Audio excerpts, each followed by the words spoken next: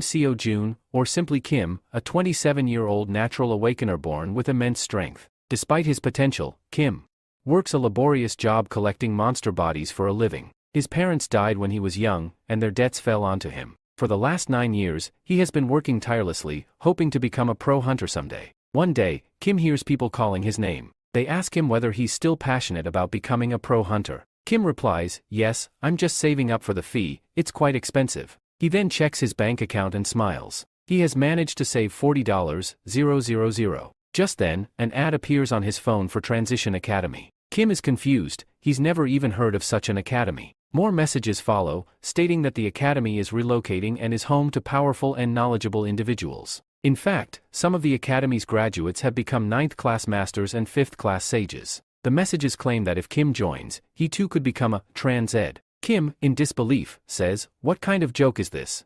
He finds the academy's website to be plain and normal, but the names of the professors seem incredibly strange. Still curious, Kim decides to visit the academy. He wonders what the Great Heaven Sage is talking about. Little does he know that this so-called sage is none other than Sun Wukong, the powerful figure we mentioned earlier. Kim starts watching Wukong's video. Wukong greets viewers and says, "Hello, nice to meet you all. My name is Sun Wukong, and my weapon is my staff." He continues, "But simply telling you won't be enough, you won't understand. So let me show you instead." The scene begins with Wukong speaking. He says, "First, perfect your movements, pull your staff back, and then launch a focused attack on a single point of the enemy." Next, we are shown the result of this attack. It was extremely powerful. The mountain that was struck by the attack completely disappeared. Witnessing this, Kim exclaims in shock, "What was that? This seems absolutely impossible." He continues, "Even an S-class hunter would find it extremely difficult to pull off something like this." Suddenly, Kim receives a notification. "If you want to attend the lecture about this technique, click on Register." As soon as Kim clicks on the Register button, an error message pops up. The system informs him that he cannot proceed because he is not a member of the academy. Shortly after, another message appears. Kim being asked to first purchase a membership. But right after, the membership fee starts calculating, and the final amount comes out to be $40,000. Kim looks at it closely, then steps back and shouts, "This is a scam." A little while later, we're shown an old man who comments, "Maybe you going to join an academy. That's why you look so happy. By the way, which academy are you registering for?" Kim replies, "I've heard of something called the Arc Hunter Academy. I've also heard the teachers there are amazing." The old man smiles and says, "Don't forget me once you become a hunter. And all the cleaning contracts for the monsters you kill, give them to me." Hearing this, Kim thinks to himself, that actually sounds pretty exciting. Killing monsters. But just then, a voice interrupts, "If you want to laugh, be ready to cry as well." Suddenly, a monster hanging above falls right on top of Kim. And with that, Chapter 1 ends. The next scene takes us to a hospital, where Kim is undergoing treatment. The doctor informs him that his leg is fractured. When Kim asks his company to cover his treatment costs, they refuse, saying it wasn't their fault. As a result, Kim has to pay the full amount of $40,000 himself. While sitting there, he reflects with frustration, "I worked hard for 9 years and saved up for the academy, but it all went to waste." Anger starts boiling inside him. At that moment, a notification sound pops up on Kim's phone. The message says that the Transition Academy's fee has been reduced due to a sale. We then learn that after the previous incident, Kim had tried searching for the Transition Academy, but he couldn't find it anywhere online. And now, suddenly, it has reappeared. As Kim checks again, the fee starts calculating, and this time it comes out to just $3,000. He thinks to himself, "When I had $40,000, they asked for $40,000. And now that I only have $3,000, they re-asking for $3,000. Strange." Still, Kim decides to give it a try. When he clicks on the registration button, the exact $3,000 that his uncle had just given him suddenly lifts into the air and vanishes. Then, Kim receives a notification saying, "You have successfully become a member of Transition Academy." His phone starts glowing. From the phone, a person emerges and asks, "Your name is King Sujin, right? I'm in charge of your initial education. My role is that of a mentor." Kim responds, "Oh, so your name is Mentor?" The mentor introduces himself, saying, "Yes, my name is Mentor, and mentoring is also my job." Hearing this, Kim responds, "So, you that Otis teacher?" The mentor nods and replies, "Yes, Otis was my very first student. Later, he became a transcendent, and he's still in touch with me." The mentor further explains that all the teachers at their academy are transcendents. Kim, a bit confused, asks, "Does that mean your academy is only for transcendents and not for hunters?" The mentor firmly responds, how can you even compare a hunter to a transcendent?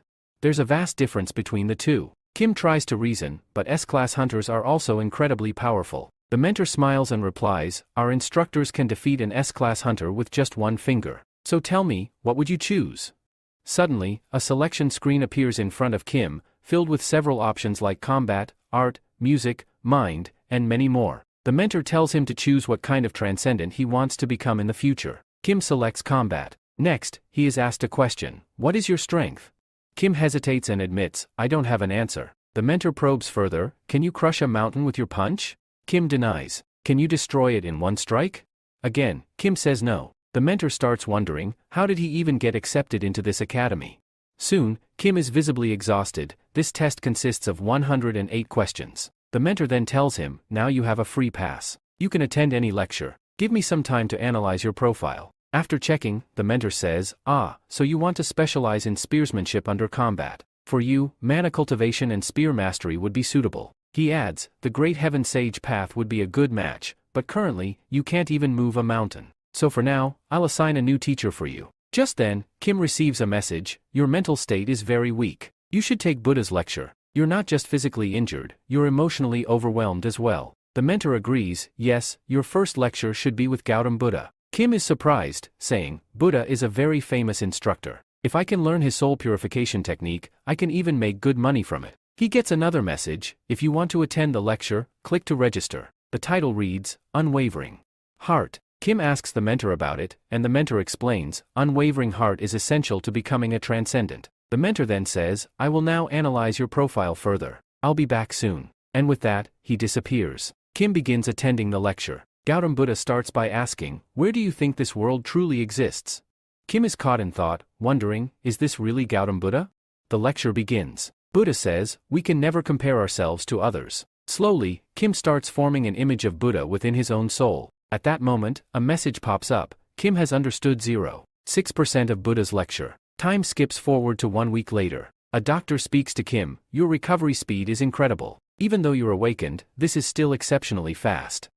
Kim is deep in thought, wondering whether what he's experiencing is just his imagination. He feels that the Buddha lecture played a significant role in his recovery. However, the doctor then tells him that if he really doesn't know how his recovery happened, he should take a week's rest. Kim agrees to this suggestion. While reflecting on everything, Kim realizes that Transaction Academy has been a pretty good deal for him. He says to himself that since he can now move his body, he can finally attend Chiron's lecture too. As the lecture begins, a character is introduced, who greets him saying, nice to meet you, my name is Chiron. We learn that Chiron is a mythical being, half human and half horse. The lecture starts with Chiron instructing, whatever I teach, you must write it down in a notebook. Suddenly, he yells, get up, startling Kim. A message pops up on the screen informing Kim that, based on his current condition, he is about to receive a specific task. A full list of daily training tasks appears. The list includes 30 kilometers of running, 1,000 squats, 300 push-ups, 300 sit-ups, 150 pull-ups. Kim hesitates,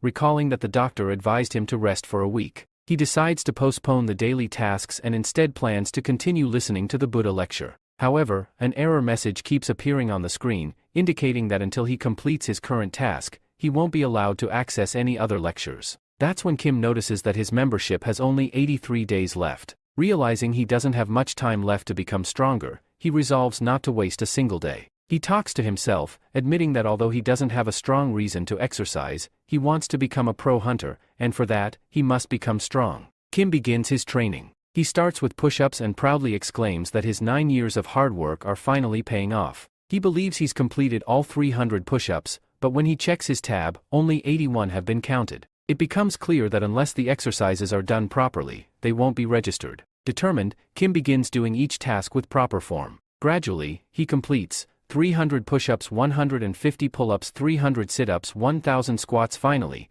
during his 30-kilometer run, Kim starts to question the logic behind such intense training. Nevertheless, he manages to finish the run. A confirmation message appears, he has successfully completed the task. Exhausted, Kim collapses on the road, saying, this is insanity. How can anyone do this every day? People around him start to take notice, staring at him in surprise. The scene then shifts. Kim arrives at a new place where an elderly woman, referred to as Granny, greets him, saying, so you finally made it here. Their relationship is not yet explained. Granny looks at Kim and asks, "Have you just started exercising? Your body looks great." Kim agrees, acknowledging her compliment. We see a news report on television where dead monsters are being delivered. Suddenly, level 4 and level 5 monsters attack that location. It turns into a major disaster that could have taken many lives. Fortunately, the hunters arrive just in time and save everyone. These hunters are from the Gone Academy. Granny then says, "Kim, you, also an awakened, right? That means you, a hunter too. Soon, you, will also be appearing on TV." Just then, a man's voice is heard saying, "Do you really think any random person can appear on TV?" Granny replies, "Well, a lot of things have changed now." The uncle scoffs and says, "You, still a student. You, not even a candidate yet. You, not part of any academy. All you're doing is working out. You might as well give up on becoming a hunter." Kim starts to get angry after hearing all this. Granny responds, "You shouldn't talk to someone like that." The uncle shrugs and says, "I was just giving him advice." Kim firmly replies, "I can make my own decisions. I don't need your advice." Saying this, Kim walks out of the room. The scene shifts. We see a girl who says, "I hate hunters. What's even the point of creating an academy?" Suddenly, a monster attacks her. She angrily says, "What's the use of all this money?" She then slices the monster in half with a single blow. She continues, "I have an academy, but there's no one in it. It's so annoying." Then, we are shown Kim, who returns home and says, "Finally, I made it back." The doctors around him are shocked. They wonder how he recovered so quickly from such serious injuries in just 2 weeks. Kim thinks to himself, "I still have a whole year left to prepare for the hunter's examination. I'll train properly." He quickly checks his phone to see if the next lecture has started since he just completed his last task. He finds out that the next lecture is available and starts watching it. Chiro, the instructor, says, "You still look like a child, so all I can give you are toys to play with." Kim feels disappointed and says, "Am I still just a child?" Chiro's lecture begins. He explains that although Kim has gained some abilities, to become a transcendent, the first step is to gain control over his senses. We see that Kim finishes watching the lecture and has completed 7 units of progress. The next morning, Kim's manager says, "I thought you had undergone a major surgery, but you look completely fine." However, Kim is thinking to himself, "I don't have any options left. I don't even have money for food." Kim sits down, worried. "Right now, food is my biggest problem. Without eating, I can't attend lectures or complete my daily tasks." Then, we see an old man arrive. Kim is watching his previous lecture again, where Chiro is teaching about the 5 senses and also reveals a method to boost progress, the hidden power within, known as the 6th sense. The old man says, "Hey, you came back pretty quickly." Kim dodges him with impressive reflexes, surprising both of them. The old man exclaims, "How did you dodge that? Do you have eyes on the back of your head?" Then he scolds, "If you are just sitting around, why don't you do some work?" A moment later, the old man observes and says, "Isn't 200 kilograms a bit much?" But Kim isn't affected by the weight at all. The old man is shocked, while Kim starts to feel stronger and more confident. He thinks, "Should I just complete my daily task now since I might not have time later?" Kim tries doing a squat and checks if he performed it correctly and whether it will count. To his surprise, the screen shows that because of the heavy weight, the squat count has increased to 3. He becomes very happy. The old man yells from behind, "It's break time now. You should rest too." But Kim is too thrilled and shouts, "I want more weight." The old man worries, "Isn't that a bit too much?" We then see that Kim has started lifting the remains of many monsters and using them in his exercises. He cheerfully says, "This way, my tasks will be completed faster." The old man, now angry, warns, "You'll end up hurting yourself if you keep doing this." Kim had a habit of completing all his tasks quickly. Every night, when he returned home, he would say, "At this rate, I'll be able to finish my daily tasks quickly." However, he acknowledged that it took a bit more effort than expected. After completing his tasks for the day, Kim would double-check to see if he had missed anything, but everything was already done. That made him wonder, "I've completed all my tasks way too early today, and my next lecture isn't until 10 o'clock. That's a lot of wasted time." But Kim wasn't one to waste time. He thought, "Why not use my free pass to attend one of the ongoing lectures?" He noticed that a lecture was currently in progress. The title read, "You will become so strong you could move a mountain." The instructor's name was Xiang Yu, though they simply referred to him as Xiang. Kim learned that Xiang was a GA man, Xiao Yu King, a powerful being in his own right. Kim thought, "This doesn't seem too bad, and it's free, so might as well check it out." Then Xiang began the lesson by saying, "Oh, so you want to learn spearmanship?" He turned to Kim and scoffed, "Someone like you, who doesn't even know the basics, wants to learn how to wield a spear." Kim felt disheartened. He thought, he just insulted me right to my face. Some people might have gotten angry at that kind of insult, and Kim admitted that even he might have, at first. But then Xiang said, "All right, if you really want to learn, I'll teach you. First, learn how to hold the spear. Strengthen your body. Sharpen your senses. Only then should you come back." The lecture ended abruptly, and a task popped up on the screen: swing the spear 5,000 times. Kim stared in disbelief. What kind of lecture was that? He didn't even say two proper words. Was that even a lecture? And now this task: swing a spear 5,000 times? Do all lectures come with daily tasks? Can't there be one without them? The scene then shifted to a girl, one we had briefly seen earlier, fighting. She, too, was a hunter. A man stood behind her, trying to flatter her, saying, "Because of you, all our lives were saved." We learned that the girl was a B-class hunter named Park Sunyo, though we would be referring to her simply as Sunyo. She humbly responded, "I've fixed everything, but you should still confirm once on your own." The man nodded, "All right, we'll handle the rest. You don't need to worry." Nearby, too, people were having a conversation. "Do you know who that girl is?" one asked. The other replied, "Yes, I think she's part of the Great End Sword Star. Her name is Shaun." When Kim heard the name Sword Star, he was shocked. We then got a glimpse into the past, a flashback from 100 years ago, when the first appearances of the Ape-Ars, likely a name for monsters or supernatural beings, began. At that time, people didn't even know about awakeners, and the monsters were far more dangerous, often roaming the streets. It was a dark era when humanity stood at the edge of extinction. Then, a man appeared, one who could slay a monster in a single blow. His name was Park Mansion. Thanks to him, civilization had the chance to grow again. He was hailed as a savior of the world and became known as a hero. A long time had passed since then. He must have grown old by now, but he remained powerful, strong enough to take on anyone in a fight. Returning to the present, Kim sighed and said, "Ugh, why am I even thinking about that? I only regret my poverty." Watching him, Shaun asked an old man nearby, "What's wrong with this guy?" The old man replied, "I don't know. He's been acting this way for weeks." Shaun walked away, muttering, "Looks like he's lost his mind."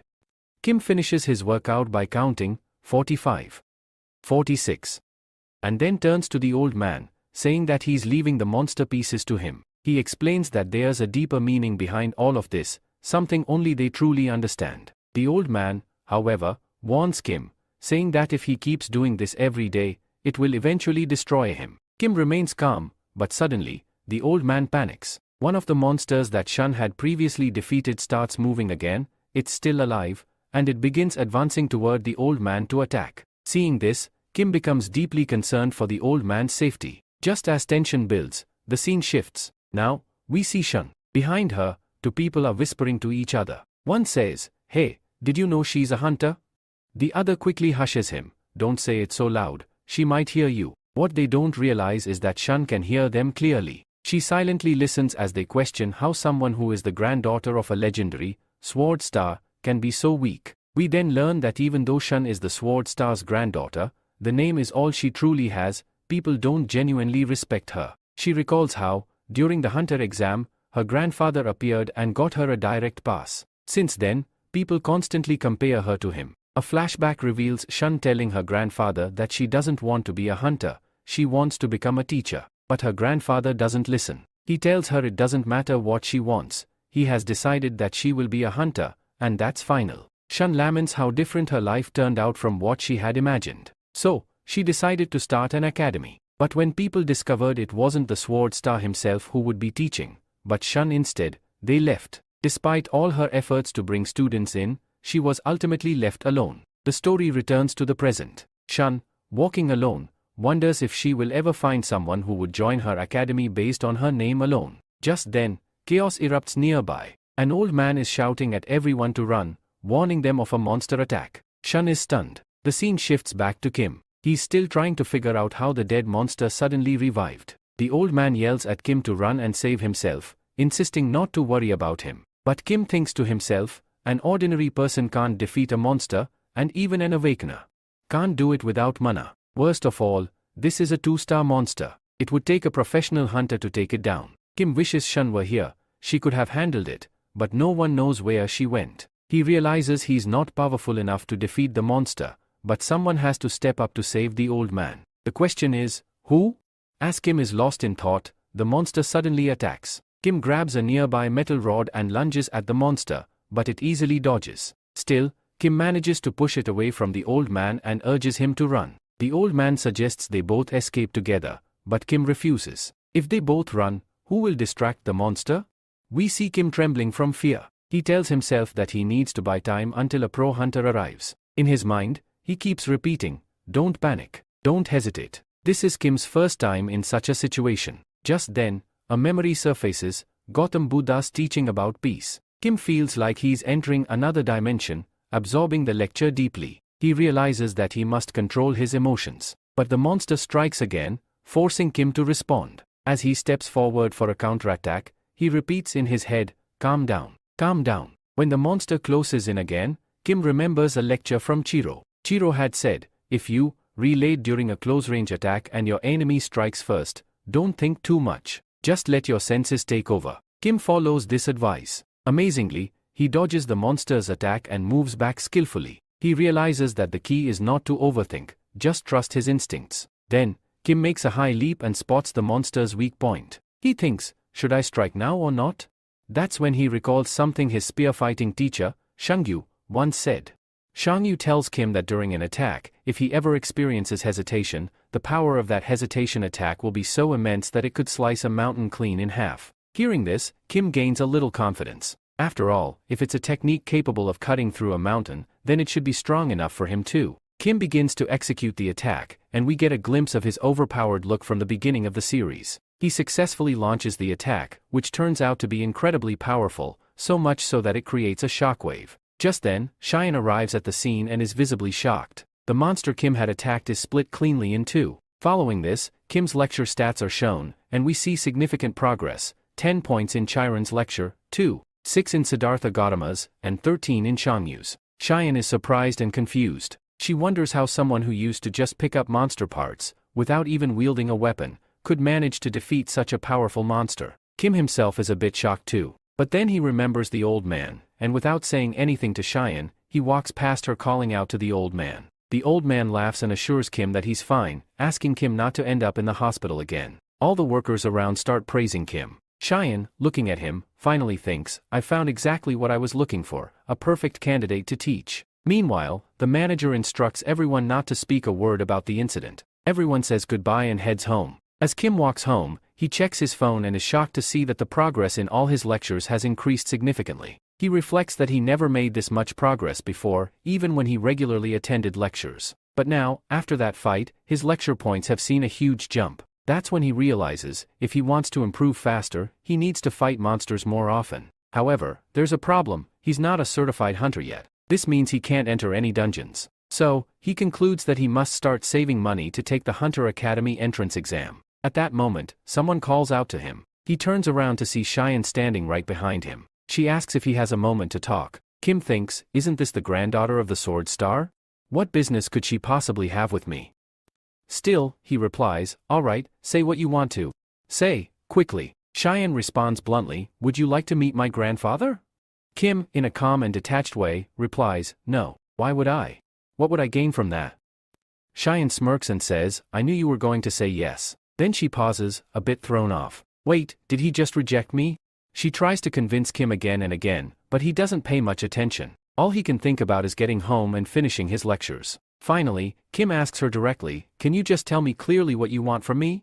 For the first time, we're told that Cheyenne has never felt so frustrated. She finally blurts out, I want you to join my academy. Kim replies, oh, so that's what you want. But I've heard there isn't a single member in your academy. Cheyenne, taken aback, thinks to herself, did he just insult me indirectly? But I know he wants to become a hunter too, though he hasn't told me yet. Shun then talks to Kim, telling him, whatever you want, we'll do it. We also have some of the best equipment and weapons. The only thing we're missing is a good instructor, but I'll find one for you. Despite this, Kim refuses. Shun becomes serious and says, fine, if you want, my grandfather can teach you. Kim responds, no, I don't want to learn from your grandfather. Shun wonders, what kind of person is this?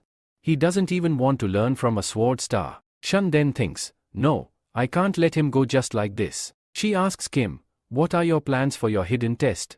Kim replies, it's none of your business. Shun insists, you fight well, and you defeat monsters easily, but you, still not a hunter, so you can't go on a raid. Kim asks, if I join your hunter academy, can you get me a temporary license? Shun replies, yes, we have the necessary government authority, so we can get you a temporary license that will allow you to go on raids. Hearing this, Kim slows down a bit. Shun thinks to herself, he's slowing down now, I just need to push him a bit more to get him into the academy. Shun continues, if you want, you don't need any training from us. You can train on your own at different places. We won't even charge you a fee unless you want to pay one. Kim responds, no one here is kind enough to offer all this for free. So tell me, what's in it for you? Shun explains, I want you to go to the 7 competitions under our academy's name before you take the Pro Hunter exam. If you go, please make sure to mention our academy's name. Kim thinks, this isn't a bad deal. He then says to Shun, okay, tell me why you want me to go. Shun replies, we've seen a lot of potential in you. Kim thinks to himself, this isn't a bad offer after all. And she's not such a bad person. Kim extends his hand and says, my name is Kim Shojon. This means that Kim has agreed to join the academy. Shun responds, my name is Park Sunan. The next day, Kim receives a call on his phone. An old man on the other end says, Kim, our manager resigned yesterday. Do you know anything about this? Kim denies any knowledge of it and thinks, maybe this is because of yesterday's accident. Kim reaches the academy where Shun is waiting for him. She hands him the temporary Hunter Academy license. Kim thinks, I expected this to take some time, but she really got it done quickly. He feels that this is his first step towards fulfilling his dream and wonders what lies ahead. Kim then asks Shun, how do you do a dungeon raid? Shun tells him, first, pick a weapon from the ones we have, and then we'll go for a raid. They are shown inside a dungeon where Kim is easily defeating rat-like monsters. Kim asks, why are you following me inside the dungeon? Shun replies, why wouldn't I follow you? You are the only one in our academy. If something happens to you, what will I do? Shun continues, you should be happy that I'm with you. Take care of your safety, even if it's just a low-class dungeon. Kim thinks, this dungeon is good for gaining experience, even though it's only a 2-star dungeon. But suddenly, a monster attacks him from behind. Kim dodges it easily, counterattacks with his spear, and thinks to himself, this ability is pretty good, especially for someone who doesn't use much energy. As he progresses, Kim's success rate increases, and he's thrilled. He also thinks to himself, by raiding dungeons, I can make money too. Shun says, I already knew this guy was weird, but now it's confirmed. Ever since he arrived, he's just been sitting in front of a black screen. But we all know why, because only Kim can see that screen. No one else can. As Shun is lost in thought, imagining all this, we see Kim fighting in the dungeons like a total pro. He's using monster body parts as weights to work out right inside the dungeon. It's already midnight, and the lecture still isn't over. Kane starts wondering, did I just let a lunatic join my academy? Cut to Kim, who's looking extremely happy. And there's only one thing that brings him joy, money. He now has 9,510 in his balance. He earned this by dismantling the monsters he defeated during his dungeon raids. But Kim thinks to himself, with all this work, I barely have time left for lectures and daily tasks. Maybe I should ask that old man to help dismantle the monsters. But no worries, I'll ask him when I get time. Then he realizes, I've got almost $10,000 now, what should I do with it? He notices that ever since he started raiding dungeons, his lecture progress has slowed down. He sighs, if only I had a trick to become strong like Sun Wukong, and that's when an idea strikes. Earlier, I couldn't afford Sun Wukong's lectures, but now I have money. He clicks on register for the lecture, and then, 27 million? Kim yells, 27 million? I'd have to sell myself to afford this. He gets a bit gloomy and mutters, this is insanity. How am I ever supposed to gather that much money? Trying to distract himself, he checks the academy store, wondering if there are any good items he can buy instead. The store is filled with equipment, interesting ones at that. Kim thinks, are these good quality items by Earth standards? I don't know much about gear, but they look weird. Are these really meant for training? Still, he has basic knowledge about weapons, he can at least tell which ones are powerful and which are useless. From what he sees, all the gear seems to be made of transgender material. And let's be real, only a crazy person would pass on these kinds of items. Eventually, Kim clicks purchase on a spare item. but we aren't told whether he actually bought it or not. The next day, we see Kim's doing push-ups, 72? 73, Shun watches him, surprised. Wow, you're really working hard today. Kim says, I knew it. Its actual price must be over $1 million. But then, we are shown that the spare's price was just 100,000. Kim thinks, this is injustice. A poor guy like me can't afford this stuff. Why does everything always come down to money? Without cash, I can't buy anything from the store, nor can I attend Sun Wukong's lecture. Just then, Shun calls out to him, Academy contestant. Kim replies, Academy contestant? Shun nods. You must have heard about it. Kim says, yeah, I've heard a bit, but I don't know much. So, Shun explains, you just have to go there and fight your opponent. I've already submitted your name. You'll be representing our academy. Only academy-approved fighters can enter. She hands Kim a paper showing his current level. Then she explains, everyone's divided into parts, level 1, level 2, level 3, and level 4. As you grow, so does your level, and your academy privileges increase. That's why all academies send their best hunters there. Kim asks, so you want me to enter this competition and win?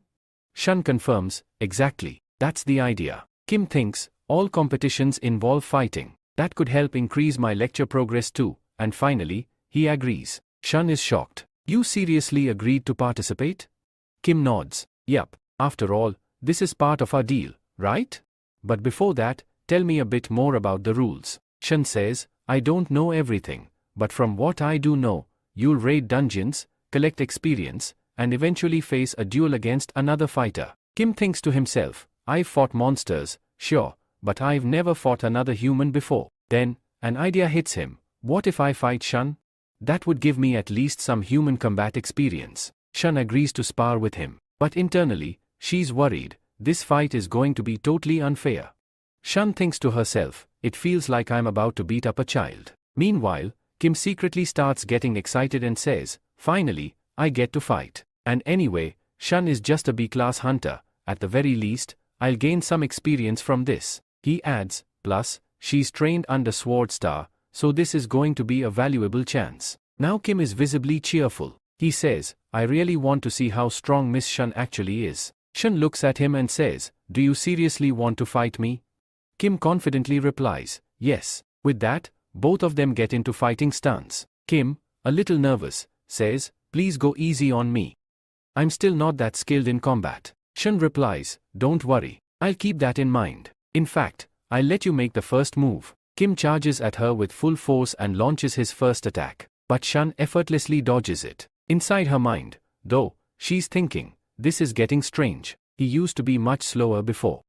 But now he's clearly faster. And even his attack style, it's changed a little. I think I underestimated him. When he fought that monster, he looked like a complete professional. She keeps analyzing. Where is he even getting this level of confidence from? He's seriously trying to fight me. Well, whatever. He might actually be a perfect candidate. Out loud, she says, fine. No matter what, I'll only need one strike to finish this. She moves in and strikes. But to her shock, Kim manages to block the attack, successfully. Even though Kim looks slightly shaken and says, wow. That was really tough. Shun, still stunned, stares at him and thinks, how did he even block that? I injected my mana into that strike. Now the scene shifts to Kim. He's changed. He smiles and says, now this. This is what a real fight feels like. We see his whole demeanor shift. His mind flashes back to his training. If your opponent is much stronger than you, don't let the thought of losing enter your head. Never believe you can't win. And now, we are watching that exact lesson come to life. Kim's eyes begin to glow. He prepares to unleash his final attack. Shun, sensing the pressure, realizes, this next attack. It's going to be strong. Then, a massive blast takes place. As the dust settles, we see Kim. He's been slammed into the wall. Shun, realizing how serious that attack was, rushes to him and asks, are you okay? Kim's mouth is covered in blood, but he replies, yeah. I'm fine. He gets up and says, looks like I lost. Shun, clearly annoyed, scolds him. Wait, were you actually trying to defeat me? She continues, you do know, right? There's a huge difference between a B-rank hunter and a candidate like you. Kim speaks here, yes, I knew it because the experience between a candidate and a hunter in a battle is drastically different. But Kim wonders, is there really such a huge difference between a hunter and a candidate? He then thinks to himself, I need to work much harder. At that moment, a notification pops up on Kim's device, showing his progress rate, which is 0.70. Seeing this, he turns to the others and says, okay, you can do your work, but I'm going to start my training again. Shun responds, yeah, I was thinking something similar. Kim then asks Shun, on the day we don't go for dungeon raids, can you fight with me? Shun, a bit surprised, asks, you want to fight again? Kim responds, yes, I get a lot of progress from it. Shun thinks to herself, he fought before and got seriously injured, but now he's thinking about fighting again? Still, she tells him, alright, why should I worry about this? Besides, he's really hardworking. And with that, Shun agrees. Shun says, anyway, it's part of our deal. We have to do exactly what you say. And even if you beat me in the fight, I'll still pay you. Kim responds, okay, I never thought there would be a reward for winning. Shun replies, well, there's a tournament, so I'll definitely earn money from that. Kim, unable to contain his excitement, asks, how much money can I win? Shun answers, at least 1 million. Kim, hearing this, recalls his own payer's reward, which is also 1 million. He gets pumped up and asks, when is the fight date? Tell me quickly. Shun tells him, the fight is in 2 days. Kim becomes even more excited and asks, will there be sandbags? Shun responds, we don't have sandbags here. Kim, looking around, picks up a rock and says, this isn't as heavy as I thought. But he manages to lift it completely. Shun says, forget it. Let it go. I have sandbags. They, in the corner. Go pick them up and start practicing. Kim thanks Shun, and as he does, Shun thinks to herself, I don't want to see this anymore. I should leave now. Meanwhile, Kim is deep in thought, wondering, when will I go to the tournament and win the money so I can buy my spare gear? The scene transitions directly 2 weeks later. It turns out, I had mistakenly mentioned the tournament date as 2 days away, but in reality, it was set for 2 weeks later. 2 weeks later, we see a large crowd gathered, eagerly talking about the upcoming fights. They say, finally, today's going to be epic. The fights are going to be intense, and many different academies have sent their hunters here. In the crowd, the chief of one academy tells his hunters, this is the place where you'll fight. One of the hunters, wearing goggles, replies, don't make me nervous, I've seen enough. The hunter looks around and thinks, I expected fewer people, but there's actually more than I anticipated. This is starting to look pretty common now. Hunters and normal people alike are starting to wake up to this, and it's rare to see such fights, so no wonder so many have shown up. The crowd starts whispering among themselves, questioning why he's explaining everything, asking if he's some kind of explaining character. The scene shifts, and we find our main character sitting in a waiting room, lost in thought. He wonders, what should I do now? I get so nervous in places like this, especially when I'm alone. Looking around, he notices all the hunters around him wearing expensive, shining gear. He thinks, how can these muscular contestants be so confident? He realizes, of course, all the academies are sending their best professional hunters. His gaze shifts to a boy sitting off to the side, just staring at his phone. People start gossiping about him, wondering who he is and where he came from. They say, he doesn't have any gear, no good weapon. Who is this poor guy, and which academy did he come from? The goggled hunter starts to think, this guy must have been forced by his academy to enter the competition. He's just like a new student at a school who's somehow managed to find a partner. He walks over to the boy, introduces himself, my name is Lee Mingdagi, and I'm also a natural awakened. The boy responds, hello, I'm Kim Seojun. Lee Mingdagi then asks, can I sit here?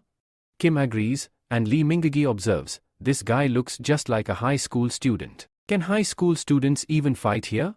Another hunter asks another if they want to fight, and Lee Mingdagi introduces the person as Jen Dchwal from Gokno Academy. Then, we get an introduction to another character, Lee Minchul from Mint Academy. These two are clearly getting upset with each other, and Lee Mingdagi explains, from what I can tell, this guy is a dagger user. Kim, irritated, wonders why Lee Mingdagi is explaining everything so much. He asks, aren't you here to fight?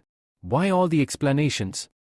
Lee Mingdagi responds, I'm just curious about others' strengths. I always want to know what powers they have and how strong they are. That's why I know so much. Just then, another person walks up to them and says, can you to be quiet? There are many people here, so please, just sit quietly. The new person introduces himself as Lee Junwan from Revenant Academy. Kim notices that after this guy spoke, the whole room became silent. Lee Mingagi explains, this guy is very powerful. His academy has high hopes for him. In fact, he's already won this competition before it even started. Kim, now even more curious, asks, wait, what do you mean by that? After that, the bespectacled guy reveals that this Lee Junwan didn't want to participate in this competition, but his academy forced him into it. He then asks Kim if he knows Sword Star, to which Kim responds, yes, I know them well. The bespectacled guy says, I thought so, because there's no one who doesn't know them. He continues, the daughter of the Grand Star offered him a chance, but Lee Junwan rejected it. After that, it seems like they had some fallout. Kim, however, says, that can't be the real reason. But Lee Junwan, visibly angry, speaks up, why do I even have to participate in this competition? If my uncle hadn't forced me, I would never have entered such a lousy tournament. If I'd known this before, I would have just accepted that girl's proposal. He's talking about none other than Shun here. Lee Junwan is also thinking to himself, why did I reject her offer? His gaze then shifts to Kim, and he thinks, who's this poor kid who's showing up here? Lee Junwan scoffs, now even these poor people are participating in this competition. Meanwhile, Kim is lost in his thoughts, wondering, wait, this is the same guy that Shun scouted. He might be even more powerful than Shun. If I fight him, I'll gain a lot of experience. Suddenly, an announcement comes over the microphone, everyone get ready, the first tournament is about to begin. The bespectacled guy remarks, I knew the competition was about to start. But Kim silently gets up and walks away, lost in his own thoughts. In the last 2 weeks, I've practiced a lot, and my Chiro lecture has increased by 30 points. Even though I don't feel any strength right now, I know my progress is there. I've gained a lot from fighting with Miss Shun. Now, I don't think I'll have much trouble, no matter who the opponent is, whether a player or a monster. The announcement continues, your first tournament will be held in the Dungeon Maze. Kim's progress in his lectures is shown, with Chiro's lecture now at 31.7, Siddharth Gautam at 6.8, and Xiang Yang's lecture at 33.4. The competition is broadcasted live, with the audience watching intently. A cameraman calls out to his partner, Shunbei, come here and help me record this. Shunbei, while walking, accidentally bumps into a girl and immediately apologizes, sorry, I bumped into you. The girl smiles and says, it's okay, no problem. Shunbei then asks the cameraman, why did you book this corner seat? The cameraman replies, do you know that girl? Shunbei, still puzzled, says, I don't know her, but she looks familiar. He quickly changes the topic, forget about that, what's going on with the first tournament?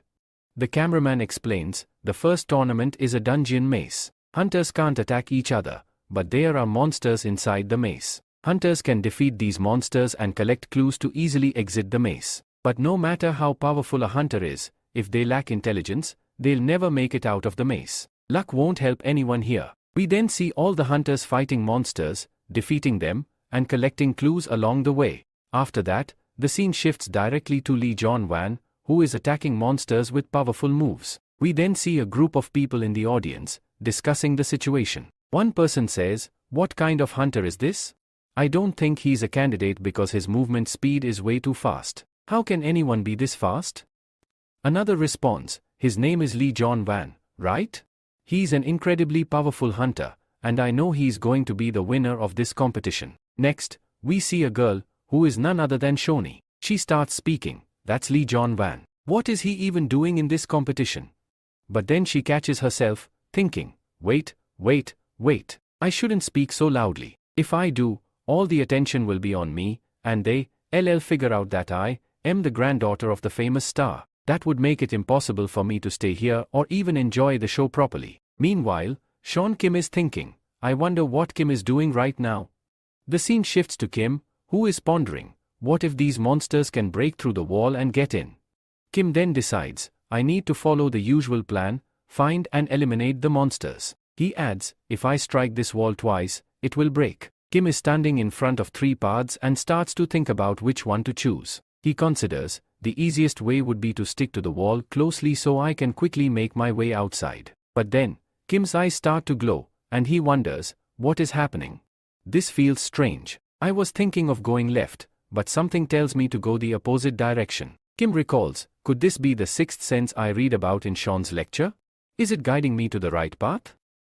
After contemplating, Kim decides, okay, whatever happens, happens. I'll leave all my decisions to my sixth sense. He starts moving forward, and announcements are made about different people being eliminated. Kim thinks, this is so strange. The farther I go, the more players get eliminated. How is this happening? I'm not encountering any monsters on the path I'm taking. He starts wondering, could it be that my senses are making all the monsters avoid me? Kim feels happy about this and starts thinking, what if, once my lecture progress rate hits 100%, I can start seeing the future? Could I predict my opponent's movements, maybe even read them before they act? As he continues to think, another hunter approaches him. It's the guy with glasses, who says, how can you walk around like this? Do you know how dangerous these monsters are? You need to be more careful and pay attention. Kim replies, I understand, I know what to do. The glasses guy continues, you were walking so confidently, but do you even know where this path leads? Kim responds, I have no idea where this path goes. The glasses guy is shocked, you don't know, and you, still walking down this path? How can you be so calm in such a dangerous situation? He then says, forget it, I know the way through all the danger. Follow me, and I'll get you out of here. And thus, the adventure continues. After that, the guy with glasses says, do you know about the left hand and right hand rules? You need to walk with your hands on the wall, and as long as you follow this, you'll find the right path. Kim responds, yeah, we already tried that before. The guy with glasses says, okay, since we followed all that, now come with me. Otherwise, we'll both get lost. Kim replies, what's the worst that could happen? We'll just get separated. The guy with glasses says, yes, we'll get separated. But in a way, we are moving forward like partners. Kim asks, when did we become partners? The guy with glasses explains, I came into this competition alone, and I saw you were also alone. So, if you look at it that way, we are kind of like partners. Kim says to him, so that's why you were talking to me in the waiting room. The guy with glasses says, I think all weak hunters like us should stick together. Kim, a bit shocked, thinks to himself, am I weak? Why did I never think I might be weak? What's wrong with me that others think I am weak? The guy with glasses then says, I think you are really hardworking, and because of that, I want to show you something exciting. He pulls out his phone and shows a picture of his little sister. Look, this is my sister. Isn't she cute? Kim responds, yeah, she's really cute. Kim says, okay, I've seen her. She's cute. Now, I'm leaving. But then, the guy with glasses grabs Kim's feet and says, please, take me with you too. Kim, frustrated, thinks to himself, how can someone be scared of such small things? The guy with glasses says, there's a lot of danger here, so we should never separate. Kim thinks, we are both young, and if we are enemies, how can we walk together? He tries to refuse and says, anyway, you've got your little sister and your parents to cheer you up. The guy with glasses then says, my parents aren't here anymore, they've passed away. This makes Kim remember that he's alone too. He lives alone, with no one by his side, and he too is all alone in this world. Kim feels bad for what he said earlier and thinks to himself, why did I say that? The mood has completely changed now. The guy with glasses apologizes, I'm sorry, I shouldn't have said that. Kim replies, no, it's fine. We are partners now, so let's stick together. Kim then tells him, follow me quietly. I'll get you out of here. Kim says, I'll take the first prize, but you can take the second and third. The guy with glasses protests, I didn't say I'd follow you for this. Why are you walking so fast? As they walk, the guy with glasses thinks, what kind of hunter is this, who's not even scared? What if we get attacked by a monster? Kim stops in front of a wall and starts touching it. The guy with glasses asks, what are you doing? Kim replies, there's something wrong here. As he pushes the wall, a door opens, and it's not just any door, it's the way out. The guy with glasses is completely shocked by Kim's ability. Suddenly, an announcement is made, revealing the winner of the first round has arrived. The crowd starts talking, as barely half an hour had passed since the tournament started, and the first winner had already been determined. Everyone wonders, could it be Lee Junwan? Who else could have gotten here so quickly? Shun also wonders, could it be him? A large screen then shows that the winner of the first tournament is Kim Seojun. Kim thinks to himself, how did this happen? I didn't even encounter any monsters, so my experience didn't increase. From this, we can see that Kim's personality is truly one of a kind, standing out from everyone else. Finally, a large screen displays the names of the winners of the first round. The contestant who took the first spot is shown, Shuzone, who finished the competition in 27 minutes and 12 seconds. In second place is Lee Minji. His name might seem unusual, so we'll just call him Lee. He completed it in 27 minutes and 15 seconds. And in third place is Lee Junwan, who managed to finish in under an hour. Soon, the public starts discussing the shocking news: someone completed it in just 25 minutes. Who could possibly be strong enough to challenge Lee Junwan? And which academy could they belong to? One person speculates, I think this person might be from Dream Academy. Another replies, I've never heard of that academy before, but yes, it's true that our first place winner belongs to Dream Academy. Another person adds, I thought the winner would definitely be Lee Junwan, but no one expected Kim to take first place. Meanwhile, Kim is frustrated with all the noise, making it hard for him to focus on his lecture. Then, Lee Junwan suddenly stands in front of Kim, and Kim wonders, why is he staring at me so much? What's his problem? If he wants to say something, he can just say it. But we see that Lee Junwan is visibly upset, glaring at Kim. He turns away, muttering, I thought it was just luck that got him here. I didn't think this was real. Other hunters around him are also angry, thinking that Kim's win must have been due to luck. One of them adds, it's unbelievable that someone from an unknown academy could win first place. I'm angry about it, but honestly, I can't help but feel frustrated with myself as well. However, Kim doesn't care. He simply says, alright, my lecture is finally over. A moment later, someone walks in and announces, listen carefully. I'm about to explain what's going to happen in the second tournament. He goes on to explain that the second level is a duel challenge, a one-on-one fight. You'll have weapons, but you can't inject mana into them. However, you can use mana on your body. If someone gets too injured, they won't be able to continue the fight. Kim listens to all this, thinking, when will it be my turn? Who will I fight against? The person who was explaining then says, if no one has any more doubts, I'm leaving now. At that moment, a hunter asks, can I leave now? I need to go. Kim starts to wonder, can someone just leave like that? The scene then shifts to Xian, who is thinking to herself, finally, I got away without anyone finding out about me. Just then, a voice calls out from behind, how could this happen in the first round? You said there were 32 members in the first round, but how are we already in the semi-finals? The counter guy responds, sorry, but all the hunters dropped out. Miss Xian is right. Xian wonders, is there some gambling going on here? The counter guy then announces, everyone should give up now. The winner will be Lee Junwan. Just then, someone steps forward and says, I'll bet $1 million on Kim Shuzone. Everyone around is shocked, asking, are you really going to do this? You don't even know where Kim Shuzone is from, or about his academy. Are you sure you want to bet this much? Xian is standing behind, thinking, who is this person willing to bet so much money on Kim Shuzone? Meanwhile, Kim feels the pressure and thinks, how did this happen? This is getting out of hand. After that, we are shown a scene from earlier where a guy is saying, I need to get out of here. I don't want to fight anymore. This makes Kim start thinking, can someone really leave in the middle of everything?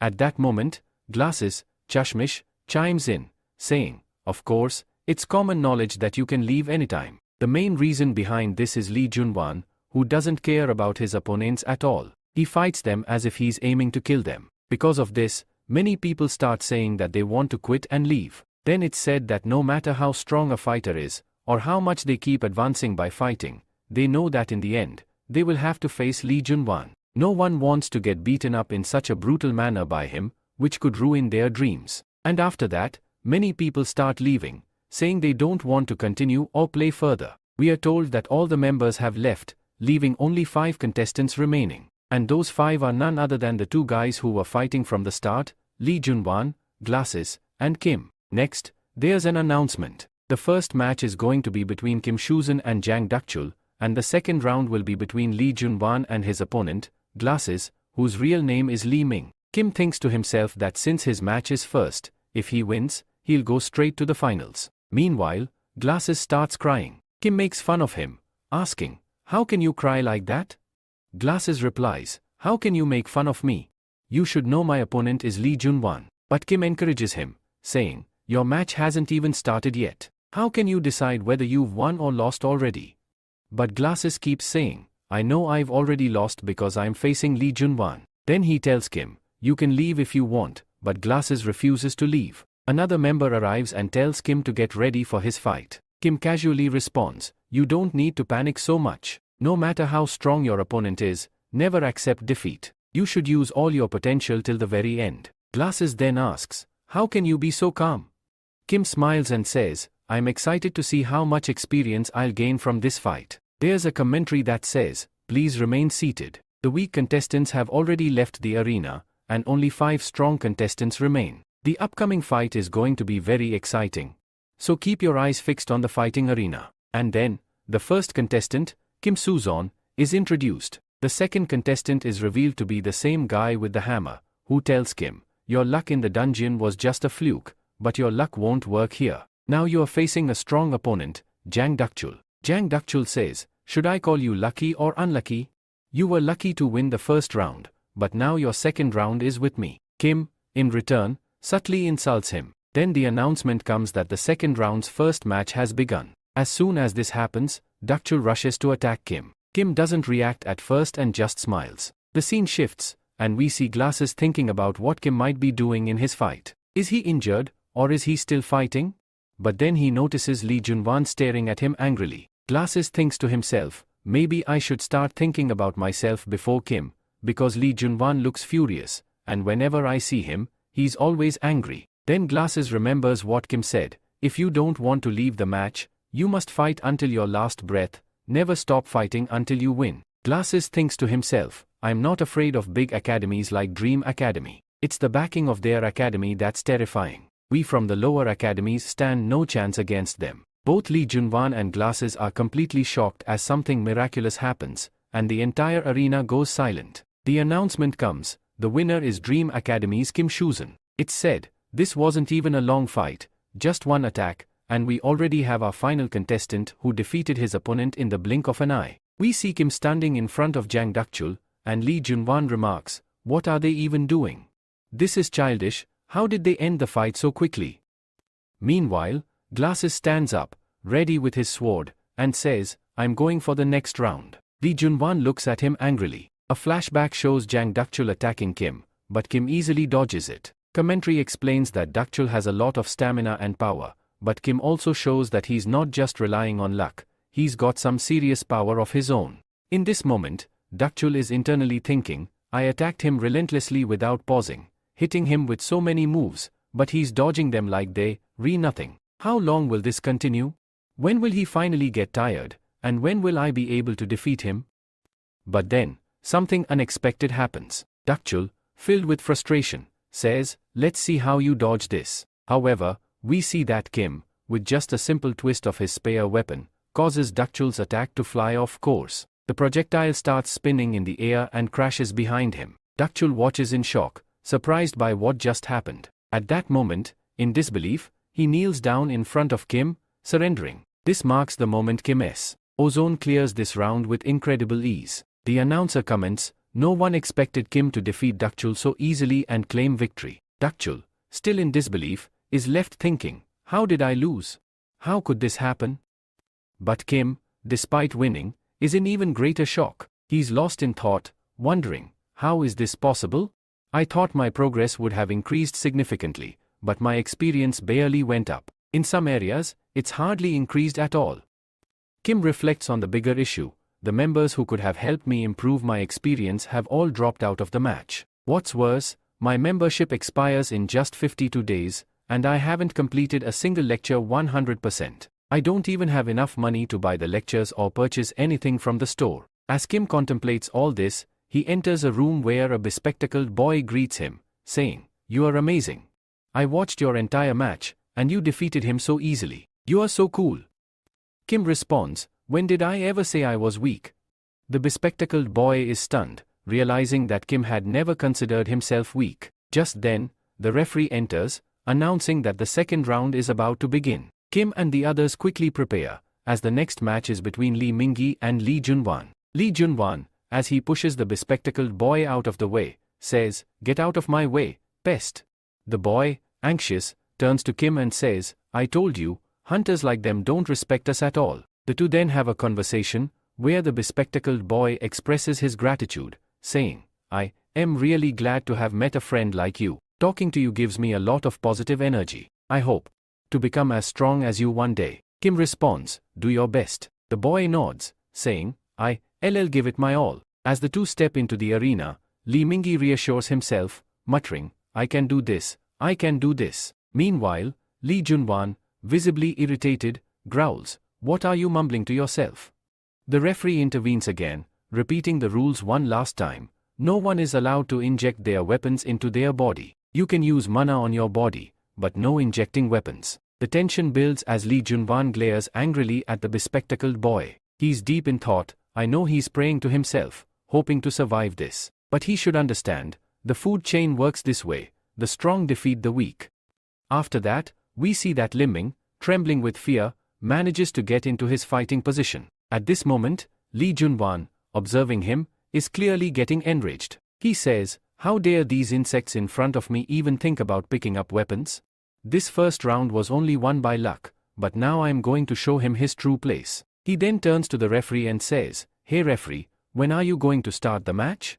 The referee replies, I can't start until I get orders from above. But just then, an announcement is made, and it's declared that the second round of the tournament has begun. As soon as the match starts, Lee Junwan launches a powerful attack, which the spectacled guy barely manages to dodge. From the look of things, it seems like he's not doing well at all. His glasses fall off, and blood starts to flow from his mouth. The spectacled fighter, now on his knees, looks defeated. Lee Junwan, seeing this, asks, is the match over?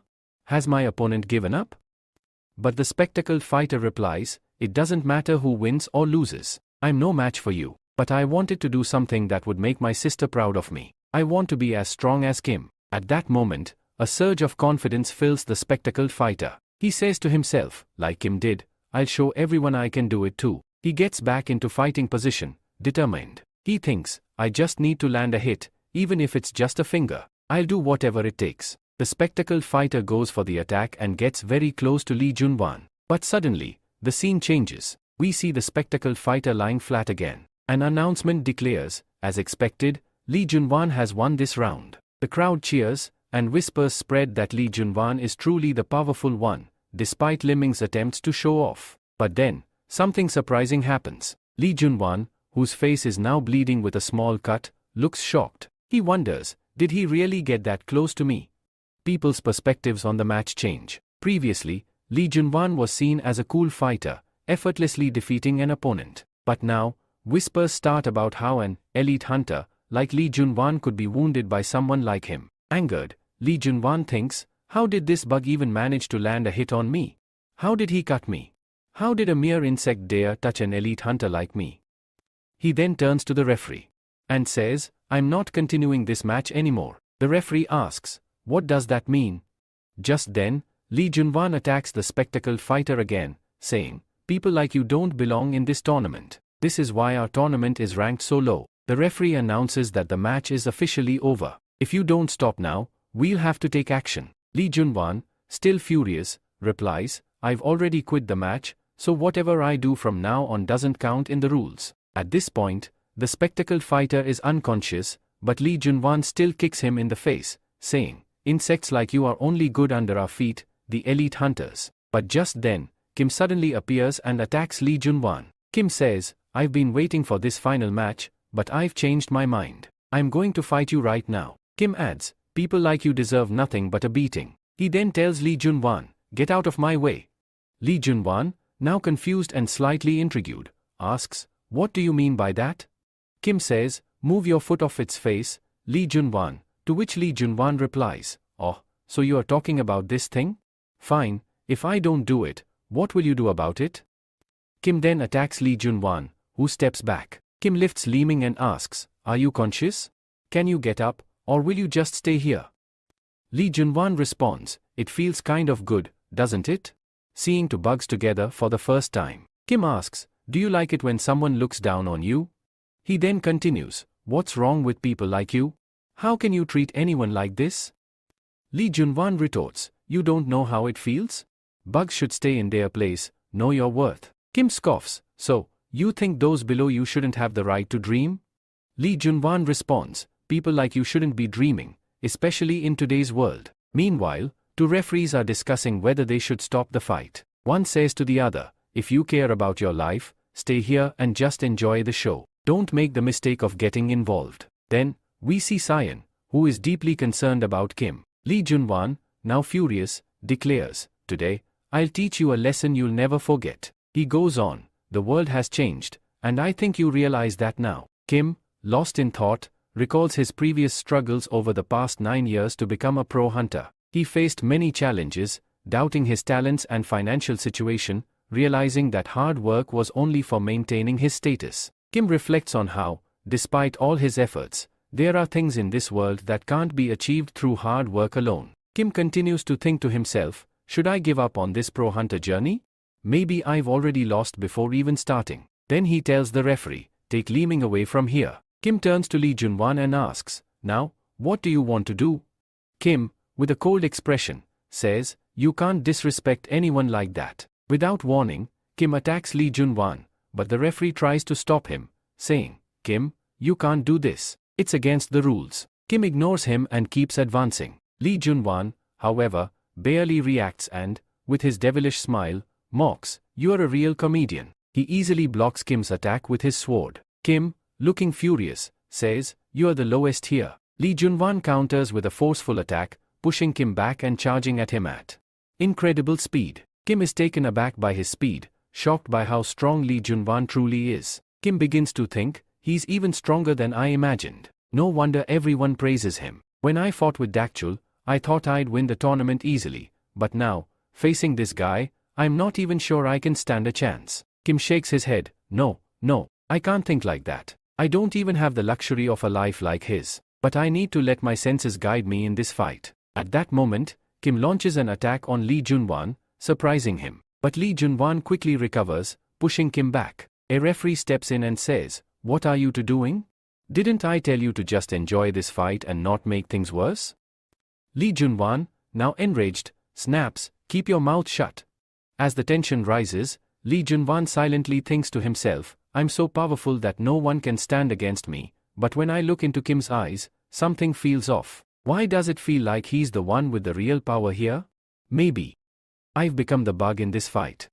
Lee Junwan tells Kim that people like him often dream big, but suddenly, he attacks Kim. Kim is shocked by this, and Lee Junwan, with a confident tone, challenges Kim to see if he can really make his dreams come true. Lee Junwan unleashes a powerful attack, which Kim manages to block, though the impact is still felt. The floor tiles beneath them break apart from the force. Lee Junwan, clearly impressed, remarks on Kim's ability to block his attack. But at the same time, he wonders to himself whether this is just his imagination or something more. As the battle rages on, Lee feels that Kim is becoming increasingly powerful. He observes Kim and realizes, it feels like I'm watching a monster grow right before my eyes. Suddenly, Kim attacks, surprising Lee. The fight is intense, with both of them counterattacking fiercely. Lee, now furious, thinks to himself that he can't back down against someone like Kim. In a moment of rage, Lee pulls out his aura sword, much to Kim's surprise. Kim, realizing the danger, begins to doubt his chances. He knows he doesn't have control over his aura, and this makes him anxious. Lee Junwan, closing in on him, warns, today, you're going to fall at my hands.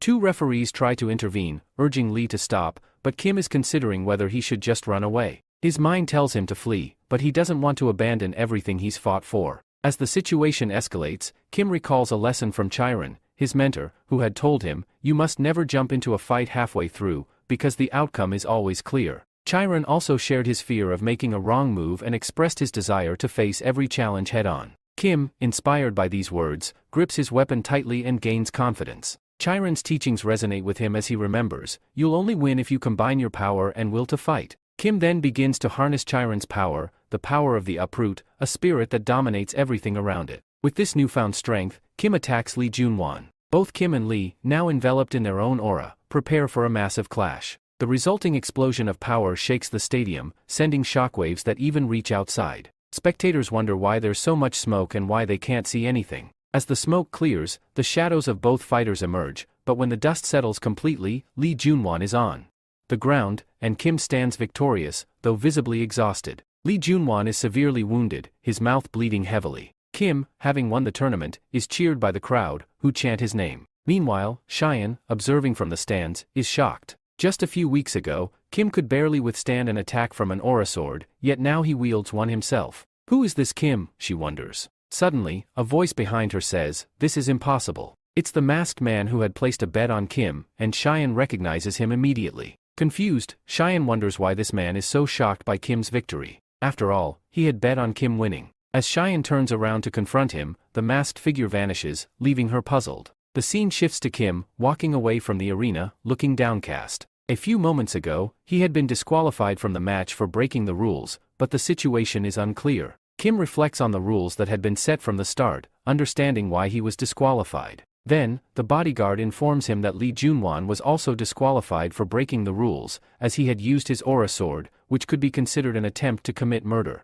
The bodyguard also reveals that the association has banned Lee from taking the professional hunter exam for 5 years. We're told that Lee Junmin ranked first. The second position went to the guy with glasses, and Dokshul came in third. Then we see Kim, who says, "Well, at least something went right. My progress rate has slightly increased." Next, we're shown that Kim's lecture scores have gone up. In Chiron's lecture, there was a 15% increase, in Siddhartha Gautam's, a 5.2% rise, and in Xiang Yong's lecture, there was a solid 20% increase. Kim starts thinking, when I recall that scene, I can feel the same power surging through me again. Maybe that's why my progress rate has increased by more than 50%. Then he says, "Alright, let me check which lecture I should start next." Suddenly, a hand appears behind him. It turns out to be none other than Cheyenne. She immediately asks, "Tell me first, are you hurt anywhere? How's your body holding up?" Kim waves his arms around and says, "I'm totally fine. Didn't get hurt at all." Cheyenne breathes a sigh of relief. "Thank God nothing happened to you." Kim then apologizes to her, saying, "I'm really sorry." Cheyenne looks confused. "Sorry? Sorry for what?" He replies, "Because I couldn't win the tournament." Cheyenne chuckles. "Oh, that? Don't worry about it. You don't need to apologize for something like that. I was more concerned about you." Kim is surprised. "Why? Why were you so worried about me?" Cheyenne says, "I thought you'd be deeply depressed because you seemed really interested in the prize. But looking at you now, you seem totally fine." And just as she finishes her sentence, Kim freezes like a statue. He yells out, "No way. My money. How could I forget something so important?" Cheyenne laughs and says, "Looks like he actually did forget about the prize." She then asks, "By the way, what were you planning to do with that prize money?" Kim responds, "I was going to buy a powerful weapon. But anyway, I have no regrets now. Things turned out okay. I'd only regret it if I hadn't saved Lee Mun-chil back then. As for the money problem, I'm sure that'll sort itself out later." At that moment, Lee Mun-chil arrives and calls out to Kim. He asks, "Are you leaving now?" Kim nods. "Yeah, I'm heading out." Lee Mun-chil then says, "Can I ask you something?"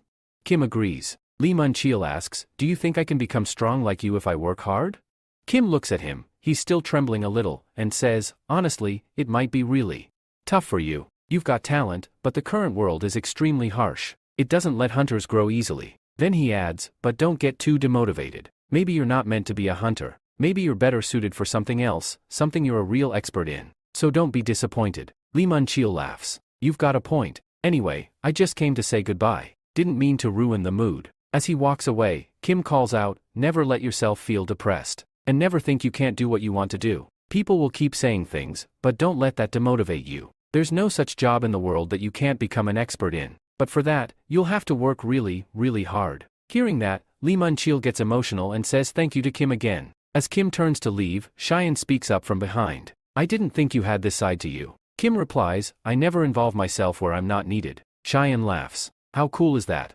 Now you even have your own fan." Kim says, "I think you need a better student, not a fan." Then he adds, "I'll look for opportunities to make our dream academy a more well-known name." Cheyenne is pleasantly surprised. Did he just say, "our academy"? She thinks, and she's visibly happy. She says, "You've worked really hard, so I'm going to get you a weapon." Kim's eyes widen. "Wait, seriously? You'll get me a weapon?" Cheyenne nods. "Of course. My grandfather owns a full workshop. I'll get you one from there." Kim jokes, "Then I'm going to pick the most expensive one." The scene then shifts to a different place, where one man is asking another, "Is the headmaster here?" The second man replies, "Yes, he's here, but he's meditating and doesn't want to be disturbed." But the first man insists, "I have urgent news. I must speak with him." He rushes past the gate, enters, and sits down. We finally see his face, and he says, "Headmaster. It's me, Siam Chul." After that, we're introduced to a character named Siam Ungchul, who happens to be very close to the Sword Saint. Now, the person who was meditating suddenly speaks up. He says, "Didn't I make it clear that no one should disturb me here? Should I take this as a sign that you re-ignoring my words completely?" As he says that, he starts releasing a terrifying amount of aura. He adds, "So you've started ignoring me now?" Siamungchul, barely able to move, speaks with difficulty, "This pressure. I can't even lift a single finger." He then mentions, Lady Cheyenne recently participated in a tournament. Hearing this, the meditating person is stunned. His aura gradually begins to calm down. He asks in disbelief, "The academy tournament? How?" Siamungchul replies, "I don't have all the details yet, but I've heard that Cheyenne has recruited a new guy at her academy." Siamungchul tries to assure him, "You don't need to worry, I'll take care of it myself." But the man shuts him down immediately. "No, you won't do anything. I'll personally go and see who this guy is." And then it's revealed, this man is none other than the Sword Star, Cheyenne's grandfather. The scene shifts to Kim, who's training hard, swinging his spear. 4980, 4981. He continues until he reaches 5,000 swings. Kim says, "Alright, that's enough. My daily training is done." Cheyenne gives a strange reaction. Kim notices and says, "Miss Cheyenne, why do I feel like my neck is about to be cut off?" Cheyenne replies with a smirk, "Maybe it's just your imagination." Then, with a pouty face, she asks, "When I took you to my workshop to upgrade your weapon, why didn't you go through with it?" Kim answers, "I thought it would be too expensive for you, so I didn't change it." Hearing this, Cheyenne eyes him suspiciously. "Why do I feel like you're hiding something from me?" In reality, Kim thinks to himself, "I can never be satisfied with a normal weapon. I could even use a transcendent weapon." But this thought makes him feel down. We also find out that the spear's price has jumped from $1 million to $2 million. That's a full $20,000 increase. Kim sighs internally, "Looks like I need to work even harder now." Cheyenne says, "I already gave you a chance to upgrade your weapon, but you didn't take it. Don't expect me to offer it again." Then she asks something she couldn't earlier, "By the way, what type of mana cultivation do you use?" Kim is taken aback. "Mana cultivation? Since when do I use something like that?"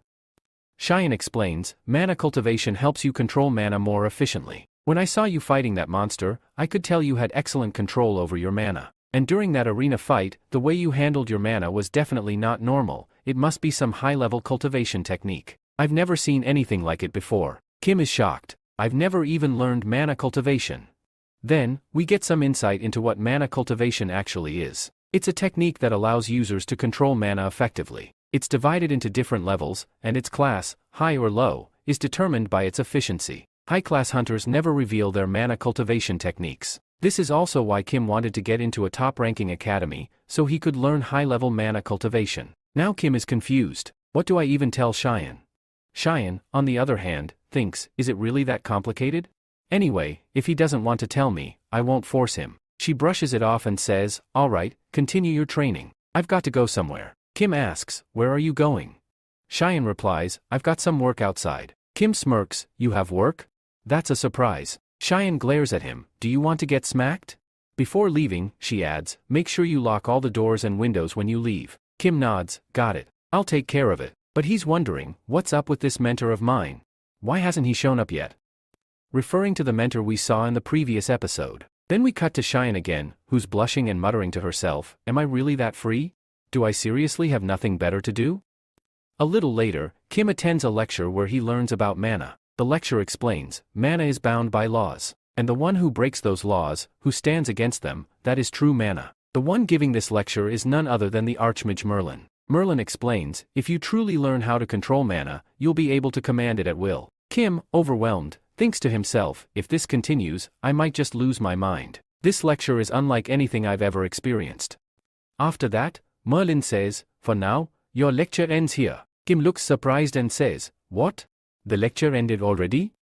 And just then, right on cue, the one who was supposed to arrive, does. We then see that Kim's daily task has returned. It tells him that now he must accumulate and manifest mana. Kim begins practicing and sits down to meditate, trying to sense the mana around him. In his mind, he thinks, "Thank goodness for Chiro. He sharpened all my senses. Now, it won't be as difficult to control my mana anymore." But then he mutters, "This is still really tough. I can feel the mana, but I just can't shape it." Soon, he starts recalling parts of the lecture. It had explained that mana physically connects your brain to mana itself. The images you imagine during this process create a connection to your world, and when that link is established, the mana you revisualizing becomes real and starts acting according to the laws you imagined. Suddenly, Kim is shocked. So this is a mana orb?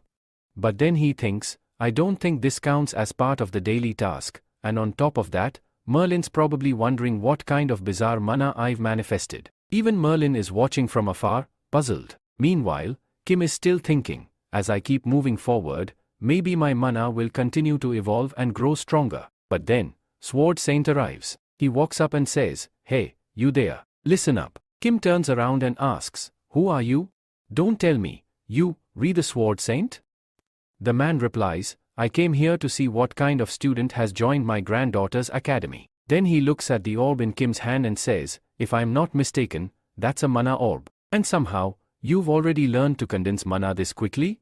That's incredibly difficult to pull off. But looking at you, you've done it effortlessly. You're clearly talented. But it makes me wonder, what is a student this gifted doing at Shun's academy?" He begins overthinking things and mutters to himself, is he planning to use Shun somehow? At that moment, Sword Saint releases his aura. He turns back to Kim and asks, "Before anything else, who are you?" Kim replies politely, "My name is Kim Seojun." Then he adds, "I'm guessing you came here to meet Miss Shun, but unfortunately, she left a little while ago for some business." Sword Saint is stunned. Did he just say Miss Shun? He glares at Kim and says, "Then tell me this, how are you still standing?" Kim, confused, asks, "What do you mean?"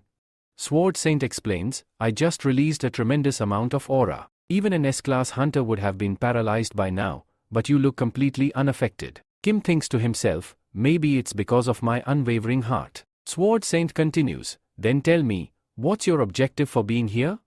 Kim responds, "Sir, I honestly don't understand what you are trying to imply." Sword Saint presses further, "You could have joined any elite academy in the world. So why are you in my granddaughter's academy? Tell the truth." At this point, he releases a killing intent that fills the air. Kim remains calm and says, "No sir, it's not what you're thinking at all. I believe there's been a huge misunderstanding." Sword Saint mutters, "I knew it. You weren't going to give me an answer easily." Kim realizes that things have gotten dangerous. Suddenly, Sword Saint attacks him. Meanwhile, the scene shifts to Shun. She's thinking to herself, "I was planning to keep Kim a secret, but now, because of the academy battle, grandfather will definitely find out we've recruited someone new." She speaks to an old lady nearby. "Can you tell me where the council chairman, the CEO, is?" Just then, the CEO shows up and says, "Miss Shun? It's rare to see you here." Shun replies, "Wow, perfect timing. I was just about to contact you." The CEO asks, "Oh? What for?" Shun says, "I wanted to meet my grandfather." The CEO replies, "Well, he went to your academy to meet you." Shun is stunned. "No way, he's already there?" Without wasting another second, she dashes toward the academy. The old lady nearby says, "Wonder what happened all of a sudden?" As Shun runs, she thinks, "Damn it, I let my guard down. I knew he'd visit eventually, but I didn't expect it so soon. I just hope one thing doesn't happen, that the two of them meet." Back at the academy, Kim and the Sword Saint are standing face to face. Kim looks shocked. Even though the Sword Saint hasn't drawn his sword, Kim's heightened senses are firing off danger signals. He thinks to himself, he doesn't want to kill me, but something about this is seriously dangerous. The Sword Saint looks at Kim and says, "Now tell me, who exactly are you?" Kim raises his hand, trying to stop him. "Wait. Please, stay right where you are. There's some misunderstanding here. I'm not the person you think I am." But the Sword Saint doesn't stop. "You didn't just manifest mana, you've also shown incredible movement speed. I don't think this is a misunderstanding at all. In fact, you, lying so convincingly, I almost believe you're telling the truth." Kim tries again, "Please, just listen. I don't know what Miss Shun told you, but," that's when we see the Sword Saint starting to lose his temper. "And who do you think you are to even speak Miss Shun's name?"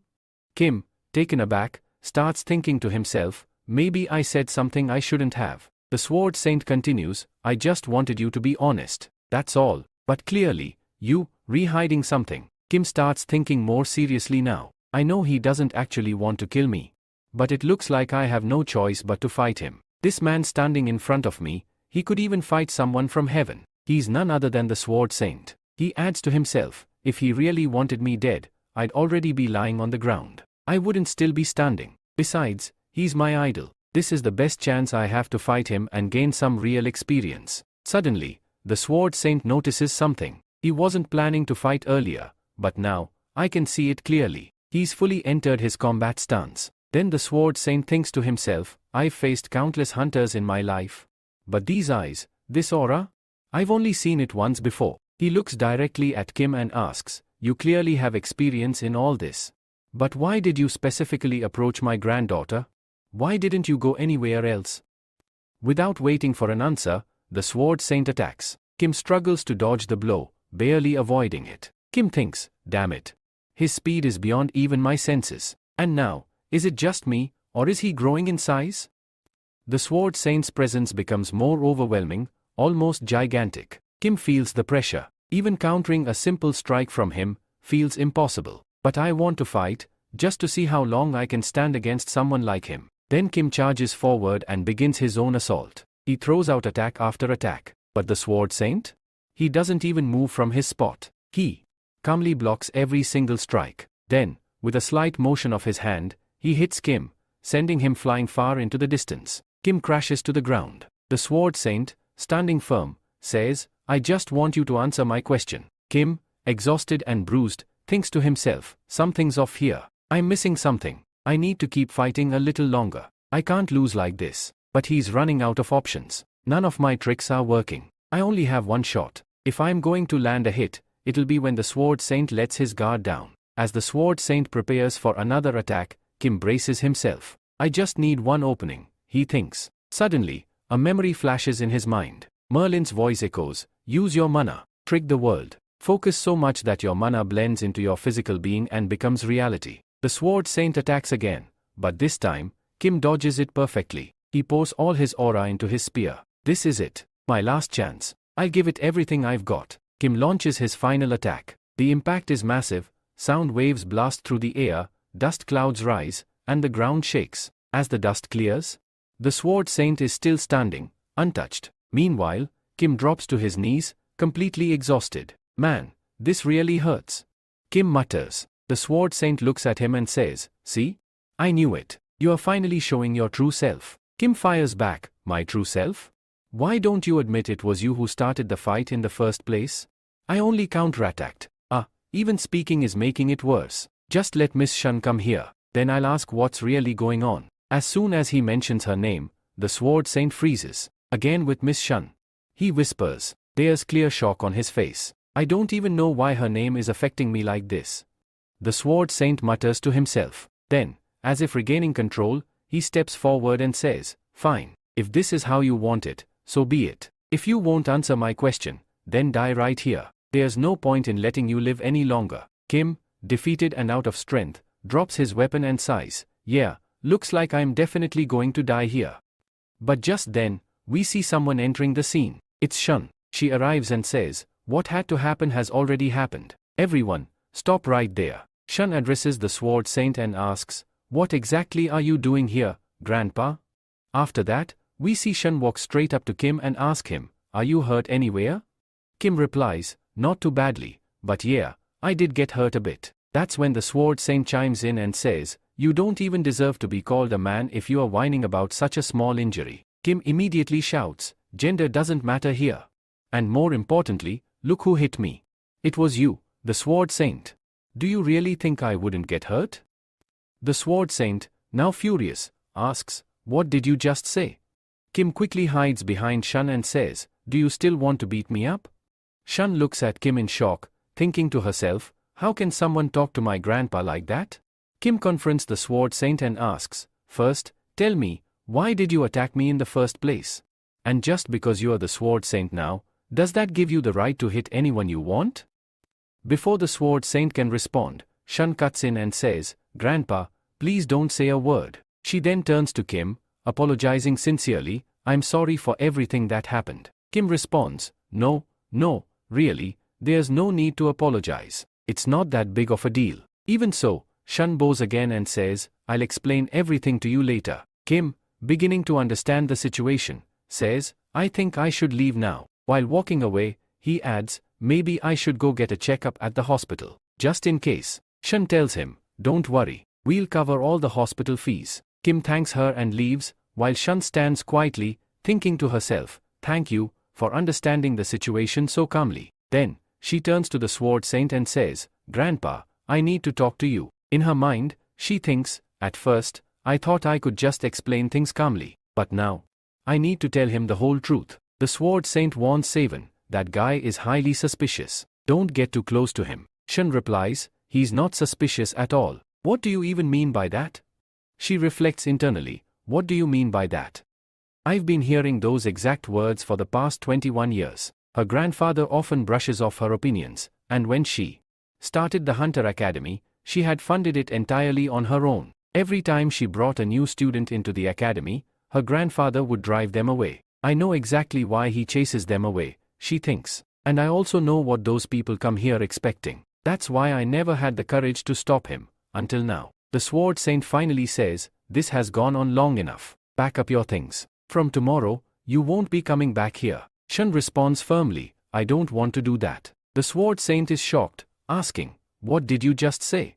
She repeats, I don't want to do that. I don't want to lose this. She's thinking about Kim. She says again, why should I do what you're saying?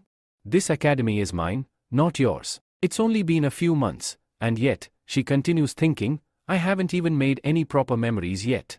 I don't have strong emotions either. But every time I'm near him, I feel something strange, something I want to hold on to forever. The Sword Saint insists, that guy is suspicious. Just expel him from the academy. But Shan refuses, I'm not going to do anything like that. I don't know where these feelings are coming from, but I'm not expelling him. And I'm not shutting down my academy. I also refuse to live in your shadow anymore. I hope you understand that now. The Sword Saint steps closer to her. Shan apologizes and says, forgive me if I raised my voice earlier, but I want to make one thing very clear. I will not do what you are asking. Then, we see the grandfather alone, deep in thought. Has she ever stood up for her opinions like this before? He wonders. We are taken to a flashback from a few years ago. A man comes to the Sword Saint and says, Headmaster, something terrible has happened. Your son, he's no longer with us. Hearing that, the Sword Saint is devastated. Afterward, he goes to meet his granddaughter, young Shan, who's just a little girl. She's adorable and innocent. He remembers thinking, when my son left me, Shan appeared before me. That very moment, I decided, this girl will become powerful enough to defend herself. That's why I've always been so strict with her.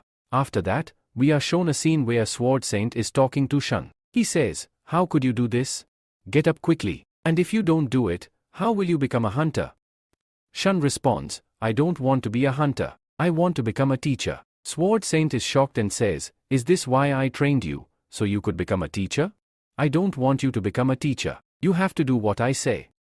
He knows that he's hurting her, but he feels he has no other choice and ignores her feelings. Eventually, Shan decides to leave him. The scene shifts to the next day, where Kim is walking, swinging his arms, and saying, man, yesterday I got really hurt. But if Sword Saint hadn't gone easy on me, I would have been finished. And if Miss Shan hadn't come, it would have been way worse for me. Kim is thinking to himself, I didn't expect Miss Shan to have such a sad backstory. Then, we are shown a flashback of the previous evening, where Shan called Kim and explained her relationship with her grandfather, and how he treated her when the former Hunters Academy members came around. Kim understands that she didn't tell him everything, but he can sense her feelings and realizes why she got so angry at him. But honestly, she shouldn't have gotten that mad at me. I know exactly how much she hurt me, Kim reflects. He then thinks to himself, I think I should apologize to Sword Saint, so this never happens again. To his surprise, his stats have slightly increased, but now, he doesn't want his progress to affect his future. Kim opens the gate and enters the academy, but suddenly he hears a voice. Ah, so you've come. It's none other than Sword Saint, who tells him, why are you standing there?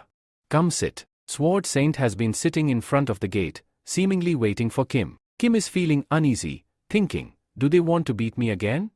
Sword Saint says, now I understand. You made a deal with Shan. He looks at Kim with suspicion, asking, is this really true? Kim responds, yes, it's true. Why would I lie to you? Sword Saint is unsure, thinking to himself, no, it doesn't seem like he's lying. But how can a candidate have so much power and stamina? This doesn't make sense. Sword Saint is confused, but Kim, wanting to avoid confrontation, says, if you are done, can I leave now? Sword Saint responds, where are you going? Kim answers, I'm not going anywhere. I'm just going to train. Sword Saint is happy to hear this and says, once I see you train, I'll know where your power is coming from. He lets Kim go and continues to watch him. Later, Sword Saint observes Kim staring at a blank screen. What is he doing? He's been staring at this black screen for so long. Has he gone crazy? Sword Saint asks, are you meditating? Kim replies, yes, you could say that. Sword Saint starts explaining, meditation is very powerful. It helps you control your mind and heart. Sword Saint is still puzzled, thinking, what's so special about him? Why doesn't he want to learn from me? This can't be true. He then asks Kim, is there something you want to ask me? Kim, surprised, responds, a personal lecture? From Sword Saint? Sword Saint is amused, thinking, I knew he'd react like this. He hurt my pride, but I can still teach him. He hopes Kim will say yes, but to his surprise, Kim directly refuses. No, I don't need to learn anything from you. Sword Saint is shocked by the refusal, but Kim calmly adds, you can disturb me as much as you want, but please don't disturb me later. At that moment, Shun arrives and is surprised to see her grandfather there. She asks, Grandfather, what are you doing here? Grandfather speaking to Cheyenne, telling her that she arrived at the perfect time because he has something important to share. However, Cheyenne responds, expressing that she doesn't want him to trouble Kim later. The grandfather, sensing something amiss, tells Cheyenne that he doesn't believe Kim's mind is in the right place. Sword Saint chimes in, revealing that he had offered to teach Kim, but Kim outright refused, and now, seeing him, Sword Saint finds Kim quite strange. Cheyenne, not buying it, challenges him to point out what exactly seems so strange. Sword Saint insists that it's not just odd, it's more than that. However, Cheyenne, ever the optimist, maintains that everything is fine and goes as far as to say that she believes everything is going well. Cheyenne then heads over to Kim and says, Look, Kim, I'm here. Kim, surprised, asks when she arrived, to which Cheyenne replies that she hasn't been here long. Meanwhile, Sword Saint internally expresses his dislike for Kim, noting that Kim is behaving strangely, but he can't help but notice how happy Cheyenne is, as she smiles brightly. Sword Saint, lost in thought, wonders how he has never seen Cheyenne so cheerful before. He recalls that she used to be so quiet but now she seems so lively. Suddenly, a man appears, informing Sword Saint that he has urgent news. The Order of Truth has requested to meet with him. Sword Saint, taken aback, asks why they would want to meet with him. The messenger explains that they specifically requested to meet him, and also mentioned that Kim must attend as well. Everyone around starts eyeing Kim curiously, and Kim, feeling uncomfortable, asks why they're staring at him. Sword Saint, still puzzled, wonders why the Order of Truth wants to meet with Kim, and if they've called him personally. Kim, equally confused, questions whether he really needs to go. Cheyenne, clarifying the situation, informs him that the Order of Truth is treated with the same authority as the head of state, and if the leader of the order, Sir Kalia, personally invited Kim, it must be serious. Kim, now even more curious, wonders why a foreigner like Sir Kalia would want to meet with him. The messenger then adds that if Kim refuses the offer, there's still another deal on the table. If Kim goes to meet Sir Kalia, he'll be given 1 million yen. Kim is taken aback and begins to question how the messenger knows he needs that money. The messenger continues, explaining that the Order of Truth doesn't focus on human-made diets but rather serves the truth of God. They believe their words are commands directly from God. The people in charge now were once treated differently but played a major role in maintaining peace during a chaotic time when powerful masters fought against each other. Those who defeated them were known as the Grand Voice and the Seven Apostles. The story shifts back to the present, where we find Sword Saint and Kim in a hotel, ready to meet Sir Kalia. The attendant asks Kim if he's the one the order has been waiting for, and Kim starts to recall what Cheyenne had said about the man who placed a bet on him. He wonders if the messenger knew he would win or if he just made the bet without any idea of the outcome. Then, both Sword Saint and Kim begin following the man. At this point, the guy says, "Please wait here for a moment. Sir Kalia is about to arrive." That's when the Sword Saint responds, "I knew it. This guy was definitely going to make us wait." Then Kim asks the Sword Saint, "Have you met Sir Kalia before?" To which the Sword Saint replies, "No, I've never met him before." Hearing this, Kim is genuinely surprised. He says, "Wait, so you re-meeting him for the first time too?" The Sword Saint explains, "I have spoken to him before, but we never met face to face. All our conversations have happened over the phone." Then Kim asks, "Okay, tell me one thing. Do you know about the Grand Voice?" Sword Saint answers, "The Grand Voice. I believe it must have appeared when the largest monster showed up." Kim asks again, "Have you ever met the Grand Voice in person?" The Sword Saint replies, "No, I've never met him. But yes, I have seen him, from a distance." Right then, someone enters and says, "It's a pleasure to meet you all. This is actually our first face-to-face meeting, isn't it?"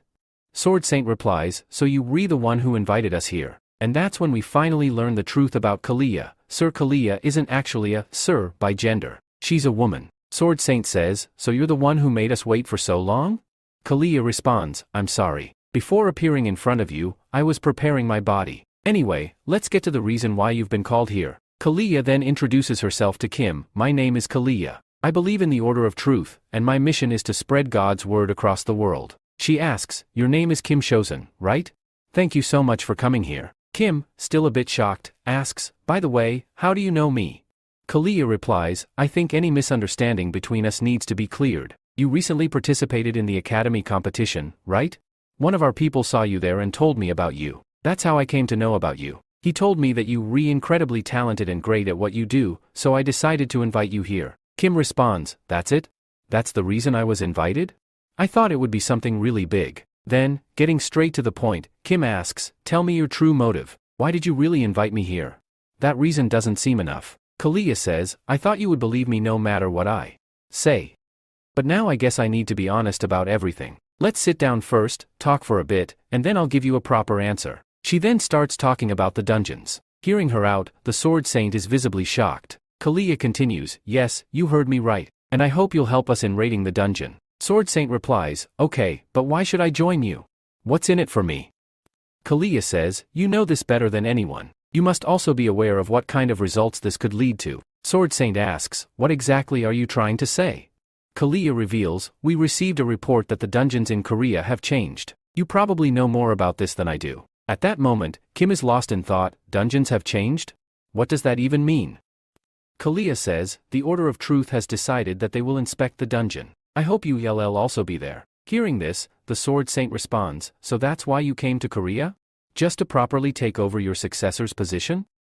To that, Kalia replies, exactly the kind of remark I expected from the Sword Saint. She realizes that the Sword Saint has already seen through all her tricks. He calmly says, if you name-drop the Order of Truth, do you think I'll just go along with it blindly? Kalia asks him directly, then tell me this, will you help me? The Sword Saint answers, that depends. What do you have to offer me in return? Kalia smirks and says, honestly, looking at you, I doubt I could offer you anything worthwhile. And judging by your appearance, it doesn't seem like you even need anything. Then she pauses and says, but wait. I heard your granddaughter has opened an academy. The moment those words leave her mouth, the Sword Saint's expression darkens. His anger flares. He releases his killing intent into the surroundings, and it begins to spread like a chilling fog. Kim, standing nearby, feels his body freeze completely. In his mind, Kim thinks, so this is the Sword Saint's aura. He only releases it when he truly intends to kill. The Sword Saint then growls, if you ever mention my granddaughter again, I won't show any mercy. Kalia quickly realizes her mistake. I think I've made a serious error, she says. Please forgive me. I promise to be careful next time. Hearing that, the Sword Saint gradually retracts his aura and calms down. Then Kalia softly speaks again. Honestly, what could I even offer you? Instead, let me hear your offer. The Sword Saint chuckles, that's rich. You expect me to trust you? With no evidence or proof? Kalia responds, if you want, I can swear on the name of the Order of Truth. After a brief pause, the Sword Saint says, fine. If you say so, I'll trust you. They both begin a ritual, an oath in the name of the God of Truth. Once the ritual is complete, Kalia calls Kim over. She says, all right then. Let me tell you everything straight up. I want to sponsor you on behalf of the Order of Truth. Kim is surprised. You want to sponsor me? But I'm already part of an academy. Kalia clarifies, I don't want you to leave that academy. I just mean, wherever you are, we want to support you. Kim nods slowly. So this is your version of a sponsorship, huh? There's definitely a reason behind this. Why do you want to do this? Kalia answers calmly, I don't want anything in return. We just want a good relationship between you and the Order of Truth. Kim replies, so that's your motive. But what if I refuse? Kalia says, then we can't do anything about it. At this point, the narrator tells us something important. No matter how distant two stars may seem, eventually they will find a way to connect. Kim thinks to himself, they're offering all this for free right now. But I know, sooner or later, they'll want something in return. He says, your proposal is actually quite good. It's attractive. But before I give my answer, I want to ask a few questions. Kalia smiles. Of course, ask anything. I'll answer everything honestly. At this point, Kim is about to ask about the Transition Academy, but suddenly, he stops. He begins to wonder, if I ask her about the Transition Academy, is she really going to give me an honest answer? And even if she lies, how would I even know? Kim thinks for a moment and decides to drop the idea. Forget it, he says to himself. I've got plan B. He slips his hand into his pocket, pulls out his phone, and holds it right in front of Kalia's face. Then he calmly asks her, "First, tell me what's currently playing on this screen." Kalia looks at the phone, and we, the viewers, see that it's playing a lecture by Buddha. The lecture talks about how the soul never truly separates. Whether it burns or faces destruction, the soul never vanishes. It always reincarnates. Then Kim says, "What I'm really asking is this, tell me exactly what's playing on my screen right now." Kalia looks puzzled and responds, "That's honestly such a weird question." Kim replies, "I don't think I've asked you anything too difficult." But Kalia says, "It feels like this question might actually be really difficult for me." Kim then sits down and says calmly, "If you don't want to answer, that's fine. I won't force you." After a pause, Kalia finally says, "Blank screen." Hearing that, Kim is visibly shocked. "You saw a blank screen on my phone? So, does that mean your answer is correct?" Kim nods slowly and says, "Yes, your answer is correct." Kalia then asks, "So, does that mean you accept our sponsorship now?" But Kim shakes his head and replies, "I'm sorry. I can't accept your sponsorship." A little while later, the scene shifts to Kalia, who's standing alone somewhere, lost in thought, thinking about none other than Kim. She then says, "Kalkas, did you notice anything?" The man standing behind her, Kalkas, responds, "No, I didn't notice anything unusual in him." Kalia, not fully convinced, asks again, "Are you really telling the truth?" To which Kalkas replies firmly, "Yes, I swear by the order of truth." Hearing this, Kalia begins to think to herself, "I didn't really see anything special in Kim. Sure, he seems quite extraordinary and is a perfect candidate, but still. Something felt off. Especially when he suddenly held his smartphone up to my face, I had no idea what he was doing. And now, I'm having a strange feeling. I think I should report this to the apostle." Out loud, she tells Kalkas, "Alright, here's what you'll do, keep an eye on Kim. Any changes inside the dungeon, report them to me as soon as possible." Then she asks him, "What's the current status with the heroes?"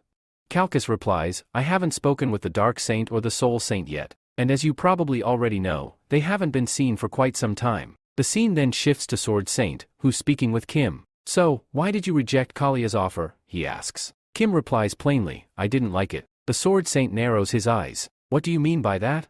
Kim, thinking internally, says to himself, "I'm not entirely sure what the order of truth really is. But I do know one thing, Kalia doesn't know anything about the Transition Academy. I also need to be cautious around those who seem to have a strong influence over me." The Sword Saint continues, "So, you prefer Cheyenne's Academy more?" Kim answers, "Of course. Besides, where else would I find a girl as honest as Cheyenne?" Then Kim asks him a question. "Sword Saint, I want to know, what exactly is the change occurring inside the dungeon?"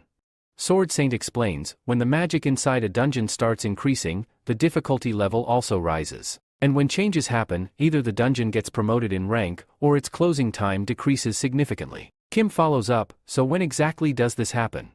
Sword Saint replies, "It's a phenomenon that occurred long before you were born, back when dungeons first started appearing in the world." Kim is stunned. "Wait, Kalia said that this isn't over yet. So, does that mean the dungeon's closing date is near?" Sword Saint calms him down. "You don't need to worry. Kalia misunderstood. That disaster was dealt with a long time ago." Kim nods. "Alright, fair enough. But where are you heading now?" Sword Saint replies sternly, "You don't need to know." He then warns Kim, "And hey, if you try anything funny with Cheyenne, I'm telling you right now, I won't spare you." Kim completely misinterprets this. "Are your words acknowledging me?"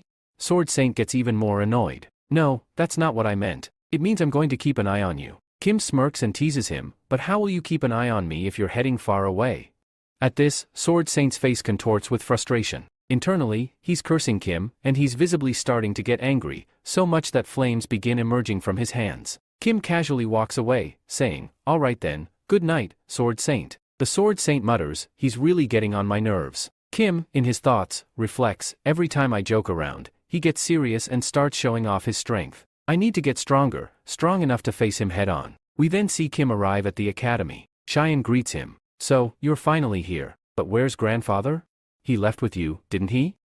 Kim replies, "Yes, we came together, but he left midway for some work." Cheyenne looks worried. "He didn't say anything?" Kim shakes his head. "No, not really." He then asks, "Are you worried about him?"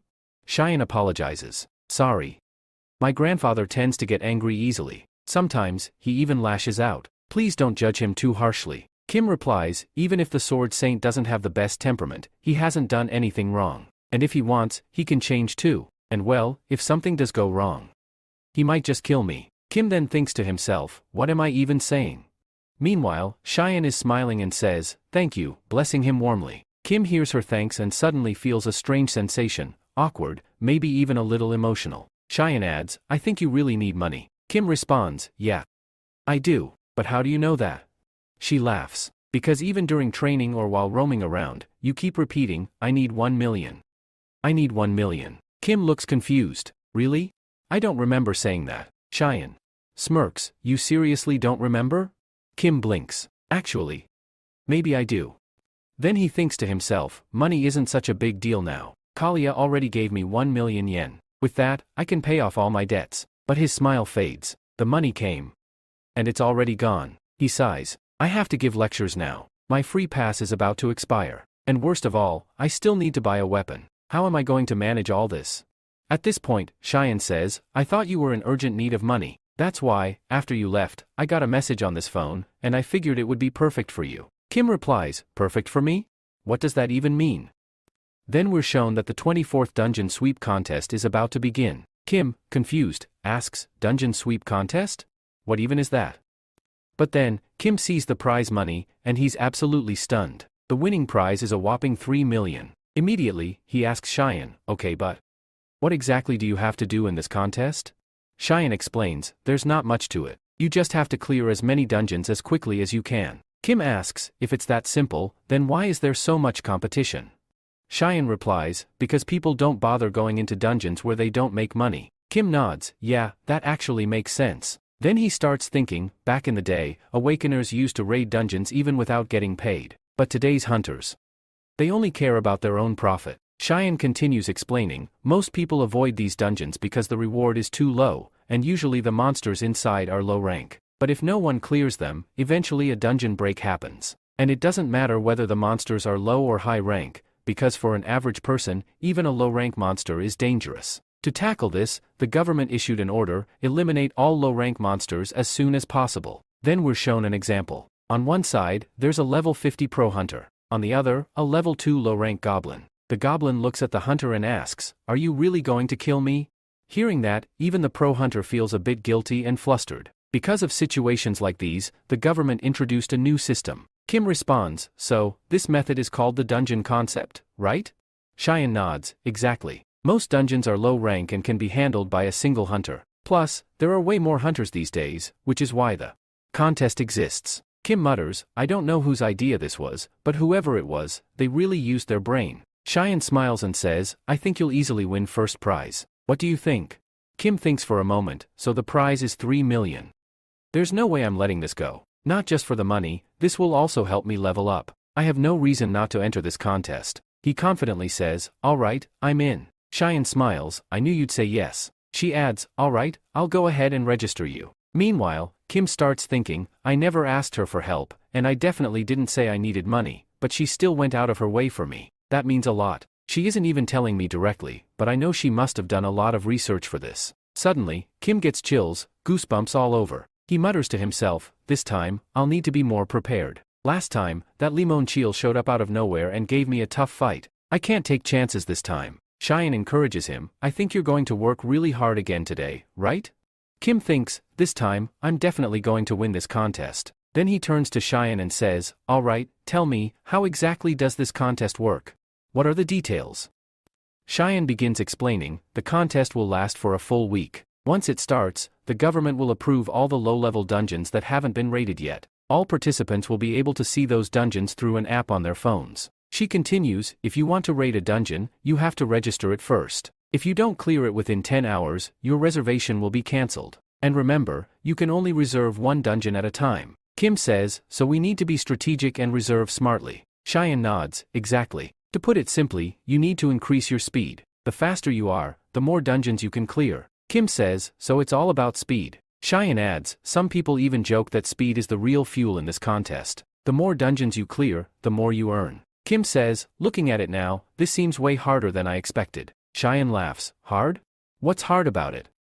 Kim explains, "The real problem is raiding the monster crops. I'll need to seriously boost my speed if I want to clear them." But Cheyenne immediately stops him, "No, don't even think about it. I already told you, monster crops, dead monsters, have very low value. They're not worth your time." Kim asks, "So there are no rules and regulations about them?" Shun, now annoyed, says, "Hey, didn't I already tell you? Don't bother with them. They're not worth anything." Kim replies, "If we clear the dungeons one by one, we should be getting paid properly, right?" Then we see Shun saying, "This is going to take a lot of time, and don't forget, you still have to win the final prize." Kim replies, "Yeah, and that's exactly the biggest problem." Shun continues, "I told you before, I was right." Kim then says, "The prize money is the most important thing to me, so there's no way I can afford to be careless about it." Right after that, Kim begins reading all the rules thoroughly. A few days pass, and the scene shifts to the day of the contest. At this point, Kim's lecture progress has improved significantly. Chiro's lecture is at 49.9%, Siddharth Gautama's lecture is at 14.5%, Xing Yong's lecture is at 61.7%, and Merlin's lecture has gone up to 99.9%. Looking at this, Kim starts thinking, "I've worked really hard to improve all these lectures, but still, Merlin's and Xing Yong's progress seems way too low." He reflects, "I've noticed that whenever my progress rate goes above 10%, something in my stats always advances." Then we see Kim about to raid a dungeon. Shun, standing nearby, asks him, "Did you download that app with all the dungeon details?" Kim replies, "Yeah, I've seen it properly and already installed it." Shun then asks, "Weren't you calling some helper earlier? Why isn't he here yet? Where did he go? Ask him, did he get lost?" Kim replies confidently, "There's no way he'd lose his way. I'd never lie about him. His navigation technique is even better than the Sword Saints. Plus, his peak form is seriously impressive." Shun reacts, "Really?" And Kim says, "Look, he's here." Then he calls out, "Hey mister, over here. I'm standing right here." Kim tells him, "I thought you'd be super late, but you showed up earlier than expected." The man responds, "I knew if I was late, you'd curse me out like anything." Then the camera reveals his face. It's none other than the old man from chapter 1, the one Kim saved. As he arrives, the old man asks, "First, tell me what I have to do here." Then we get a flashback to a few days ago, when Kim had called the old man. The old man had picked up and said casually, "So, you want me to work with you, huh? Let me guess, you'll kill the monsters, and I'll collect their corpses? And you want me to be your driver too?" Kim replies, "Exactly. I'll be honest, you won't have much work. Just drive, and I'll bring the monster crops to you. You'll just need to dismantle them." Note, crops here refers to parts of dead monsters. Kim adds, "I'll handle the lifting myself." The old man replies, "Your plan seems solid, but dismantling monsters takes a lot of time. You sure that won't be a problem?"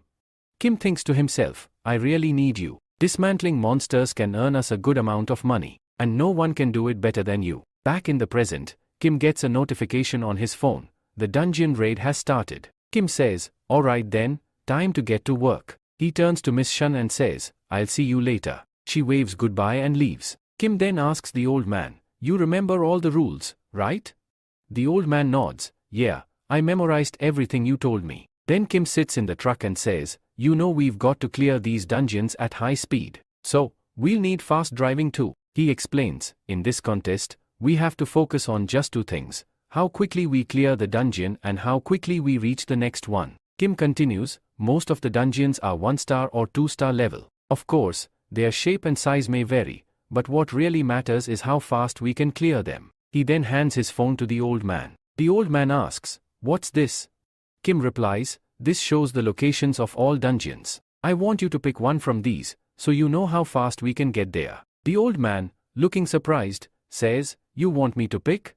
Kim nods, "Yes, I really do, because you are faster than any navigation system." The old man grins and says, "Put on your seatbelt then, I'm about to hit the gas." Then we shift to another scene where we meet the dungeon raid supervisor. Her name is Go Sojin. Sipping her coffee, she says, "Let's see how long this guy takes to clear a dungeon. Which academy is he from again?" "All right, Dream Academy." Another manager standing beside her comments, "Looks like his academy trained him well. He might take about an hour to clear the dungeon." Go Sojin thinks to herself, the one who just entered the dungeon for the raid, his name is Kim, the one standing outside. He's alone. At first, I thought both of them would enter the dungeon, which is against the rules. But then Kim clarified that the other guy is just going to wait outside. Well, he's just a driver after all. So what exactly is he doing here? So now, we see Kim peeking his head out from the dungeon gate. Meanwhile, the manager standing nearby starts wondering, what happened to the dungeon gate? That's when Kim turns to the old man and says, "Hey old man, I've done my part. Now it's your turn." The old man replies, "Wow, that was fast. You quicker than I expected." Then Hyojin shows up and says, "Hey, wait. If another person enters the dungeon now, that'll be cheating." Kim replies calmly, "Yeah, I know the rule." This surprises the manager. She asks, "If you knew the rules, then why did you do it?" Kim responds, "I already cleared the dungeon." Now the manager gets furious. "What do you mean you cleared the dungeon this quickly? You lying. No one can be that fast." But we see that Kim actually did clear the dungeon in record time, and Hyojin, the manager, is completely shocked. Still in disbelief, she says, "It's only been 10 minutes since you entered. How is that even possible?" Kim, meanwhile, continues with his daily tasks like nothing happened. The manager asks, "What are you even doing now?" Kim replies, "You don't need to worry about that." And he resumes his exercises, completely unfazed. Watching him, the manager mutters to herself, "This guy is seriously insane." Later, Kim steps out of the dungeon and tells the old man, "Here, I brought it out." The old man asks, "Why are you acting crazy again?" Kim answers, "If I don't act crazy, my lecture won't count." Old man, "Lecture?" Kim quickly brushes it off. No, don't worry about it." Then Kim asks, "How long is this going to take?" The old man replies, "You know this monster isn't a high ranker. It'll only take me 15 seconds to dismantle it." Kim smirks, "I figured. You've always been a hard worker." Just then, the manager approaches and asks, "Wait, are you seriously going to dismantle it?" The old man responds, "Yes, is there a problem? Are we violating any rule?" The girl says, "Well, this does go against the rules," but then pauses and realizes, "Wait, actually, there's no such rule." So both of them get back to work. Kim brings in the monsters, and the old man starts dismantling them. Watching this, Hyojin is left completely stunned. Soon, both Kim and the old man finish their tasks. Kim asks, "Where to next?" The old man replies, "Let's head to the next one. It's not far." But we see the manager, still frozen in disbelief, thinking, "What did I just witness?" Meanwhile, Kim and the old man are cheerful, speeding down the road. The old man is driving fast, full of energy. Cut to another dungeon, where a different manager is relaxing, enjoying the sunlight. He says, "I'm so lucky. I don't even need to sit in front of a computer anymore. This is the life I always wanted." He wonders, "I wonder when the person who reserved this dungeon is going to show up." Suddenly, a vehicle arrives at high speed, startling the manager. Kim and the old man jump out and say, "Hurry up. We need to complete the task quickly." Inside the dungeon, we get a glimpse of skeleton monsters. Kim charges in and says, "Time to wrap this up." With just one slash, all the monsters fall. Kim clears the entire dungeon effortlessly. He says, "Well, that's done." The old man begins dismantling the bodies. "Nice. These will sell for a high price." They complete the dungeon in no time and immediately head for the next one. Once they leave, the manager who was relaxing sits there stunned, thinking, "Who were these guys? They came like the wind and left like a storm." He can't believe what just happened. The scene shifts to a building where someone asks, "Assistant Manager Kim, did you finish the progress report we asked for about the dungeon concept?" Kim replies, "Yes, I've completed it. It's on your desk." The person checks the file to review everyone's progress. He reads the names and their stats, then he sees the name, Lee Seoin, and notes, "She cleared 16 dungeons today. She might be in first place. But surprisingly, she's in second place." The reviewer is shocked. "Wait, second place? That means someone cleared more than 16 dungeons today?" Then we find out, first place goes to Kim Sojio. He didn't just clear 17 dungeons. He cleared 32 dungeons in a single day. The reviewer is stunned. "Assistant Manager Kim, could you come here for a second?" Kim replies, "Is there a problem?" The man says, "Look at this report. Someone actually cleared 32 dungeons today. Is that even possible?" Then the scene shifts to Manager Kim. He admits that in the beginning, he was also very suspicious. But he personally went and investigated the situation. What he found out was surprising. It was completely fair. He then explains that the speed at which this guy is clearing dungeons is actually very impressive. The dungeon observers, basically the managers, also confirmed that Kim had cleared a dungeon in just 10 minutes. Hearing the 10 minutes part, the other guy is visibly shocked. He says, "That doesn't even make sense. Even if it's just a 1 or 2-star dungeon, it still takes at least 30 minutes for a regular hunter to clear it. The director then questions, is it possible that someone helped him? Kim replies, I thought the same, but I was there personally, there was no rule breaking. The director presses further, then tell me, which academy is he from? Manager Kim answers, he's from Dream Academy. It's a small hunter academy located in Seolimping district. The director responds, Dream Academy, that sounds familiar. Kim suddenly remembers and says, oh, right. That's the academy run by the granddaughter of the Sword Saint. Both of them look at each other in shock. Then one of them says, check once, did the Sword Saint register him himself? Kim replies, all right, I'll check it right away. The scene now cuts to Lee Seoyeon, who is being scolded by someone. That person says, I think you missed the first place today. Seoyeon replies, I'm sorry. This won't happen again. But the person continues, what's the point of saying sorry now? You didn't get first place, and you know how embarrassing that is for our academy. Seoyeon lowers her head and promises, I'll work harder from now on. The person then mocks her, do you really think clearing 32 dungeons in a day is easy? Seoyeon silently wonders to herself, could I clear a dungeon in just 10 minutes?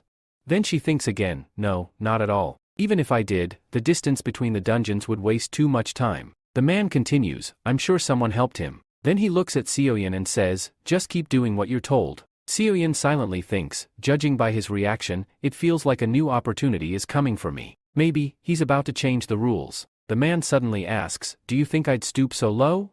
We're then told his name, Lee Sukman, an A-rank hunter, the headmaster of East Academy, and also Seoyeon's father. He tells Seoyeon, don't think like that. It's disgusting. This world only cares about one thing, the result. Who wins, who gets the advantage. Everything else is irrelevant. He then asks, are you still thinking about Jinsoon?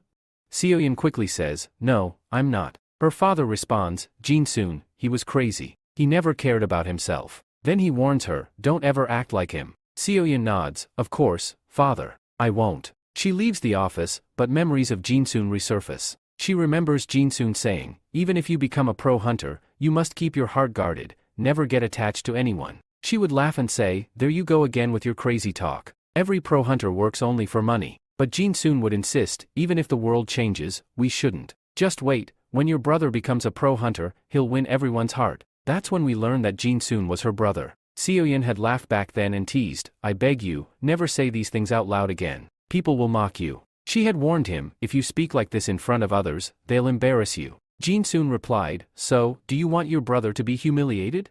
Seoyeon had cared about her brother so much that even now, she kept seeing his illusion in front of her. She finally says to him, if you're dead, then stop appearing in front of me, and walks away in anger. Then, suddenly, we hear a voice saying, man, my body hurts so much today. We cut to a scene with Kim and an old man. Kim tells him, old man, you worked hard today. The old man asks, do I have to keep doing this until next week too?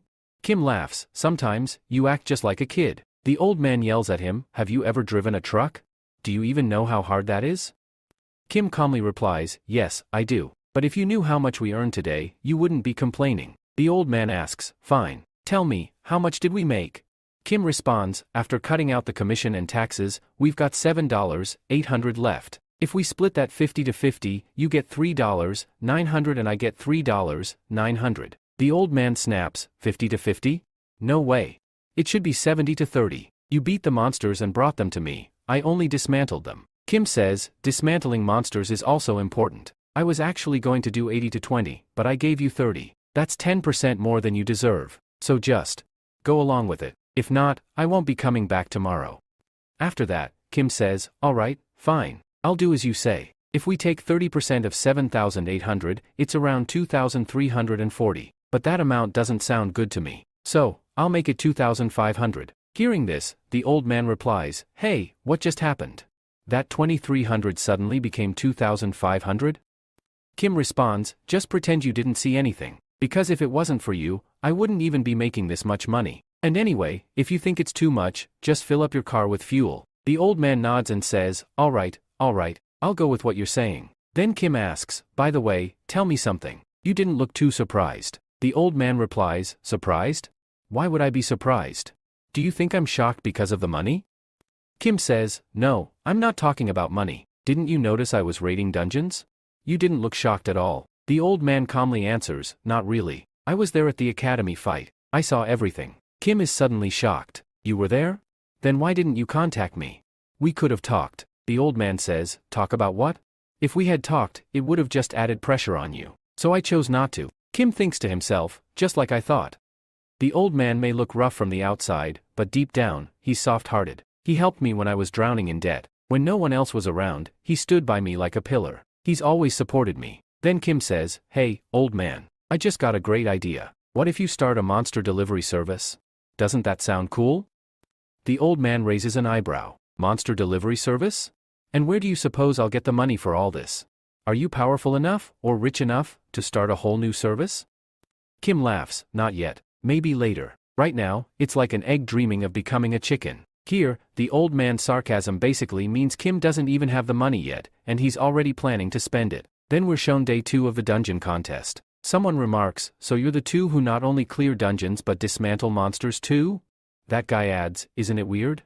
First, you clear dungeons, and then you dismantle the monsters. I had doubts at first, but now I'm sure. Still, as long as no rules are being broken, go ahead and do your thing. Then we see the day 2 leaderboard. Kim Seo-jun has cleared 41 dungeons, and Lee Seo-yeon has cleared 20. Kim says, good. If things keep going like this, I'll win this contest easily. But the old man is now visibly exhausted. He says, if we don't win this contest, I swear I'm gonna lose my mind. Kim reassures him, don't stress. Just 5 more days to go. He then thinks to himself, choosing the old man was a great decision. Cut to the old man again. He mutters, someone needs to tell this guy that the word rest actually exists. Kim says, alright, if I win here, I'm going to treat you to some really good meals. The old man grins, deal. But be warned, I'm planning to buy some expensive stuff. Kim replies, of course. I'll invite Seo-yeon too, and then we'll throw a proper party. The old man laughs, sounds like I'll need to place a giant meat order. Kim is thrilled and says, at this rate, my prize doesn't seem far off. Then we move to day 3.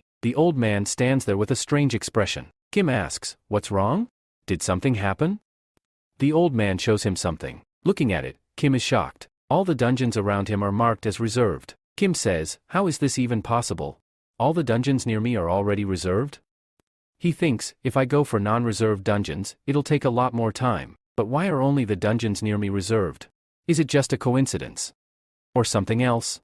The old man adds, something feels off here. Kim agrees, yeah, I feel it too. It's like all the other participants are doing this on purpose. And it's seriously starting to make me angry. But then he calms himself, maybe it's true, or maybe it's not. We can't say for sure yet. For now, let's just go clear some dungeons. Next day, the same situation repeats. All nearby dungeons are still reserved. The old man is now clearly pissed and starts cursing the system. We then see the board. Kim has only cleared 10 dungeons, while Lee Seo-yeon has cleared 25. Kim thinks, man, I only cleared 10 today. Something is definitely wrong. The old man says, this isn't just something wrong. This is worse than that. The one in second place is quickly catching up. Then the daughter of Sword Saint, Yun, shows up and says, you can actually check which participants reserved which dungeons. Kim starts thinking, even if I'm leading now, if this keeps happening every day, I won't be able to maintain it. I'll lose this contest. Kim turns to the old man. I'm sorry. I think until I close this gap, we'll have to stop dismantling monsters. The old man nods, I know. Victory is important.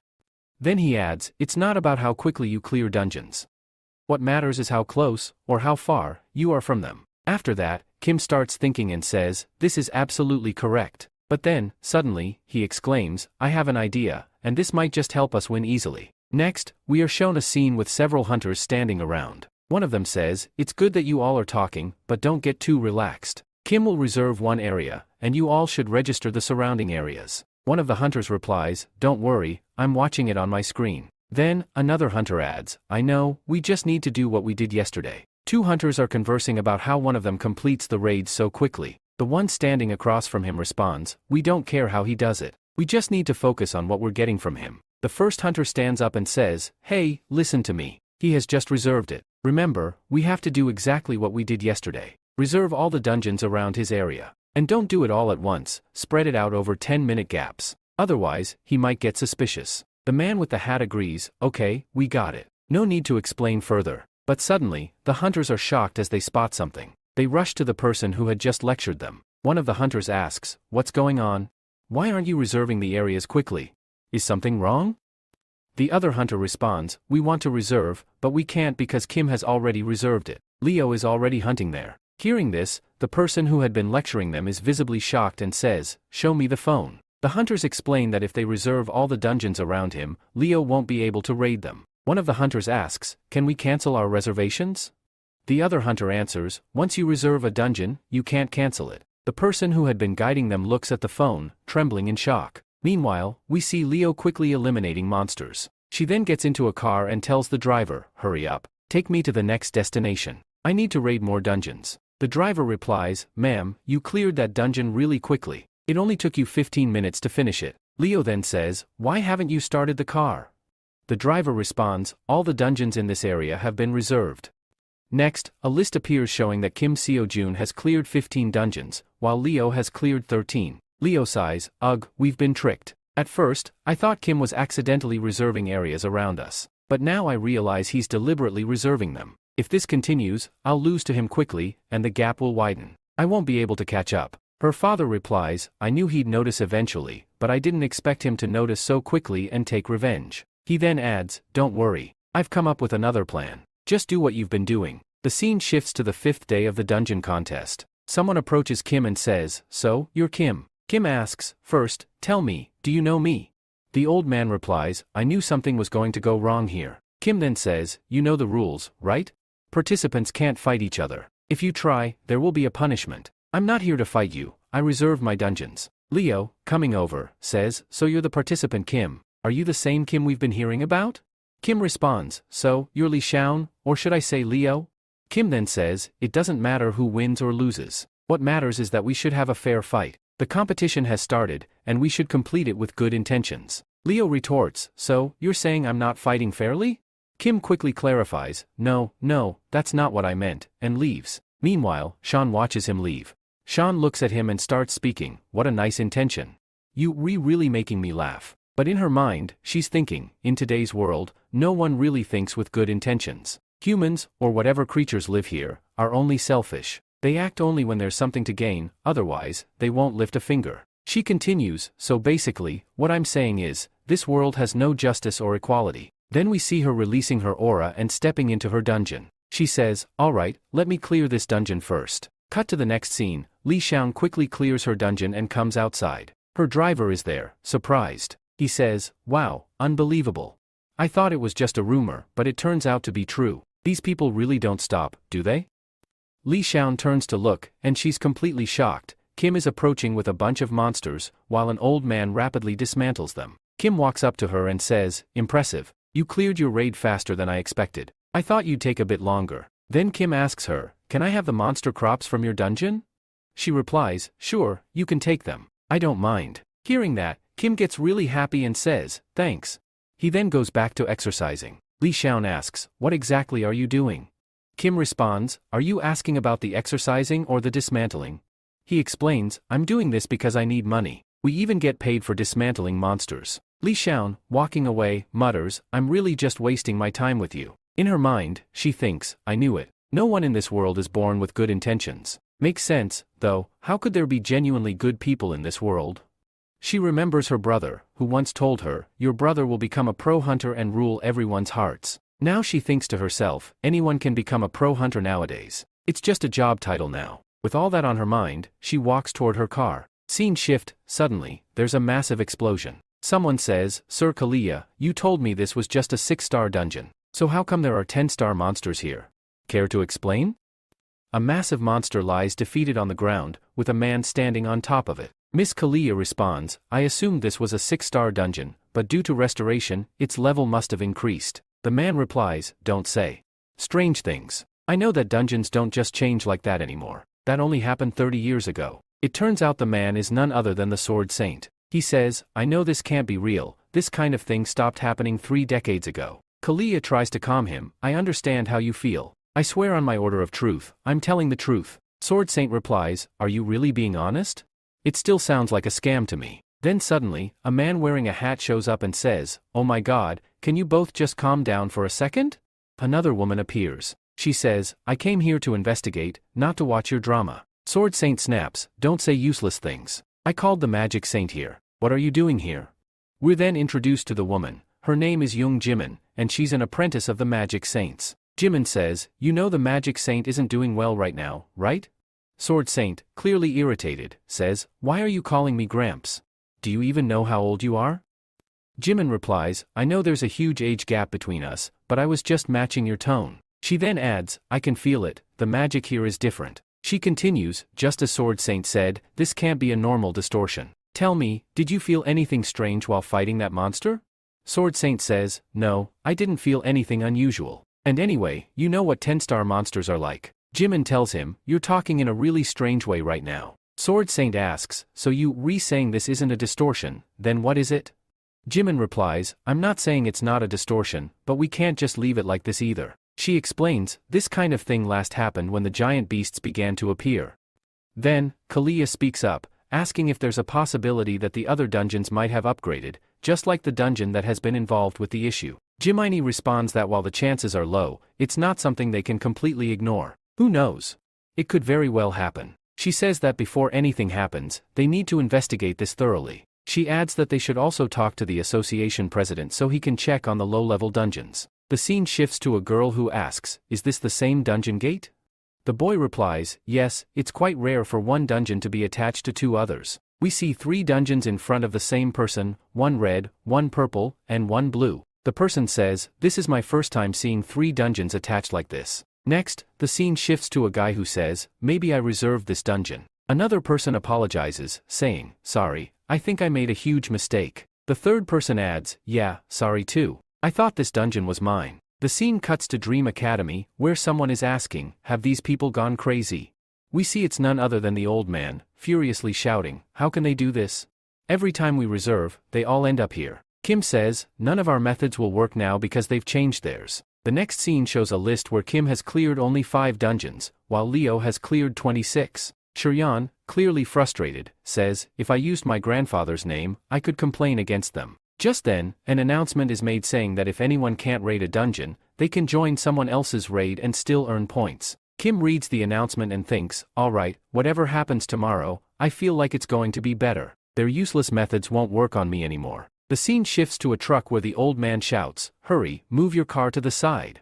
The person in the truck apologizes, saying, sorry, my gas is leaking, and we see that this isn't a one-time occurrence. Excuses like, sorry, I was so tired I didn't see you, or I didn't see the traffic lights because I was on my phone, are happening everywhere. Next, we move to day 4, where Leo is in first place and Kim is in second. Shuryan tells everyone, I asked the other dungeon participants, and they all said they have no relation to Leo. I've informed dungeon management, and they'll look into it. The old man, still fuming, says, they're doing this on purpose, causing traffic to prevent Kim from raiding dungeons. Shuryan agrees, adding, yes, the biggest issue here is time. I've personally seen that Leo comes from Hunter Academy, and their headmaster is Lisukman. The old man asks, who is Lisukman? Shuryan explains, he's a retired S-rank hunter, and many people acknowledge him, including Sword Saint. The old man replies, is he a professional hunter?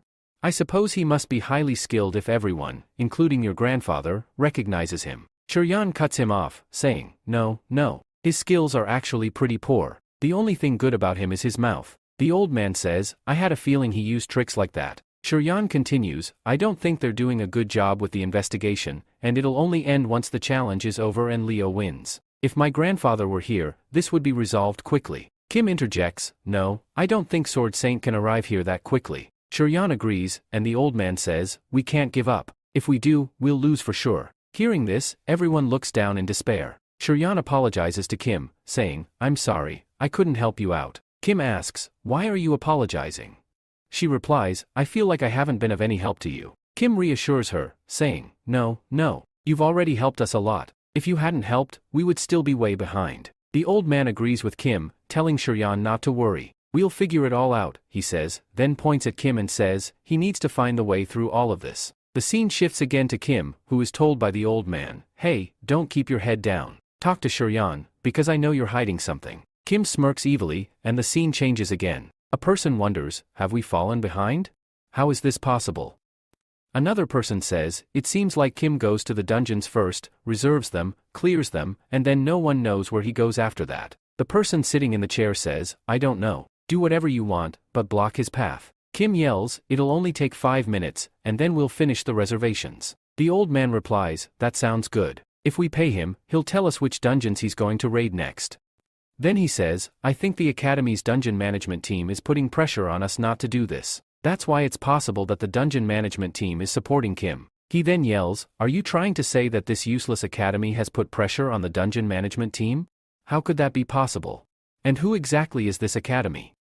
After that, the person explains, this isn't just any Academy, it's none other than the Grand Sword Sect's daughter's Dream Academy. As soon as he hears the name of the Sword Sect, sweat starts dripping from his forehead, and he says, now I feel like we don't have any tricks left. But he still yells, no.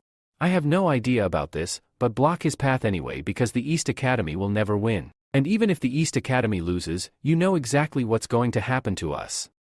Then, the scene shifts, and we see Leo clearing a dungeon. We check the list where Leo has cleared 126 dungeons, while Kim has cleared only 125. The scene shifts again, and now Kim has cleared 131 dungeons, while Leo is still at 128. Then, once more, the scene shifts, and we see Leo clearing 135 dungeons, while Kim is stuck at 134. In the final scene, we see the last day of the contest where Kim has cleared a total of 141 dungeons, and Leo has also cleared 141. Next, we are shown the contest meeting room where a person exclaims, how did they both end up with equal points? Then, Cheyenne starts speaking, one participant is clearly cheating, so they shouldn't take first place. To which the second person responds, cheating? We didn't cheat at all. We played according to the rules and regulations, and whatever happened to you was just an accident. Cheyenne gets extremely angry and says, an accident? An accident happens once or twice, not every day. This is just cheating. The second person retorts, do you have any proof that we cheated? Suddenly, a third person enters and says, please, you two, calm down. We've decided that two people can't share the same place. Besides, we don't have concrete proof that Li Xiaon cheated. Hearing this, Li Xiaon is very happy and says, see, I told you so. The second person then says, I have a great plan to get us the first place. Next, the scene shifts, and we are introduced to a person named Sinyanchu, who is the head of the dungeon management team. He says, so you've arrived. He's talking to none other than Kim. He continues, your name is participant Kim Sojin, right? And you participant Li Xiaon? You've arrived at the perfect time. Let me explain the rules and regulations. The match will be simple. If you clear it, you'll take first place. He explains the rules. The rules are simple. You'll see 3 dungeons in front of you. You have to select one and clear it as quickly as possible. The one who clears it first will win. Kim asks, what if a participant clears one dungeon and immediately clears another? Will they win then? Sinyanchu replies, yes, you've understood it correctly. He continues, we initially thought the participants would clear 2 dungeons, but we couldn't find any location with 4 dungeons together. So, this is the plan. He says humorously, isn't it great that a person clears one dungeon and then immediately moves to another? In his mind, he thinks, if I don't do this, I'll have so much paperwork to handle. Young Suk then adds, anyway, these dungeons are only 2-star difficulty, so it won't be too hard. You can decide which dungeons to choose. Kim thinks to himself, why do I feel like there's some kind of trickery going on here? Let's see what happens next. Kim says, alright, first, I want to choose. Leo replies, okay, you can pick first, whatever you want. Kim responds, I'll go with the dungeon on the right. Leo then says, alright, in that case, I'll choose the left dungeon. Both head toward their respective dungeons. As Kim moves forward, he starts hearing some strange things in his mind. Li Xian, from behind, says to him, don't get too upset this time. Kim is confused, unable to understand her words. But before he can think much, their leader announces, ready, set, go.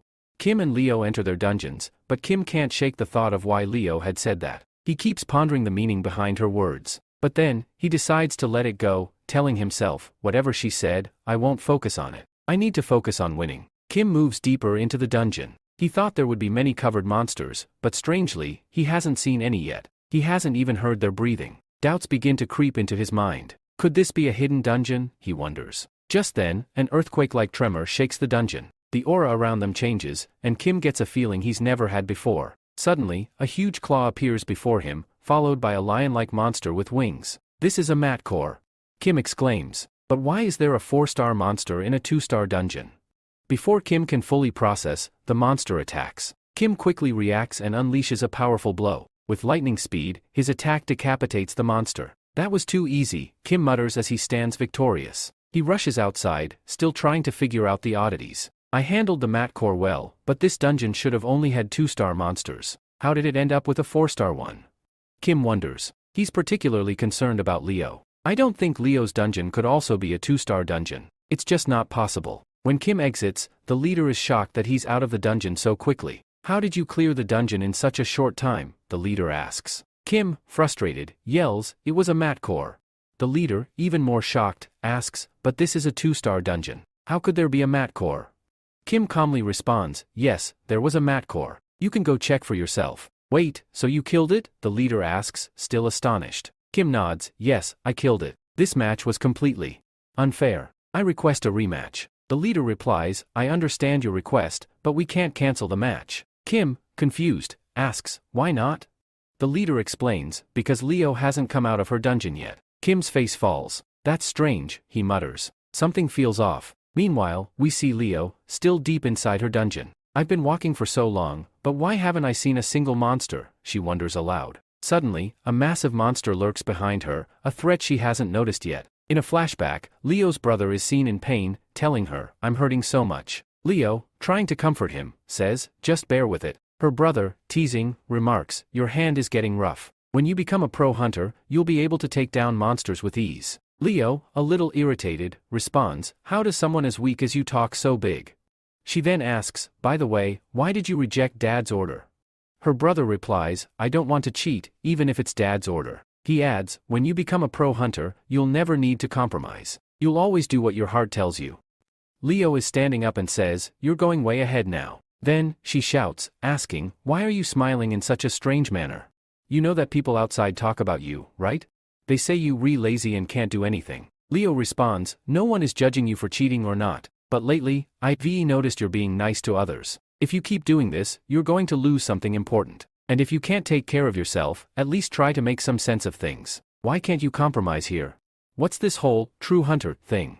Look around. All the old hunters are either dead or too old to continue. In this era, it's not about becoming a hero. Just become a professional hunter. Then, the other person says, I have to do this, leaving Leo completely shocked. They add, I'm just a politician, not corrupt or someone who sold their soul. Leo responds, you always find an excuse for everything. The brother agrees, yeah, that's just who I am. Meanwhile, Leo is running somewhere, reflecting on her brother's words. It's hard for her to believe that Lee Sean will meet someone one day. As Leo pushes through a crowd, shouting for people to get out of her way, she wonders how she ended up without seeing any monsters. Suddenly, a dangerous aura surrounds her. The scene shifts to Kim, who wonders if Lee Sean has come out yet. Shin Yenshu informs him that Lee Sean hasn't cleared the dungeon yet and there's no need for a rematch since Kim has already won. Kim wonders why something feels off. He feels that something big is happening. He suspects the misjudgment might have been caused by Lee Sean, and if it was on his side, Lee Sean would have been out by now. Just then, another person enters and asks, why is he acting this way? The leader wonders if something's wrong, and Kim explains that the power device has suddenly increased. Initially, it showed a 3-star dungeon, but now it's a 4-star one. The leader asks, is the device broken? Kim starts recalling past events and asks Sword Saint about distortion. Sword Saint explains that when magic power suddenly increases, it's called distortion, which also increases the difficulty of dungeons. Kim asks, how is this possible? The power device has never malfunctioned before. The leader agrees, saying, this is the first time this has happened in my 20 years of experience. Then, Kim recalls what Sword Saint had told him before, explaining that such a thing had only happened when Cataclysm occurred, a time of great destruction. The leader turns to Kim and suggests, we should call professional hunters to assess the situation. As the leader turns away to speak, he notices that Kim is no longer there. The scene then shifts back to Leo, who is vomiting blood and extremely angry. She wonders how a monster could be here, reflecting on what her brother always said about justice. After that, we are introduced to a monster known as the 6-star monster, named Nakura. We see this monster advancing towards Leo to attack. Leo is wondering, how could this all be real? In this world, the word, justice, doesn't exist. It only exists in fairy tales. She continues, I am not going to die the same stupid death as my brother. As she's lost in thought, the monster attacks Leo. But then, she's shocked by something, and just then, a figure appears in front of her. Leo says, what are you doing here? It turns out to be none other than Kim, who has blocked the monster's attack. We can see Kim struggling but managing to block the attack. He tells Leo, listen, Leo, can you move away from here? It's getting too tough for me to handle. If you move aside, it'll be easier for me to manage. While you, rerunning, LL keep the monster distracted for a bit. Leo, confused, asks, "What are you even doing here?" Kim, thinking to himself, says, "I knew this 6-star monster would be something like this." He continues, "I've put all my effort into deflecting its attack." To distract the monster, Kim shouts, "Hey, goat-faced monster, look at me."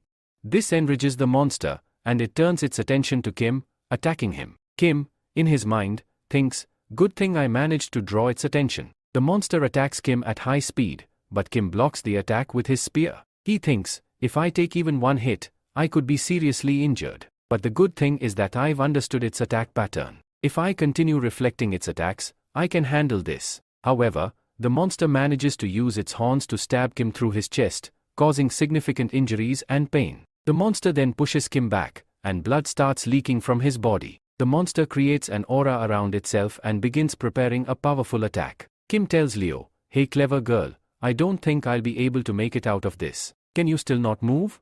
Leo, feeling helpless, asks, "Why are you going this far? Why are you even trying to save me? Even if you do, what's in it for you?"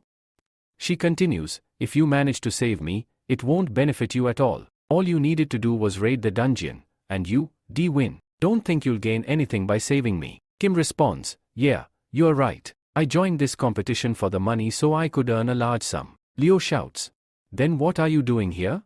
Go. You'll win, and it'll be over. And don't think I'll be grateful to you for this. After everything you've done, don't expect me to be indebted to you." Kim replies, "No, I don't think like that. I know what you did was wrong, but I also know this is probably the first time you've cheated. And while I have no plans to forgive you, I can't just let you die here." As Kim says this, Leo begins to see him as someone resembling her brother. Memories of her brother's words return. "I know it's hard to believe, but you will meet someone like this." Kim, thinking about his mentor's teachings, recalls a lecture where he was told, "You can create your domain according to your will, but most people don't understand that the domain of thought is also a form of judgment. Someone once told me that if you make a move first and think about it later, you'll be too late. But if you think and then move, you are in trouble." Kim, remembering this advice, thinks, "It's true. I need to act first and think later." At this point, we see Kim lost in thought, reflecting on everything that has happened. This deep thinking brings a surge of power within him, and Kim begins to understand that the current situation is something he needs to leave to his sixth sense. The next moment, we see the monster's hand swiftly heading towards Kim, but Kim quickly activates his sixth sense, specifically his transcendent ability. With impressive speed, Kim dodges the attack, and when it strikes the ground, a tremendous amount of pressure is released. Kim starts to think, "What's going on? I managed to dodge that attack so easily. In fact, I now have a feeling that I can predict where its next move will come from." And so, we see Kim easily dodging the monster's attacks, analyzing its movements. He realizes that by observing its muscles closely, he can predict the monster's every move. If this continues, there's a good chance he could defeat it. But, Kim knows he must hold out until the pro hunter team arrives. After all, the leader outside must have already requested reinforcements, so help shouldn't take too long. However, the real concern is how long Leo can endure, and Kim thinks to himself, "I don't have much time left. If I waste any more, the monster could hurt Leo. The first must defeat it now." Kim then uses the power of approval, enveloping himself in an aura. He injects this aura into his spear and attacks the monster. However, the monster also creates its own aura, a sign of its strength. Kim observes, "I can feel it. If I keep fighting like this, I'll never win. I need to combine the power of approval with my spear to create a much stronger attack. If I do that, I might be able to defeat it in one strike."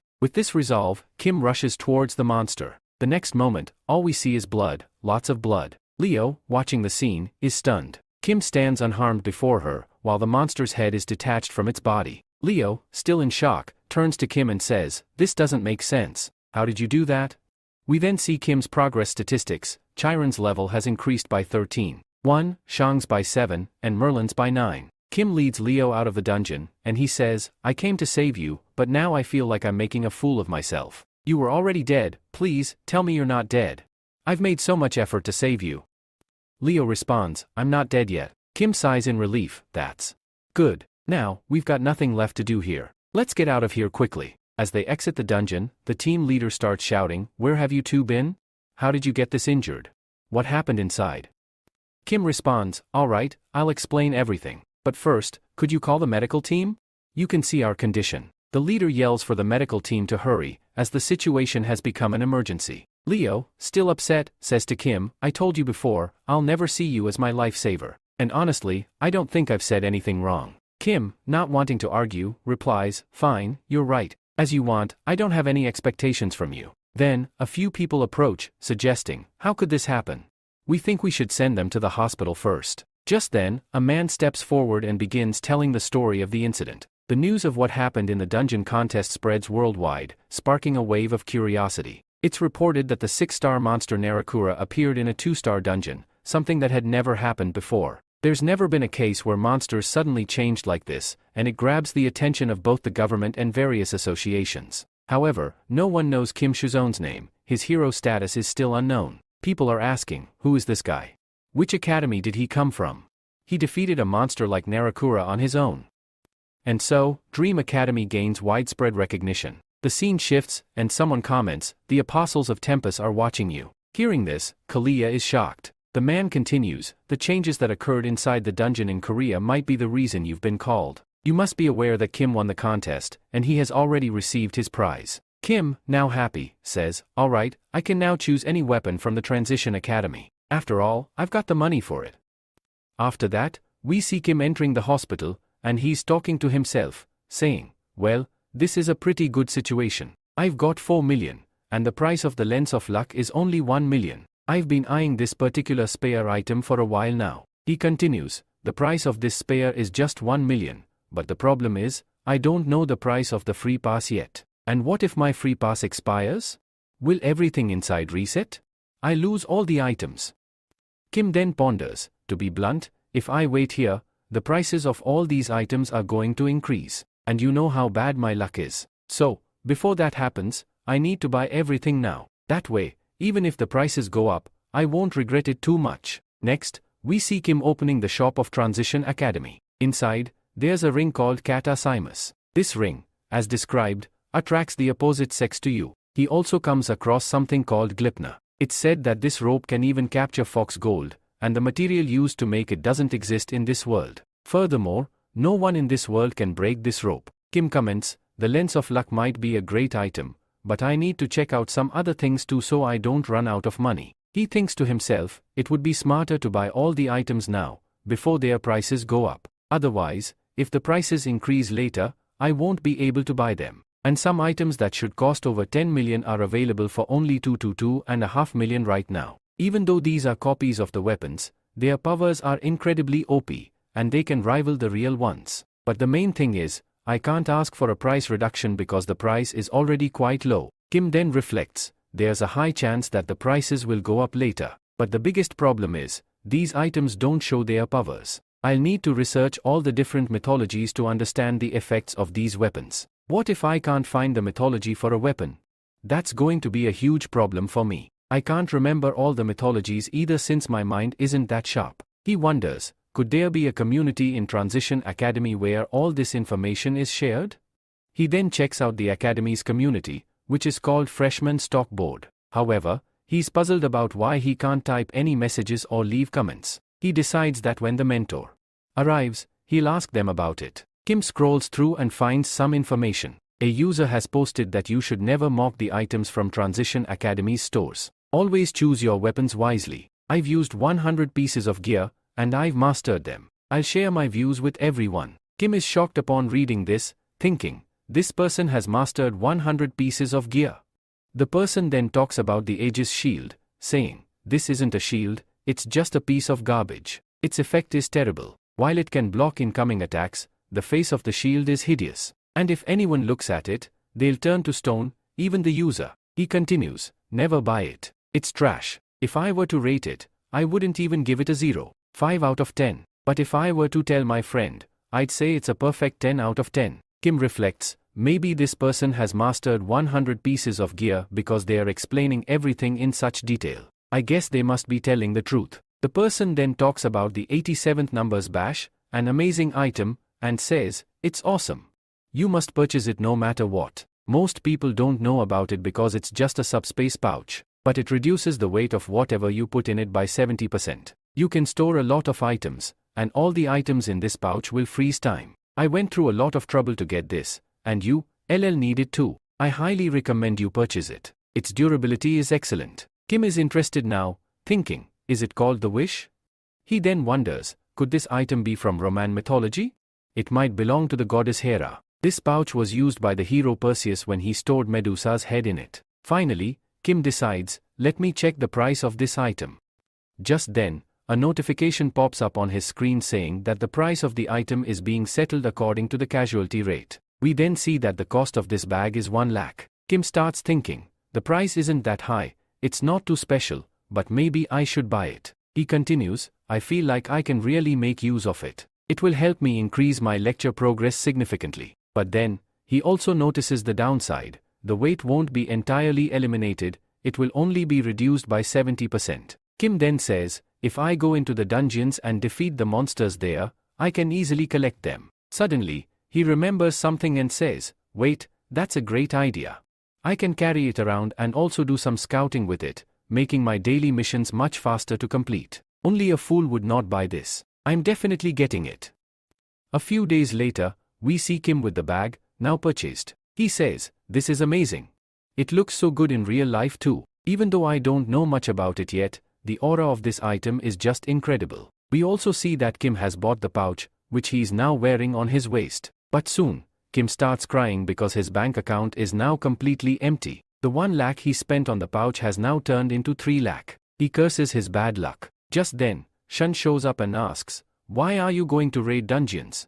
You were just discharged from the hospital yesterday. You should be resting at home. Kim responds, rest? Why should I rest? I'm completely fine now, and I can make money by raiding dungeons. Shun, surprised, asks, money? You already had so much money from your big prize. What happened to it? Kim replies, all of that money is gone now. Shun then asks, did you really spend all of it? What did you spend it on? She looks at the pouch on Kim's waist and instantly understands. But she's also confused because, to her, the pouch looks like it cost more than 4 lakh. Shun then asks, so, are you really excited about this? Kim, excited, replies, yes, I'm really excited. Shun, thinking to herself, recalls how Kim was so down when she took him to buy weapons. She then says, alright, well, it's your money, so I can't say anything. You can spend it however you want. The scene shifts to Kim entering a 4-star dungeon. Shun warns him, be careful. This is a 4-star dungeon. You need to stay alert and watch your surroundings. But if any dangerous situation arises, I'll protect you. Suddenly, the statues of the ghoul monsters begin to shake. Kim says, these ghouls have high defense. It's the perfect time for me to test this pouch and understand its power. He continues, I'll attack first to see if I can defeat them without relying on magic or my approved mountain abilities. Can I defeat them using only the pouch? Despite the monsters having strong defense, the pouch seems even stronger. Kim thinks, at least I'll be able to land an attack on them. As the battle begins, the monsters fail to react to his attack, and their defenses prove useless. Kim's strike cuts through them easily. Shun is shocked as well. Both Kim and Shun stand frozen, wondering what just happened. Shun, thinking to herself, realizes, I should be asking him what just happened. Kim finishes off the monsters without using any magic, and Shun says, I'm not even surprised anymore. After being around Kim, I've gotten used to all this. We see Kim slicing through the monsters like carrots. Shun wonders, what kind of ghoul monsters are these that cut so easily, like tofu? Kim then pulls out the pouch, thinking, I've collected quite a lot of monsters today. Shun, puzzled, asks, how are you even going to fit them in that pouch? It looks like your hand won't even fit in it. Kim quickly starts putting the monsters into the pouch, saying, it's a bit heavy, even though the weight's been reduced by 70%. He pulls out the monsters again, realizing that it's just too much to carry. Kim is saying that once he clears all the dungeons completely, he will gather all the monsters and take them with him. Hearing this, Shun, curious, asks if she can ask him something. She says, I am really curious about something after seeing you. Did you get 4 million yen in prize money or 400 million? Kim replies, no, I only got 1 million. Then Shun asks, so how did you buy so many amazing items? Kim lies, saying, I saw a hunter shop and bought them from there. Shun, excited, asks, where is this hunter shop? Kim replies, it's near my house, and it was called Transgen Shop. Shun, very pleased, says, Transgen Shop? Is that the place where you bought all those incredible items? Then take me there, I need to buy some items too. But Kim crushes her dreams, telling her, "No, you won't be able to go there right now. When I went, they were packing up to leave for a tour." Shun, skeptical, asks, "Are you telling me the truth?" Kim, looking confident, responds, "Do I look like someone who would lie to you?" Shun, not convinced but accepting his answer, says, "Okay, if you say so, I'll believe you." However, Kim is thinking to himself, "Sorry, I didn't want to lie to you." Just then, an earthquake shakes the place. Kim, looking concerned, says, "This place feels a lot more dangerous now." The monsters in the area start looking at Kim, and Kim, realizing the situation, says, "This is going to be tough." Shun, drawing her sword, says, "I guess I'll have to handle this." Kim, stopping her, says, "No, you stay back. I want to test something." Internally, Kim is thinking, "I need to see the full power of my spear because I haven't seen it all yet. It shocked me when it sliced a monster in half with one strike." He wonders, what will happen if I combine my mana with the spear and use my Approve of Mountain skill? We see Kim start using his skills, injecting his mana into the spear. The monsters charge at him, but Kim stays focused on his mana. Slowly, an aura begins to form around him, growing stronger. Shun, amazed, watches as Kim combines his mana with his Approve of Mountain skill. The monsters, seeing his power, begin to panic. Kim condenses his mana and directs it towards his spear, shooting it like a gun. The blast destroys all the monsters, leaving a huge crater in the ground. Shun, shocked, says, "I have no words for this." As we look at the massive crater, we learn that the attack was made through the spear, and Kim wonders, "I know this spear is a copy, but how can it have so much power?"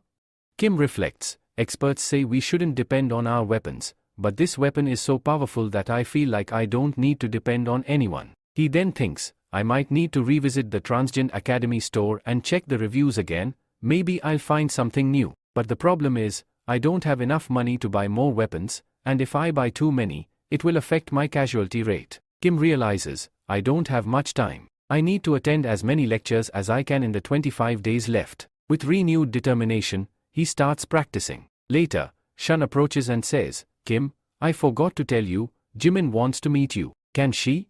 Kim is surprised, asking, "Jimin? Who is she?" He then asks, "Is she your little sister?" Shun responds, "No, she's not my little sister, but her name is Jimin. I should let you know, she's an apprentice of Magic Scent, and you must have heard of her." Kim is intrigued, "An apprentice of Magic Scent? I've heard a lot about her." We learn that Magic Scent has selected her apprentices secretly, choosing only the most talented individuals. Kim says, "I've heard a lot about her, and I think she's going to be the next Magic Scent." Kim then asks Shun, "Why does she want to meet me?" Shun explains, "The dungeon ratings have changed, and she wants to talk to you about it." Kim starts thinking to himself that she wants to ask about the distortion, but then he stops. Shun, on the other hand, tells him that he doesn't know how much pressure she was putting on him to meet her, but he had delayed it a bit, saying that Kim is still recovering. Kim then asks, "Is she the person?" To which Shun replies, "No, she's not like that. Besides, you don't need to worry about it." Kim says, "Alright, if that's the case, I can talk to her." Shun thanks him and leaves, saying, "I'll contact you after a while." Soon after, Shun messages Jimin that Kim has agreed. A light starts shining behind her, and then someone says, "Shun, I'm here." Shun is surprised to see him and asks, "How did you get here so quickly?" Jimin responds, "You told me I could come anytime." Jimin then asks, "First, tell me, where is the person you've been praising so much?" We are introduced to this person, Jung Jimin, who is an apprentice at the Magic Center. Shun is shocked, asking, "How is this even possible?" Kim looks at her, asking, "A high schooler? What is a high schooler doing here?" Jimin is also surprised, asking, "How can this be possible?" Kim then asks, "Who are you?" Jimin yells, "Where did you buy this from?" Kim asks, "What are you talking about?" But Jimin isn't listening. She continues, "Why didn't you tell me where you bought this from?" Kim gets frustrated and asks, "First, tell me who you are and how you are talking to me like this." Jimin replies, "If you don't like the way I am talking, you can speak however you want." Hearing this, Kim is left speechless. Then, Shun arrives and exclaims, "What happened here?" As soon as she enters, she grabs Jimin and says, "If you keep yelling like this, Kim will be surprised." Jimin responds, "No, let me go. I need to talk to him." Shun says, "No, stay right here," and Kim is taken aback upon hearing the name, Yooni. After a while, we see Yooni quietly sitting. Shun apologizes to Kim, saying, "Sorry, Yooni got too excited. Whenever she sees something new, she gets too curious." Kim then asks, "Is this the person?" Shun confirms, "Yes, this is Yooni Jimin, an apprentice at the Magic Center, just like I told you before." Kim says, "But how is this possible? Whenever I searched for information about her online, I found that she only lives inside the fortress, and her face didn't match what I expected." Shun explains, "Yes, she changes her appearance to keep her real identity hidden." Kim asks, "Is changing your appearance even possible?" Yooni stands up and says, "Yes, it's not perfect, but it's still possible. I can change my body shape and size. If I see someone once, I can look like them." Yooni clarifies, "It's not that easy. It's actually pretty difficult." She then changes the topic and asks, "By the way, where did you get that pouch from?" Kim replies, "What, the space pouch? Are you talking about this?" Yooni rushes to Kim and says, "Yes, I'm talking about that. How is this possible? I've been trying to make one for years, but every method I tried failed." Kim asks Shun, "Have you ever seen something like this?" Shun replies, "No, I hadn't seen it before today. I only saw it when it was with you because it's so impressive." Kim agrees, "Yes, it's definitely impressive. It looks pretty good too." Yooni then yells, "It's not just impressive, it's awesome. Don't you realize how good it is?" Yooni starts explaining how any object placed inside the pouch will freeze time, and 70% of its weight will be reduced. She gives a full lecture on it. Kim starts thinking, "If I show this to my workshop people, they'll start yelling at me." Then Yooni says, "Sell it to me. I'll pay whatever price you ask." Kim responds, "It could be a bit troublesome." Yooni asks, "Tell me, how much money do you need? Do you need 50 million, 60 million, or maybe 100 million? Upon hearing 100 million, Kim's eyes widen in shock. He then says to Yooni, "Do you even know how much money that is, or are you just talking out of thin air?" Yooni quickly responds, "No, I'm not joking. I'm being completely serious." She continues, "If you just ask for money, I can't give it to you right away. For that, I'll need to do a little bit of sponsorship work, but I can easily gather 100 million. And do you know what? This space pouch has a value even greater than 100 million. Kim starts thinking, a 1,000 square foot pouch only costs about 30 million, but this specific Kibi's pouch. She's offering me 100 million for it? Doesn't that seem a bit much? Then, Kim starts to doubt, I'm not so sure she can really gather that much money. Kim wonders, if I do get 100 million, I could repurchase the Kibi's pouch. But it's not just about that. With all the expensive weapons and lectures, I could buy them as well. That way, I could solve all my problems. But still, Kim says, turning down the offer, I'm sorry, I can't do that. Shun asks, what? You can't do that? But you needed money, didn't you? Yooni adds, you could even cover all your losses with that 100 million. Kim responds, fine, touch it first, then we'll talk. When Yooni touches the pouch, she's immediately shocked by its power. Kim says, now you understand. This pouch is bound to me. No one else can touch it. Kim thinks to himself, I just received a message that if anyone else tries to repurchase the pouch, they can never buy it again. And they can't even sell it to someone else. Kim is relieved, thinking, at least now she'll calm down. But Yooni is even more excited. Wait, is this artifact made of 5 circuits? I thought it would be made from 4. This is truly amazing. Tell me, where did you buy this from? She raises her voice, just tell me the name of the place, and I'll give you 1 million yen right now.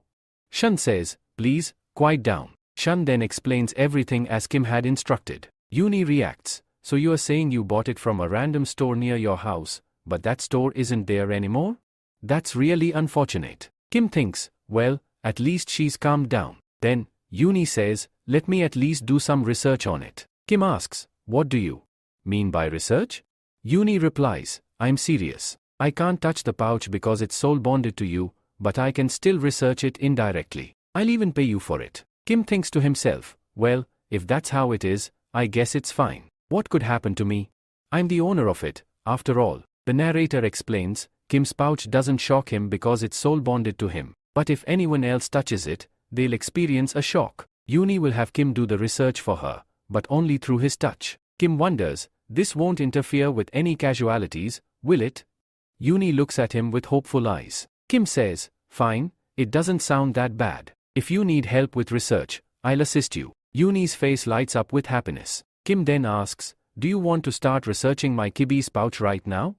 Yooni refuses. No, I don't have the materials with me. I'll invite you to my research lab, and we can do it there. But first, I have something important to talk about. Yooni continues, I almost forgot why I came here in the first place. Kim asks, are you asking about distortion? Yooni replies, yes, you're right. I need the details on what happened there. A bit later, Kim tells her everything. Yooni says, so you faced the Korra monster there, and the device couldn't track it? That's really strange. Kim agrees, yeah, it's strange. Yooni asks, how did you defeat the Narukura monster? Kim replies, maybe I was just lucky. Yooni, in disbelief, says, you are telling me you defeated a 6-star monster just by luck? If you couldn't condense your aura, you wouldn't even be able to scratch it. Kim shrugs, yeah, maybe I was just lucky that time. Kim was thinking to himself, if I had only used the power of Approval Mountain, I could never have defeated him. If I didn't have Merlin's mana, I would have been finished long ago. As soon as he thought of Merlin's name, something clicked in Kim's mind. He started to think about the last time he had attended Merlin's lecture. Kim then spoke to Jimin. I might be making a mistake here, but I want to tell you something. Jimin, curious, asked, okay, so what kind of opinion do you want to share? Kim explained, mana and magic are, in a way, a derivation of mana. How do you use mana? And how do others think of using it?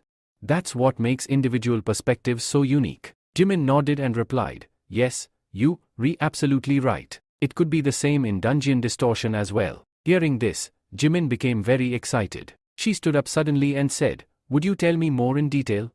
Kim started explaining, if we could change magic and aura, dungeon distortion might be the same. It could even be the result of someone's interference. I think this distortion could be caused by someone. It might even be artificial. Kim then thought to himself, what am I talking about in front of this genius? Oh well, forget it. He stood up and said, never mind, I think I've said some nonsense. You don't need to take me seriously. Jimin, still curious, responded, so who are you? What are you trying to say? Kim was taken aback. Jimin continued, I'm asking if you are a magic scholar. Kim, shouting, replied, can't you see? I'm becoming a pro hunter. Jimin responded, then tell me, how do you explain things so well? And tell me, what is the law of the world? Where did you learn so much about magic aura? Kim thought to himself, this is Merlin's idea. My brain's getting all confused. Jimin then said, you are amazing. And you have that pouch too. She became anxious and asked, wait, are you the one who made all those space pouches? Then she said, a normal pro hunter who is actually a secret genius. A magic scholar. Kim replied, what nonsense are you talking about? He thought, this girl's mind must be messed up. He then said, no, I'm not a magic scholar. Jimin, more determined, said, okay, then tell me more about your ideas. Kim explained, I've added some thoughts here based on what Merlin taught me. I never imagined it would have such a big reaction. Jimin began teaching her class, asking, what do you know about the fundamentals of mana? Kim explained everything he knew, adding, this is pretty normal. Think about it, if the head of a transition academy answers questions, it's bound to spark curiosity. So, their knowledge is likely to be extraordinary. However, as he spoke, Kim suddenly thought, wait a minute. If I have this much knowledge, I could teach others and make money from it. Looking at Jimin, he thought, my brain's finally working properly. He continued, this makes so much sense. If I've loaned out my kibus, why not share my knowledge too and make money from it? After all, I've worked hard to acquire it. Kim thought, I shouldn't just let go of everything I've gained. I need to keep increasing my knowledge, because I am a candidate. Someone might come to me to learn, and I need to be prepared. Finally, Jimin responded, so, you don't know the basics, which means you don't know about sorcery either, right? Then Kim starts speaking. You saw it, right? My progress rate is only around 17%, so obviously, I can't go much beyond this level right now. Right after that, Yooni stands there and says, thank you for giving me that idea earlier. It's been really useful for me, and I can also apply it to my research. Then Cheyenne chimes in from the back, I brought some snacks for you. Aren't you going to eat them? To that, Jimin, who's about to leave, replies, no, I've got unfinished work to complete first. And that's why I'll definitely invite you to the lab as well. Still, Cheyenne insists, but at least have a little bite before you go. Then Kim starts talking about uni. If I look at her from a public perspective, she's quite a unique girl. Cheyenne agrees, yeah, you're right. I think uni must have heard about this already. Even I worry sometimes. Can she really become the next magic saint? Kim thinks to himself, if I consider that Kalia is the sword saint and I've already met apprentices of the magic saints, then that in itself is a big deal. Still, it feels odd that I've met them already. Cheyenne then sits at the table and says, let them go. Let's have our meal. Kim nods, all right, thank you. While eating, Kim continues thinking, the next one is the grand voice. Maybe they might come and meet me. The scene shifts. Kim is now sitting somewhere alone, visibly frustrated. This lecture progress rate. It's increasing way too slowly. We get a clear look, Kim's lectures are progressing slowly indeed. Chiron's at 0.7%, Siddharth Gautam at 0.1%, Xiang Yang at 0.5%, and Merlin just 0.2%. But then Kim suddenly becomes motivated. Well, my daily tasks get completed quickly because I've got the current wish. But even if I have spare time, I should still keep training to improve my progress rate faster. At the very least, I want to finish one full lecture while I still have the free pass. He pauses, thinking, or maybe I might need to buy another free pass again to keep boosting my progress rate. Later, Kim goes to Miss Cheyenne and says, Miss Cheyenne, I wanted to ask you something. But we see that Miss Cheyenne is lost in her own thoughts. She's saying to herself, what do I do when the new candidates enter the academy? I can't train them all at once. I'll have to buy even more lectures. Hearing all this, Kim makes an awkward expression. Cheyenne keeps thinking aloud, I can't just hire any random person to come and start teaching the students. I'll also have to decide how much salary to give them. Kim finally walks up and asks, Miss Cheyenne, are you okay? Startled by his voice, Cheyenne jumps. Who's there? Oh. You were calling me? Kim responds, what's wrong? You didn't even hear me. What's bothering you? Cheyenne asks, so you were calling me? Kim says, yes, you seem very stressed lately. Cheyenne nods, I was just thinking, if I recruit more candidates, more students will enroll. But that also brings more challenges. That's what I've been trying to figure out. Kim thinks, wow. She already has so many problems of her own. Then Cheyenne asks, all right, tell me, why were you looking for me? Kim replies, oh, it's nothing serious. I just wanted to ask if there are any upcoming competitions, like the Dungeon Sweep contest or the Academy tournament we had earlier. Could you check if there's anything like that happening in the next 20 days? Cheyenne checks her phone. I'm sorry, there aren't any competitions happening right now. Hearing that, Kim gets disappointed. Not even one? Cheyenne adds, well, there is a mock exam coming up next month at Hunter Miles Academy. We're then given some details about this mock exam. As the name suggests, it's not a real exam, but even so, anyone can become a pro hunter through it. However, if you fail, you'll have to wait an entire year to try again. The pressure is real. Hunter academies push their candidates to pass this mock test as soon as possible. Rumors even say that if you score high in this mock exam, your chances in the real pro hunter exam increase significantly. Kim starts thinking seriously. There are definitely going to be some strong contenders, probably even stronger than Lee Chan. And if I participate in this mock test, I could qualify for a scholarship. That would solve both my lecture and money problems. But then he remembers the catch. This exam is next month. And by then, my free pass will expire. So, after that, Kim starts speaking. Alright. I guess I don't really have any choice now. Still, let's see how far I can go if I give it my all. A little while later, we see a new scene where Kim is watching a lecture by Chiro. In the lecture, Chiro explains that techniques are never truly perfect. Situations change, and with that, your techniques must adapt too. But there's one thing more important than any technique, our institution. Kim, while watching the lecture, reflects, well, why did I never think this way before? And this transition academy, it's seriously overpowered. Then Chiro appears again and says, let me give you a quick reminder. The mock exam for the transgender program is coming up soon. Kim is clearly shocked hearing this. Chiro adds, let me give you a piece of advice. Don't stress too much about the mock exam. After all, it's just a mock. I'll explain more in the next lecture. Kim, still confused, wonders, did I hear something wrong just now? Alright guys, here's something you should know. This mock exam isn't some kind of hunter exam. It's a standard practice test used everywhere so that teachers can evaluate their students' level. Then Kim says, wait, even in Transition Academy they conduct mock tests.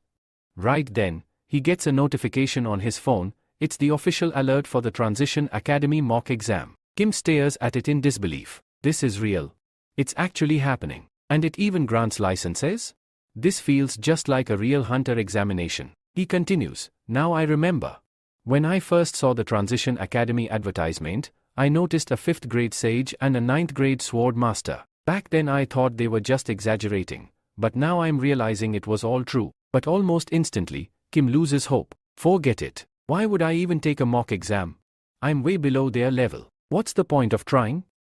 Trying to distract himself, he opens another lecture, hoping to improve his lecture progress rate. But just as he starts, a different teacher, someone from the spear class, starts shouting, your mock exam is coming up soon. If you have the motivation, go and pass it. You should take it as soon as you can. Use your power of opportunities skill, even if you retrash, clear it with your pride. The lecture ends, and Kim mutters, what the heck is going on? These aren't just recordings. Why is every lecture today focusing on this mock exam? Why is there so much pressure on me to take it? Then Kim stops, puzzled. Wait a minute. Siddharth Gautam and Merlin, they aren't saying the same thing, right?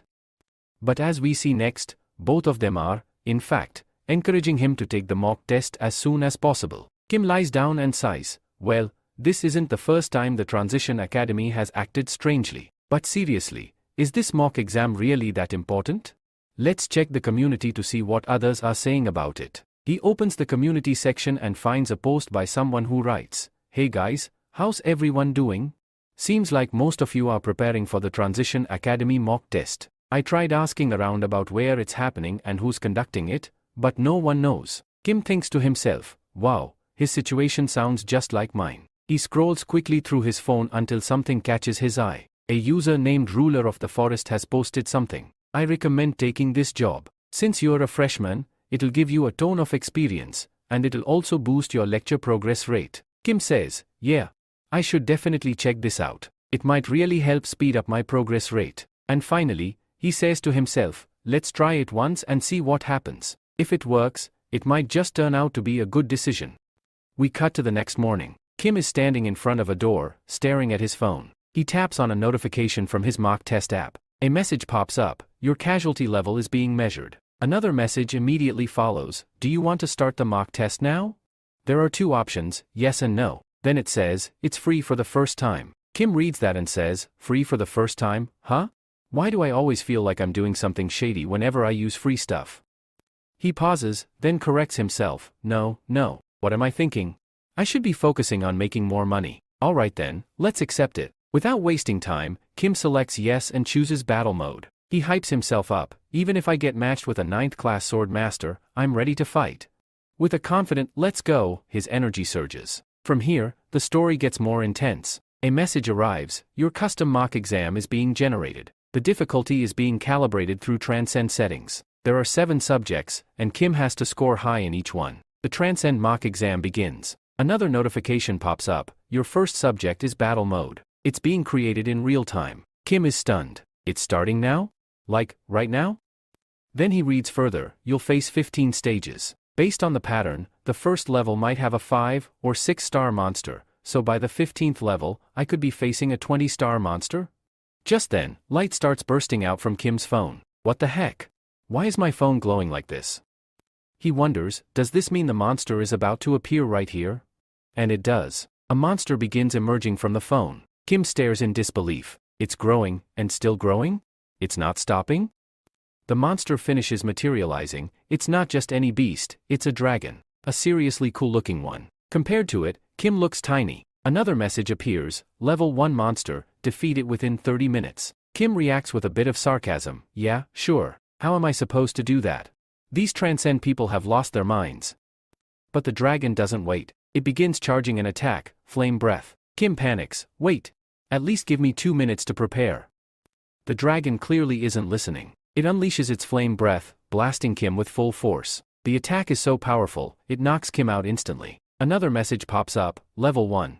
Failed. Survival time, 2 seconds. Kim opens his eyes, confused and disoriented. He starts pacing around, muttering to himself, this is insane. How was I supposed to beat that? That wasn't just hard, it was absurd. He reflects, that was only level 1, and it was a dragon of ruin? Not even a minor dragon? Then what's level 15 going to be? A god? He begins spiraling, do Transcend students really fight gods? Or are they fighting other Transcenders? then catches himself, no wait, they are the transcenders. He imagines the gods, Hercules, Zeus, Buddha, watching him and laughing. Trying to calm himself down, Kim takes a deep breath. He sits and tells himself, okay, let's think, what's the next step? He checks his phone again. At least there's one good thing, he gets 10 tries. That gives him some hope, but deep down he knows? No matter how many times I try, nothing really changes. I always lose. But maybe this time, I'll see if I can actually win. And then, after that, we see Kim constantly giving tests and failing in them. He keeps failing over and over again. This failure seems endless. Eventually, we see Kim's face, which has become quite strange, revealing that he only has 5 chances left. Kim then says, man, at this rate, I feel like I'll never win. How am I ever going to defeat this? If it keeps going like this, I'll never beat it. If I keep practicing like this and keep taking tests, I'm going to lose my mind. Then, the scene changes to Kim sitting in a park, calmly drinking juice. He says, the dream of becoming a pro hunter is still far away. So, how can I even think about becoming a transient? I need to increase my progress rate as quickly as possible. As Kim thinks about this, we see him wondering if he can cancel his plan. Just then, his phone receives a notification from the Transition Academy, asking if he would like to take an explanation lecture for the mock test. Kim, filled with excitement, quickly picks up his phone and says, is there anyone who can tell me an attack pattern so that I can clear the first level? The message contains 3 lectures. Heaven Great Sage signified the guardian beast of the blue dragon. Kim is thrilled to see that Great Heaven Sage is included. After considering, he thinks, maybe I can learn these lectures side by side. That would be awesome. He quickly registers for the Heaven Great Sage lecture. In the lecture, Great Sage explains that the first level problem in the mock test is the Dragon of Reunion. He reassures the students that, even though this test seems extremely difficult, it's not as hard as it appears. He compares the battle to fighting Buddha, stating that it is equal to fighting heaven itself. Great Sage adds that many candidates struggle with their breathing during the test. Kim, lost in thought, reflects, it's been a long time since I saw Sun Wukong. The first time I saw him, I thought he was just a cosmic player, but now I know the truth. Sun Wukong then explains that the fight with the dragon will begin at a specific spot, and it will end just as quickly using this method. He says, if I explain it simply, once you avoid the dragon's breath, you'll have already won. Kim, still confused, asks, how do I do that? Sun Wukong responds, I'll show you. A dragon appears before Sun Wukong, the same one that had fought Kim earlier. Sun Wukong explains that instead of defeating the breath, the goal is to dodge the dragon's attacks. Once the dragon uses its breath, it won't be able to use it again for a while. He simplifies, after the breath is over, just hit it enough that it gives up. Sun Wukong then demonstrates using his staff, which is glowing brightly. Kim is amazed, saying, isn't that the heavenly meteor staff? Sun Wukong attacks with it, and the power of the attack, called Meteor Grand Fall, is enough to defeat the dragon instantly. Kim watches in awe, and Sun Wukong casually says, see? It's pretty easy. Kim, however, is still skeptical and responds, did you really just say that was easy? Sun Wukong explains, from my perspective, any candidate can clear it with the right ability. If something seems too difficult, just find the solution. Feeling defeated, Kim is left confused and mutters to himself, what kind of lecture was that? Do they not know how to explain things properly? Or maybe they just don't get how explanations work? He then sighs, no, wait, Sun Wukong is the only one who explains things to me like this. Everyone else goes into way too much detail. The scene shifts to the second lecture, the guardian beast of the blue dragon. After that, he starts explaining, can you face the breath? Then, he pauses and wonders to himself, how can I fight against the breath? He becomes quite sad and says, how am I supposed to do this? Should I just give up? And anyway, I've already used all the free passes from the previous ones, so what's next? He then looks at the third lecture titled Siegfried, where he talks about the fan fire ability. He explains that Siegfried is a famous hero in Northern Europe, often regarded as the dragon slayer. He then goes on to say that Siegfried earned this title not just for slaying dragons but for defeating the Fifur dragon, the most feared one, which earned him the title. Next, the lecture starts, where it is mentioned that, as you already know, Fabrinet's special attack depends on breathing. Whether you can dodge it depends entirely on your ability to handle the breath. We are then shown Siegfried's face, and it's stated that this is the legendary dragon slayer. The instructor explains, if you want to win, you need to learn to dodge his attacks. We then see Kim, who says, I think this is just like the first lecture, and I'm probably going to have to quit this too. But, the lecture continues, and the instructor explains, if you're struggling, it means you haven't cleared the first level yet. Let me explain what's special about this. I'll give you two methods. The instructor begins with the first method, saying, as soon as the dragon is summoned, it will immediately launch a breath attack. If you re-prepared in advance, you can handle it and even counter its attack. He reassures everyone, it will be tough in the beginning, but with practice, it will eventually feel much easier. Kim listens carefully to his words, but there are still some candidates struggling to dodge the attack. The instructor then reveals the second method. For the second method, you need to bring something that shines, something that can distract the dragon. At this, Kim looks intrigued, clearly interested in this new approach. After that, the scene shifts. Someone is speaking, saying, thank you so much for coming here. We then see Kim holding what appears to be a full gold bar in his hand. He says, well, this looks pretty good. But let me tell you, it's not real. He just covered it to make it look like gold. You know how poor Kim really is. Next, we flash back to a moment earlier where Kim is explaining something. You don't need to do much, he says. Just bring something shiny, something that looks like gold. And also remember, that dragon is completely obsessed with gold. That's the only reason I ever defeated it, not because it doesn't have gold, but because it loves gold. He continues, as soon as the dragon is summoned for your first level fight, just throw the gold bar at it. The dragon won't use its breath attack, because if it does, the gold will melt too, and he doesn't want that. Then Kim turns to the person and says, why are you looking at me like that? Are you trying to say I'm not using any skills? Well, that's not my problem. It's your problem, how you solve it is up to you. Whether you use a skill or something else is your choice. That's all I can tell you. If you still have doubts, you can ask me later. Back in the present, we see Kim walking away, saying, well, I don't have many options left. I'm just going to use this. He begins summoning the dragon again. And pretty quickly, the dragon actually appears. Kim explains, as soon as the dragon was charging its breath, I threw the gold bar toward it. We then watch the gold bar fly straight toward the dragon. The dragon's eyes go wide the moment it sees the gold. Instead of attacking Kim, it chases after the gold, completely excited. Kim grins and says, finally, I stopped its breath attack. I think I can actually win this. But things turn quickly. The dragon soon realizes the truth, that the gold isn't real, just something coated to look like it. The dragon gets furious. It charges straight toward Kim, who yells, this thing's gone totally mad. How can anyone call this monster just a lizard? Then we see it happen, the dragon attacks and kills Kim. A notification pops up, you've failed level 1 again. Kim returns to his world, sighs, and says, I lasted barely a minute. And that too, just barely. Now, Kim is left with only 4 chances. He mutters, how am I supposed to defeat a monster like that? He looks at something on his phone and is completely shocked. Chiron's lecture rating has increased from 0.7. Kim says, should I get gold armor? Then maybe he won't attack me at all. He adds, it's great that my progress rate has increased. Then the scene shifts again. Kim is back, fighting the dragon. He leaps high and comes down hard, trying to attack.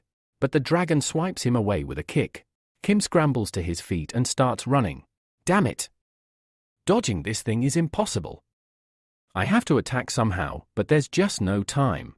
He manages to get behind the dragon. But the dragon sees him. With a swing of its tail, it attacks. Kim exclaims, damn it! I can't dodge this. Desperate, he pulls something from his space pouch, gold biscuits. He throws the gold bars at the dragon. Immediately, the dragon's focus shifts from Kim to the gold. That's how Kim escapes the tail attack. He pants, that was too close. I almost died. But the dragon charges at him again. Kim yells, what is wrong with this thing? Why is it still so mad? Didn't that one gold bar satisfy it? He decides he needs to give it more gold. Kim pulls out a bunch of gold biscuits from his pouch. The dragon's attention instantly locks onto the shiny gold. It becomes so obsessed that it forgets about Kim completely. Seizing the moment, Kim wastes no time. He flies straight toward the dragon and activates his skill, Uproot of Mountain. Then he uses another skill, a momentum that over the world. Kim's entire look transforms, he's glowing with power, looking absolutely OP. Without holding back, Kim launches a powerful attack straight at the dragon. Then we see that due to that attack, the dragon's mouth opens completely. It looks like the dragon also suffered a lot of damage. After this, Kim becomes extremely happy and starts saying, "All right. I finally managed to land an attack. But did it actually affect the dragon?" However, we then notice that Kim's attack had absolutely no effect on the dragon. The dragon turns to look at Kim, and we see it glaring at him with furious eyes. Kim starts feeling uneasy and says, "Why do I suddenly feel cold?" The next thing we hear is a loud scream. Right after that, Kim receives a message saying, "You failed level 1 again. You still had 24 minutes left, but your trial is over." We then see Kim lying on the ground, badly injured. He says, "I really thought I could defeat the dragon this time. But all I got was intense pain." Despite failing, we see that Kim's progress rate has significantly improved. Chiron's lecture increased to 5.1, Songyong's to 4.5, and Merlin's to 1. Looking at these results, Kim becomes quite cheerful. He says, "Just like I thought, when I attacked that dragon, my lecture points went up. If this continues, maybe I can complete all the lectures before the free pass expires. And not just one, I might even complete 2 lectures." He looks at his screen with excitement. But just then, another message pops up. "Do you want to try again? You still have 3 chances left." Seeing this, Kim gets even more pumped and says, "Let's do this. I'll try again." After a short while, we cut to a new scene where someone approaches Kim and asks, "Mr. Kim, are you really not going to the dungeon raid?" It turns out to be Shen. Kim replies, "Yeah, I won't be raiding the dungeon for now. I'm a bit short on time, so I'll stick to self-training." Shen asks, "Do you really not have time?" Kim thinks to himself, "Yeah, she's not wrong. Lately, I've been acting pretty weird, always staring at a blank screen.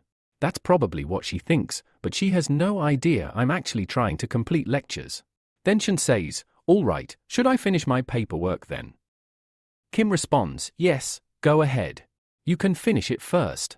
Next, we jump to results day. Kim scores only 4.2 out of 100 in battle. He finds out he completely failed. Everything else is marked as undecided, and Kim sarcastically says, "Wow, what an amazing result. I failed the first level of the mock test." He continues, "The biggest issue is that my lectures didn't progress as quickly as I expected." Kim reflects, "The more fights I engage in, the more my teaching experience grows, and because of that, my progress rate also increases rapidly. I'm even becoming more skilled at applying what I learn." Then we see Kim sitting down, thinking, "Well, there's a 3-day break before the next mock test at Transition Academy. Until then, I should check if there are any lectures I can take. It'll be at least somewhat useful." We cut to a scene 3 days later. A message pops up, "Your basic endurance test is about to begin. This is your second test." Kim starts thinking, how is this next exam going to go? Another message arrives, "You will now receive your question." Suddenly, a red orb appears in Kim's hand, surrounded by a fiery aura. Kim stares at it and says, "What is this? If I collect 7 more items that look like this, will I get a wish granted?" What a joke, and then, right behind Kim, a dragon appears. Another message pops up, "You don't have to do much. Just protect the pill given to you. That's your test." As he turns around, he sees a giant dragon towering behind him. And finally, a last message appears, "You must not take even a single hit from the dragon. The timer is set for 1 hour." After that, we see the dragon coming straight towards Kim, ready to attack. However, Kim is still in shock, standing there, thinking to himself, "Is this what they call the basic endurance test?" Then, a message pops up, telling him that he had died and come back within just 3 seconds. Another message follows, asking, "Do you want to try again? You have 3 chances left." Next, we see Chiron's lecture increasing from 7.2, and Songyang's lecture rising to 5.3. Following that, we reintroduce to the third subject, which is a test on reaction speed. This test is also on level 1, and its time limit is 10 minutes. We then observe a statue-like object, immersed in its own chant, as Kim stands there thinking, "What is this thing saying? I don't understand anything about it." Afterward, Kim speaks to the statue, asking, "Do you need an answer from me?" We don't learn if Kim won or lost, but we do see a lecture screen showing an increase in his lectures to 0, 2 and 1. Next, we are introduced to the fourth subject, titled Mana, Another Level 1 Test. Here, it's explained that Kim must give as much mana as possible to the Bulgasari, and the remaining time for this task is 30 minutes. Kim then watches the Bulgasari consume his mana. He says to it, "Are you a stomach or a well? When will you finally be full?" After this, we see the Bulgasari run away, crying, saying, "Forget it, I'm not giving my mana to anyone. I'm completely drained." We return to the progress screen, where Chiron's lecture has increased to 7.2 and Songyang's lecture has risen to 5.4. Then, the fifth subject appears, mental strength. It's explained that all Kim has to do is listen to Sharon's song, which has a time limit of 30 minutes. We then see Sharon, who is actually a mermaid, singing beautifully. Kim stands there, thinking, "This sounds really good. Is this the effect of Siddhartha Gautama's lecture?" After this, we learn that Kim has passed level 1, making him extremely happy. He says, "Wow, I passed level 1 for the first time. I could easily continue to level 15. However, Sharon gets very angry at Kim's words. Then, she starts singing a very dangerous song on level 2, causing blood to pour from Kim's ears. A message appears, stating that Siddhartha Gautama's lecture has increased from level 1. After a while, we see Kim, irritated, saying, "This is absolutely terrible." We then get a look at Kim's mark sheet, which shows low scores, 4.2 in battle, 3.7 in basic endurance, 2.3 in reaction speed, 1.2 in mana, and 9.8 in mental strength. Despite failing all the subjects, the good news is that his progress rate has greatly improved, with Chiron's lecture at 94.9, Siddhartha Gautama's at 15.5, Songyang's at 96.3, and Merlin's at 19.9. After seeing the results, Kim thinks, "I feel like I can complete 2 lectures. I'm just wondering what powers I'll gain after completing them." He then realizes there are still 2 subjects left. What is going on? I didn't get any answers when I responded to the questions, and maybe I'll have to choose a subject on exam day. Kim then decides to let it go, saying, "I'll just wait until the time comes. I can't do anything else right now." Later, we see Kim very stressed, nervously biting his nails. Then, Shion arrives and asks, "Mr. Kim, is something wrong? Your expression seems odd every day." Kim reassures her, saying, No, nothing serious. Don't worry, I'm fine." Kim then reflects, "This feels really wrong. 3 days have passed, but I still haven't received any messages. There are only 5 days left until my free pass expires. I need just a little more time to complete my lectures, but I don't have enough time. Should I go into the dungeon and increase my progress rate?" He decides it would be better than sitting around doing nothing. "I need to clear the dungeon as soon as possible." Just then, we see lights coming from Kim's phone, and a mentor appears, saying, "It's been a long time since we met." Kim, surprised, says, "What is this?" The mentor laughs, saying, "You've really scared me. What did you do while I was away?" As Kim notices the mentor, he thinks, "Man, ever since Ava showed up, things have been quite different." The mentor suddenly gets excited and says, "I feel like even in my absence, you have made quite an impressive progress." But Kim, shouting, quickly responds, "Hey! Why did it take you so long to get here?" From behind, Shen asks, "Are you talking to me?" Then, Shen asks, "Mr. Shoujon, what did you just say?" Kim, trying to avoid confrontation, quickly replies, "I didn't say anything. You must have misheard me." Shen agrees, "Yeah, that could be true. Maybe I did hear it wrong." Kim, now calmly speaking, says, "I think you're really tired, so maybe you should take a rest." The mentor, sitting in front of Kim, now speaks, "First, tell me why you arriving so late." The mentor continues, "I thought you'd manage fine without me." Kim, not holding back, responds, "How can you even say that?" The mentor sighs and admits, "All right, I have to tell you the truth." Kim, firm and ready to hear it, replies, "Yes, tell me the truth." The mentor explains, "I went to check your profile, but when I saw it was absolutely terrible." Kim, irritated, exclaims, "Terrible? What exactly do you mean?" The mentor calmly responds, "The biggest issue is your level." Both Kim and the mentor fall silent, processing the weight of the words. The The mentor then adds, even if I wanted to help you at your current level, I just can't. Kim feels frustrated hearing this and says, if that's the case, you could have at least told me earlier. The mentor apologizes, all right, I'm sorry for not telling you sooner.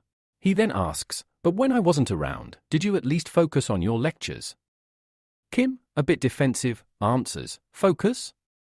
You re-talking about focus? I've worked hard on this. The mentor, now pleased, asks, then show me your progress rate. As the mentor sees Kim's progress rate, his words falter. Wait, what's this? Is there some error? Why is it showing this? Kim asks, what happened? Is something wrong? The mentor, confused, responds, it's showing that you're taking 4 lectures. But why does the progress rate look like this?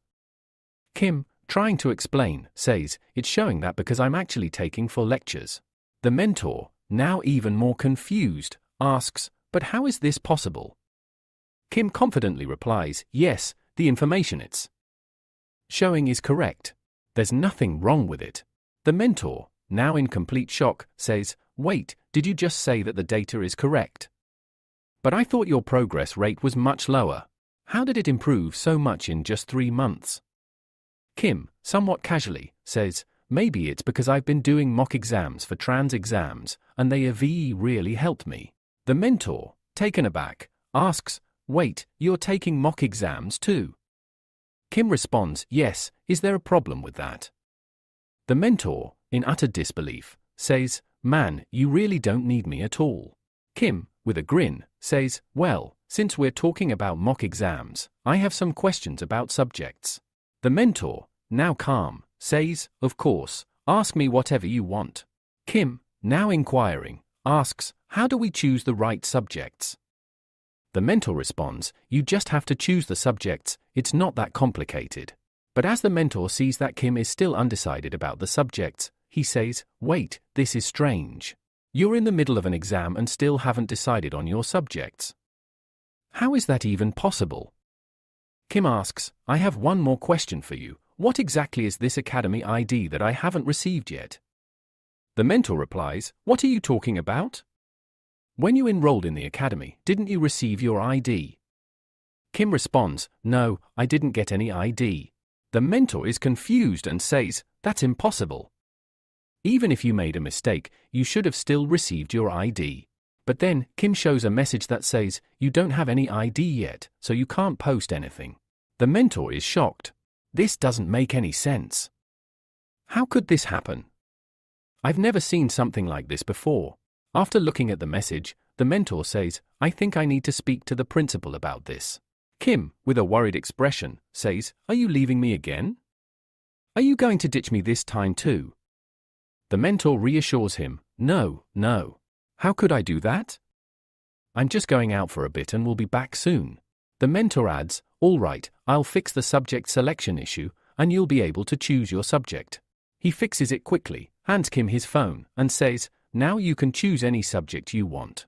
The mentor disappears, saying, I'll come back before the free pass expires. Kim, about to speak, realizes the mentor has already left. Kim mutters, I had more questions to ask, but he left so quickly. Well, it's not a big deal. He said he'll be back before the free pass expires, so I'll wait. Later, Kim successfully selects his subject. We see that after some time, Kim has completed the subject. As a result, the lecture on Srongyong goes from 3.7 to a higher level, and Kim's progress is 100%. Kim is surrounded by a glowing aura, and a message pops up, you've completed the technique the power of the uprooted mountain. Kim can't believe it. Did I really learn the power of the uprooted mountain? He swings his spear lightly, and a huge aura bursts from it. He exclaims, what just happened? I only swung my spear naturally, but it released the power of the uprooted mountain. Another message appears, would you like to enroll in the upgraded version of Power of the Uprooted Mountain?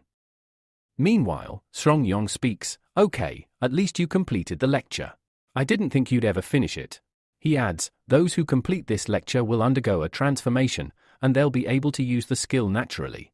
But don't get cocky, this is just the beginning. The power of the uprooted mountain is just a basic skill.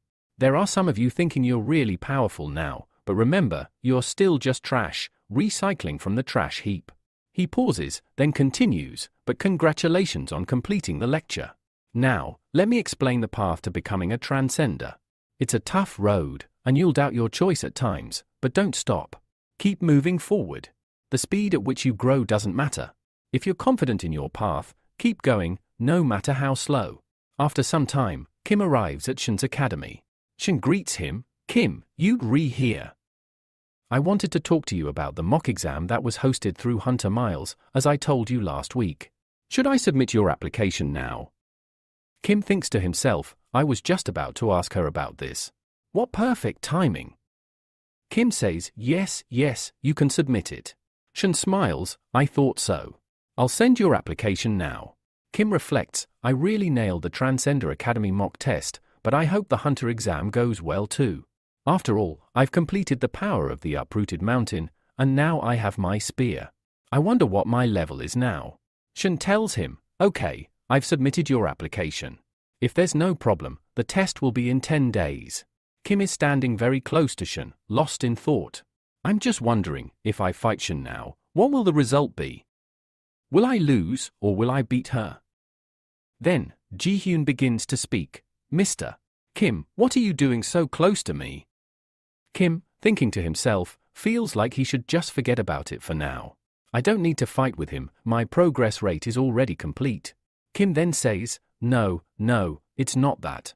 But tell me, how's the plan for recruiting new candidates going? Ji-hyun responds, I've been getting quite worried lately because I keep thinking, if I recruit a new candidate, how will my grandfather react to that? Kim thinks to himself, that's a valid concern. If Sword Scent finds out about this, they tell I'll probably beat everyone up. And should I fight with them again? Ji-hyun, still thinking, asks Kim, even if I manage to convince my grandfather, which lecturers should I invite? Kim, surprised, asks, lecturers? Does that mean you're not planning to teach them yourself? Ji-hyun explains, I can teach a lot of topics, but I can't teach everything as well as I'd like. Each candidate has their own unique style. Kim, puzzled, replies, I thought you could teach multiple students at once. Ji-hyun clarifies, I do need quite a few lecturers, but I can't just invite anyone. I can't afford to hire the famous ones, as they demand a lot. Kim asks, so how much do the popular lecturers usually earn? Ji-hyun answers, popular lecturers at least earn around 100,000 per month, and top-tier ones can charge up to $1 million just for being invited. Upon hearing 1 million, Kim can't hide his excitement, his eyes shining with greed. Kim realizes, so, that's why many hunters retire and join academies. Thinking for a moment, Kim tells Ji-hyun, if you ever need me, just call me. Ji-hyun responds, sure, I'll manage. Scene change, 3 days later, Kim checks his results. His score is 29 out of 100. What is this? How do I only have 29, he wonders. We then see Kim's lecturer scores, which have significantly increased. Siddhartha Gautam, 15. 5. Song-yong's lecture is fully completed with 100, and Merlin is at 19. 9.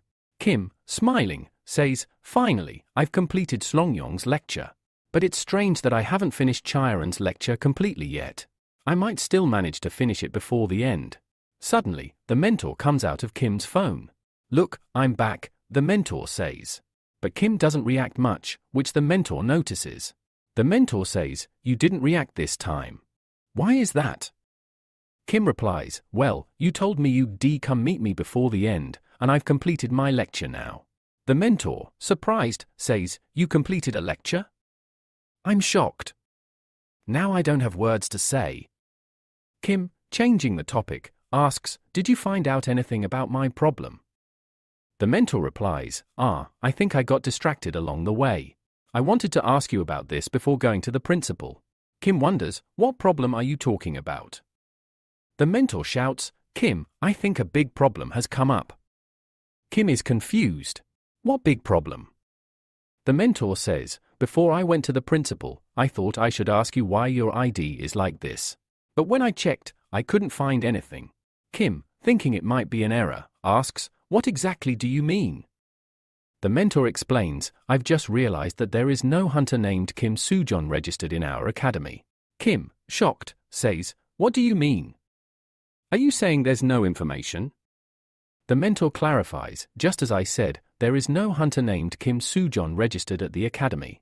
Kim, still confused, asks, wait, so you're saying I'm not a member of the Transition Academy? Kim then shouts, how am I even able to take lectures if I'm not registered? The mentor sighs, that's exactly what I wanted to tell you. So, the mentor starts explaining to Kim that there is a possibility that only members of their academy can access the lectures. This is why Kim is able to see the lecture on the black screen, and if someone isn't a member, they won't be able to progress in the lecture. The mentor continues, saying that even if he didn't have a membership, he wouldn't be able to approach Kim as a mentor. Kim, now curious, asks, so, you didn't tell the principal about this? The mentor confirms that he did send the information to the principal, but the principal still doesn't know anything about it. Kim starts thinking about who might be in charge of the academy. He doesn't know the academy leader, but he's sure the person must be very powerful. If even that person doesn't know what happened, then no one else would. Kim asks, could this be a system error?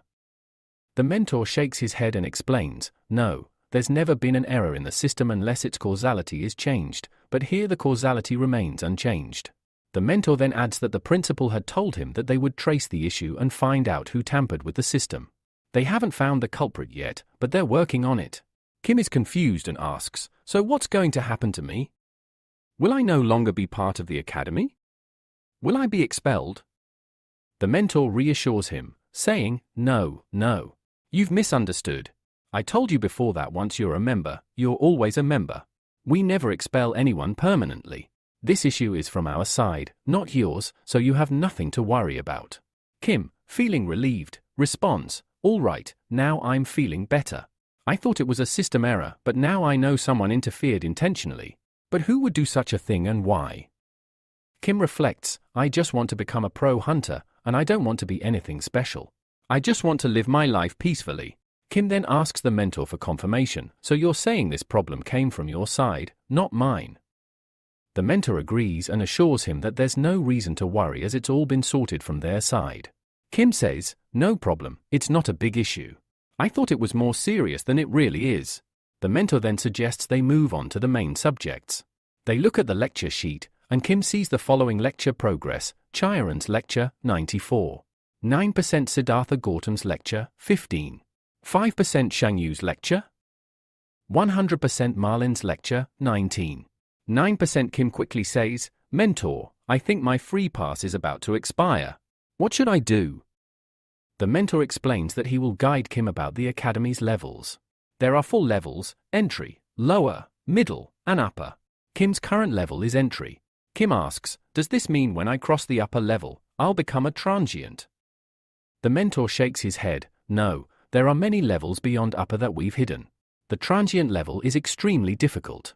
If you think the jump from entry to upper is hard, transient will be even more challenging. Kim gets nervous hearing this, but then the mentor asks him, are you planning to keep your main weapon as a spare? I suggest you purchase the new free pass before the old one expires, so you can continue with the new lectures. Meanwhile, a few messages pop up, one mentioning a person who can do 3 representatives with 500 tons of weight, and another lecture about footwork by Jiang Jeffen. The mentor tells Kim that both these lectures would suit him very well. And that's how the situation unfolds for Kim. Kim is confused and begins speaking. He asks, so, can't I use my mana cultivation version and spare parts? His mentor clears his confusion by replying, no, you can use them, but they are currently at a mid-level. According to my advice, you need to strengthen your foundation first. After that, you won't face any problems, and you'll be one step closer to becoming a transgender. Kim starts thinking and responds, maybe there's a reason for what he said. He agrees with his mentor and says, all right, I understand what you mean. Soon after, a message comes in stating that according to his casualty, his fees are being prepared. Kim is shocked when he sees that the registration fee is 2 million, and the fee for the second lecture is 5 million. His situation becomes worse, and he thinks, even though this is a free pass, I feel like I'll need a lot of money for this.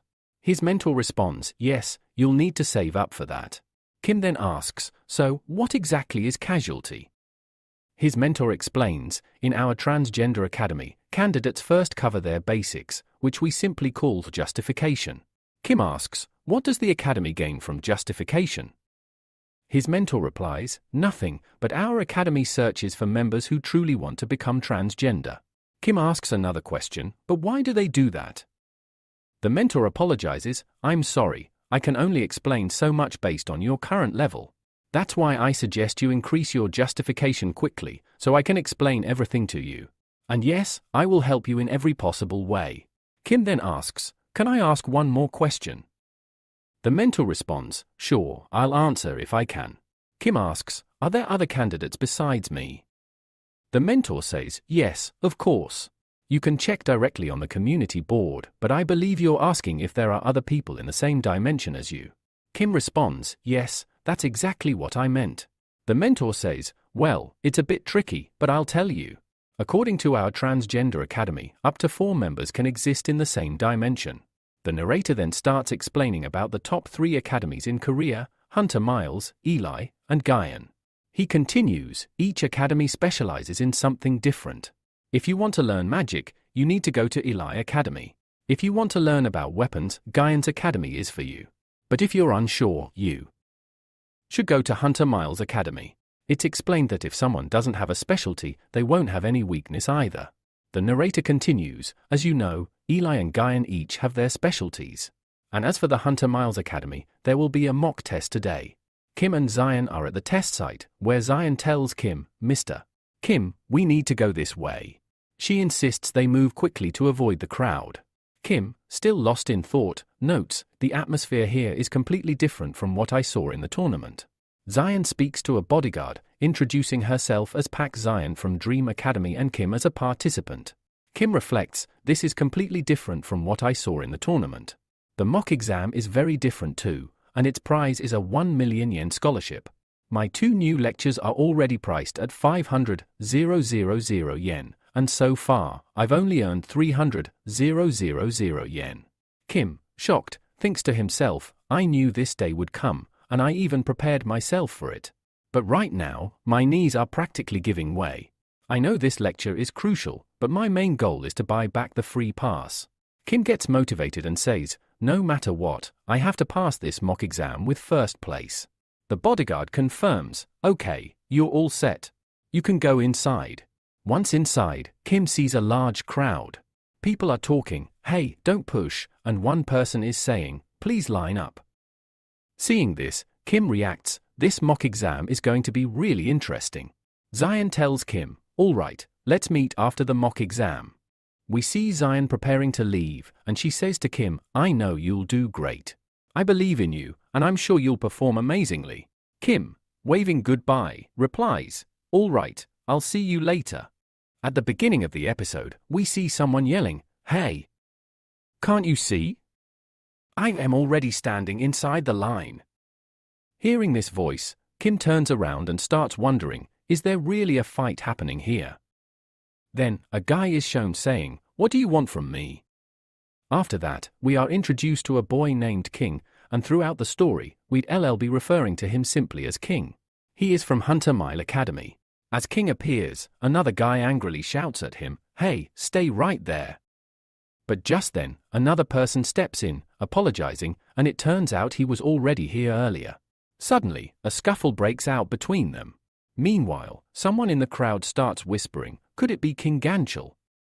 As soon as they hear the name King, everyone is shocked and starts murmuring among themselves, "Where is King Ganchel? I haven't seen him yet." The moment they spot King, they exclaim, "Yes, it really is King Ganchel." The guy who was fighting earlier also realizes, "Oh, he's from Hunter Mile Academy too." Then, another voice rises from the crowd, "I was wondering which Hunter Mile Academy would send this time. Anyway, they should send someone according to their level. Like Elicent Academy sent Lead 1, and Jian Academy recruited Jin Dongming." The conversation continues, "I heard this mock test is going to be quite historic. I just hope the test turns out to be impressive." Someone adds, "I also heard that King Ganchel ranks 3rd in his academy." Meanwhile, King Ganchel and Kim exchange glances. King says nothing and simply walks past him. Kim thinks to himself, he must be a really good and powerful person in his academy. On the other side, the boy who was fighting earlier starts shouting again, "Is King Ganchel really here?" People start discussing among themselves, who do you think will win this time? A voice responds, I think King Ganchul will win. Sure, Li Don or Li Dongminute are impressive, but when it comes to skill, no one can match Ganchul. I even heard that the Order of Truth is trying to recruit him. Plus, since Hunter Mile Academy sent him personally, I am sure he'll win easily. Another person challenges, what are you saying? From which academy is he again? Someone points out, look carefully, he's from Hunter Mile Academy. Don't you think his academy would support him? A guy wearing glasses joins in and says, no, they wouldn't do that. Another person asks, why not? The guy with glasses explains, think about it. Even if he's from the same academy, a reputed academy like Hunter Mile would never resort to cheating. Everyone around agrees, yeah, that might actually be true. Big academies probably don't cheat. Suddenly, we see a hunter entering, carrying loads of weapons. He demands, why aren't you letting me inside? Seeing him, Kim becomes confused and starts thinking, how can someone carry so many weapons? There's no way he can actually use all of them. The hunter insists to the bodyguards, I am a participant. Here's my application form. The guard politely responds, sir, please go and stand in the line. When it's your turn, you tell I'll be allowed inside.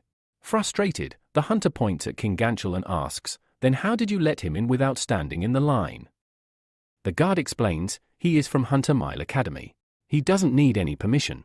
Hearing this, the hunter makes a weird face and mumbles, so, that's what Hunter Mile Academy gets you, huh?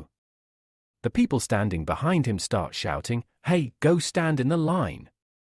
We're already getting late because of you. The guards finally lose their patience, grab him, and start dragging him away. Even while being taken away, the hunter keeps shouting, there are no rules here. This is injustice. And then, a bodyguard approaches Kim and says, stop standing here. Follow me. Seeing the man, Kim starts thinking, I am now convinced that some really strange people have entered this exam. After that, the scene shifts, and we are shown the first test, a racing event. All the participants are taking part in a running test. Then we are introduced to a guy who says, my name is Pak Dong-suk. If I were to introduce myself, I would say that I am soon going to become a candidate from the Li Dong Hunters side.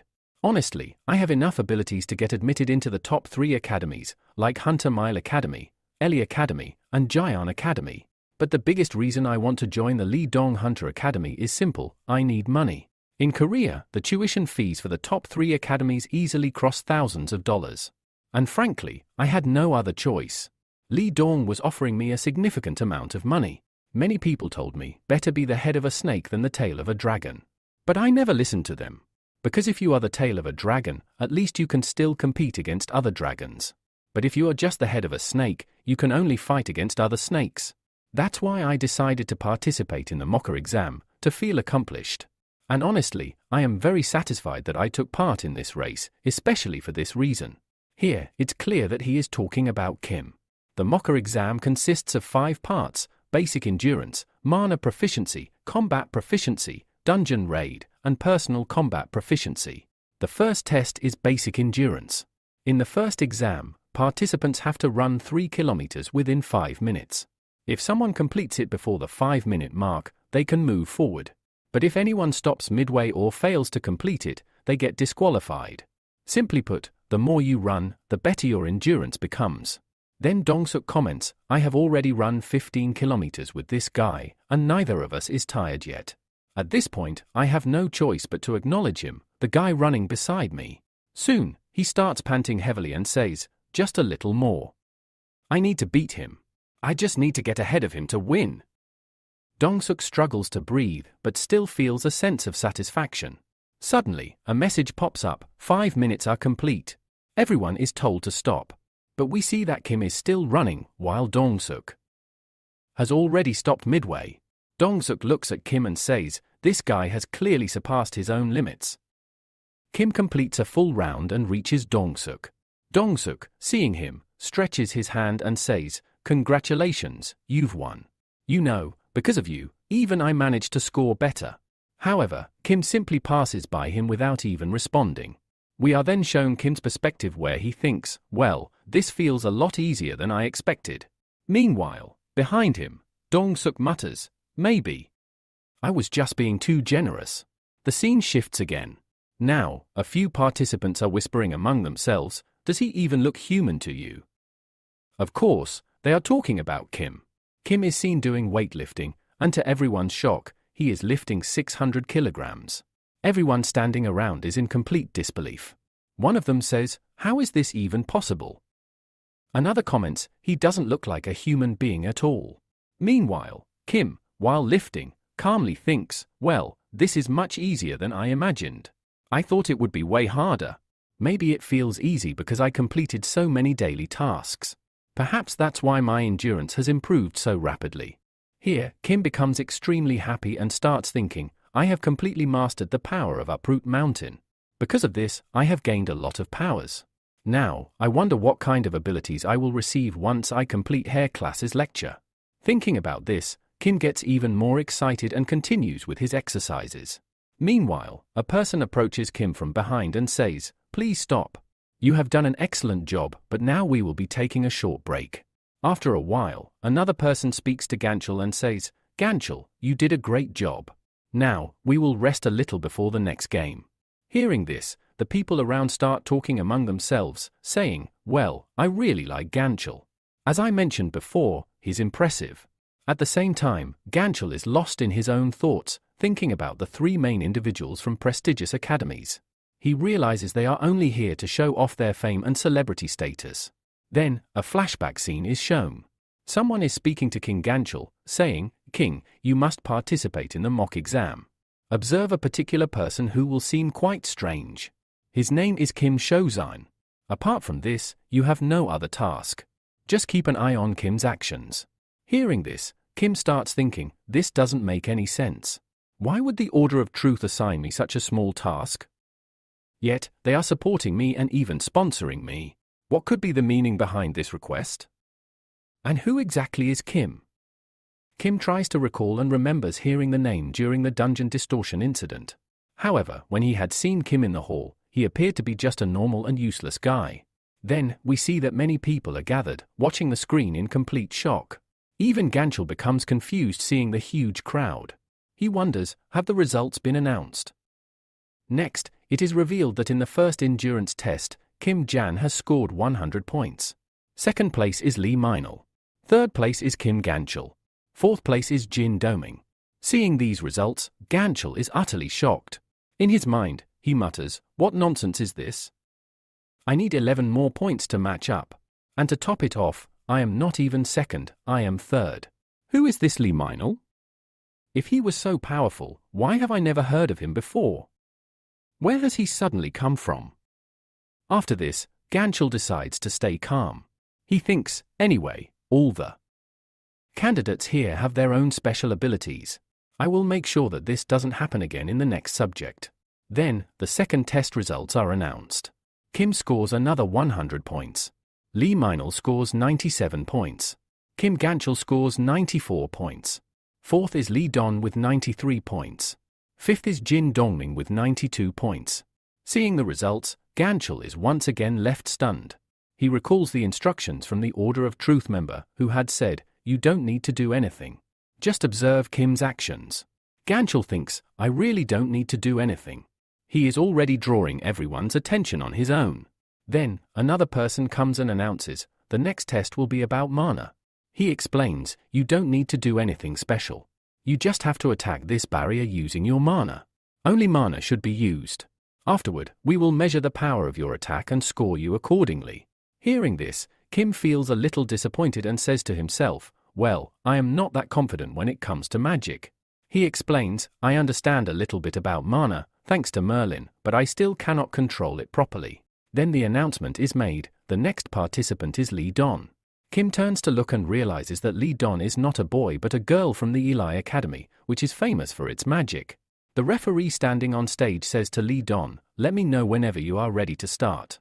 Without wasting any time, Lee Don begins. She conjures a fireball and, in no time, strengthens it to an incredible level. She shapes the fireball into an arrow aimed directly at the shield placed in front of her.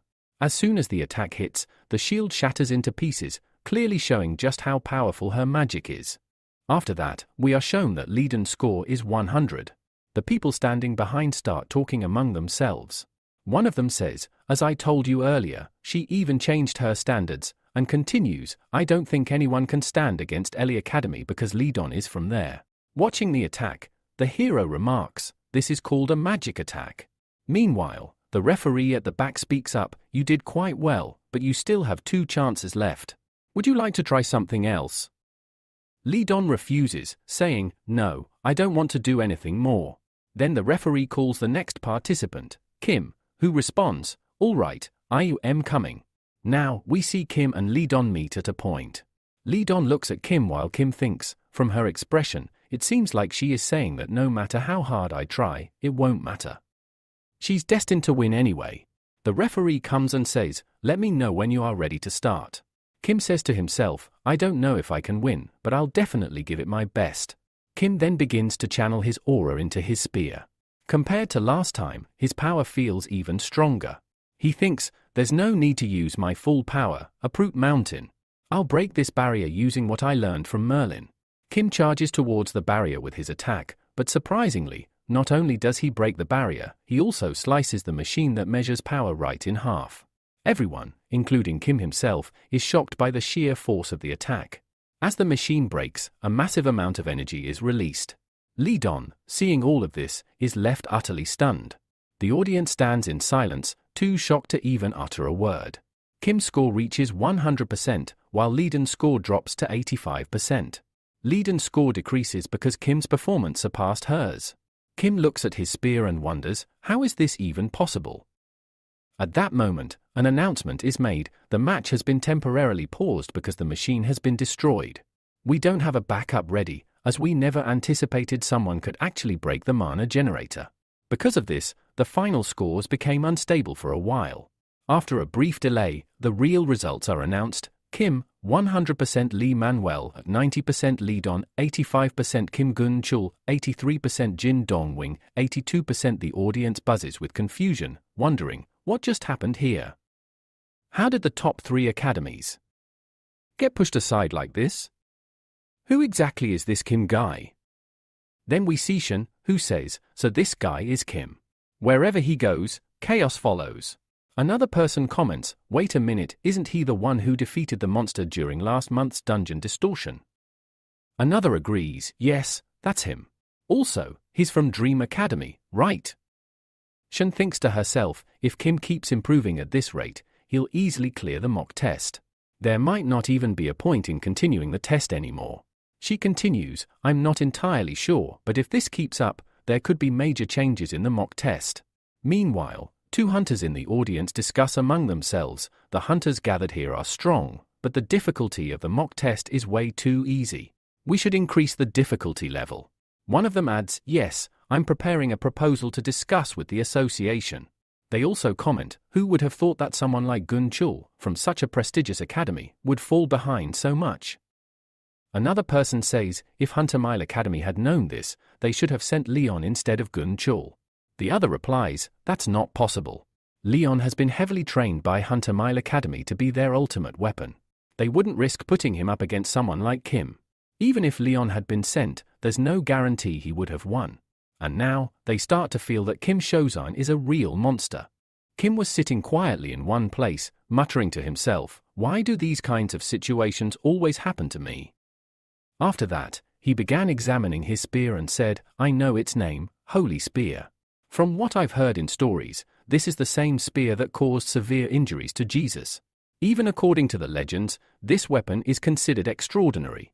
However, the real problem is that Kim has no real knowledge about it. All he knows is that it has been passed down through legends. Beyond that, he has no explanation. He thought to himself, I can't even say for sure if my spear has the power to ignore barriers. Still humming, Kim started walking away, wondering, how did I even manage to break that barrier? He then thought, maybe I should buy another weapon and compare the two, to better understand their powers. But then he quickly shook off that idea and said, forget all that for now. First, tell me, who is that person humming and walking over there? We then see a man dancing around strangely. Kim observed him closely and said, I don't get it, why is he carrying so many weapons? Suddenly, something clicked in Kim's mind, wait, I have seen this guy before. Now I remember. He's the same person who was arguing with the staff inside the hall. The man came straight up to Kim and cheerfully said, "Nice to meet you. You must be Kim Shozone, right?" Kim replied cautiously, "Yeah. How do you know about me?" The man smiled and said, "Of course I know you. You're the superstar of this year's mock tests. And by the way, my name is Lee Meinl." Kim responded, "Lee Meinl? Wait, aren't you the guy who keeps coming in second place?" Lee laughed and said, "Exactly. You recognized me perfectly." Then Lee added, "Honestly, hearing the second place from you feels really strange." Kim, in his mind, wondered, what's up with this guy? Lee continued, "Don't get me wrong. I'm just really curious about what kind of person you are. Also, sorry if I sound too informal." Kim was still thinking, I just can't figure him out. But to be honest, he doesn't look like someone who came here to fight me. It's probably just his weird personality. Suddenly, both of them received a message, "Dungeon raid is about to start. Complete your preparations quickly." The scene shifted. Kim, standing at the entrance of the dungeon, said, "So this is the man-made dungeon." It was then explained to us that the Academy's fourth mock exam was a dungeon raid. The main goal was simple, who could complete the dungeon fastest. Soon after, a monster appeared behind Kim. The system announcement began, "Inside this dungeon, you will have to fight monsters. These won't be ordinary ones, there are a total of 10 Narakura monsters." For those who don't know, Narakura monsters were explained in the previous episode. Kim turned around to see all the Narakura monsters chasing him. They lunged at him aggressively, but Kim easily took down the first monster. After killing it, he casually moved forward and said, "Well, that was pretty easy. These monsters are nothing but small fry to me now." He thought, even if they were 2 or 3 levels higher, they still wouldn't pose much of a challenge. One after another, Kim kept defeating the Narakura monsters with ease. While fighting, he said, "I've grown much stronger compared to last time. Even though these are not real-world monsters, I can definitely feel the difference.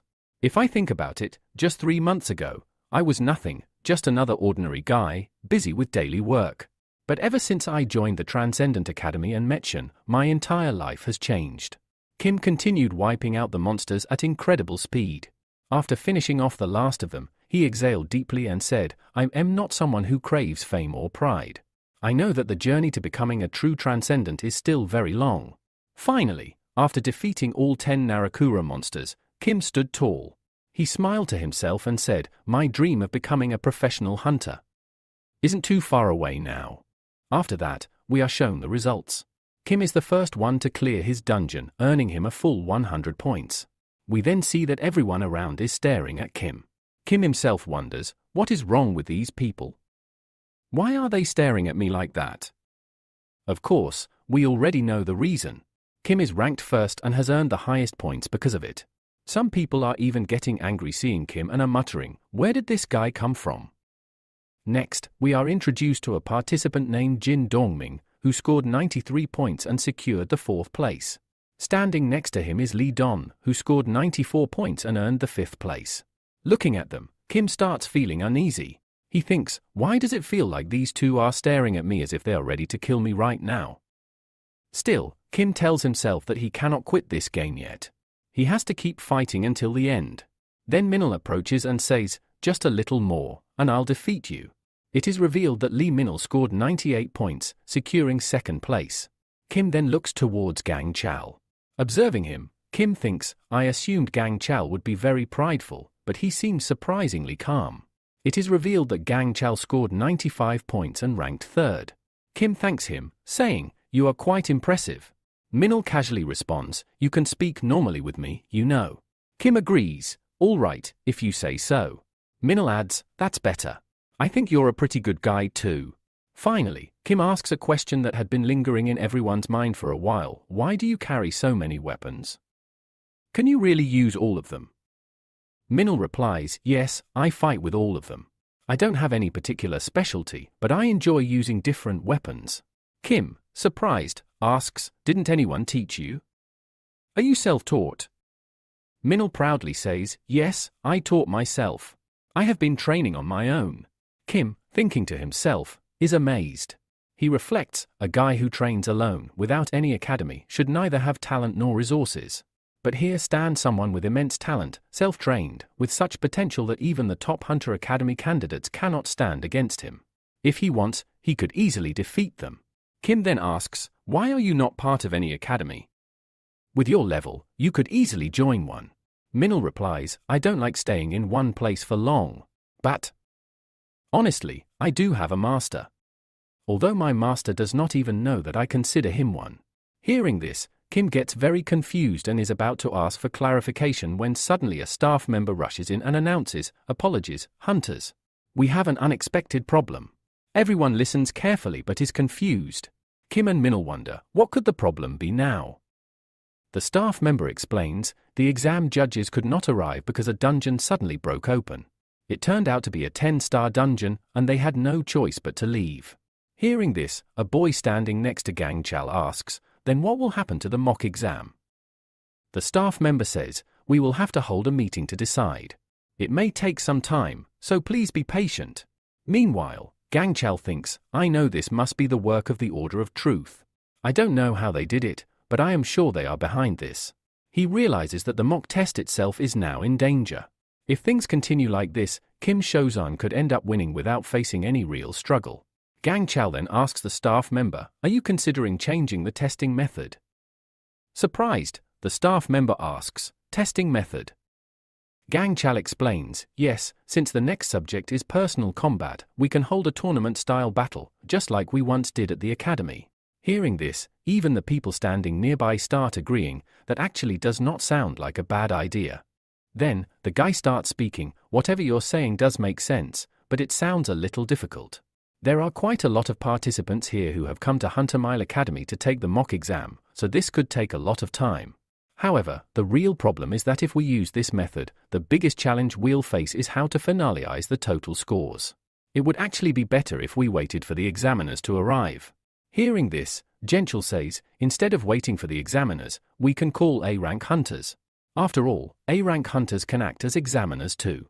And anyway, we can't just sit around doing nothing." At that moment, Lenga also agrees, "Yeah, this actually makes sense." But then a staff member interrupts, "No, we absolutely cannot do that." Genchal then suggests, "All right then, let's switch to the event method, where each participant would individually request to participate." The staff member asks in confusion, "Event method?" Genchal starts explaining, "The mock exam is currently being live-streamed nationally. The audience, including many members of the Hunter Association and even government officials, is watching. If the mock exam is suddenly cancelled because of a few problems, it would leave a really bad impression on the Hunter Academy." Hearing this, the staff member starts understanding Genchal's point. Genchal continues, "If we cancel it now, the respect and reputation of the top 3 academies will take a massive hit." In his mind, Genchal thinks, "If I do this right, all the pressure will fall on Kim. Right now, Kim's popularity is skyrocketing, and this would be the perfect opportunity to defeat him. All the achievements Kim has earned so far would come to me instead." Genchal knows that Kim still has a better chance of winning, but he believes all the hunters would first try to target Kim. Meanwhile, Lee Don also joins in, "Yes, I think this is a good option." Dingman agrees too, "Yeah, this is a pretty good idea." Genchal wonders to himself, have they figured out my real intention? Lee, feeling excited, asks Kim, "So, what's your idea?" Genchal, still thinking internally, wonders, "Now, how will you handle this situation, Kim?" All the hunters stand silently, waiting for Kim's answer. Kim stays quiet for a moment, thinking carefully. Then, he finally speaks, "If you look at it from a certain perspective, this actually adds an extra test to the challenge. So, does that mean there's also going to be additional prize money?" A little later, the scene shifts to an announcement being made. The announcer declares, "A surprising event has been added, and all the participants have registered successfully." The crowd erupts, cheering loudly for the top 3 academies, Hunter Mile Academy, Elite Academy, and Gaian Academy. In the middle of the audience, 2 people talk excitedly, "Look, even Kim and Lee Manuel are here. They already outshined the top academies before. Just look at them, they've basically broken the internet. This year's tournament is going to be incredible, and I'm so glad I get to witness it live." The announcement continues. The winner is revealed to be Jin Don Ming from Gaian Academy. Next, Lee Don also wins her match. Genchal easily defeats his opponent as well. Meanwhile, Den Vin, burning with determination, thinks to himself, "This time, I'm definitely going to beat you." Li Don, too, vows internally, "Now I'll show you who the real mage is." On the other side, Genchul is thinking darkly, "I'll make you regret ever deciding to participate in this event. You'll be forced to question why you even entered in the first place." And just so you know, they are all talking about none other than their hero, Kim. Meanwhile, Kim was sitting comfortably, lost in his own thoughts. He was thinking, "This is actually pretty great. They have increased the prize money by another 1 million. I was already confident that I would easily pass this mock exam, but now they have added another event too, which is even better for me." Now, the total prize money for the mock exam had become 2 million. Kim thought, "Because of this, I'll be able to complete all my lectures easily. Once I get the 2 million, the first thing I'll do is buy a free pass worth 500,000. After that, I'll still have 1.5 million yen left." He remembered his mentor's recommendation. He had to take 2 classes, one worth 2 million and another worth 2.5 million. "At least I'll be able to enroll in one class easily," he thought. "Anyway, I'll win this event pretty comfortably." Kim continued to think, "To be honest, I'm not too worried about Jen Yeoman and Din. I can defeat all 3 of them without much trouble. But there's only one person who could actually challenge me and cause some problems." Here, Kim wasn't talking about just anyone. He was specifically talking about Lee Manuel. He said to himself, "Even though you claim to use multiple weapons simultaneously, if we look at it logically, you can effectively use at most 3 weapons at a time. Ideally, we should focus on mastering just one weapon." But then Kim remembered what he had observed. Lee Manuel had 8 different types of weapons, meaning he could use all of them skillfully. At this moment, we see Lee Manuel shoot a barrage of arrows toward his opponent. Surprisingly, the opponent managed to reflect all the arrows.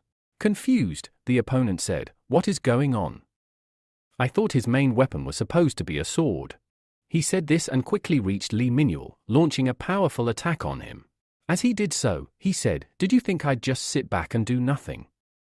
Then, we see Lee Manuel lowering his bow and giving a sinister smile. At this moment, Lee Manuel pulls out his swords and easily dodges the hunter's attack, pushing him back in the process. Kim, watching this fight, is completely astonished and says, "As far as I can tell, the way they fight resembles the style of Cruella types, like Ganchul, Dong Minute, or Din.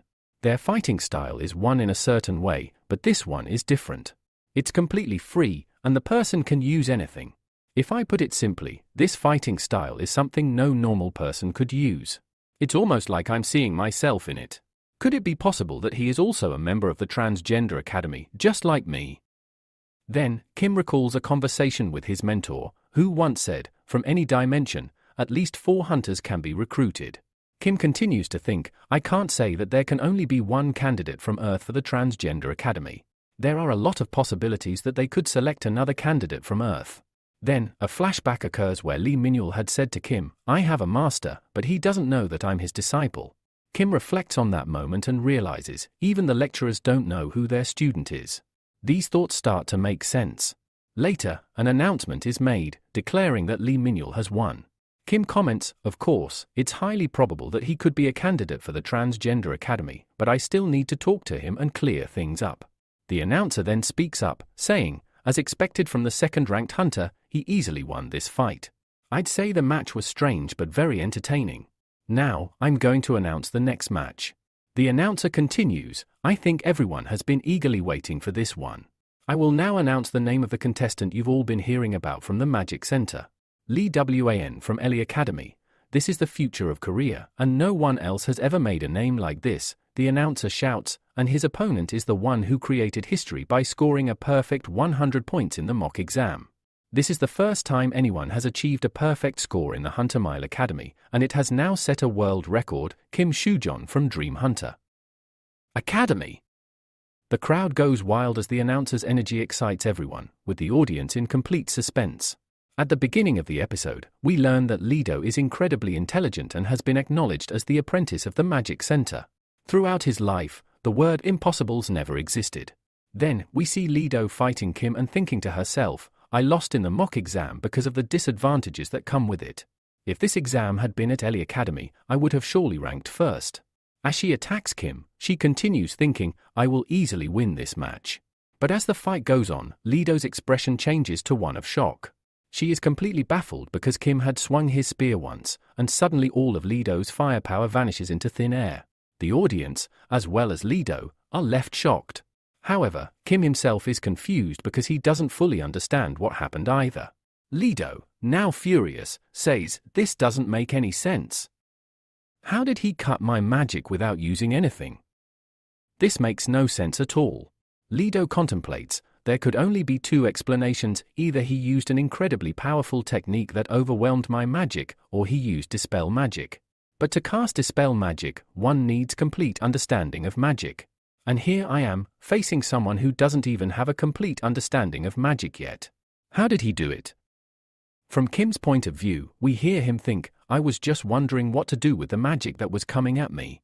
At the last moment, I simply swung my spear, and that cut the magic in half. I know he has some special abilities, but I have no idea what they are. Should I spend 1.5 million and buy a weapon to compare them?" After that, we see Li Don summoning a number of fiery arrows and attacking Kim in a fit of rage. However, Kim doesn't seem to react much, as if he already anticipated this attack. It's like he knew he could easily avoid these arrows. He simply spins his spear, causing all the arrows to vanish. Li Don, not giving up, summons even more magical arrows and attacks Kim again. But, once again, none of the arrows even come close to touching Kim. This frustrates Li Don, and in a fit of anger, she exclaims, "Damn it! Why can't I touch you even once?" We see that Li Don has used a lot of magical powers against Kim, but Kim remains unfazed, standing calmly in one place. In frustration, Li Don drops her magical staff and sinks to her knees, completely shocked. She says to herself, "I don't think I can ever face this guy again. What can I even do to win against him?" Kim, holding his spear, approaches Li Don and asks, "So, do you think I've won this match now?" Li Don looks at him and quietly mutters one word, "Monster." Soon after, an announcement rings out, declaring the winner of the fight, Kim Shozan from Dream Academy. The scene shifts, and now we witness a match between two other individuals. The host announces that the match is between Lee Minuel and Jin Doming, mentioning how this match is becoming quite intense. Both fighters are engaging in a fierce battle with their weapons. Lee Minuel, thinking to himself, observes that Jin Doming's expression seems to suggest that he believes he's already winning. Minuel thinks to himself, what does he think? That I'm going to let him win easily? I'm about to make him regret this.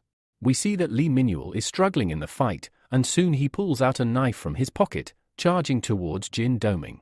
Jin Doming, confused, asks, "What just came out of your side?" Lee Minuel approaches Jin Doming and begins attacking him with the knife. Jin Doming, still calm, responds, "Do you think I'll be afraid of toys like that?" But soon Jin Doming realizes that he's having trouble reading Lee Minuel's fighting style. It's like he has no limit to how he fights. He thinks, "If this continues, I'm going to have a hard time winning." We witness Lee Minuel landing a powerful attack on Jin Doming, but in the end, Minuel seems to have given everything he had. He collapses to his knees. The announcement then declares Lee Minuel as the winner of the match. Jin Doming, furious, shouts, "This is outright cheating. How can he fight like this? I don't accept this match." We then see two people discussing the situation, wondering if this is Minuel's tactic to show off his fighting style. One of them remarks, "It's not really a great strategy." The other responds, "But this is a real fight, isn't it?" The first person then remarks, "If we look at it from Jin Doming's perspective, he's getting angrier. I know why he's so mad, but this match seems wrong. It should be done again." Jin Doming himself declares, "This match is completely unfair. It should be rematched. Minuel is using the wrong methods to fight." Meanwhile, Kim, overhearing their conversation, thinks to himself, "Even if Lee Minuel doesn't change his weapons, I can easily defeat him." In the background, a voice suggests that perhaps they now understand why the Order of Truth is acting the way it is. It's not just Kim Shozan they're watching, but also Lee Minuel. An individual from the Order of Truth had earlier told them, "You don't need to do anything, just observe everything carefully." In this moment, he's thinking to himself, "Why do I even need to do this?" The ultimate goal of the Order of Truth is clear. It's to get Kim Sojin and Lee Minuel to fight during the final mock exam. Even if I do nothing, this fight between the two is bound to happen anyway. Could it be that Lee Minul is connected to the Order of Truth? It doesn't really make sense though. No matter how talented you are, you can't crush top 3 hunters from the academy just like that. And if you've learned everything by yourself, there's no way you stand a chance. Then, the host announces that the last round of the test is approaching fast. Now, our next candidate is someone no one wants to mess with. This person is someone the Hunter Mile Academy protects and respects greatly. And who is this person? None other than Gazel from Hunter Mile Academy. Gazel mutters to himself, "They told me all I have to do here is observe." Then the host announces that Gazel's opponent will be someone who has been playing a completely different role in this match. And that opponent is none other than Kim Sojin. Hearing Kim's name, Gazel gets angrier. The Order of Truth has only used me like garbage, he thinks. His anger rises again at the mention of Kim's name. I'm not going to let him go so easily now. His thoughts are clear, this is the end for Kim. But everyone knows how this is going to turn out. Let's move ahead without spoilers. Gazel prepares for the fight, and Kim is also ready. Gazel launches the first attack, which Kim easily blocks, but the collision creates a massive shockwave, leaving a giant crater in the ground.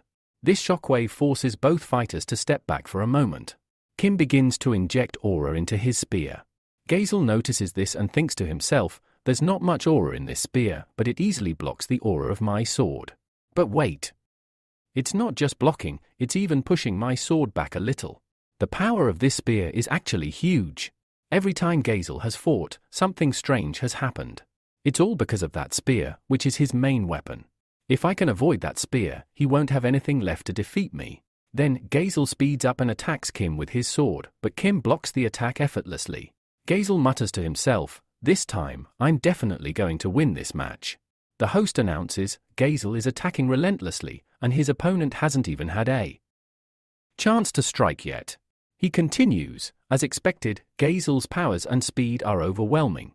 Kim, thinking back to his past fights, reflects, among all the candidates I've faced, this one is definitely tough. Gazel unleashes a powerful attack, but Kim easily counters it. Kim then observes, now I understand why this guy is ranked 3rd in the Hunter Academy. If that's the case, I should try out some of my skills on him. At that moment, Kim releases a dangerous aura, which Gazel notices with shock. What is this? He wonders, feeling the powerful energy surge. Just as Gazel is thinking, Kim attacks. Gazel blocks it, pushing Kim back slightly. Gazel mutters to himself, how did his aura change so quickly? It was calm before, like the ocean, but now it feels like lava coming from a volcano. The host comments, what happened here? Gazel, who was attacking so fast, is now slowing down and retreating. Kim, without stopping, continues to attack with incredible speed. The host announces again, Kim is pushing Gazel back with every move. Kim reflects, this guy is really stubborn, but that's fine. If I'm being honest, this match is simple. Comparing swordplay or the way the cult's powers work, it feels like I'm just swinging my spear. But even so, I have to do something. Kim then starts advancing with his spear, and it moves toward Gazel, who is left stunned by the intensity of the attack. A thick smoke fills the area as the battle continues. After this, we learn that Genchel had blocked the attack with great difficulty. He wonders why such simple swings are causing him so many problems. He then faces Kim Ganjel, who says that it's not a huge issue. Kim believes the opponent is using overly heavy attacks, but what's more concerning is that the person hasn't even used his aura spare yet. If he had, it could have been much worse. Thinking this over, Genchel begins to get hit with a lot of punches. He mutters to himself, this makes no sense. This is exactly like that day when I faced Li Huang. Suddenly, old memories start flooding back, memories of a girl who had once mocked him, saying, is this all you can do? This tiny amount of power? It's embarrassing that someone with your skills is in the top 3 of Hunter Academy. Furious, Genchel mutters to himself, how could I forget that? That was my first nightmare when I met Li Huang. Li Huang, standing before him, had said, well, I didn't expect much from you anyway. Back in the present, Genchel yells, this is impossible. How could someone like you have the guts to challenge me? As his aura intensifies, he channels the energy into his sword, preparing for a powerful attack. But still, doubts linger in his mind. How dare you look down on me? I'll never give up. His aura becomes incredibly powerful, and he charges towards Kim. He growls, this is it. Everything ends here. You're going down now. Kim, in turn, injects some of his mana into his spear. Suddenly, a cracking sound fills the air. The audience falls silent, and Jenchul's sword is seen falling from the sky. The scene shifts, and we see Jenchul on his knees in front of Kim, before he passes out. The host announces, the winner of this round is Kim Shuzon. The crowd erupts in cheers as the host informs everyone that Kim has made it to the finals. Lee Minul, in particular, is thrilled and enjoying the moment. Among the audience, people start talking. One says, "Did you see that?" Another replies, "Yes, I'm so happy I came to see this match live. I witnessed it with my own eyes." A third person adds, "I told you that Kim Shuzon relies too much on his weapon. He doesn't have many skills." However, another replies, "I just saw with my own eyes that he does have a lot of skills." Sitting beside him, someone asks, "Do you know who Kim Shuzon is going to fight in the finals?" The other person looks puzzled. "Were you sleeping through the entire match?" "Let me tell you, Kim is going to face Lee Minul in the finals. The others, like Jenchul, Lee Don, and Jin Donming, have all been defeated. It's just Lee Minul left." The host announces, "The moment we've all been waiting for has arrived. The final round is here." The audience is excited as they wonder if anyone could have predicted that the Hunter Mile Academy, Jion Academy, and Eli Academy would be defeated by unknown competitors. Now, we head into the final stage of this mock exam. After that, Lee Minul speaks to Kim, saying, "I wanted this, for both of us to fight each other in the finals. And now, it feels like that time has come. But looking at your face, why do I feel like you have a lot of questions for me?" Kim responds, "You once told me that you learned all of this from a specific person." Lee Minul nods and confirms. Kim continues, "But you also mentioned you have a master." Lee Minul agrees, "Yes, that's right. But I think my master doesn't know that I'm their disciple." Kim asks, "Can you just tell me, who is your master?" Lee Minul, a bit curious, responds, "Why do you want to know? Are you getting too curious about this?" Kim denies, saying, "No, it's not like that. But I feel like I know your master." Lee Minul raises an eyebrow, "You know my master? Don't joke with me. I know you're lying right in front of me." Kim begins thinking, should I directly ask him about the Transcend Academy? No, that wouldn't be the right approach. If he isn't a candidate for Transcend Academy, I'll ask him first, and then turn him down. I misunderstood earlier, but this story might change too much. However, if he is a candidate, and if we both are attending the same academy, it would mean we are partners in a way. But right now, I have no idea how Lee Minul will react. It could be a bit too forward to extend my hand first. But is there a way to give him a hint?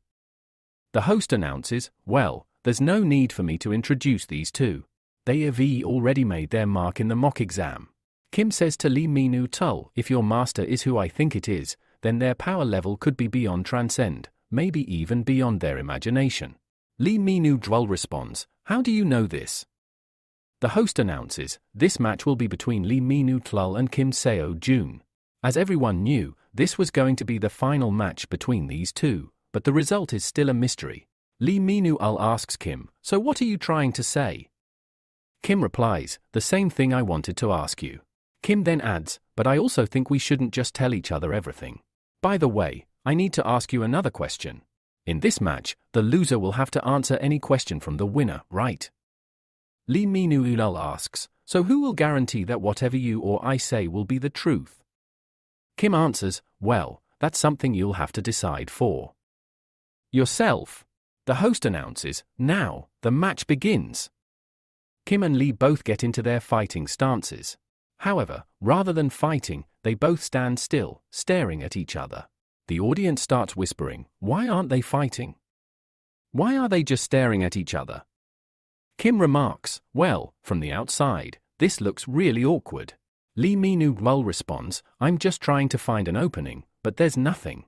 Suddenly, Lee Minul moves forward to attack, saying, "As I thought, you're going to be a tough opponent for me." After that, Kim starts thinking to himself, "Just as I thought, Lee Minul would be the first one to use his sword. But when I observe Lee Minul's fighting tactics, I realize he's way ahead of me. Alright, I'll fight him with all my power." We then see that with just one attack, Kim completely breaks Lee Minul's sword. Witnessing this, Lee Minuel is taken aback, and in shock, he throws his sword away, dodging Kim's attack. He jumps back, distancing himself, while Kim thinks, damn, he threw away his weapon and backed off. If he had delayed his decision even a second longer, this match would have ended right here. Soon after, Kim notices something approaching him with incredible speed. We see that Lee Minuel attacks Kim with a barrage of arrows. Kim, however, spins his spear and blocks all the arrows. Seeing this, Lee Minuel is impressed and says, wow, this is absolutely amazing. He then says to Kim, I am getting really curious about the weapon you're reusing. If I win this match, I want you to tell me everything about this spear of yours. I have so many questions about it. At the start of the episode, Kim tells Lee Minuel, of course, I'll tell you about my spear, but for that, you have to beat me first. Lee Minuel responds, then I'll work even harder to win this match. We then see both Lee Minuel and Kim attacking at high speed with their weapons. Suddenly, Kim notices something, and Lee Minuel praises him, wow, you fight really well. As they continue fighting, Kim wonders to himself, why does this feel so strange? It seems like Lee Minuel is using some weird tactics to try and win, but I still can't figure out if he really wants to win or not. We then see Lee Minuel blowing a whistle while fighting, which shows that he doesn't seem to care much about winning or losing. Kim, observing this, thinks, I don't know why this feels so weird. Every time I dodge or block an attack, he starts laughing in this strange way. I can't even tell if he wants to win or not. Then Kim directly asks Lee Minuel, tell me, do you not want to win this fight? Lee Minuel replies, what kind of nonsense are you talking? Of course, I want to win. Besides, I have so many questions for you that I want to ask. Kim responds, then why does your face make it look like you're not interested in winning? Like you don't care about this match at all. Lee Minuel answers, I don't know what you're talking about, but if I'm being honest, I really want to beat you and win this match. But even if I lose, it's no big deal. It's just one match. Kim replies, if you already know that you might lose, then why are you using these cheap tricks to try and win? Lee Minuel responds, I'm just trying my best to beat you. What's wrong with that? Then, Lee Minuel says, I don't know what kind of best you're talking about, but if we look at things from others' perspectives, it doesn't really matter what they say. It doesn't affect me one bit. Kim starts to understand Lee Minuel's words, and soon, he begins to give an evil smile. Seeing Kim's wicked grin, Lee Minuel gets confused and wonders why he's smiling like that. Just then, Kim vanishes his overpowering spear and summons a normal one, telling Lee Minuel that he hopes this won't cause any problems for him. Kim assures that he doesn't want to embarrass him at all. The reason Kim behaves like this is that he suddenly begins to understand a lecture by Siddhartha Gautam, where it is explained that the world isn't as perfect as it seems. The strong pray for the survival of the weak, and we should never take small things to heart. Whatever happened in the past should be used to improve the present, so we don't make the same mistakes again. Kim recalls that when he listened to Lee Minuel's words carefully, he was reminded of Gautam Buddha's teachings, which included the question, can you hide from your mind? Gautam Buddha tells us that this is something we don't need to do for long, just once. Siddhartha Gautam had once been known as Sakya Muni, and there is a famous story from his life before he became Buddha. One day, as he was traveling, he encountered some children racing. These children kept restarting their race for some reason, and one child was always finishing last. Despite being last, he had a smile on his face. Siddhartha Gautam, intrigued, approached the child and asked why he was running. The child replied, because I like it. Siddhartha Gautam then asked, do you like running? The child answered, yes, I do. But don't you ever get tired? Siddhartha Gautam asked. The child responded, yes, I get tired, but I still love running. Siddhartha Gautam inquired, what will happen when they catch you? The child calmly replied, that will never happen because our finish lines are different. Siddhartha Gautam, pointing towards a location, said, your finish line is over there, right? The child responded, yes, that's where the other children's finish line is, but for me, it's just a checkpoint. After hearing this, Siddhartha Gautam thought deeply about it. Years later, in the country of Tathagata, there was a large race, and that same child won. He set an incredible world record. People believed he had received special training, but the truth was that the child had always been last because he kept improving himself. This story made Siddhartha Gautam realize that Life depends on the efforts we put into it. Siddhartha Gautam went to Tathagata to train that child, hoping to build a perfect tower there. However, after understanding the child's words more clearly, he realized that he didn't need to build a tower. Even if it fell, it wouldn't matter because nothing in life is permanent. This was a life lesson Siddhartha Gautam learned from a small child. If we don't improve ourselves daily, we'll only receive what we've already done. If we fail, we'll disappear. Talking about survival, the strong always help the weak. Kim also says that he trains himself daily and constantly strives to improve. Whenever he thought about it, he never felt like he was going down, but instead, he was always focused on improving himself. This constant striving made him feel a lot of pressure, and he began thinking a lot about the transition academy. With this pressure mounting, he started realizing that he had a lot of work to do. He didn't want to be under anyone, nor did he want to fall behind. He trained himself for survival competitions but realized that these struggles were no longer important. The line he was chasing was just a checkpoint, as Lee Minul said. Whatever others say doesn't matter at all. Finally, Kim understands Siddhartha Gautam's teachings. He now sees the situation from a different perspective, wondering why he hadn't thought of it like this earlier. After that, we see Kim beginning to put his spear into his pocket. Watching this, Lee Minul is left completely confused. He starts to think, why did Kim put his spear into his pocket? Shouldn't he have fought me with the same spear? Why is he taking out a new spear now? Then, Kim speaks to Lee Minul, I hope you won't take this attack to heart, because I'm not doing any of this to show you up. Lee Minul responds, No, I'm not thinking anything like that. I'm just trying to understand why you did this. If you use that powerful spear, you'll definitely win. Kim, however, is thinking, if I use this spear, I can easily win this match. I won't be affected by the tricks Lee Minul uses, because my goal has now shifted. I understand now that there's a big difference between skill and a weapon. Kim continues, if I use this spear, it won't increase my worth. I am the one who decides my value. Lee Minul, hearing this, says, well, you're a better friend than I thought. He then drops all his weapons to the ground. As you said before, you won't take my actions to heart, right? You won't think that I'm looking down on you. In fact, I learned all this from you. Maybe it's because of my master, or maybe I'm just overconfident. Kim, with a smirk, responds, why would I take offense? After all, I've learned just as much from you. The two of them then start attacking each other at high speeds, creating shockwaves that cause the ground beneath them to crack.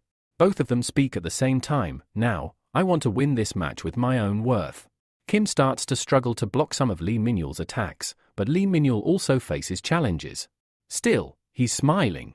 Suddenly, Lee Minul pushes Kim and quickly gets close, pulling out a handful of small knives from his pocket and throwing them at Kim. Kim manages to stop a few, but others pierce through, causing some pain. Kim thinks, well, this is getting tougher. If I had my spear, I could easily block all these attacks. But now, I'm realizing these attacks are quite dangerous.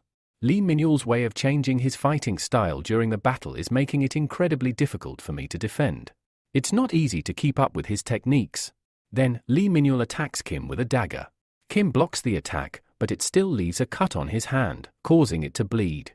Kim thinks, I don't know why, but I have this strange feeling now. Even if I lose this match, it won't be the end of the world. My body feels much lighter now. Whether I win or lose, it doesn't matter, but I'll keep fighting hard until the very end. Kim reflects, I've never felt this much enjoyment in a fight before.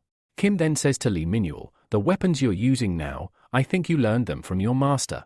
At that moment, Lee Minul appears behind Kim and responds, well, that was quicker than I expected. You don't seem surprised at all. Lee Minul throws something at Kim, but Kim, relying on his senses, dodges it effortlessly. Next, Lee Minul throws a smoke bomb, enveloping the entire arena in smoke. Kim finds himself confused, unable to see anything because of the dust. Then, Lee Minul disappears into the smoke, and before Kim knows it, Lee Minul has vanished right in front of him. Kim is stunned and says, so, you also know stealth arts? Kim realizes that Lee Minul has mastered the art of disappearing, a technique often used by assassins to hide from their opponents. After that, we see Kim speaking. He says, well, she has mastered a really good technique, which is actually very hard to learn. But in my opinion, she hasn't fully mastered this skill yet. Still, if I don't concentrate here, I won't even be able to find her. That's why I need to focus. He also thinks, maybe this is Lee Min-yul's trump card. Then Kim says, well, it's actually a good thing that now I can use Merlin's mana. After this, Kim starts recalling all the matches he had seen of Lee Min-yul. First, there was the match against Donming, and now Lee Min-yul is fighting Kim himself. But here, we see Kim still standing motionless.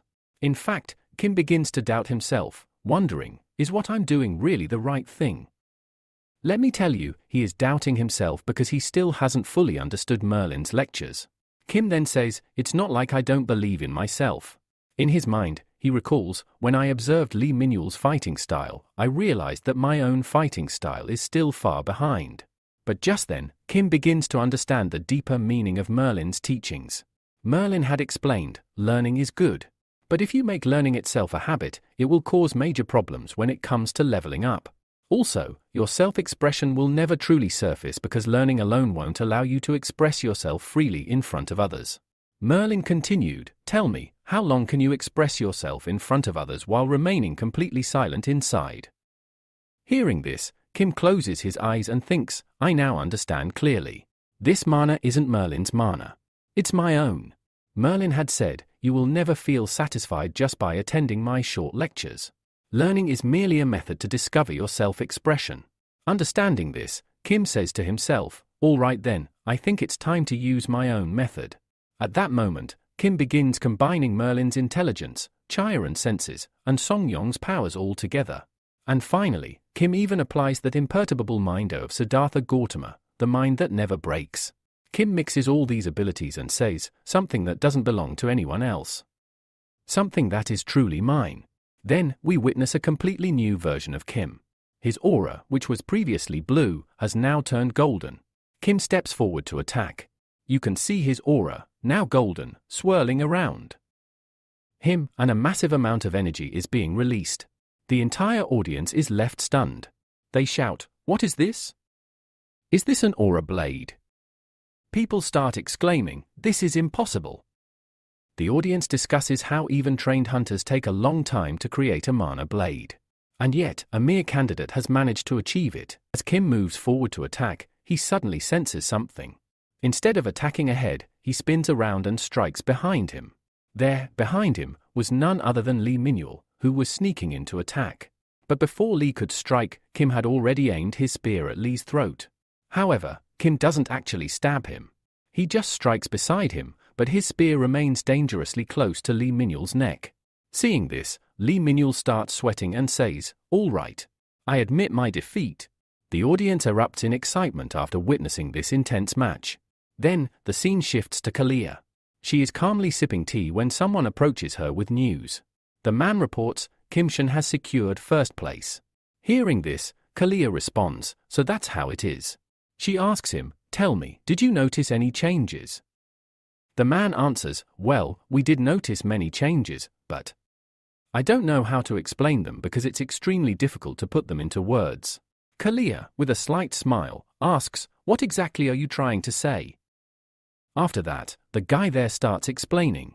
He says that Kim Seo-jun had switched his weapon during the fight.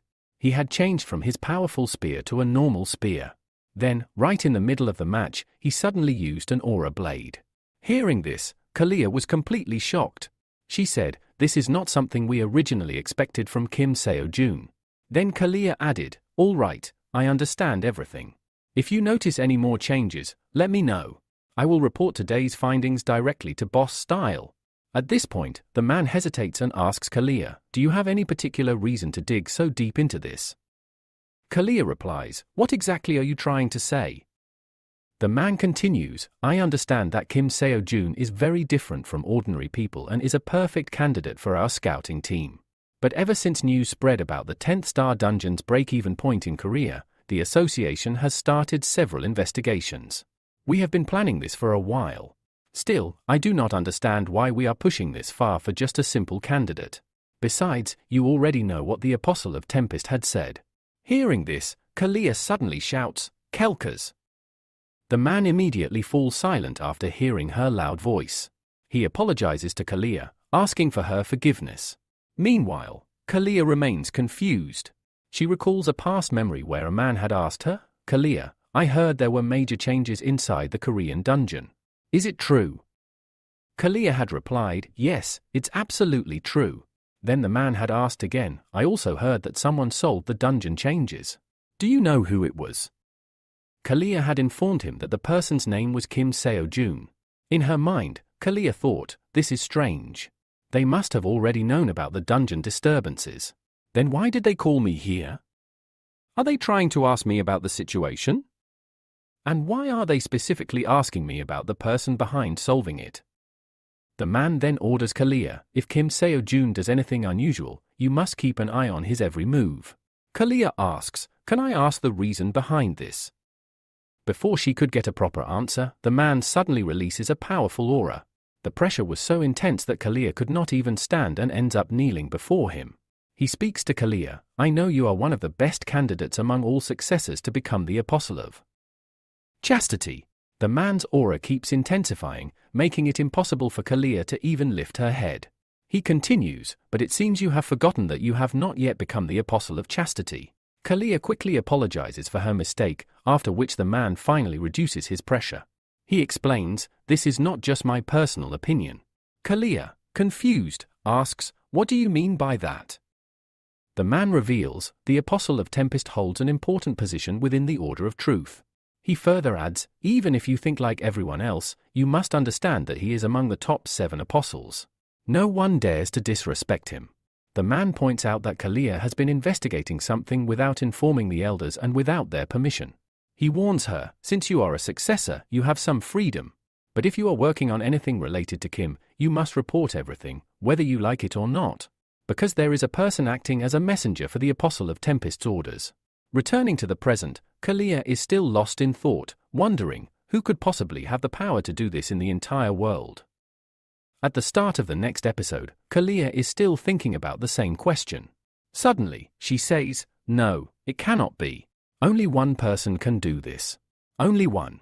It is heavily implied that she is thinking about Kim Seo-jun. The scene then shifts to a ship where a group of people are excitedly talking. One of them says, this is amazing. Even if I die here, I would have no regrets. My mind feels as peaceful as Buddha's. After that, we see a few people talking among themselves, saying, we had no idea Kim Seon-jon would be so good at fighting. Then, we hear a voice asking, first, tell me how long it's been since you gave the Pro Hunter exam. At this point, we see that it's none other than Seon talking to Kim. She continues, is this my dream, or is it something else? Day by day, you becoming more like a monster. Kim responds, monster? The word you using hurts me. Seon smirks and says, did you just say it hurts? The same word everyone watching your show is saying. She then asks, by the way, what's the deal with this aura blade? And since we're talking about it, where did you learn it in this world? Kim becomes a little awkward and doesn't reply. He thinks to himself, how do I explain this? Trying to change the topic, he says, maybe I was just lucky back then. Seon, getting frustrated, says, why do you always say you were lucky? How can you be this lucky? You just using the word lucky to get away from the real issue. She then asks, forget all this. Tell me, we heading home now, right? Kim nods and says, yes, we going straight home, but before that, I need to meet someone. It's very important. Seon, shocked, asks, who do you need to meet?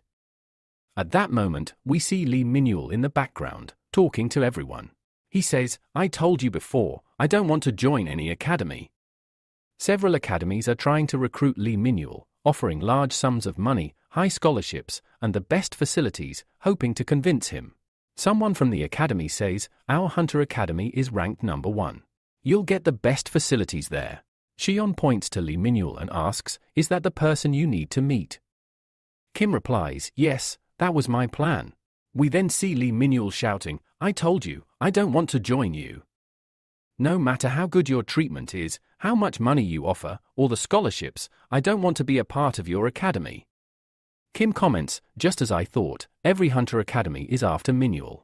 Even though he lost his first battle, he still managed to attract a lot of attention. He continues, what's more surprising is that he taught himself everything. That's why everyone from these academies is attracted to him.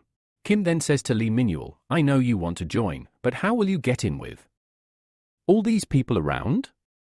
Lee Minul, still determined, says, I've told you many times, I don't want to join you. But then, Lee Minul's gaze shifts, and he suddenly disappears. He reappears behind Kim and says, fine, I'll join the Dream Academy now. Is anyone going to stop me? Everyone is shocked by this revelation, including Kim and Shion. Lee Minul laughs, saying, finally, we're separate from them. Kim, frustrated, says, you never think before speaking. Lee Minul responds, there were so many people there, I didn't have time to think. Kim retorts, so you don't intend to join any Hunter Academy? Lee Minul replies, no, I don't plan on joining any academy right now, especially not yours. I definitely don't want to study in the same academy as you. Hearing this, Kim is taken aback and wonders, what does he really mean by that? Now I have no idea how to respond to him. Kim is pondering, earlier, he said that he wanted to join Dream Hunter Academy, where he'd be studying alone. But now, he's refusing. What's going on here? Kim decides, all right, we'll talk about this later. Kim then says to Lee Minul, you do remember the promise we made, right? Lee Minul responds confidently, yes, I remember. Kim, deep in thought, begins to plan, first, I need to resolve an issue. Kim then asks with intensity, so, who exactly is it that you consider your master? Hearing this, Lee Minul pauses, thinking carefully. With a proud stance, he replies, I don't know him. Kim, confused by the response, grows increasingly frustrated. His killing intent starts to surface as he confronts Lee Minul. What are you saying? Are you lying to me? Lee Minul, sensing the rising tension, quickly defends himself, no. I am not lying to you. Why would I do that? I'm telling the truth. Lee Minul continues, I told you before that my master doesn't even know I'm his disciple. Kim, skeptical, presses on, then why did you tell me earlier that you learned dagger skills from your master? And didn't you also mention that your master's strength is like a transcendence, or even more powerful? Lee Minul clarifies, no, that's not what I meant. I didn't learn directly from my master like other soldiers. I never received face-to-face training from him. Narrator explains, most people who train by themselves and want to become hunters don't care much about money or abilities. But in Lee Minul's case, he has both wealth and skills. Still, he refuses to join any academy. Why? Because he doesn't want to be tied down. He prefers learning independently. Lee Minul starts sharing his backstory. I trained myself on the mountains. I've never received teaching from anyone. That's why I don't go to academies. I like to enjoy everything around me. I want to explore. One day, while on the mountain training, Lee Minul feels a presence nearby. He finds a person lying on the ground. He approaches the man and asks, hey, are you okay? Can you get up? Lee Minul recalls, this was my first time meeting my master. Lee Minul helps the man to his feet, but as he touches him, he notices blood on his hand. Realizing the man is severely injured, Lee Minul thinks, if I leave him here, he will die soon. He says to the injured man, don't worry, I'll take you to the hospital. The man weakly replies, no, don't take me down the mountain. Lee Minul is puzzled, what do you mean? If I don't take you to the hospital, you'll die. You need to come with me. But the man insists, no, don't take me down. Lee Minul, feeling something strange in his words, decides to make an unusual choice. I didn't take him to the hospital. Instead, I found a shelter on the mountain and started treating him there. Lee Minul continues, I took care of him, feeding him rice with my own hands. When I first saw his condition, I thought he would die soon. But as time passed, his recovery was faster than I expected. Time passes, and Lee Minul reflects, it's been about a month since I started helping this old man, and I've been taking care of him. It would be great if he regained consciousness. But then, he hears a voice nearby, I thought you'd be dead by now. But I see you're still alive, hiding here. The old man begins to speak, I didn't expect you all to show up here, especially just for an old geezer like me. The man speaking is none other than the person whose supervision Lee Minul had been under. The old man continues, you've just become an elder, yet you roam around so freely. Suddenly, one of the people in the group speaks up, I didn't expect you to hide like this, but now that I see you. Before they can finish, the old man decapitates him in an instant. Then, the old man begins taking out several more people all at once, eliminating them with ease. We get a cool shot where the old man is slaughtering multiple people in a single move.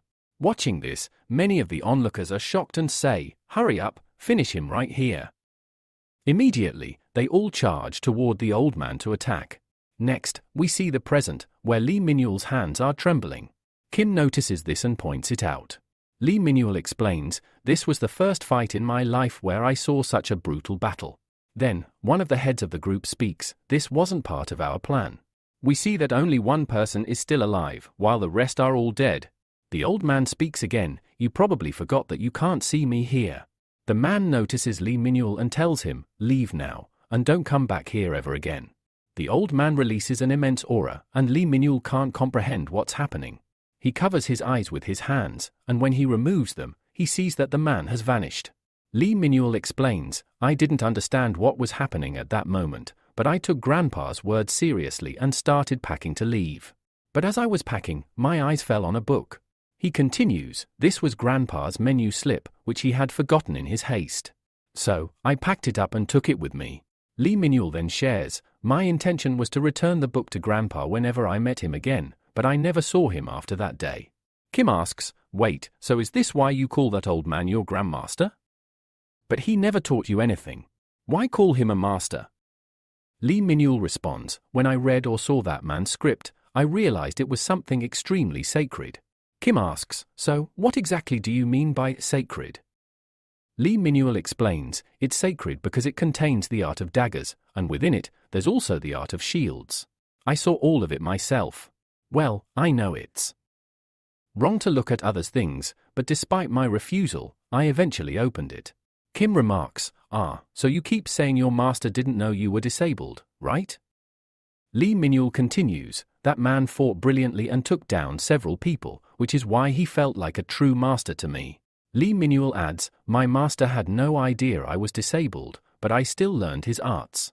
I admit, it's hard to believe, but everything I'm saying is true." Kim responds, "I can accept there's a high possibility you're lying, but now I know for sure you're not a member of the Transient Academy."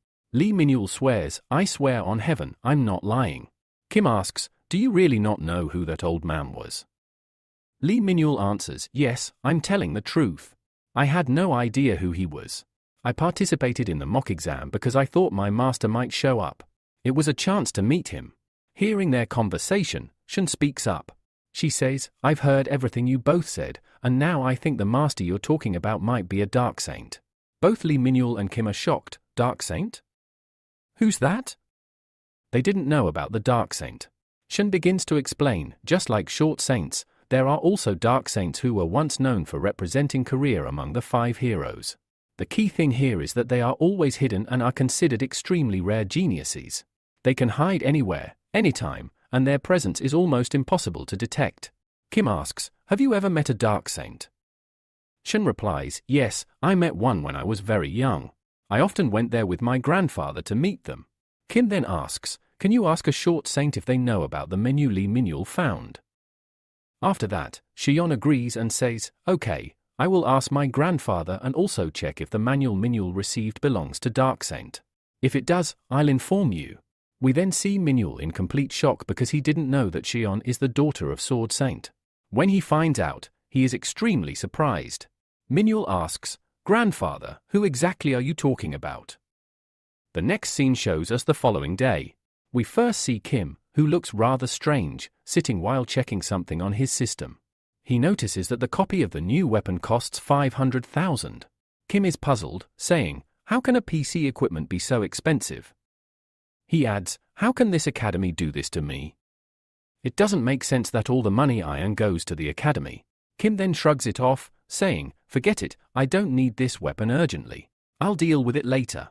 He also mentions, "I did get the 1 million prize for coming first, though."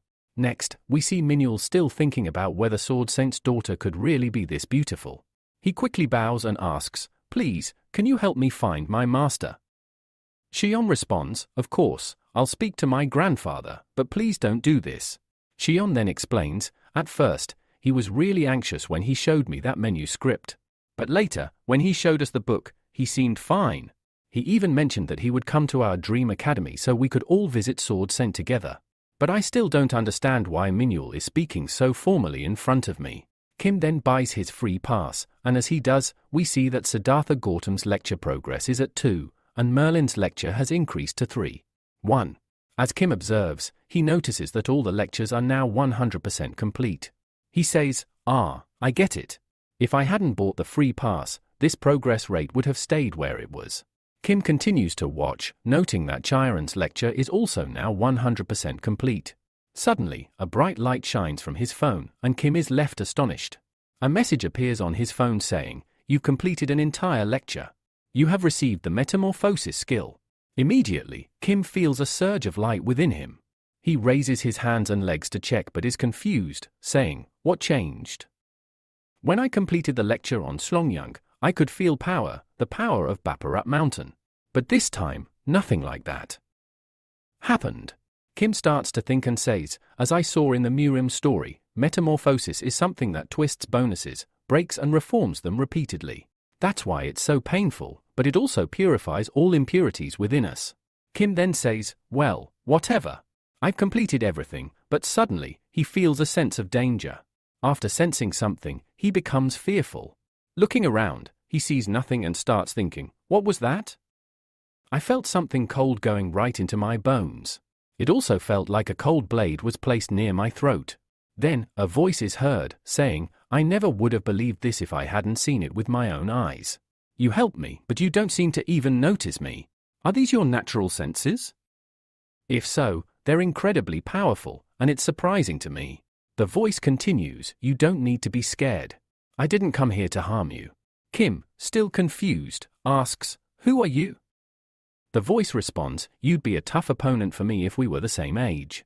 Kim listens carefully and then asks, 'Did you just say the same age? Are you perhaps Dark Saint?' At that moment, the person reveals their presence, and it turns out, they are indeed Dark Saint. Dark Saint says to Kim, 'You activate your guard too quickly when it comes to defending yourself. Even if I think about you 100 times, I'm still surprised. In this whole world, no one notices me, but how did you notice my existence? How did you figure it out?' Kim seems very confused and wonders to himself, 'I didn't even realize it myself. I noticed his presence, but I feel like the metamorphosis I went through after completing Chiron's lecture is what led to this. If that's true, maybe I've become a superhuman now.' Kim then asks Dark Saint, 'Did you come here because of Lee Manuel?' Dark Saint replies, 'Yes, you can think of it that way.' Kim, still puzzled, adds, 'I had a feeling you had deliberately left your manual behind there.' Dark Saint, a bit irritated, says, 'Did that fool tell you this?' Now, I don't know who all he's going to tell that I gave him the manual. Kim reassures, 'No, Lee Manuel doesn't know that his master is Dark Saint.'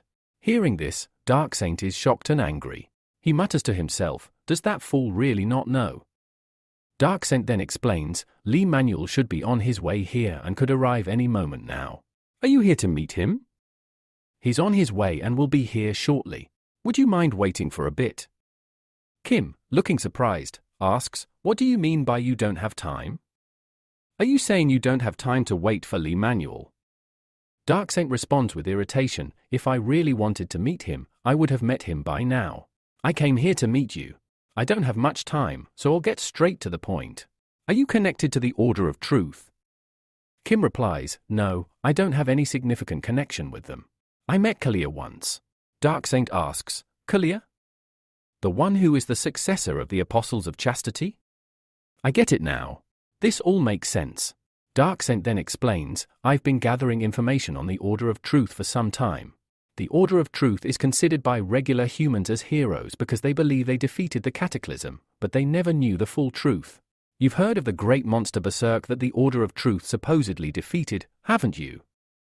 Kim replies, 'Yes, I've heard about it. But why are we talking about monsters now?' Dark Saint continues, 'The Elder never showed up that day. The Elder was a powerful monster known as the Second Cataclysm. The Grand Voice and the 7 Apostles worked together to hunt him down. But doesn't it seem strange to you? They managed to defeat Berserk, yet no one was able to gather any evidence or even small recordings. Doesn't that seem odd to you?' Kim seems lost in thought, unable to make sense of it all. Dark Saint then says, Berserk was a monster who couldn't be defeated by anyone. Doesn't it strike you as strange that these people managed to defeat him but left no evidence behind? Doesn't this whole situation seem unnatural to you? As Kim is still processing, Dark Saint continues, the elder disappeared without a trace. And just like that, everything started making sense to Kim. He suddenly understood everything.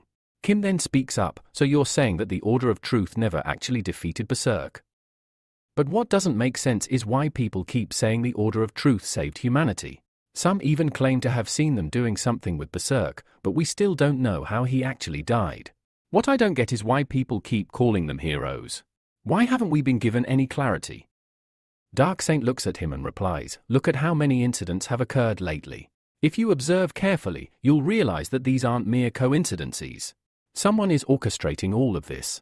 And have you noticed something strange? The chair of the Apostles of Chastity is still empty. After this, Kim speaks up, saying, yes, I did hear that the Order of Truth announced that the Apostle of Chastity is about to die. After saying this, Kim starts thinking to himself, could that really be true? As soon as he thinks this, Dark Saint responds, yes, you're absolutely right. The Apostle of Chastity has disappeared just like the Björk monster did many years ago. Dark Saint continues, they said he died because he was old, but doesn't that seem like nonsense to you?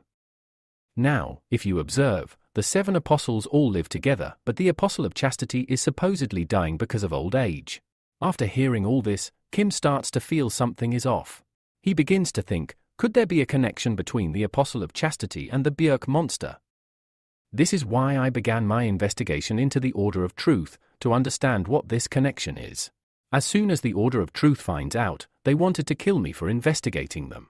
There's also the matter of the recent 10-star dungeon distortion. It wasn't just a coincidence, the Order of Truth deliberately caused it, and the biggest reason behind it was you. All of this was done for your sake. Kim struggles to fully grasp what Dark Saint is trying to explain. He asks, why are you telling me all of this? Dark Saint replies, I'm here because I'm making a fair request. Will you look after that madman for me? Kim responds, so you're talking about Lee Minuel, right? Dark Saint affirms, yes, you're right. When I look at him, I feel a sense of familiarity, and that's why I'm asking you to take care of him. I can't protect him myself because the Order of Truth is keeping an eye on me. They'll follow me wherever I go, and I don't want Lee Minuel to get caught up in this because of me. So, I'm asking you to protect him. Kim is surprised, asking, does that mean you want to leave your mark on me? Dark Saint replies, no, you're an exception. The Order of Truth is already watching you, so if they keep an eye on me, they'll likely ignore you for the time being. Dark Saint continues, even if we meet here, the Order of Truth won't notice us. They won't be able to see either of us. Kim asks, what do you mean by that? They won't see you, but they won't see me either. Dark Saint shrugs, I don't know how it works. But yes, if I can hide my presence, so can you. Kim starts to understand. He thinks, could this be because the Transient Academy has no information about me? Not even my name is listed there. Dark Saint then says, I don't have much time left. He pulls out another manual from his pocket and hands it to Kim. This manual is for you to give to that madman. As you know, I'm in a hurry, so I've only included the dagger art and shield art in it, but there are more details inside. You need to give it to him. Kim looks puzzled. How can you trust me so much? Don't you think I could steal it? Dark Saint responds, I don't interact with people who don't notice me around them. Kim realizes, so, what you're saying is, I shouldn't try anything foolish. Dark Saint then hands Kim another manual. This is a different kind of art that I've recorded. It could be useful to you, so take it. Kim, however, dismisses it, saying, I don't need this. Couldn't you give me something better? Dark Saint is taken aback, much like when Sword Saint was insulted earlier. He's stunned that Kim refuses such a treasure. Dark Saint wonders, has this person gone mad? Despite offering him something of great value, Kim still turns it down. In a place where the Dark Saints are offering something to Kim Suyeon, a manual, which is considered an incredible treasure, even S-class hunters relentlessly pursue it. Kim straight up rejected the offer, brushing it aside as if it was nothing. After that, we see Dark Saint speaking to Kim, asking, what exactly do you mean by that? Kim replies nonchalantly, it's nothing special. Then, he casually asks, have you ever heard about Chell Sport? Indirectly hinting that he's asking for money. Just hearing this shocks Dark Saint as if he'd been struck by 100 volts. He stares in disbelief, exclaiming, "Wait, you want money?" Still processing it, Dark Saint mutters to himself, "Did I mishear him? Did he just say the money? How could someone be so shameless as to ask me, one of the 5 heroes, for money, choosing cash over a valuable skill?" Kim responds calmly, "If you don't want to give me money, then don't." Even then, Dark Saint is still in disbelief, thinking, is he really asking for money? Eventually, he sighs and says, "Fine. Tell me how much you want." Kim replies, "Not much. Even 3 million would be enough for me." Dark Saint, stunned, starts cursing under his breath, 3 million. "Are you serious?" Kim tries to calm him down, "Don't get so angry. Hear me out first. I'm probably the only one who can follow your orders without question. And if I stick with you, the Order of Truth won't be able to detect you." Dark Saint agrees, "Yeah. You're right about that."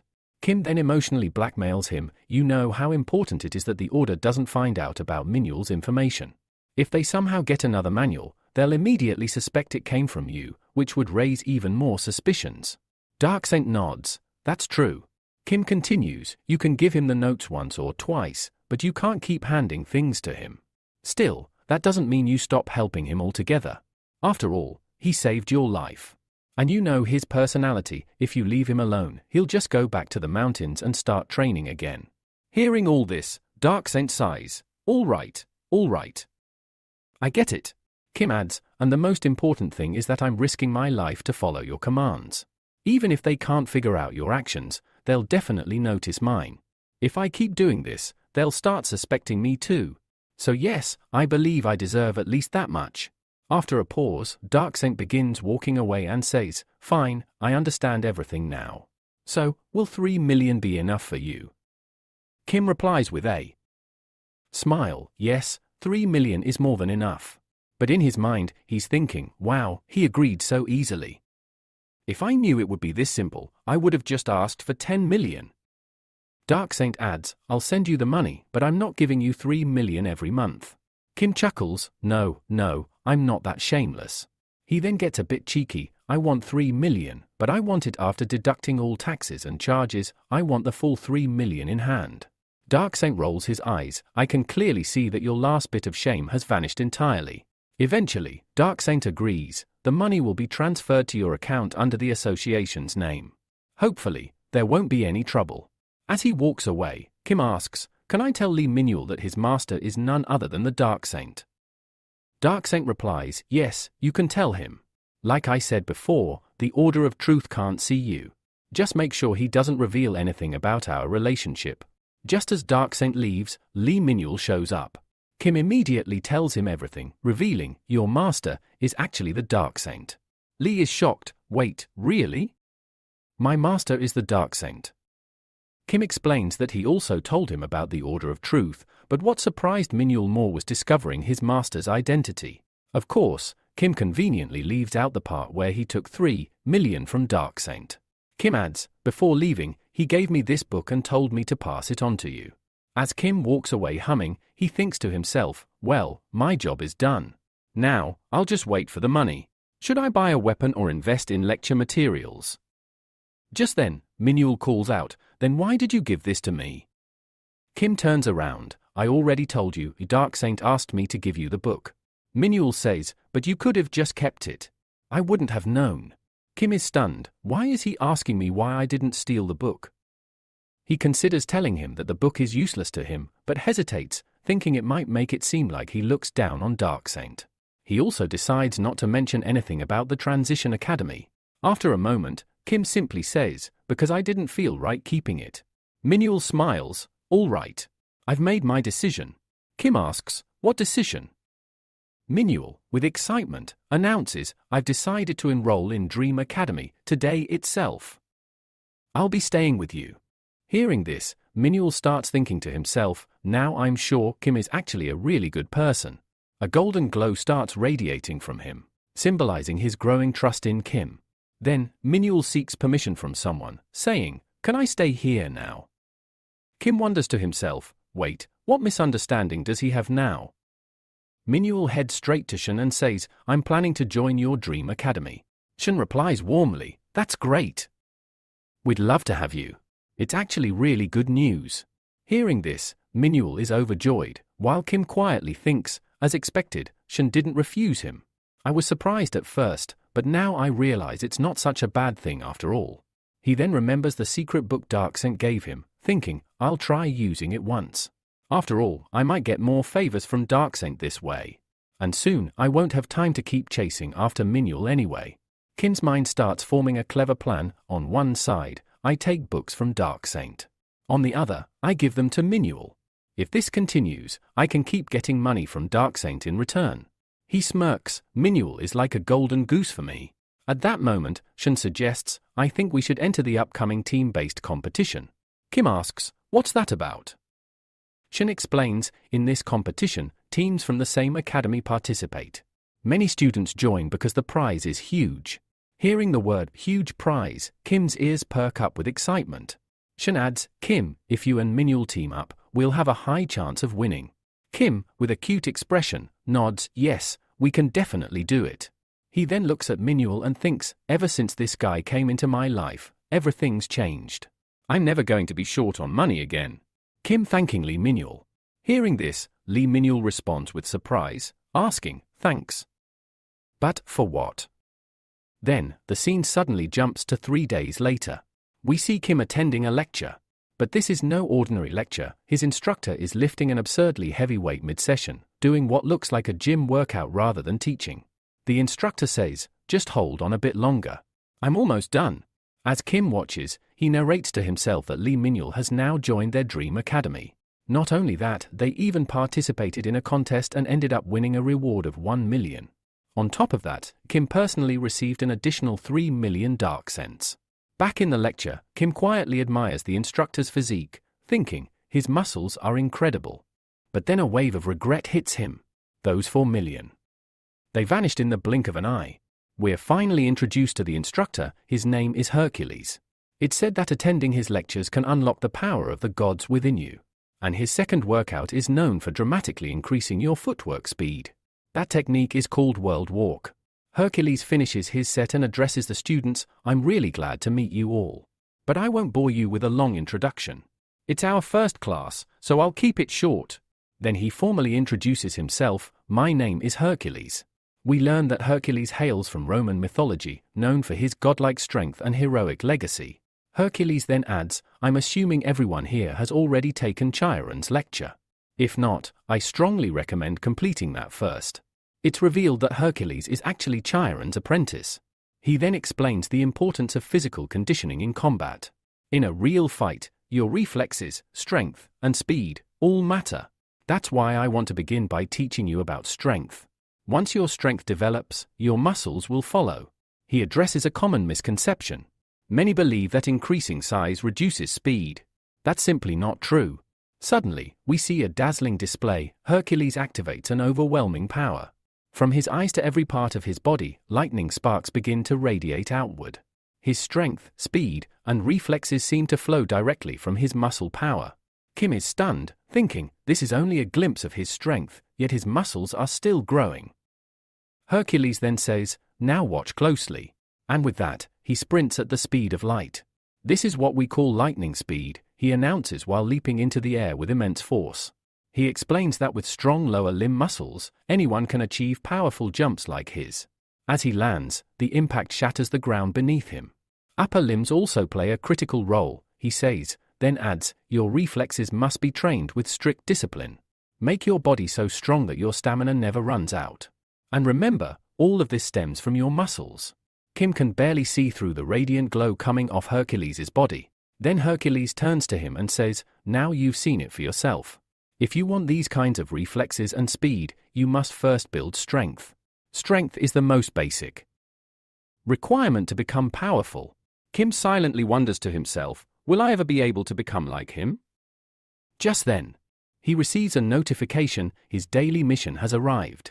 The details are brutal: 30 kilometers running, 1,000 squats, 300 push-ups, 300 sit-ups, and 150 pull-ups. Kim is initially stressed, thinking, so this is what a daily mission looks like. But upon comparison, he realizes, this feels a lot like Chiron's training. At the bottom of the mission, there's an additional note: students must complete these exercises while carrying weights according to their physical condition, up to 1 ton. Kim reads that part and is utterly shocked. 1 ton, he exclaims. He double-checks, rubs his eyes, and stares again in disbelief. Then he mutters, "Are these people insane?" That title about lifting 500 tons. It wasn't a joke? Don't tell me the footwork technique is this insane too. Just then, we're introduced to an old man levitating in the air. He says, "All right then. I'm going to teach you the technique of void." He begins by explaining the fundamentals of flight using inner energy. With the proper control of your inner energy, you can float in the air. But before that, you need to understand the basic principles. And don't worry, you don't need to fully grasp it all just yet. Kim was left completely shocked after hearing this.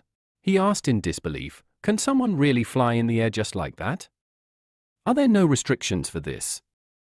Right then, a new message popped up. It was a notification about his new daily task. Kim looked at it and said, "All right, so now our daily task is here. Hopefully, it's not as crazy as the last one." As he opened the task details, he read it aloud. You have to run at a speed of 300 kilometers per hour for 30 seconds. Then, you must jump from a height of 30 meters, and do this 20 times. And yes, you'll have to repeat the entire process twice. Reading this, Kim muttered to himself, "So I have to jump from a height of 30 meters 20 times. And run at 300 kilometers per hour? I think I might be able to pull this off." But as soon as he said that, he stopped and questioned himself, "Am I losing my mind? Is something like this even possible?" Just then, someone appeared behind Kim. A voice called out, "Excuse me, I heard that Kim Shojun lives here." Kim turned around and replied, "Yes, I live here. Who are you?" And that's when we discover the person who approached him is a girl. But the real twist? Kim seems to know who she is. But amid this situation, someone calls out to Suyeon, and a girl also speaks up, saying, "Shinjan Oppa, you are here." Shortly after, Kim Suyeon brings the girl to a nearby spot and asks her, "Tell me, why did you come here?" The girl responds, "I heard you used to work with my dad." We are then informed that this girl's name is Seon Suyeon, and she is the daughter of Menchu Laju. Now here's something important. Menchu Laju is none other than the same old man who once helped Kim during the hunter examination, when they had to dismantle monsters. Seon then asks, "Have you been in contact with my dad recently?" Kim replies, "Yes, when I appeared for the hunter exam, I contacted him." Kim then questions, "Why are you asking me this now?" Seon explains that she hasn't been able to get in touch with her father recently. She's growing worried, unsure of where he might be or what he's doing. Hearing this, Kim is visibly shocked and asks, "You haven't been able to contact him? When was the last time you spoke to him?" Seon replies, "Since yesterday. That was the last time I was able to talk to him." Kim, trying to comfort her, says, "So this is just from yesterday? Then there's no need to stress too much. I think he probably had too much to drink and passed out somewhere. He's done this before." Seon nods and says, "Yes, I'm hoping the same." Still, Kim notices that Seon looks deeply troubled. He then gently asks her, "Did something happen?" She finally admits, "Yes. I had a fight with my dad just yesterday." Kim is surprised. "A fight? About what?" Seon explains, "I told my dad that I want to become a professional hunter." Hearing this, Kim remarks, "But you don't even have any natural powers. How do you plan to become a pro hunter? Will you rely on technology?" Seon clarifies, "No, I've already received my powers. I think I got them about a month ago. That's why I told my dad I want to join Hunter Academy instead of going to college."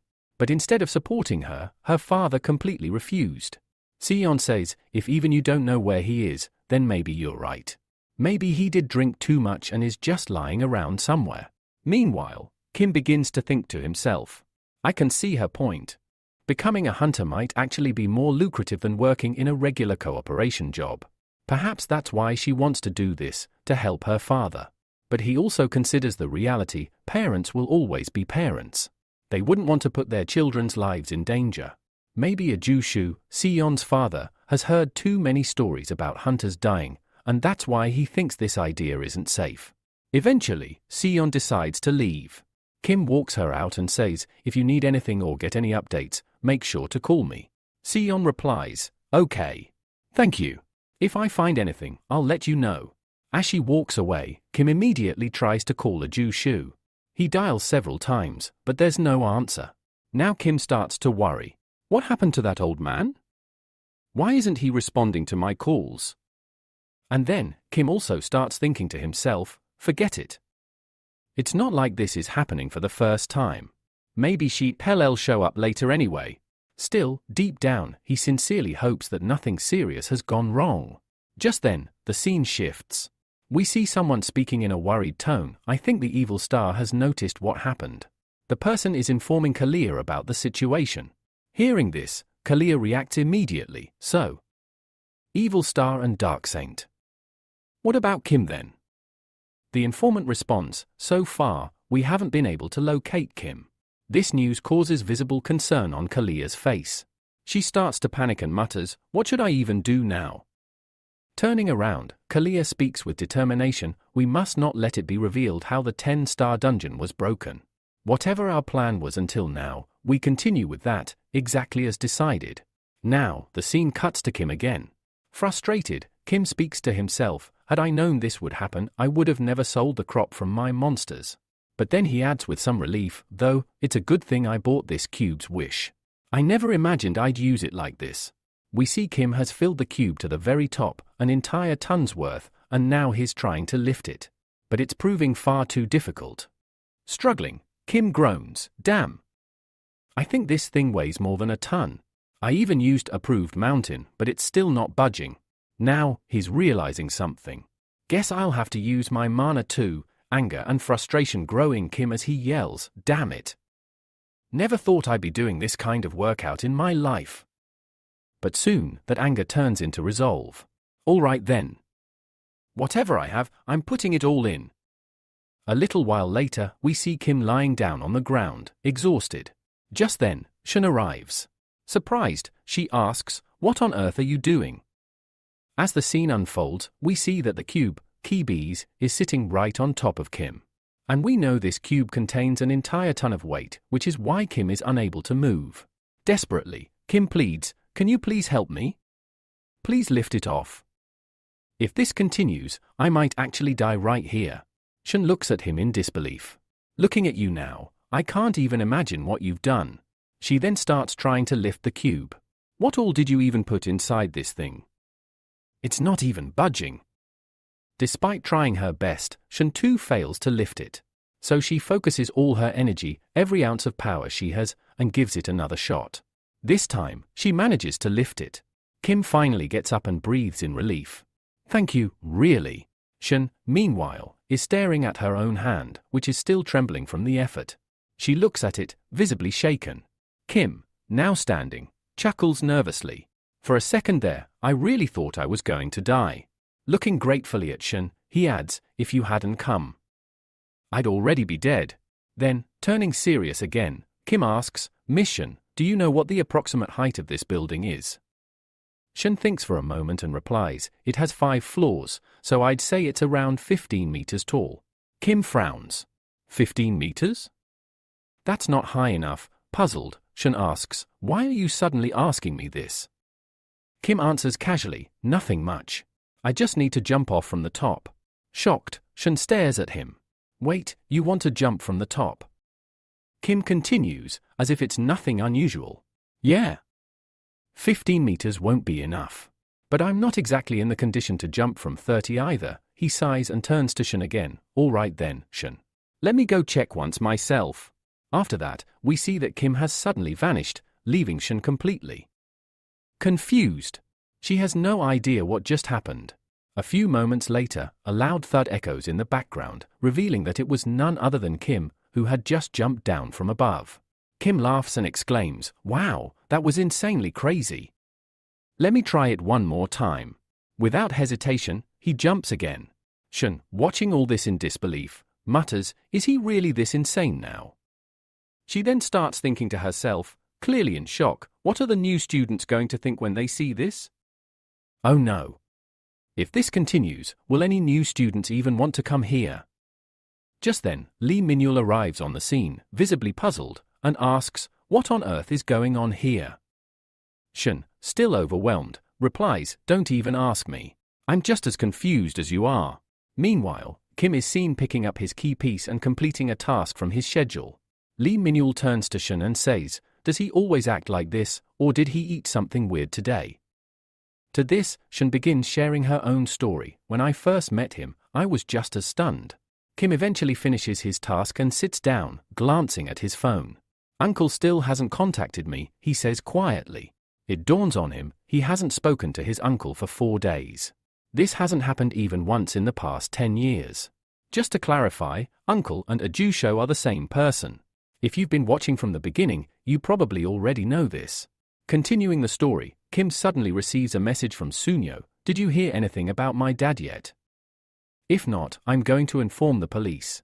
But if you do come across something, just ignore this message." Reading this, Kim becomes visibly concerned. Something is definitely wrong. "I'll have to go check it out personally," he says. He turns to Shen. "Mission, I'll be back shortly." Shen immediately reacts, "Wait, you're not going to jump off the rooftop again, are you?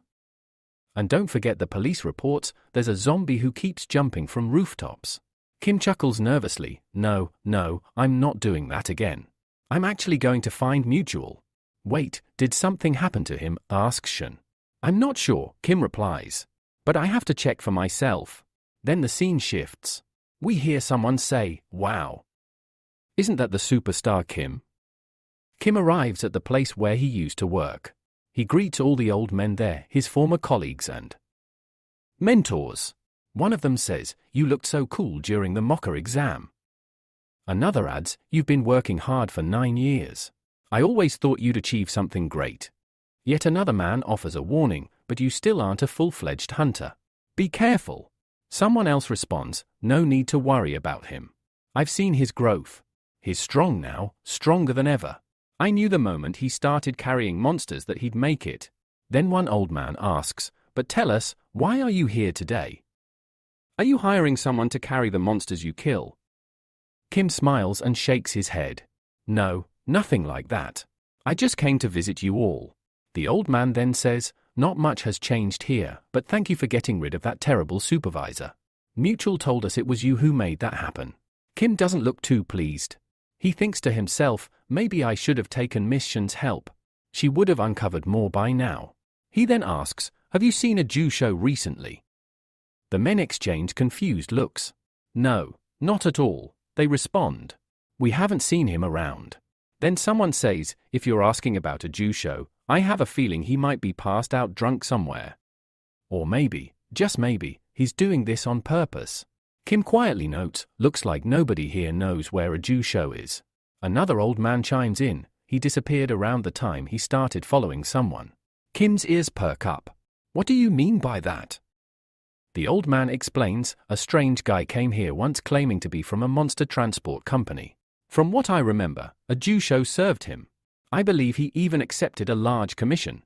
Another person confirms, "Yes, I saw it too. A Jusho was the only one who left with that guy." Kim then asks, "Was there anyone else with them?"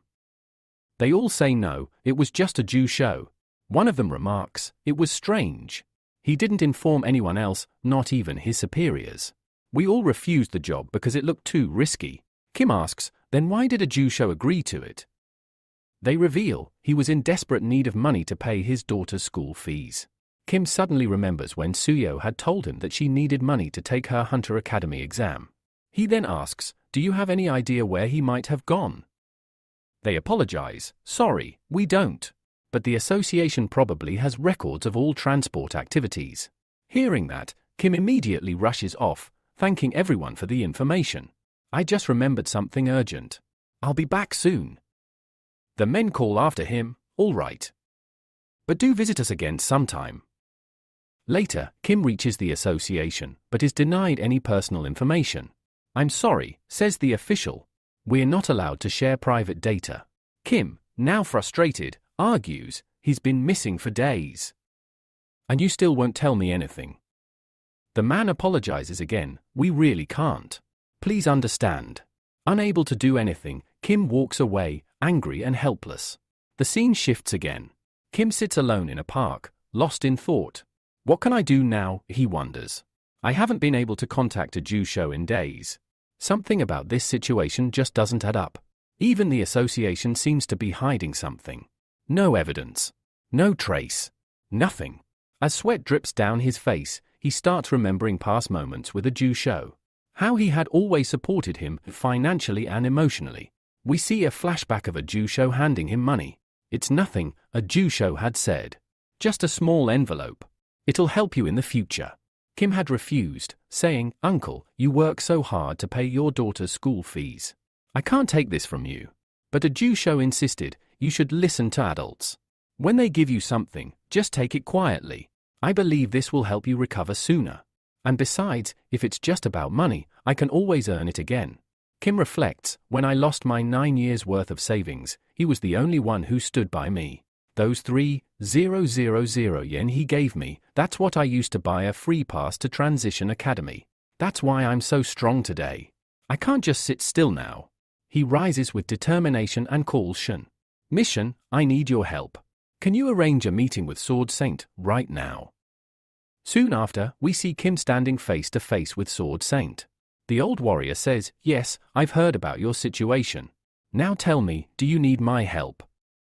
But to everyone's surprise, Kim calmly refuses. Instead, he challenges Sword Saint to a duel. This sudden challenge immediately raises suspicions for both Shun and the Sword Saint's partner. The Sword Saint looks at Kim with a puzzled expression and asks, "Why?" To this, Kim calmly states his conditions. "If I win this match, I want you to carry out this investigation on my behalf. But if I lose, I will leave Dream Academy." Hearing this, Shun is completely shocked. She tries to stop him, calling out, "Kim!" But Kim doesn't respond. Instead, he turns back to the Sword Saint and admits, "Obviously, I can't defeat you. But even if I manage to injure you slightly, I will consider it my victory." In his mind, Kim reflects on a mysterious event where Mitchell followed a stranger. The organization has refused to give Kim any information about that person. He believes that if the Sword Saint investigates, he might finally learn the truth. After all, the Sword Saint is one of the 5 heroes of Korea. Kim knows this is a gamble, but it's his last option to save Mitchell. Surprised but impressed, the Sword Saint accepts Kim's challenge. "You're brave. Come, follow me." He leads Kim to a private room where a powerful sword rests. As he picks it up, even his assistant is stunned. "That's the Azura Dragon Sword," the assistant exclaims. The narration takes a moment to dive into the sword's legend.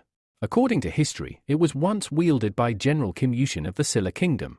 The sword, known as the Divine Blade, was believed to grant endless victories regardless of the situation. Although the sword they see now is a replica, it was crafted by Korea's best blacksmith. The truly shocking detail? The Sword Saint has only picked up this weapon once before, when the headmaster needed someone eliminated. Since that day, he had never touched it again. The assistant, growing nervous, asks, "What are you trying to do?" If things go wrong, you know how the young lady will react. But the Sword Saint silences him. "That doesn't matter. He's just a student, but I'm sure he didn't challenge me on a whim. Don't you think I should at least entertain him?" Meanwhile, Shun pleads with Kim one last time, "You don't have to do this. I'll speak to my grandfather directly. He'll look into the case." But Kim gently declines. "I agree with you, but this is important for my future," he says. In his heart, Kim worries. There's no guarantee such incidents won't happen again, and he still doesn't know why Mitchell disappeared. Was it his fault? And if something like this occurs again, does he even have the strength to stop it? That's why Kim needs the Sword Saint involved. Only then can he reach the root of the problem. He reassures Shun, "Don't worry, I'll only return after winning." Shun, still worried, supports him. "Then you have to win." The tension builds as the duel begins. Kim and the Sword Saint stand face to face. The Sword Saint releases his powerful aura and warns Kim, "If you think I'll go easy on you because you're Shun's student, forget it." Kim holds his ground. "Don't worry, I'm not expecting mercy. I just want you to keep your promise." Acknowledging Kim's determination, the Sword Saint retracts his aura. "Fine. I respect your spirit." He then draws his sword and gives Kim the first move. "Come, you attack first."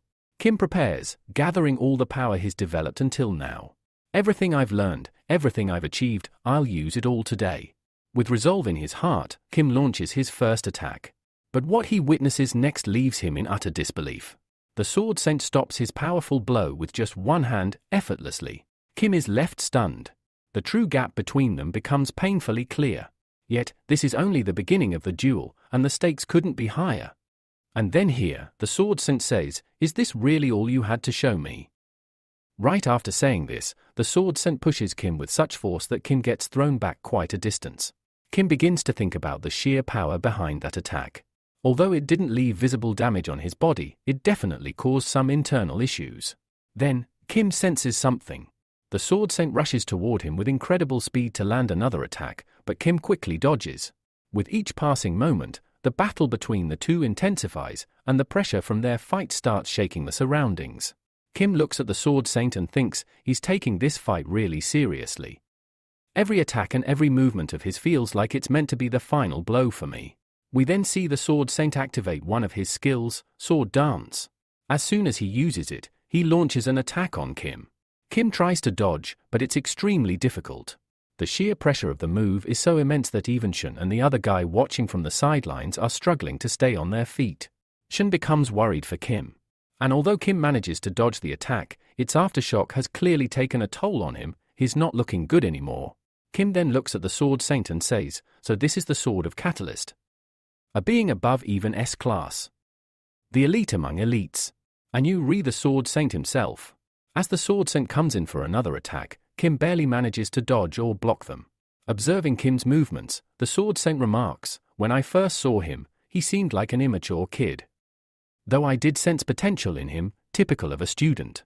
But now, I'm looking at someone who's come a long way in developing himself." Kim launches a counterattack, but the Sword Saint reflects it back effortlessly. Just then, Kim senses something unusual, and a powerful energy burst strikes the field. "If I speak personally, this fight feels like one of the best so far." Then the Sword Saint looks at Kim and says, "I should have figured out the truth behind that weapon earlier. This match should have ended long ago. But it's only lasted this long because of that weapon. I can sense now, it's even resisting my aura." The Sword Saint realizes that he wasn't putting in his full effort until now, but things have changed. He speeds up and reaches Kim in an instant, attacking him with an aura-infused strike. This attack is far stronger than before, so powerful that Kim struggles to recover from it. Eventually, Kim fails to block it. He's slammed into a wall, blood pouring from his mouth. And lying there, he mutters, "Damn it. I got too carried away in this fight. I should never have been so reckless. Sure, I've defeated a lot of students before. But in the end, a student is just a student. And a Sword Saint will always be a Sword Saint. Those guys have never truly seen the harsh side of this world. I completely failed to understand reality. I never realized the huge gap between me and him. There's no real comparison between us." Despite all that, Kim is still burning with rage. He knows the Sword Saint hasn't even used his full strength yet. Frustrated, he rises again and charges toward him, saying, "I still want to do this." The Sword Saint looks at him and says, "If that's all you had to show me, then why challenge me in the first place?" Kim then responds, "A man whose name alone is enough to suppress all enemies." And saying that, Kim continues to fight, even though it's clear he's already struggling. He then says, "I might not be able to do much, but I acknowledge them. Every time I look at them, I want to become just like them. I deeply respect their strength. And I still wonder what method they used to become so strong. All I got was a title, Transient. That made me believe the Sword Saint couldn't be all that powerful." Then, the Sword Saint launches another overwhelming attack. Kim is still far weaker than him, but now, for the first time, he sees a real opportunity to raise his own level. And deep down, he knows. Someday, that moment will come. The day he surpasses even the limits of the Sword Saint. And then we see that Kim's face starts to look quite strange, as if time itself has come to a standstill for him. Kim begins to wonder why he can't feel anything in his hand, why everything suddenly feels so odd. Every step he takes feels strangely unfamiliar and unnerving. Right then, we see the Sword Saint's blade pass right by Kim, and before he can even realize it, a deep and dangerous-looking cut appears on his body. Seeing this, Shun becomes extremely worried and yells out, "Kim," before rushing towards him. Meanwhile, two individuals nearby are talking. Just like we thought, how could that guy possibly fight the Sword Saint? It's then revealed that these two are actually students of the Sword Saint himself. Back to Kim, He turns toward the Sword Saint and says, "You remember your promise, right? I hope you won't forget it." With that, Kim collapses unconscious. At the same time, a cut is visible on the Sword Saint's cheek, which shocks even him as he stares at Kim lying unconscious. Then, the scene shifts. We see someone running with another person slung over their shoulder. It turns out to be Menchel. He mutters angrily, "Damn it! If I had known this would happen, I'd never have come here, no matter how much money you offered." The guy he's talking to replies, "If I had known this dungeon would change, I wouldn't have brought you either, I would have come alone. Please, forgive me." Menchel sighs, "Just shut up. I still hope someone will come to rescue us." But the other guy confesses, "That's never happening. I already told the association president not to leak any information about this place. And now I regret saying that." Menchel responds, laughing bitterly, "Well, it might be tough getting out of here, but there's one crazy guy. I'm sure he'll come from far away." Clearly, they're talking about Kim. Back at the other location, we see Shen rushing to Kim and trying to wake him up. Some time passes, and Kim finally opens his eyes. Seeing him awake, Shen says, "So you're finally back to your senses." Kim asks her, "How long was I unconscious?" Shen replies, "Not too long, but I was really scared seeing you like that. Now that you reawake, I'm relieved. But don't try to get up yet. Just lie back down." Just as she's about to tell Kim something about the Sword Saint, he appears before them. The moment he enters, the tension spikes. He looks at Kim with such intensity that it seems like he might kill him. Seeing his expression, Kim gets scared. But to his surprise, the Sword Saint suddenly hands him his sword. Kim stares in disbelief, thinking, did he really just give me his Azura Dragon sword? Even the assistant behind the Sword Saint is shocked. "What are you doing, sir?" Shen also chimes in, "Grandpa, what are you doing?" Kim then asks the Sword Saint, "Why are you giving this to me?" The Sword Saint snaps, "Don't say stupid things. I'm just fulfilling my promise." He then explains, "When you show this sword to the association, they'll begin investigating it. And through that, you'll learn everything you want to know. But aside from doing this much, I can't help you any further. You'll have to figure the rest out on your own. So do your best." Kim asks one more time, "Are you seriously giving me this sword?" The Sword Saint yells, "Stop daydreaming. It's temporary. I want that sword back." The scene then transitions to some background about the Pro Hunter Association, which is a government-run agency that manages all hunters. This association benefits greatly when more hunters and people come to it, especially when they see how many professional hunters are affiliated. It naturally draws more interest. Then, we're shown the president of the Hunter Academy, who is sweating profusely. He's in shock because Kim has placed the Azura sword right in front of him. The president stares at it, overwhelmed, thinking, what is the Azura sword doing here? At the same time, Kim, watching him, silently wonders, I don't think I've ever even met this president before. After introducing himself, Kim politely says, "Nice to meet you. My name is Kim Shozan. I apologize for not informing you in advance, but I came here because I needed to ask something very important." The president, while listening, reflects silently. "Not long ago, the Dark Saint came to me and requested a transfer of 3 million won to Kim's account. And now, even the Sword Saint has appeared. Just who exactly is this guy?" Kim then brings up an incident from 4 days ago, explaining, someone came here with a mutual request to raid a dungeon with another person. But as per rules, before entering any dungeon, prior permission from the association is mandatory. Can you tell me which dungeon they went to? The president becomes visibly troubled, remembering how that person specifically told him not to reveal anything to anyone. Hesitantly, he tells Kim, "Before I give you an answer, I'll need to examine this sword." Kim agrees, saying, "Fine, you can check it. But please give me an answer as soon as possible." The president inspects the sword and says, "We need to find out more about this weapon." Kim, now slightly impatient, questions, "After all this checking, if something happens, will you take responsibility?" Frustrated, the president mutters, "Damn it. What should I do now? That man had told me to keep this confidential. But now the Sword Saint is involved. I can't keep hiding this any longer. Please forgive me." He then confesses everything to Kim. Shocked, Kim says, "Wait, what? You retelling me that the Magic Saint took Mutual into the dungeon?" The president confirms, "Yes, you're right. The magic saint told me he was preparing reports about a 10-star dungeon. But later, he mentioned he would be heading into a 6-star dungeon for an investigation. Kim starts connecting the dots. Hold on. The dark saint told me that the Order of Truth is the one who caused the 10-star dungeon to break. Something definitely feels wrong here. He rises from his seat and tells the president, "Thank you for sharing this with me." As Kim is about to leave, he turns back and asks, "Can I ask you something? Would the association be willing to give me a loan in exchange for the Azure Dragon sword?" Then Suyo, the daughter of the old man, Opa, speaks up, "Do you know anything about my father?" Kim replies, "No, I don't know for sure. But I did get a clue about his whereabouts. He entered a dungeon with someone, and I suspect something may have gone wrong inside." Suyo, growing worried, says, "What if he's going to die in there?"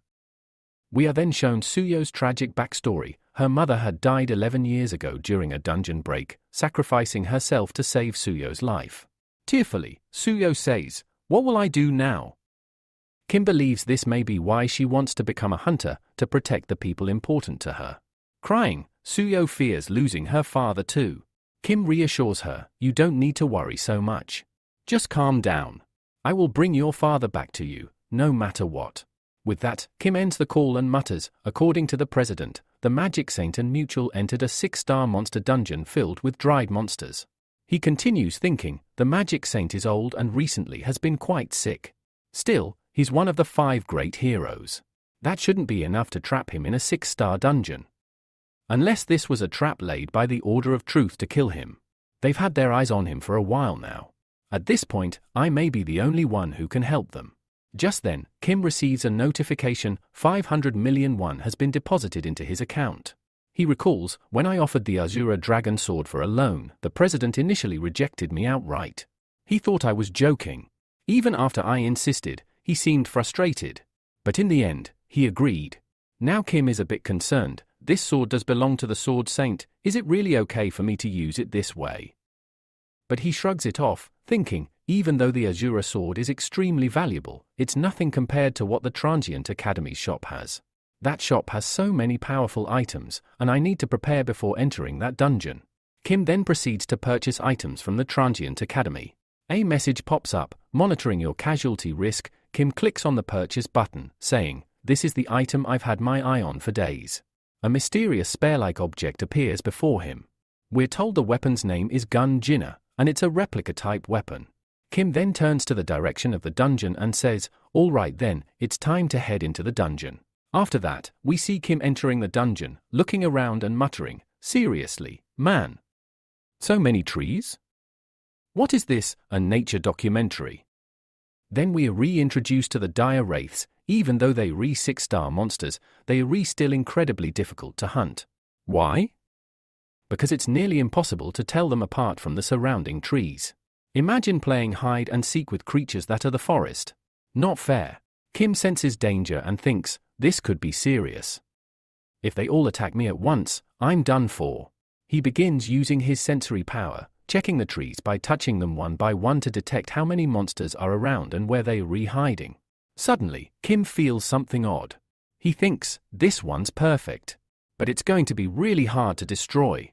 From the outside, it looks just like a normal tree. But on the inside? It's a monster. Mother Nature really said, boss level, tree edition. Then Kim pulls out his secondary weapon, the Gun Jinna. He smirks and says, "Let's test this thing out. I've been dying to try it anyway." He channels his aura into the weapon and throws it. The spear flies rapidly toward the tree, and just as it reaches, the tree suddenly grows eyes and a mouth, obviously shocked at the attack. "Tree, excuse me, I was doing photosynthesis." To Kim's surprise, the monster dodges the spear. Wait, it dodged? Did it just Neo me?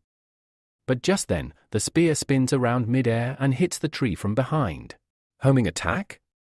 Nice! This is better than my last gaming mouse. We then get some backstory. This spear, Gun Jinna, was once used by Odin himself to kill giant enemies. After those battles, Odin created the Norvolts. Kim thinks, I knew this weapon was OP. Even if it's a limited copy, its destructive power is insane. According to legend, the Gun Jinna has a recoil feature. By using mana, the user can call it back, targeting it directly through magic. Let's give it a try, Kim says. As he uses mana, the spear starts to move. Whoa! It's actually working. But he realizes that just calling it back uses a lot of mana. Man, this thing is cool, but it's thirstier than I am during finals week. Still, the spear returns to his hand. Kim is exhausted now, having used up too much mana. Phew. That was tough. But now I know how to call it back. Good news, it works. Bad news, I can probably only use it once in the battle royal. Even so, legends say the gun Jinnah will always return to its owner, no matter the situation. Kim reflects, even if this is a copy, I made the right choice trading my Azure Dragon sword for it. I think. Then roots start creeping up behind him. Kim, lost in thought, suddenly realizes something. Wait. If the sword sense find out I traded that sword, they'll probably kill me. Like, literally. Just then, the roots launch an attack. But thanks to his senses, Kim dodges at the last moment and destroys the attacking trees. As he walks ahead, he mutters, a Jew shoe. Where are you? In the next scene, we find a Jew shoe running while carrying the magic saint. They are being chased by several monsters. The monsters suddenly launch an attack using their roots. Although a Jew shoe and the magic saint survive, they fall to the ground. A Jew shoe struggles to stand, and the monster roots approach to finish him off. But the magic saint steps in, casting a magical barrier just in time to stop the attack. He tells a Jew shoe, go. I can't hold them off for long. A Jew shoe protests, but what about you? You're coming with me, right? The magic saint replies, no. If I leave, the barrier will fall. And besides, I'm too old for this nonsense. I've got more wrinkles than mana left, kid. After this, we see Magic Saint apologizing to a Jew shoe, saying, I am sorry. If I hadn't brought you here, this whole incident wouldn't have happened to you. But seriously, what are you waiting for? Hurry up and get out of here. But then, the barrier Magic Saint had created breaks because he's unable to hold it any longer. Taking this opportunity, all the monsters attack both of them. A Jew shoe, in his mind, says, I am sorry, Sujin. This is all my fault. But suddenly, a Jew shoe is stunned when nothing happens to him. Slowly, he opens his eyes and realizes someone has stopped the attack. And who is it? None other than Kim. He says to a Jew shoe, do you even know how long Suyo has been searching for you? A Jew shoe, now on the verge of tears, replies, finally, you're here. Kim, grinning, moves ahead and says, we can talk later. But for now, get out of here with Magic Saint. The monsters, seeing Kim, immediately try to attack him, but Kim easily dodges and, with a smirk, thinks, well, this worked out pretty well. All the monsters are distracted now. Kim then remarks, all right, time to find the main bodies of these monsters. Suddenly, several monsters charge at him, but with his enhanced senses, Kim dodges them effortlessly. This is getting ridiculous. I've cut them down so many times, and they just regenerate, he says, shaking his head. He continues, well, I can't go to their main bodies just yet. First, I need to find my gun Jinnah. Kim searches, mumbling, where the heck is it? Finally, he spots it but then recalls something. Damn it! How could I forget? A Jew shoe and Magic Saint haven't left yet, so I can't use this yet. Now, he's forced to fend off the attacks from the monsters, wondering, why does it feel like my body is falling apart? As he turns around, he sees a Jew shoe and Magic Saint have moved much farther away. Well, at least they're far enough now. I can finally attack, he thinks. Kim leaps onto one of the monsters, charging toward his gun Jinnah, saying, gun Jinnah. The weapon flies straight into his hand. He then launches his spear with incredible speed, piercing through multiple monsters. Nice! That's a lot of monsters dealt with in one shot, Kim says, watching the destruction unfold. But some monsters are still stubbornly attacking him. Kim blocks their strikes, grinning, I swear, you guys are like flies at a picnic. Just can't get rid of you. He calls his gun Jinnah back, and as it returns to him, he teases the monsters, oh, looks like your faces just dropped. Did you realize how dangerous this weapon is now? Guess you're just starting to understand how much power it has. Kim, with a mischievous smile, adds, I'm pretty sure you all are regretting your life choices right about now. Just wait until you see what's next. He playfully hums, "Ring-a-ring-a roses," as he selects his next target. Spotting a tree monster, he says, "Your turn, buddy." The tree monster responds, "Sir, but why me?" Before it can finish its sentence, Kim hurls his spear at it, creating a massive hole in the tree. The remaining monsters look on, horrified. As the monsters try to regroup and cover the gun Jinnah, Kim smirks, "You think I'm nothing without my gun Jinnah? Please, do you think it's too far for it to reach me? You guys are so annoying. I've been trying to figure out how to deal with you all at once, and now, you've made it so much easier for me." Kim reveals, "Gun Jinnah isn't my only legendary weapon, you know. I've got plenty more up my sleeve." He talks about another spear, eyeing the monsters. Time skips, and we see Kim reaching a Jushu, waving his hand, "Here I am." A Jushu, slightly exasperated, asks, "Why did it take you so long to get here?" Kim replies, "Well, I didn't expect you to wander off into a dungeon and get lost. Plus, I heard you were saving up to send Suyo to Hunter Academy. Why the sudden fight with him?" A Jushu responds, "That's none of your business." Kim chuckles, all right. Forget all that. How's Magic Saint doing?" After this, Magic Saint explains that he needed to study the monsters, which is why he brought someone along. He needed help due to his deteriorating health. Kim says, "So you needed a carrier to carry the monster crops. But you kept it secret so no one would know." Magic Saint admits that it was all done in secrecy to avoid attention from the Order of Truth. Kim, surprised, says, "How do you know about this?" Even the association doesn't know yet. Just then, the ground starts shaking, and Kim asks, "Is this an earthquake?" Mutual replies, "That monster is still here." Kim realizes it's not an earthquake but a huge tree monster. He wonders if the monster has evolved, and Magic Saint says it's a mutation but refuses to specify which one. Kim assesses the situation and notes that the monster hasn't noticed them yet, so they take a brief rest. However, Magic Saint says that no matter how hard they try, the monsters sense them whenever they attempt to leave the dungeon, continuously attacking them. Magic Saint explains that the monster's skin is tough and almost indestructible, and even if they manage to cut it, it regenerates quickly. Kim listens and then asks, "So, what you are re-saying is, even your magic won't work on them?" Magic Saint confirms this, explaining that the monsters have evolved and are now resistant to his magic. He adds, "Even though I can break the outer skin and slow their regeneration, I won't be able to do it for long without a powerful attack." Kim ponders for a moment and says, "So, for this, we only need one powerful attack."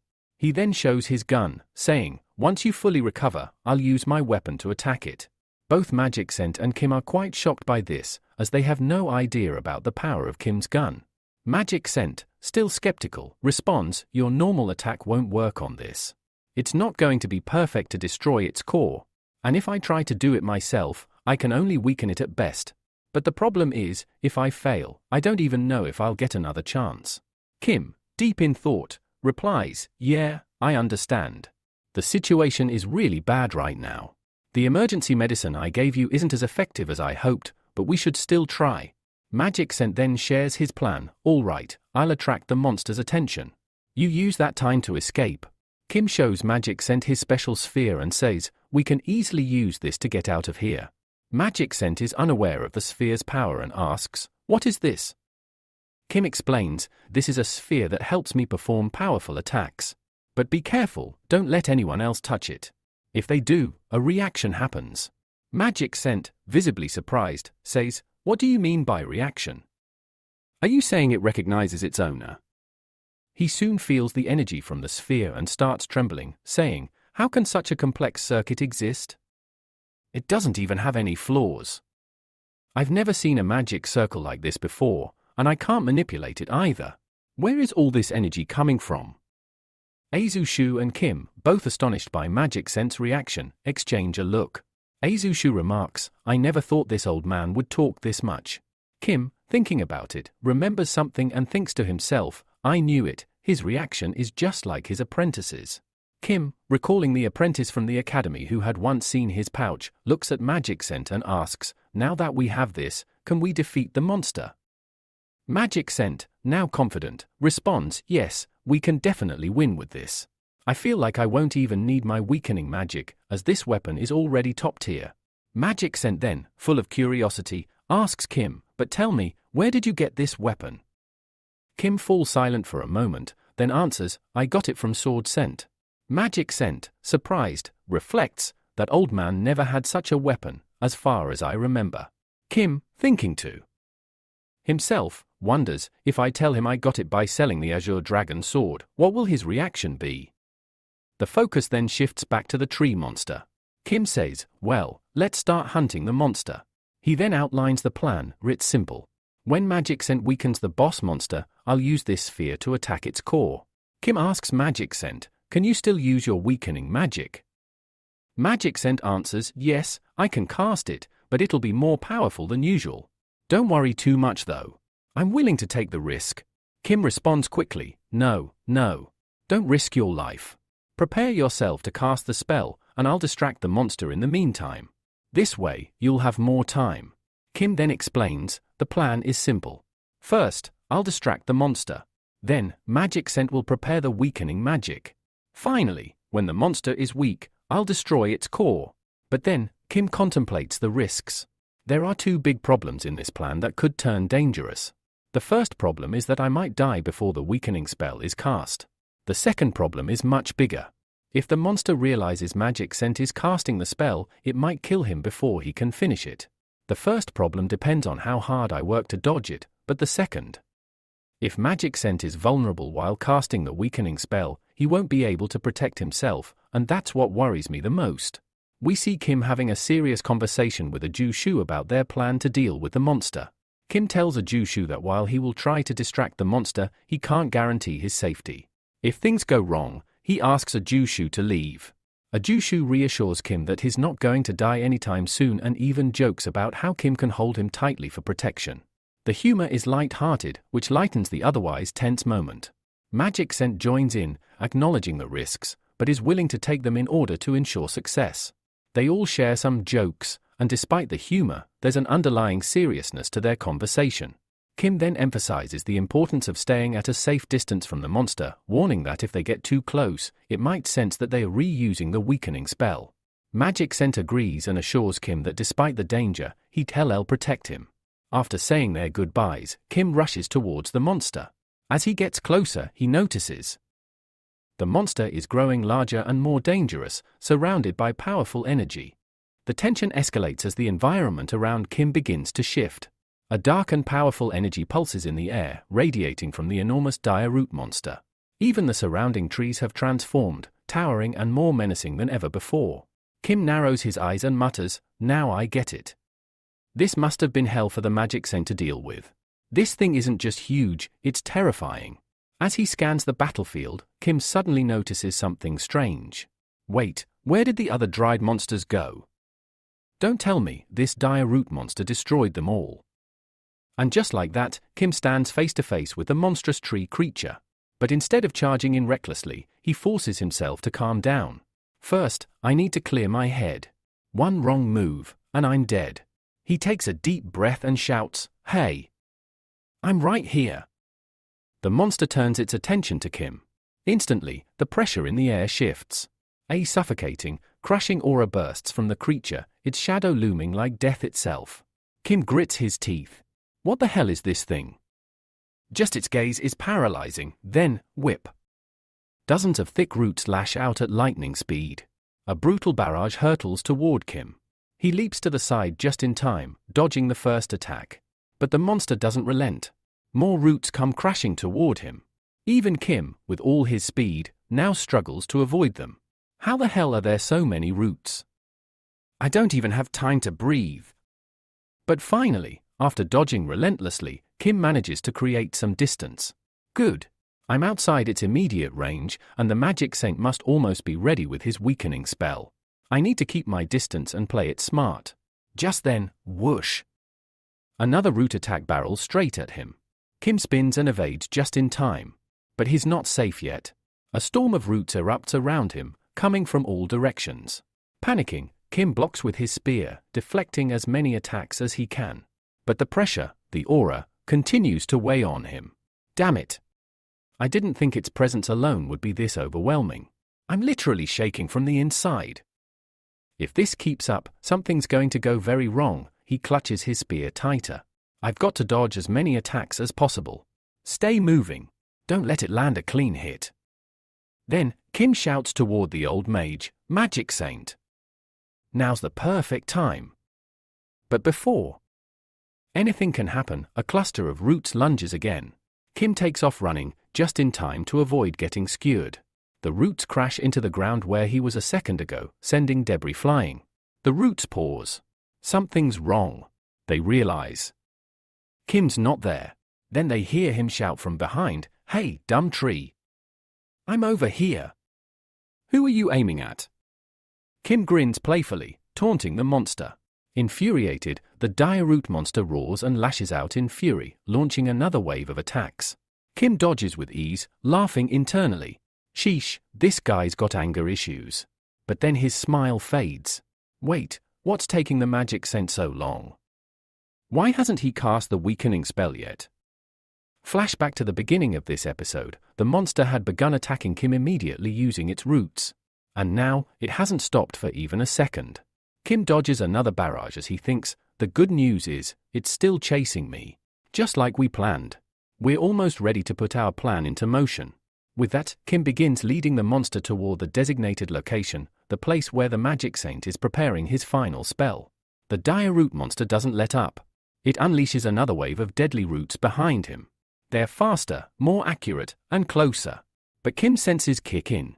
He feels the air shift. They're right behind me.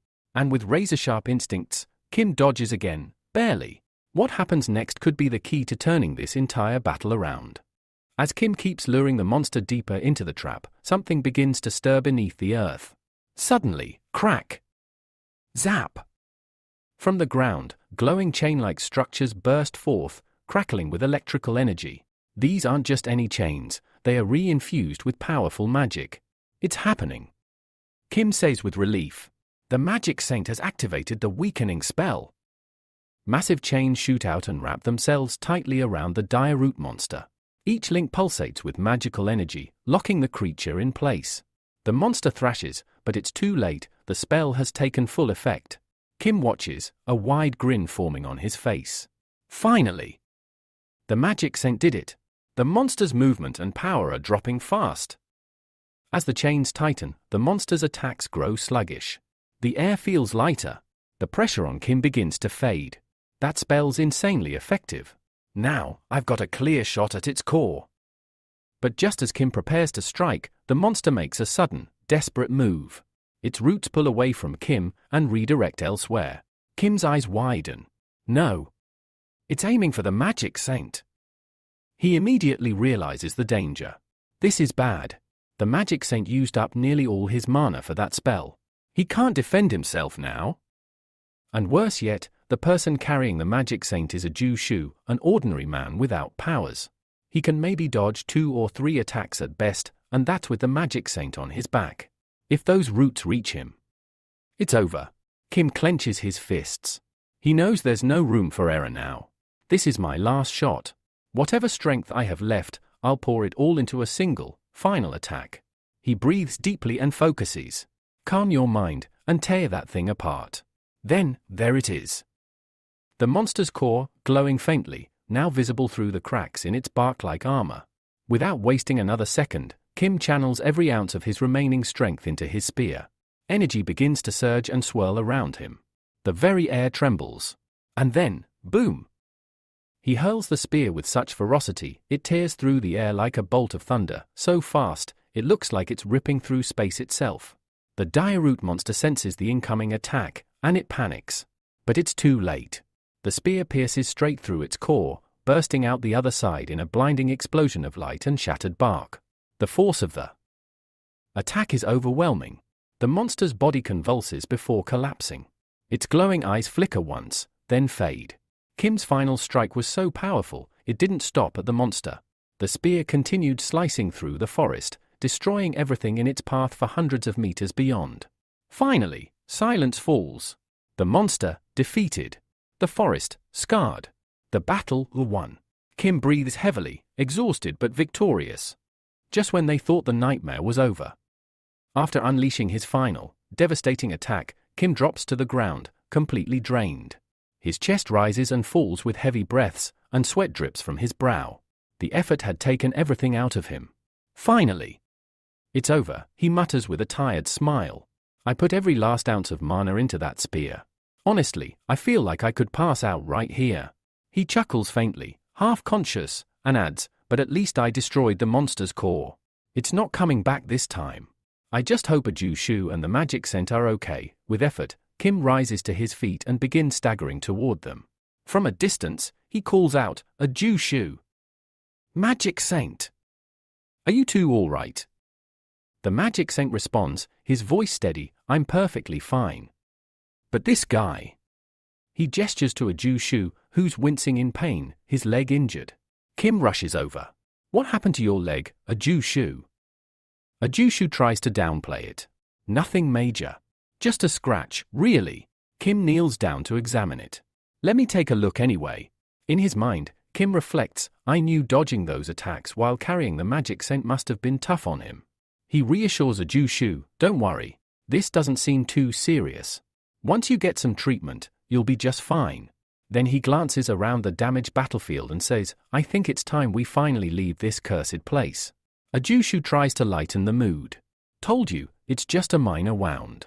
Then, with a playful grin, he adds, if I were 5 years younger, I'd carry both of you out of here on my shoulders without breaking a sweat.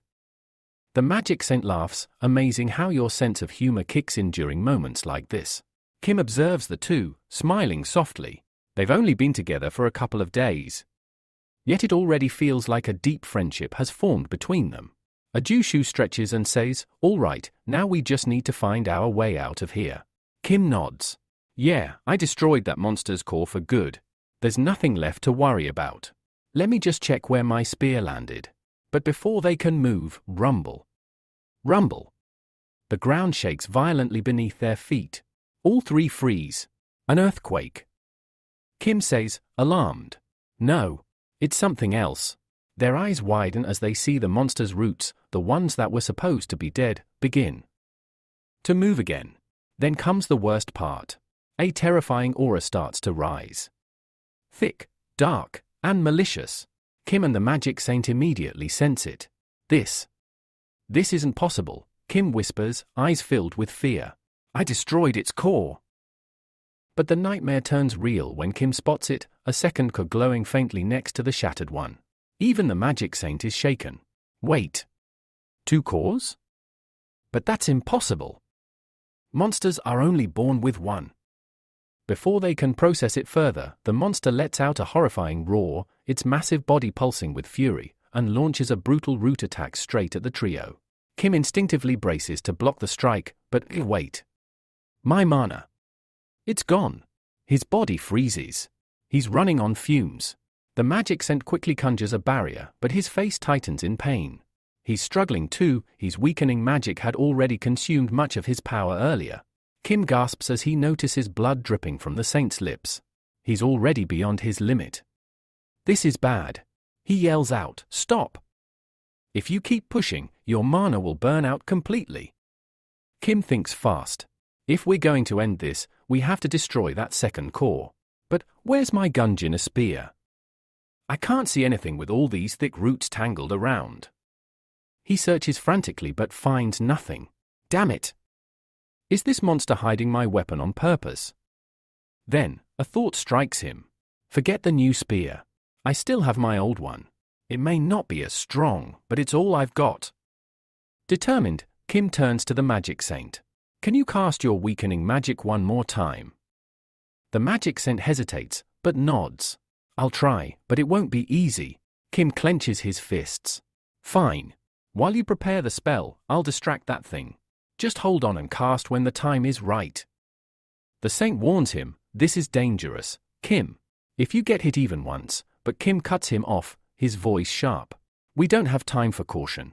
Just trust me, and cooperate. Before anyone can stop him, Kim dashes into the battlefield. Magic Saint and a Jushu shout after him, trying to hold him back, but he's already gone, weaving through the monster's monstrous root attacks like a phantom. If one of these hits me, I'm done for, Kim thinks. Before, the saint was shielding us, but now I'm on my own. But he doesn't hesitate. Not even for a second. Every root that comes near, he slashes it away with deadly precision. one after another. His movements blur with raw determination. The monster, sensing danger, begins to shift its attention. The roots that were targeting the magic scent slow down, then turn toward Kim. Dozens of them. Come on.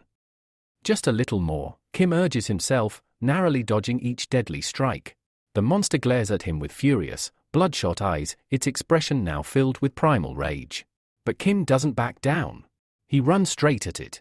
Because he knows, if he doesn't stop it now, no one will survive. The final blow, or a deadly mistake. After barely escaping the monster's last attack, Kim takes a moment to catch his breath. From a distance, he watches the creature's movements carefully. Damn it, there's no opening to strike that core. This thing's defenses are tighter than ever, Kim thinks, gripping his old spear tightly. But then, a twist. Without warning, thick roots wrap around Kim's leg, yanking him in place. What the? How did I not sense that? Kim gasps in shock. Are my senses dull, or is this monster just that sly? Dozens more roots surge toward him like snakes ready to devour. Kim braces for the end, but in the nick of time, a burst of lightning arcs through the air. The magic saint has cast his weakening spell again, lightning chain snapping down and stunning the roots mid-attack. Kim's eyes widen. No way, he actually pulled it off. I was done for if not for that.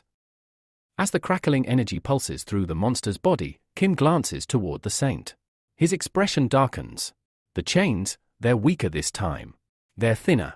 He's pushing way past his limits. Still, Kim can't help but feel awe. For someone old, worn out, and ill, casting the same high-level spell twice in one fight. That's insane. This man is a legend. With the root stunned and a small window open, Kim doesn't hesitate. He charges forward, eyes locked on the second core. Spear in hand, he closes the gap, ready to end this once and for all. But, snap! The weakened chains shatter, unable to hold any longer. The roots, free once again, lash out with fury. Kim is midair, no footing, no defense. Oh no, the roots slam into him, sending him crashing to the ground. Dust erupts. The impact leaves behind a crater. Kim lies motionless, blood dripping from his mouth, pain etched across his face. I almost had it, just one mistake, 1 second too late. But there's no time to dwell. The roots, sensing victory, surge toward him again, more than ever before. Kim's heart races.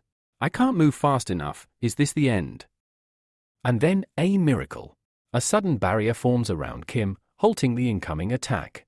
The magic saint stands tall, hands trembling, mana flickering like a dying flame. Run, he shouts. Kim, get out of here now. Inside, the old hero speaks to himself, I can't believe I'm saying this, but this boy. This student, he just might be the future of humanity. Within just a year, he's already shown what others couldn't in decades. That kind of potential? Limitless. He gazes at Kim with a soft, almost fatherly expression. No one in this country will forget his name, not a single child. Not after what he's done here today. But right now, he's not strong enough to beat this monster. And that's why he must survive. Out loud, he pleads again, Kim, I told you to leave. Get out of here while you still can. But Kim, injured and defiant, shakes his head. No. I won't run. Not now. He struggles to his feet again, but his legs give way, he falls back to his knees. The saint clenches his fists. Don't be reckless, Kim. The world needs you alive. You're our hope, our next great hero. But I'm already old, he continues. I'm fading fast. If a sacrifice must be made, let it be mine. Kim looks at him, eyes burning, not just with pain, but with something deeper. If that's how you feel, Kim says, breath, one mistake doesn't define you. But what you do after it. Suddenly, Hercules begins to speak. He recounts a painful past. You know. Once, a man named Heraz cursed me. I lost my mind. I killed without reason, even my own wife and children. I was the monster. He pauses, bitter. When I realized what I'd done, I wanted to end my life right there. But a friend told me, you must atone. Complete the 12 labors. Each one sounded impossible, slaying the Nemean lion, killing the Lernaean hydra, capturing the golden hind, subduing the Erymanthian boar, cleaning the stables of Augeas, chasing the Stymphalian birds, taming the Cretan bull, capturing the man-eating mares, stealing the girdle of Hippolyta, herding the red cattle, plucking an apple from the Hesperides, and finally, kidnapping Cerberus from hell itself. I completed every trial. My reputation soared. People cheered my name, he sighs. But it didn't last. The same people mocked me later. A man who killed his family has no right to glory. And they weren't wrong. Their words cut deep. I wanted to disappear. But I refused to be one of those who end their own life. I wanted to live, to truly live, and change my fate. Hercules looks toward Kim and says, "You know what I learned? Everyone says your dreams are impossible. They'll tell you to quit, that you're not enough. But if you try hard, really hard, you'll prove them wrong. You only need one reason. Just one reason to keep going. And anyone can become a hero. Look at me. I'm living proof." When everyone gave up, he rose again. Hercules' voice echoes in his mind, "Even if the world says you can't, you will." Kim clenches his fists. "Yes. I know I shouldn't be able to win. But still. I have to try. I won't let my future be stolen." Hercules urges him, "Make your will your weapon. Push past your limits. That's the path to divine power." A powerful aura erupts from Kim's body. Even the monster seems stunned by the overwhelming pressure. Hercules continues, "Let your will be a force so strong, it destroys anything in your path." The monster strikes with its roots again, but this time, Kim is ready. One slash. All the roots are sliced clean through. Kim charges, his speed and power now on another level. The forest trembles. And then, boom! An explosion rocks the battlefield as Kim finally destroys the second core. The monster lets out a final scream. And then falls silent. It's over. The magic saint barely holds his ground from the shockwave. He opens his eyes, stunned. Kim stands victorious, but not for long. He collapses, completely drained. He's unconscious, the saint realizes. He went beyond his limits. There's not a drop of mana left in him. Before Kim hits the ground, the saint catches him with a soft spell. Matchel, watching all this, is left speechless. He grabs his cane and hurries over. He kneels beside Kim and asks, "Is he okay?" The magic saint nods slowly. "He's hurt badly, yes. But he's alive. He only fainted because he truly gave it everything." "I can understand what you're saying," he tells the saint. "The power Kim used back there was beyond anything I imagined." The magic saint admits, "I was genuinely scared." Matchel blinks. "Wait. Scared? Are you saying a top-tier magic saint, one of the 5 heroes, was scared of that giant tree monster? That doesn't make any sense." The saint snaps back, "You think I'm not allowed to be scared?" He adds, "I always say I don't have much time left, but the truth is, it's not the monster I feared, it's death itself. What scares me is what'll happen to the world after I'm gone." Matchel is surprised. "So, you're afraid this world still needs you?" The saint nods, "People like you think the world is safe now. But it's not. That's why. Every time I get close to death, I worry. This world still needs me." Matchel asks, "Is that why you took on a disciple?" The saint nods again. "Yes. I chose Jimin as my successor. At first, I wasn't sure she could handle it. But now, she's done far better than I expected. Still, there's so much darkness left in this world. If I die now, I hope she carries on my legacy." The saint recalls Kim's words, "Why didn't you leave us?" And smiles. "Because I saw something rare, a brilliant young man. And this is only the beginning. He will become the hero of the new generation." He gazes at the sky, quietly smiling. Time flies, you never realize how fast it slips away. Later, the episode opens at a hospital. Kim is lying unconscious on a hospital bed. The camera pans in as Matchel enters.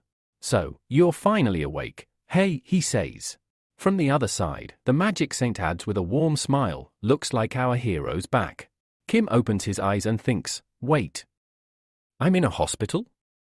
That means we cleared the dungeon safely." He turns to them, asking, "Are you two okay?" Matchel nods. "I'm fine. Nothing serious.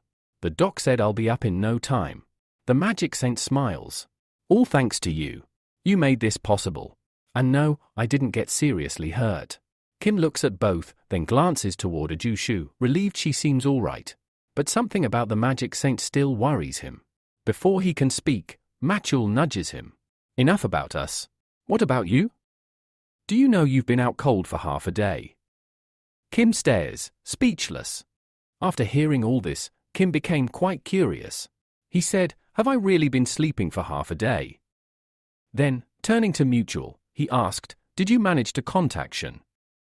Mutual replied, "Yes, I did contact Shen." Hearing this, Kim thought to himself, "All right, looks like everything is finally settled." Mutual continued, "I even contacted Miss Shen." Kim then questioned, "You contacted Miss Shen? But why?" Mutual explained, "I reached out because she was very worried about you. She was searching for you everywhere." Kim pondered silently, realizing, that makes sense. I had only told Shen that I was going to look for Mutual, but I never mentioned where exactly. Besides, the Sword Saint's sword is still with me, so it's natural she would be concerned. At this moment, Magic Saint spoke to Mutual, "So, you have a daughter, and her name is Suyoha, right?" Mutual nodded, "Yes, you are right. That's why I was saving money, to send my daughter to the Hunter Academy." He added seriously, "And don't forget, you owe me double payment now." Magic Saint chuckled, "All right, that's fair." Mutual looked concerned and asked, "You're not thinking of refusing to pay me, are you?" No, Magic Saint replied with a smile. "I will definitely pay you. Also, it would be better if I take care of your daughter." Hearing this, Mutual was pleased and said jokingly, "Has old age finally messed up your brain?" Magic Saint responded calmly, "What do you mean? I may be old, but my mind is still sharp." Ajusu interrupted, "So, you're not crazy, right? Then why are you suddenly saying such crazy things?" Magic Saint laughed softly, "You're right, but I think I can still help you a little more. Besides, I told you before, I want to share all the knowledge I have.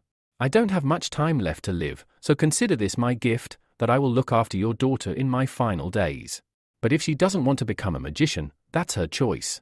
Then Magic Saint turned to Kim, "Oh, and you saved my life too. So, I can take care of you as well." Kim quickly replied, No, you don't need to take care of me. But if you want to give me something in return, money would be good." Magic Saint laughed, "Ha ha, greed never leaves you, does it? All right, tell me how much money you want. You saved my life, so I can give you anything. Don't hold back, just tell me." After hearing this, greedy Kim became very happy. He said eagerly, "Really? Is that true?" Just as Kim was about to name the amount of money he wanted, suddenly there was a huge explosion behind him. A voice called out, "Grandpa, I think you have misunderstood things badly." Kim instantly realized, who could that be? And surely, others must have guessed already. If you did, comment below. Kim thought to himself, "Oh man, I completely forgot, Miss Shen was contacted too." So Mutual had already called her. At that moment, Sword Saint asked, "What exactly do you mean by that? Don't you know what he has done?" Then Miss Shen warned Kim sternly, "Kim, you need to leave here as soon as possible. Otherwise, my grandpa will erase every trace of you from this earth." Kim turned to Sword Saint and said, "I think you have a huge misunderstanding." In his mind, Kim was thinking, "What do I do now? Should I jump out of this window and run? But no, if I try that, Sword Saint will jump on me right away." Kim sighed, "So, what choice do I have? Maybe I can throw my spare sword at him. But wait, I don't even have my spare sword. I left it back in the dungeon." This situation was so overwhelming that Kim's mind seemed to stop working entirely. Sword Saint spoke again sharply, "You better stay completely quiet. I am not going to let you go today." At that moment, Magic Saint stepped in and said to Sword Saint, "It's been a long time since we met." Sword Saint looked surprised to see Magic Saint and asked, "What are you doing here?" Magic Saint replied softly, "I never expected we would meet again after all these years. Seeing you brings back so many memories. We were so young back then." He smiled and said, "Tell me, how have you been?" Sword Saint, cool and composed, said, "I'm just the same as always." Then he asked Magic Saint, "But how did you end up in this condition?" Magic Saint explained, "I was very close to dying because I was trying to be too brave. In the end, I ended up in the hospital." Sword Saint became deeply interested and asked, "You were about to die? And you just said you're old now, is that really true?" Magic Saint smiled and said, "Sword Saint, I'm actually quite jealous of you because you have always been energetic, and you still are. Why don't you tell me your secret so I can be like you? Meanwhile, Kim asked Shen, okay, but where is Su-Yoha now? Shen replied, she's on her way here. I came earlier to stop Grandpa. Otherwise, who knows what he would have done when he arrived. Sword Saint teased Magic Saint. Even in your state, you talk nonsense. Why don't you just admit you're here because of your illness? Magic Saint shook his head. No, I'm telling the truth. I was about to die, but if this young man hadn't come to save me, I wouldn't be here now. They both looked at Kim, and as soon as his name came up again, Sword Saint's anger flared up. You took my sword and pawned it, he shouted at Kim. Kim quickly shook his hands and said, no, I never meant to do that. But I had no other option left. It was my last resort. Sword Saint was furious as he said, shut up. You don't even realize what you've done. You sold my most precious thing. You have no sense at all. This time, you've truly crossed all boundaries. Magic Saint stepped in calmly and said, I'm not sure what exactly this young man has done, but on his behalf, I apologize. Can you give him just one more chance? Sword Saint snapped angrily, don't interfere in this mess. You don't know anything about it. Magic Saint replied thoughtfully, I think this young man might be in serious trouble, and maybe he had no other choice but to do what he did. You should try to understand that too. Sword Saint growled, are you really saying that even in this situation? Magic Saint nodded, time doesn't matter. We elders need to guide the younger ones. Sword Saint responded sharply, this punk has gone way too far today. Magic Saint then asked, tell me, what big mistake did this young man make that you cannot forgive? Sword Saint answered, he sold my Azure Dragon sword. Hearing this, Magic Saint's eyes lit up in surprise. He asked, wait a second, did he really sell your Azure Dragon sword? And did you give him some amazing spare weapon in return? Sword Saint looked confused and said, what exactly are you saying? Magic Saint explained, the young man told me that you gave him an amazing spare. Sword Saint became even more puzzled, muttering, when did I even do that? Why don't I remember it myself? Meanwhile, Kim was sitting quietly, thinking to himself, well, looks like I'm heading straight to heaven now. Sword Saint's anger intensified as he started releasing his killing intent with great speed and force. Kim, however, was getting excited and said loudly, Sword Saint, listen to me. I haven't sold the sword yet. I just took a loan against it. Besides, I didn't take much money. I'll go quickly and get the sword back from the association president. Sword Saint then turned to Magic Saint and asked, so, tell me, can I forgive him? Magic Saint started sweating nervously and said, don't kill this young man. You can rough him up a little, but spare his life. Hearing this, Kim was surprised and asked Magic Saint, why did you change your mind? Sword Saint replied, all right, you didn't send my sword away, and since Magic Saint says I shouldn't kill you, it's decided, I won't kill you. But I will give you just one hit. At that very moment, beads of sweat started rolling down Kim's forehead. He was visibly shaking. Wait, Sword Saint, you know what a single hit from you can do, right? Kim stammered, his eyes wide. Sword Saint released an intense killing aura. If you've got the guts, dodge it. If you can't, well, you already know the consequences. Kim took a deep breath, clearly trying to hold himself together. I don't believe you'd let me go with just one hit, he said. And I know very well that one hit from you could end my life. Trying to buy some time, Kim quickly added, wait a minute. Just give me a moment, I'll go and bring the sword back. Sword Saint dismissed with a grin. That's why I said I'd hit you just once. If you had really sold it, you wouldn't even be standing here talking to me. Just as Sword Saint's fist started to move, Kim's expression changed completely, panic was written all over his face. But suddenly, in an unexpected twist, Kim threw his own punch to clash with Sword Saint's. A huge shockwave followed. The pressure released from the clash was immense. Sword Saint looked genuinely surprised. Did he really block it? He thought. Kim, meanwhile, instantly dropped into dramatic mode. Ah! My hand, it's broken. I swear it's broken. But Sword Saint wasn't buying it. His eyes narrowed as he analyzed Kim. That hand looks perfectly fine. How did he even manage a hand-to-hand block? If it were anyone else, their arm wouldn't just break, it'd be obliterated. Still confused, Sword Saint began powering up again. Listen to me, he growled. Kim's expression went stiff again. You said one punch. If you hit me again, I swear I won't be able to block it this time. And with that, Kim bolted. All right, I am going outside to get some fresh air, he called behind him, already halfway out the door. Magic Saint, Sword Saint, you guys can have a nice little chat. Shen called after him, wait. Take me with you. Mutual followed suit, trailing behind them. With the trio gone, an eerie quietly settled over the place. Sword Saint turned to Magic Saint. You've really gotten old, he said bluntly. I also noticed how much you re-holding back your powers. Magic Saint replied calmly, even if I died here. What difference would it make?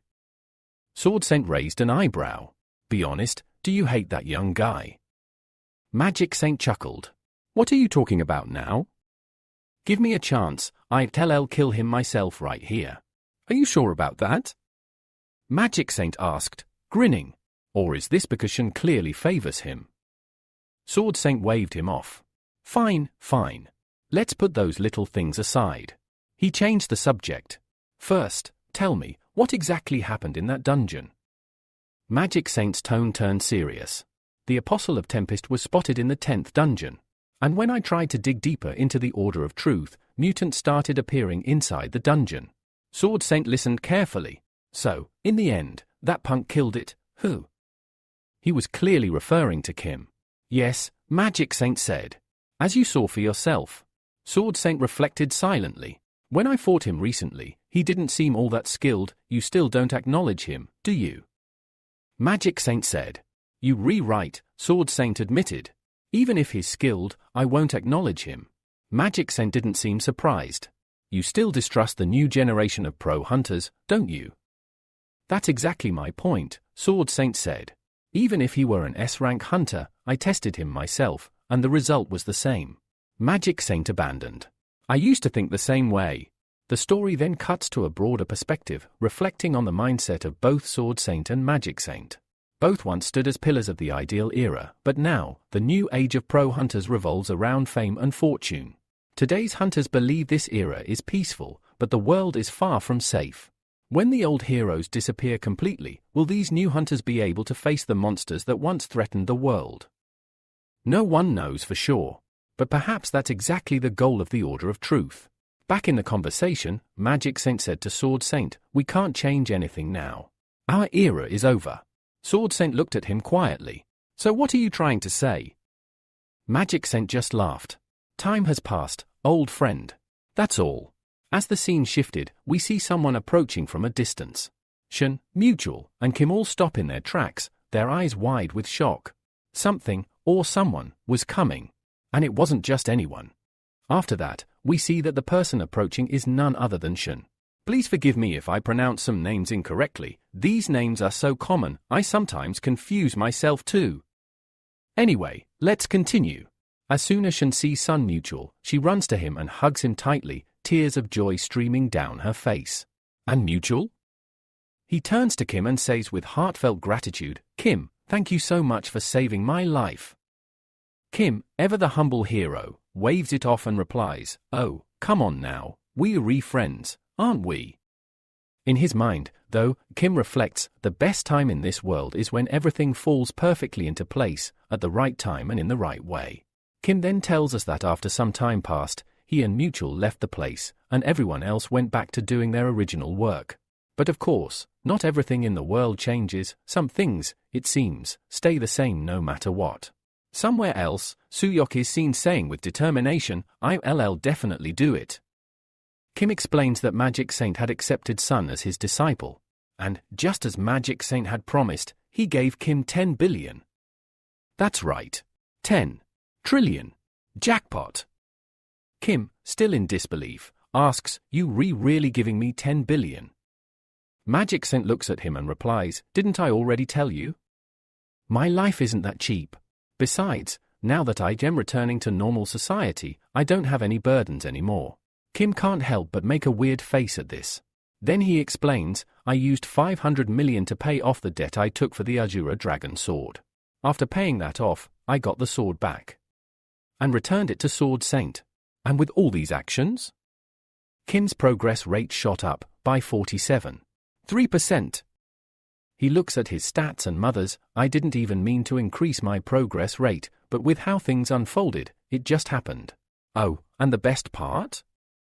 He still had 9.5 billion left. Not bad for a week's work. Next, we find Kim walking back into the academy. Lee Minhyul greets him with excitement. Dude! You'd finally back. Kim, raising an eyebrow, asks, were you actually worried about me at all? You didn't even visit me at the hospital. Minhyul quickly defends himself, no. Of course, I was worried.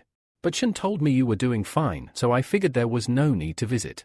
I knew you would recover fast, you are my awesome friend, after all. Kim chuckles. All right, keep doing whatever it is you do. Just then, Shun suddenly appears and says, oh, so you two are here. Kim turns to her and asks, what's up? Is something wrong? Without skipping a beat, Minhyul dashes over to Shun and shows her a piece of paper. Pointing at it excitedly, he says, look. I want a weapon just like this. Can you find something similar for me? Shun nods, sure, no problem. Don't worry, I'll get it. Meanwhile, in the corner, Kim is busy half listening to their conversation while casually completing his daily missions. He mutters to himself, no matter how much everything changes around me, one thing always stays the same, I've got to keep grinding inside Dream Academy. Then he adds, but first, let's see if this mission even counted or not. Looking around at the academy, he smiles and says, this Dream Academy, it really is starting to feel like home. And with that, we get a little time skip. After that, we see Kim giving a lecture on Hercules. In the lecture, Hercules himself asks, have you ever wondered why I mentioned God power in today's lecture? He goes on to explain that many students seem to have suddenly realized what God power really means in real life. Anyone who has used God power would have noticed their progress rate skyrocketing. But here's the catch, there's no need to get too emotional or excited just yet. Because first and foremost, he's going to teach them exactly what God power is all about. By now, students probably already know what they are supposed to learn from this lecture, which is why their progress rates are increasing so quickly. Then, Hercules' tone sharpens, and he gets a bit angry. He says, I am pretty sure many of you are now thinking that you don't even need to attend lectures anymore, or that there's no point in increasing your progress rate. He shakes his head and says, that kind of thinking is nonsense. God power is a fantastic source of strength, but if you want to utilize that power fully, you'll have to work hard on your muscles. Yes, build them up properly. He pauses, raising his voice for emphasis. If you don't train your body to the right level, you'll never truly experience God power. And that's exactly what this lecture is about, explaining the role muscles play in all this. Hercules stresses that to absorb God power, you need a strong body, physically and mentally. With that, the real lecture begins. Meanwhile, Kim watches the lecture and thinks to himself, okay, so basically, if I don't train my body properly, I won't be able to use God power. Got it. He then realizes he's completed 47.3% of Hercules' lecture, which means he's already finished his daily task for the day, much faster than expected. Kim smiles and says, nice. I've got a lot of free time now. No way I am wasting it, I am going to use it productively. He decides to buy some lectures for himself since, well, he does have plenty of money left. Then, an idea pops into Kim's head. He wonders if he should get something called Axiola. He explains it as a device or tool that significantly enhances the body and boosts strength. He confidently says, with this much power, I'll soon be able to lift Gunner's spear with just my mind. And here's the best part, there's a store called Transient Store that has no shortage of Axiolas. So, Kim figures his mana will never run out. After that, we get a brief introduction to some other items available in the store. There were all kinds of things available, purification oil, fresheners, and many more. Kim took a moment to seriously think about all these items. Then, he said to himself, all right, let's put these aside for now. The first thing I need is a good lecture for myself. Because recently, his body hadn't been able to absorb Axiola properly. Even though he had Marlin's lecture, it only helped him with mana cultivation, but understanding mana from that lecture was a bit tricky. If Kim wanted to fully absorb the power of Axiola, he needed a solid understanding of mana cultivation. And when he was talking about lectures, he had to learn as quickly as possible. Next, we see Kim messaging his mentor. In the message, he says, "Mentor, I've got plenty of free time now. Can you recommend a good lecture for mana cultivation?" Kim then thinks, this reply is going to take at least a week, just like he said. But then, surprisingly, the mentor responds quickly. He says, if you want to take a lecture, you can choose either mana cultivation or chi cultivation. If you learn chi cultivation, you will be able to manage safety measures better. But if you want to learn mana cultivation, you will need efficiency. The mentor continues, for chi cultivation, Zhong Sanfeng and Lu Dongbin are great options. If you want mana cultivation, you can check out lectures by Arthur or Siegfried. But before you decide, I'd recommend watching a sample lecture from them. Kim reads all this and thinks, okay, so these options keep changing. No big deal. He decides, first, I'll check their prices and see what fits my budget. The scene shifts to Shen standing with her hand pressed firmly on her forehead, clearly frustrated. She snapped sharply, so now you are back asking for money again? Did you come to me just to find out if there's some contest going on these days or not? Meanwhile, Kim sat there looking like a poor, helpless pauper. Hearing all this, Kim's fear level shot up instantly. Shen's voice grew even more intense as she demanded, Kim, answer me honestly, where on earth are you spending all this money? How do you even need this much cash? Tell me straight, are you keeping some kind of monster that eats money? Because it feels like your money just evaporates into thin air like water. Now, we get a glimpse into why Kim's been burning through cash so fast. It turns out the mentor's recommended lectures cost a staggering 10 billion. Kim hurried to reassure her, no, it's not like that. But inside, he was thinking, man, I need 10 billion just for registration alone, and I am short by 500 million. Shen, trying to be practical, said, all right, fine. There's going to be a contest soon anyway. Kim didn't waste any time. Without even asking when it would be, he blurted out, first, tell me the prize money. Shen responded, it's not that much, just 3 billion. Hearing that, Kim's face lit up with excitement. He only needed 500 million, but now there was a chance to win 3 billion. But then Shen dropped a bombshell, there's one problem. You can only participate as a team. And your team needs at least 3 members. Kim's smile faded instantly. He thought this could be a big problem. He knew that in the Dream Hunter Academy, there were only 2 people, as him and Lee Minuel. Sure, the 2 of them together could easily win the contest, but the rules clearly said 3 members were required. Kim looked at Shen and asked, first, tell me, does anyone want to join the Dream Hunter Academy right now? Anyone at all? Shen froze, caught completely off guard by the question. Her eyes widened in shock as she whispered, do you really think so? Kim quickly apologized, rubbing the back of his neck awkwardly. Sorry, didn't mean to put you on the spot. But inside, Kim was already thinking hard. They didn't just need any random person, they needed someone trustworthy. Someone reliable. A teammate they could count on without any surprises. This thought made Kim even more anxious. Is there really anyone out there we can trust? We need one solid member for the team, someone who won't cause problems, someone dependable. Yet, oddly enough, nobody at the Dream Hunter Academy wanted to join. Not a single soul showed interest. Just when Kim was about to lose hope, an image suddenly flashed in his mind. The face of someone familiar, Suyo. A small grin crept onto Kim's face as he turned to Shen and said confidently, I think I've already found our 3rd member. Kim turned to Shen and asked carefully, so, if Suyo wanted to evolve within the Dream Hunter Academy, would you say no? Shen's expression turned serious, her eyes narrowing slightly. Are you saying you want Suyo to participate in the contest? Kim sat firmly. Exactly. I want to bring Suyo along for the contest. We need that kind of power.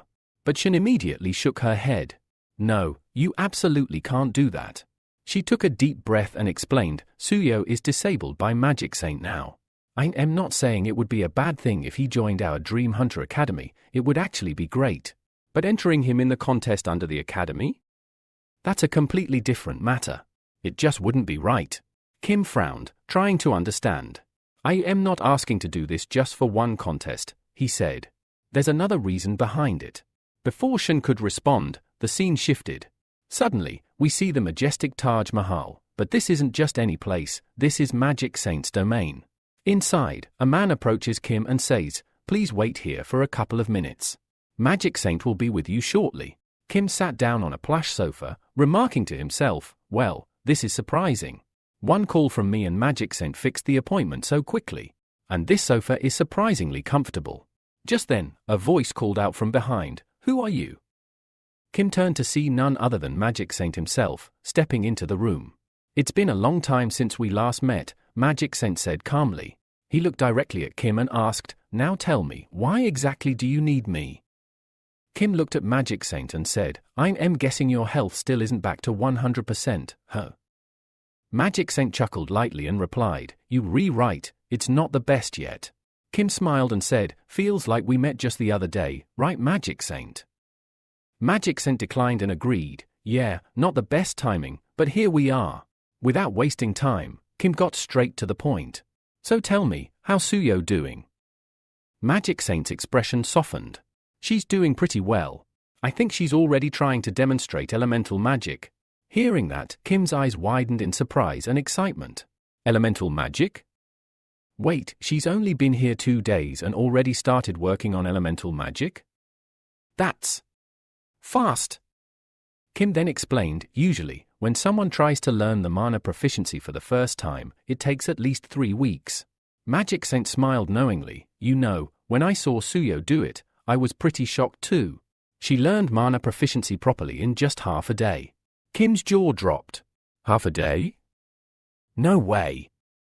Magic Saint laughed and said, "Believe me, I was just as surprised. I couldn't believe it myself. Even my other disabled one, Jimin, took a whole day to learn mana proficiency." Kim grinned. "Looks like Suyo's setting a new speed record here. At this rate, she might just make the rest of us look like amateurs." Magic Saint nodded. "Exactly. If she keeps this pace, we'll all be chasing her shadow soon enough." Kim chuckled. "Well, guess I better keep up. No slacking off now." Magic Saint said, "Honestly, I never thought I'd come face to face with a hidden magic stone like this. And you know what? I've already decided, whatever little time I have left in this life, I am going to train these kids properly." After finishing that thought, Magic Saint looked at Kim and asked, "So, tell me, why exactly did you come here?" Kim's mind starts racing with worry. He muttered under his breath, "Man, I'm already struggling to even say it out loud."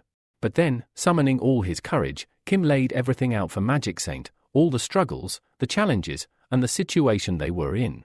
Magic Saint thoughtfully and said, "All right, so you need Shen." Then Magic Saint added, "And she's disabled. Not somewhere far away, but right inside Shen's Hunter Academy." Hearing that, Magic Saint was genuinely surprised. "Wow, I didn't expect that at all." Kim went on, "The Dark Saint keeps a really low profile. They don't want the Order of Truth to find out about their disabled members. That's why they don't meet their disabled directly. Instead, they pass on messages through me, and I relay them to Lee Minuel." Magic Saint listened carefully, then Kim said, "Don't you think the Order of Truth is already watching you? And aren't you worried about Suyo? She's just a student now, but what if later the Order of Truth starts targeting her too?" Magic Saint's eyes narrowed, showing a flicker of concern.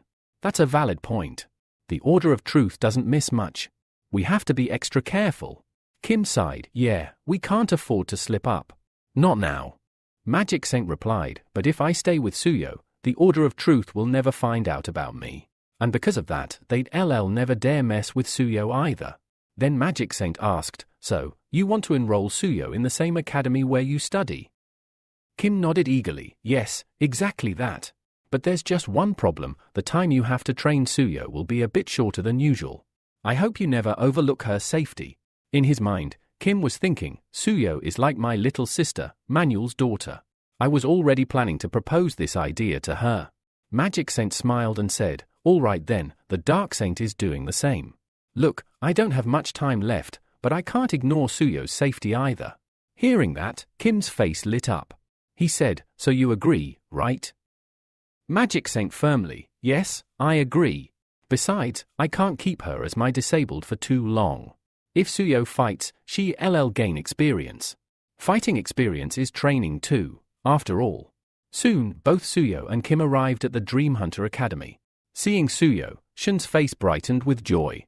Shun said, "Suyo, I'm really happy you're here." Lee Minul also greeted warmly, "It's a pleasure to meet you." Then Lee Minul approached and said, "Nice to meet you. I am Lee Minul. I heard that you re-magic saints disabled, right?" Before he could say more, Kim quickly shut him up. Then Kim turned to Lee Minul and said, "I told you already, you can't just go around telling people stuff like that about yourself." But soon, Kim starts explaining everything about Lee Minul, saying, his name is Lee Minul, and his dark sense disabled. That made Lee Minul furious. He snapped, "Hey! Didn't you tell me not to reveal this to anyone? So why did you just go and tell everyone yourself?" Kim just shrugged, No, it's all fine. I did it on purpose." Lee Minul got even more annoyed. "What kind of nonsense is this?" Kim warned, "Don't talk to me like that. If you have something to say, go straight to your mentor." Then Kim introduced Suyo. "This is Suyo. She's magic sense disabled, still a high school exceller. And don't even start imagining she's some supermodel or something." Suyo blushed and laughed. "Hey! What are you saying?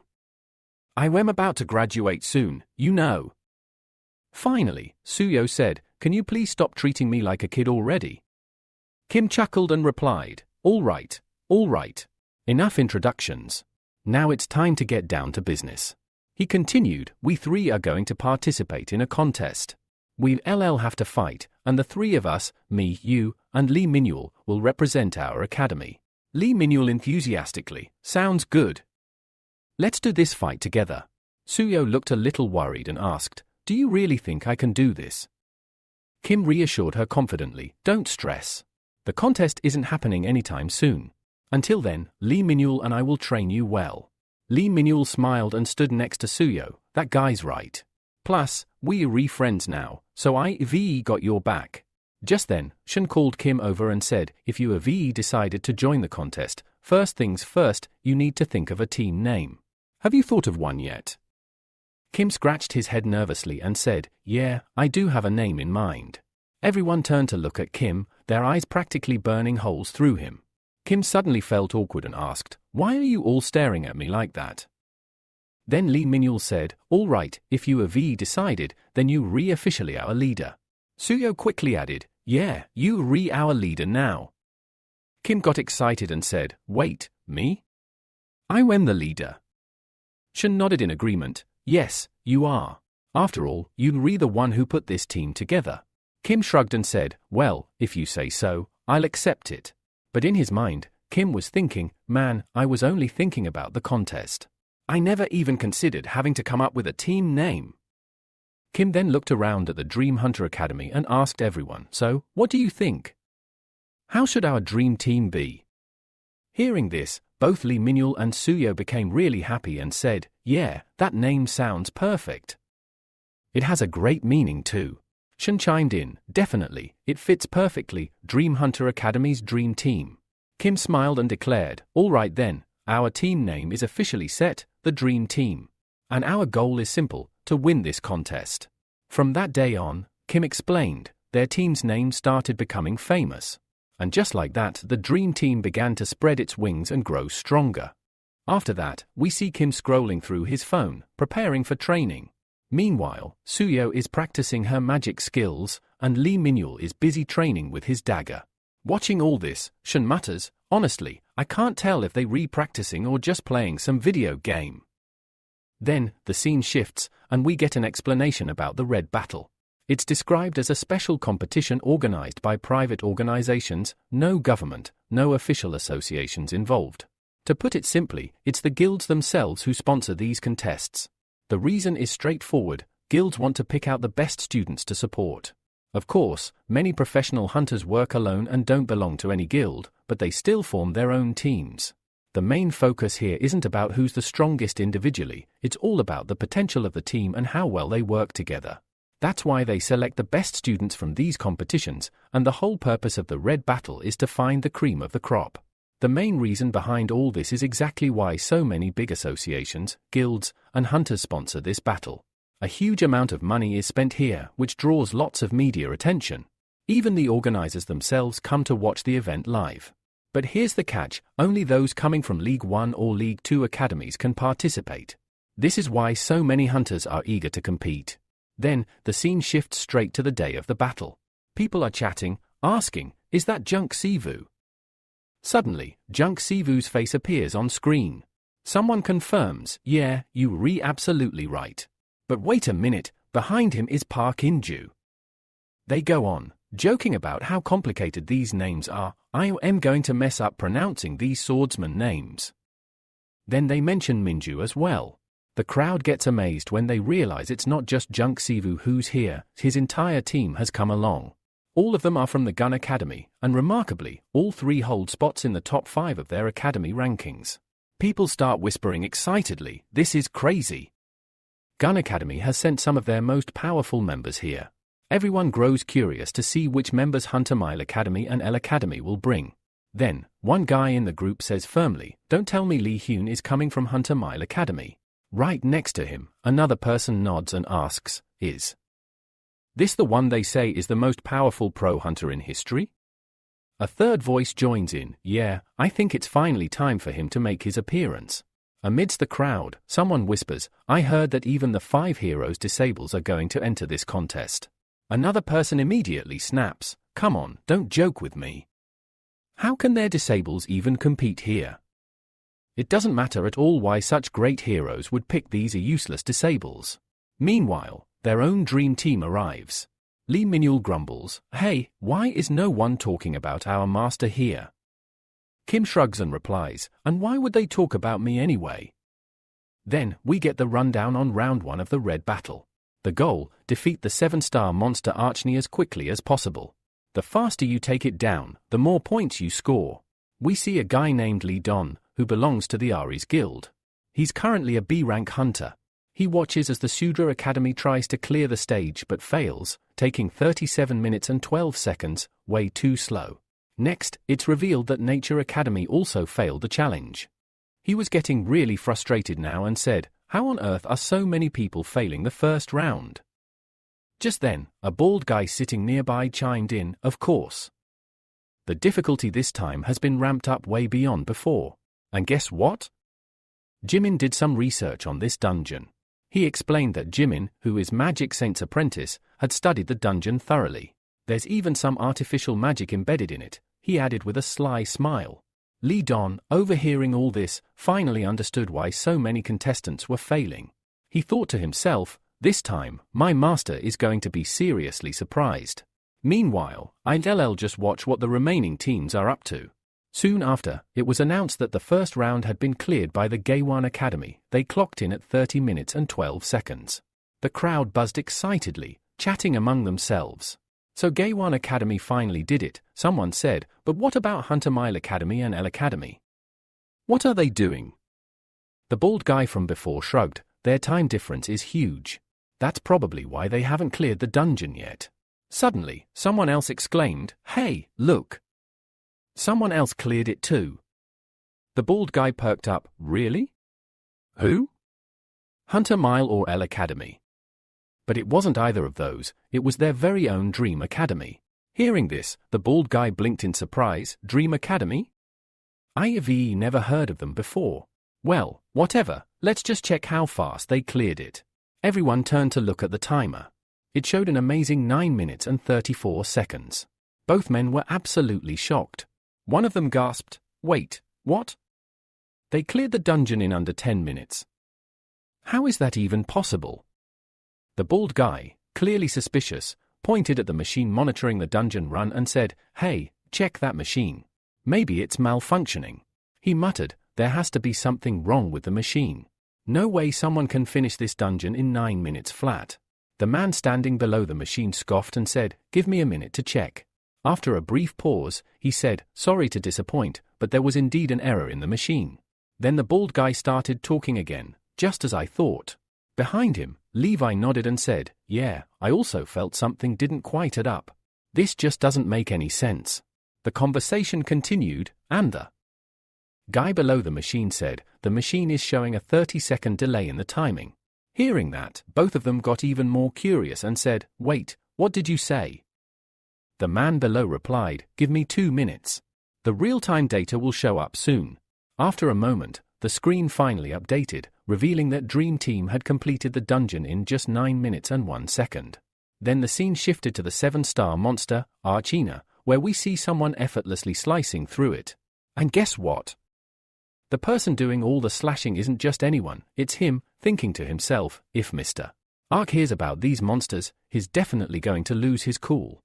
At this point, we get introduced to Instructor Ark, who teaches fresh novices at Transition Academy. Meanwhile, Kim says, I'll only use my peers' help when the situation gets really dangerous. After that, we see a swarm of spider monsters throwing webs at Kim. Watching the webs fly, Kim calmly says, all right, so this is the spider's web. Looks like it's really strong, and the lattice pattern is pretty dense too. But in the end, it's just a web, and there's no way it can hold up against my peer. Then, suddenly, someone rushes toward the spiders with lightning speed. It's none other than Lee Minuel, who effortlessly slices through the spiders one by one. Nearby, Suyo stands watching them battle the spiders. She thinks to herself, these two are really fast. They don't even seem to be struggling to kill the monsters. And they haven't even used their full power yet. She clenches her fists and mentally decides, I can't just stand here doing nothing. I have to do something too. Besides, I've been practicing a lot of spells recently. After that, we see Suyo casting her spell, causing thick roots to burst from the ground, crushing the monsters beneath them. It's then revealed that this is exactly how Dream Team managed to clear the dungeon during the nomination round.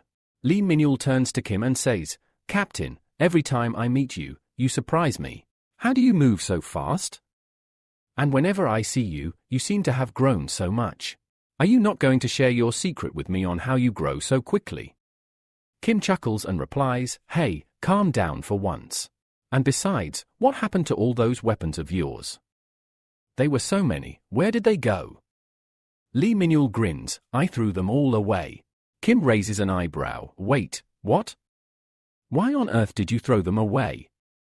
Lee Minuel explains, my master told me not to rely on so many weapons.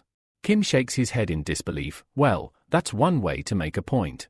They didn't like it one bit, so that's why I threw away all those weapons. Now, all I have left are my dagger and this bow and arrow. Kim tells Minuel, you should have used your bow and arrow first, not the dagger. But instead of answering, Minuel tells the team, actually, I had to protect Suyo first, so I used the dagger before the bow and arrow. When needed, I used the bow and arrow too. Then Suyo calls Kim and Lee Minuel over and says, why are so many people staring at us? Meanwhile, from the side, the crowd is buzzing, did this team really clear the dungeon in 9 minutes? How is that even possible? Is the machine broken or something? Someone in the crowd whispers, that's Kim Sejuan, right? The guy who came first in Hunter Academy. And the one standing behind him must be Lee Minuel. We then see Kim staring at someone, thinking, why is that person looking at me like that? But the person says nothing and quietly walks away. Kim wonders in his mind, is that really Jan Sin? Lee Minuel thinks to himself, wow, people are starting to recognize us now. Then Minuel excitedly points and says, hey, look. That's our captain. Kim quickly cuts him off with a scolding, hey. Didn't I tell you to be quiet? After that, Suyo speaks up, saying, honestly, this is all getting really embarrassing. Then some people approach, asking, what's going on? Why is everyone making so much noise?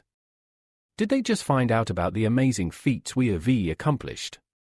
We see 3 people, and the one in the middle proudly says, we are from the greatest Hunter Academy, and we completed it in 31 minutes and 3 seconds. But no one pays attention to him at all. The poor guy gets so frustrated that tears well up in his eyes. At that moment, someone steps aside and says, excuse me, could you move a bit? We find out this person is from L Academy, and they finished the dungeon in 32 minutes and 24 seconds. And with this, the episode ends, marking the official completion of Season 1. At the start of the episode, we're introduced to the second round. The task? Collect as many magic crystals as possible, all from inside the dungeon. But there's a twist, there's a time limit too. Then, the scene shifts. We see Lee Minuel speeding through the dungeon, making the magic crystals disappear one by one. As many of you already know, Lee Minuel is a disciple of the Dark Saint, and his inherited abilities directly from the Dark Saint. That's why no one, not even the monsters, could sense him. It's like he vanished into thin air. Next, we're told the results of the second round. Our dream team clears the round in just 4 minutes and 23 seconds, securing first place. Then comes the third round. This time, the challenge is to defeat an artificial monster named Link Bell, and again, it all depends on your speed, how fast you can take it down. Kim doesn't waste any time. He throws his spear directly at the monster, killing it instantly. The results are announced. Dream Team finishes the round in just 19 seconds, maintaining their first place. Moving on to the fourth round, the team must survive inside the dried forest. The team that survives the longest secures first place. Now let me remind you, this is the same dried forest where Magic Saint Minuel and Kim had once emerged from after defeating that monstrous tree. And now, they have to survive in the same forest. The scene shifts again. We see our heroes entering the forest and taking out enemies one after the other. Lee Minuel is attacking with his bow and arrow, Kim is slashing enemies using his spear, and Suyo is shielding everyone with her barrier, making it nearly impossible for monsters to land a hit. During the chaos, Lee Minuel calls out, "Captain, I'm out of arrows." Interesting thing here, they don't call each other by name anymore. They use ranks. Right now, Kim is the captain. Lee Minuel then says, "Captain, you go ahead. I'll handle things here. Just defeat the monsters ahead." Kim nods and charges forward with great speed. He soon reaches the monster crowd and starts attacking furiously. The power behind each attack is overwhelming, severely affecting the monsters. Some of them even start screaming in pain, but Kim doesn't stop. He keeps attacking non-stop, thinking to himself, these monsters are regenerating way too quickly. But their numbers are definitely decreasing. Then Kim pauses for a second. His attention is caught by a glowing, orb-like object, something so bright, he can't understand what it is. What is this thing, he wonders. And why is it floating mid-air? He couldn't see it with his naked eyes, but thanks to Chiron's senses, he's able to detect it clearly. The strangest part? The object, a shining white stone, is emitting a massive amount of mana. Kim can feel it completely. He mutters, "Oh no. Don't tell me this is the dungeon core." It's a possibility, maybe this core is the reason the monsters are regenerating. Right at that moment, a monster tries to sneak up on Kim, but without even turning around, he kills it instantly. That's how powerful Kim has become in Season 2, one clean slice, and the monster's gone. Next, Kim pulls out Gun Jinna from his subspace pouch. He aims straight at the glowing stone and throws it with full force. "Let's test this thing out," he says. His spear follows closely behind. But to his shock, the Gun Jinna passes straight through the glowing stone.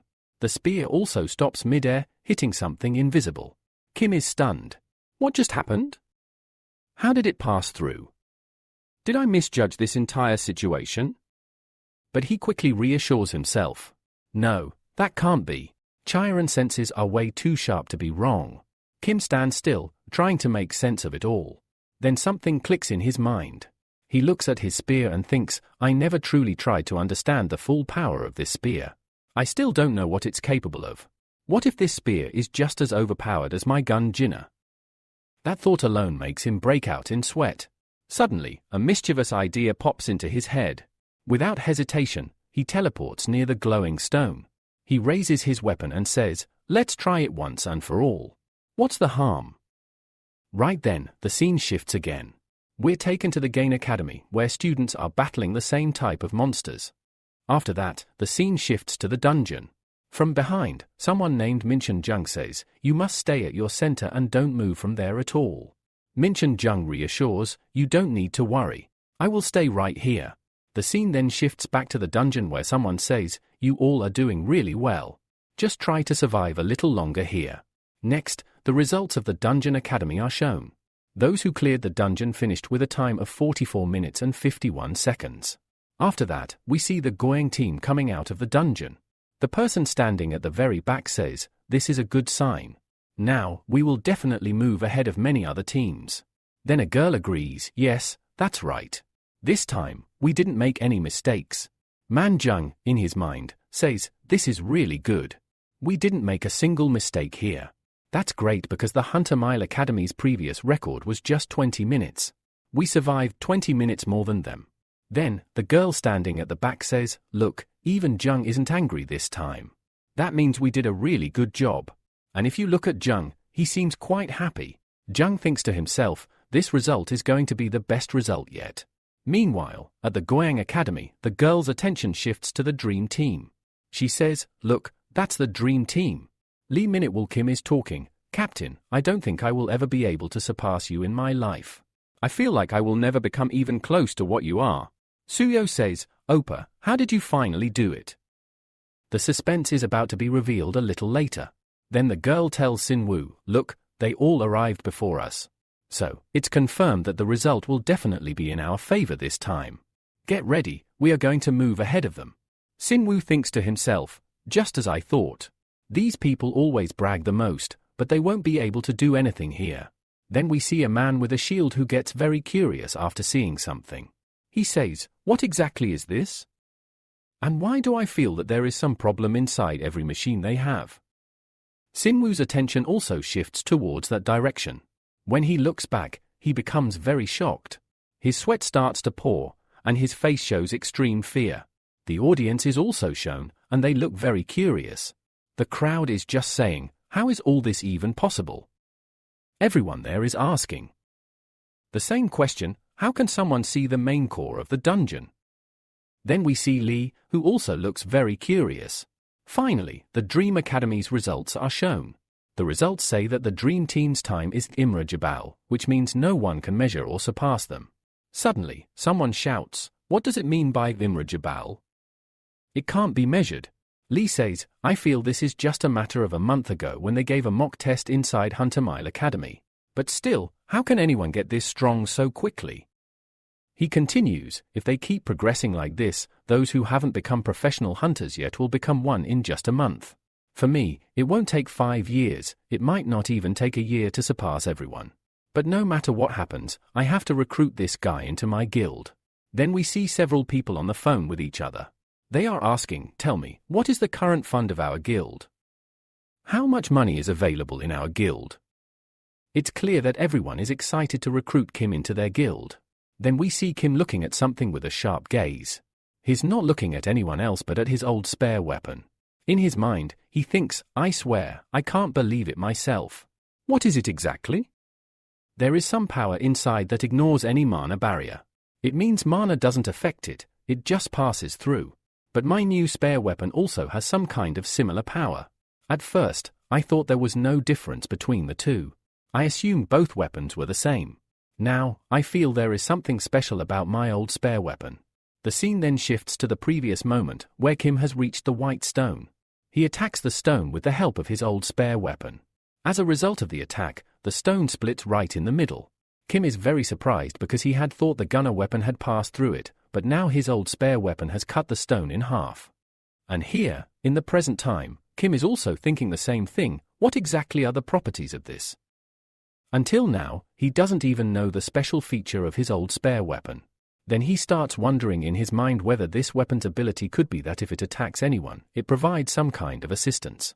After that, we see Lee Minul happily looking at Kim, saying that the monsters that suddenly appeared directly have disappeared. It seems to him that our captain must have defeated all those monsters at once. Here, Suyo also becomes very upset. It feels like Kim has some kind of ability that caused the entire dungeon to collapse on itself. Next, someone asks, "What trick did you use after all?" Then Kim looks around, trying to see who is speaking. It turns out to be none other than Jang Sinwoo, who asks Kim what cheat he used. Kim thinks to himself that it seems Jang's whole team must be very surprised. Didn't he come here as their representative? Then Kim asks Jang what he means by saying he used a cheat. Jang replies, "Don't make excuses in front of me. I know you used some cheat." Hearing all this, Lee Minul becomes very angry. It looks like he is about to attack Jang, but Kim stops him just in time. Then Jang tells Kim, "All right, you tell me, what's your response to this current situation?" At this moment, Jang Sinwoo thinks to himself that Kim is truly outstanding and performs very well. He had also heard that Kim cleared all the tests excellently in the Hunter Mile mock exam. Still, no one can create an unmerism point, which is supposed to be impossible in the 4th round. If it had been Lee Hon instead of Kim, it might have been possible. Then we see Jang not saying anything further to Kim. He quietly turns and starts to leave. Seeing this, Lee Minul becomes very angry and shouts, "Bastard! How can you just walk away from us after causing trouble?" But Jiang ignores him and quietly walks away. Jiang thinks to himself, how can I compare him to that girl? Because her level is way higher. Meanwhile, Lee Minul is still very angry and says, "What was that guy's problem? He came here, insulted us, and left." Suyo says she is also very upset by his words. However, she adds that for now, they have to stay calm because the last round is still left. Then Suyo asks Kim, "By the way, Oppa, tell me, I feel like our victory is already decided." Kim replies, "Yeah, if you see it that way, it is kind of decided." Kim thinks to himself that he expected the matches to be more interesting, but everything feels very boring and disappointing so far. Then someone behind calls out, "Finally, I found you guys." He shouts, "Excuse me, Dream Team, can I talk to you?" The entire Dream Team turns around to look. Kim asks, "Tell me, how can I help you?" The man replies, "I want to say something. Actually, I'm here to give you all an offer." Hearing this, Kim gets confused and asks, "What offer? What kind of offer is this?" The man explains, "If you agree to our conditions, you will get a prize pool of 6.5 billion for the match." Hearing this, Kim and his entire team become very excited. The man continues, "As you all know, the 5th round will feature a 9-star monster." Kim agrees and says, "Yes, I know the 9-star monster is coming in our 5th round." Kim then explains that even if the 9-star dungeon monster appears, they won't have any problems because all these monsters are artificially created and cannot harm them much. After that, this guy explains that the rule of the deal is not that you have to defeat the boss. Instead, what matters here is how much power the JOT student uses to attack the boss. From this, we will understand how quickly a student adapts to their surroundings. Based on this, all the scores will be given moving forward. After hearing this, Lee Minute-woo and Suho say, "All right, so this is how it's going to be. Of course, if you manage to defeat the boss here, you will get a very high prize pool. However, there is still a history that no team has succeeded in defeating the monster this way." Kim asks, "So, do you mean that?" The guy replies, "Yes, you guessed it right. You will have to defeat the boss."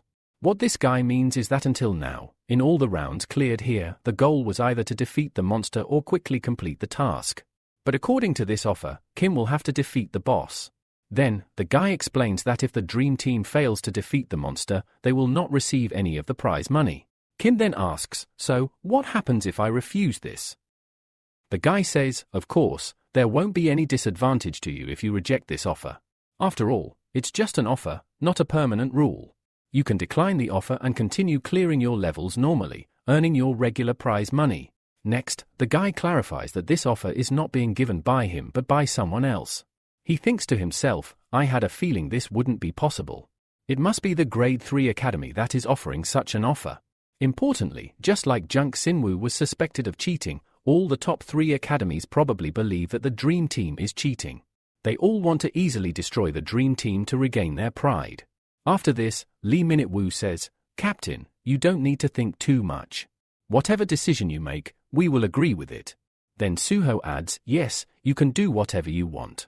The guy continues, "I think the same, and the rest of the Legends team thinks so too. Because here is a problem, none of the spectators are really enjoying the matches." Kim thinks to himself, "I suspected that the people broadcasting and monitoring the monsters are not paying much attention because our team clears the dungeon quickly." Then Kim wonders, "What should I do now? If I accept this offer and win the match, I will get 6.5 billion. But if I fail, I will lose the 3 billion. Kim then asks, "Can I make a counteroffer?" The guy replies, "Okay, what counteroffer do you want to make?" Kim says, "As you said, if we win the match, you will give us 6.5 billion from your influence. But tell whoever gave this offer to increase the prize money from 6.5 billion to 10 billion. If you can do this, I will accept your offer." Hearing 10 billion, both Lee Minute-woo and Suho become very excited, and even the guy who was discussing the offer gets very enthusiastic. Kim then says, "If you don't accept this offer, there is no benefit. But think about this, if we don't accept it, we can easily get 3.5 billion anyway." Kim thinks to himself, "I really need 500 million. Even if we divide 6 5 billion by 3, each person will get just over 2 billion. After spending 500 million, I will have only 5 billion left, which isn't much to cover casualties. But things could change drastically if our prize money increases to the full 10 billion. If that happens, Kim can not only buy lectures but also buy agility for himself, which would be much better. He decides that it's worth the risk. Kim then extends his hand and asks the guy, "So, tell me, will you accept my offer now?" After this, the scene shifts to a group of guys talking. One says, "I never imagined that the dream team would ever make such a counteroffer." They already knew what the organizations want and what their main intentions are. He adds, "The dream team is truly the best, not only in fighting but in every aspect. But sometimes I feel they shouldn't take such a big risk." Then another guy says, "Well, this shows how confident they are."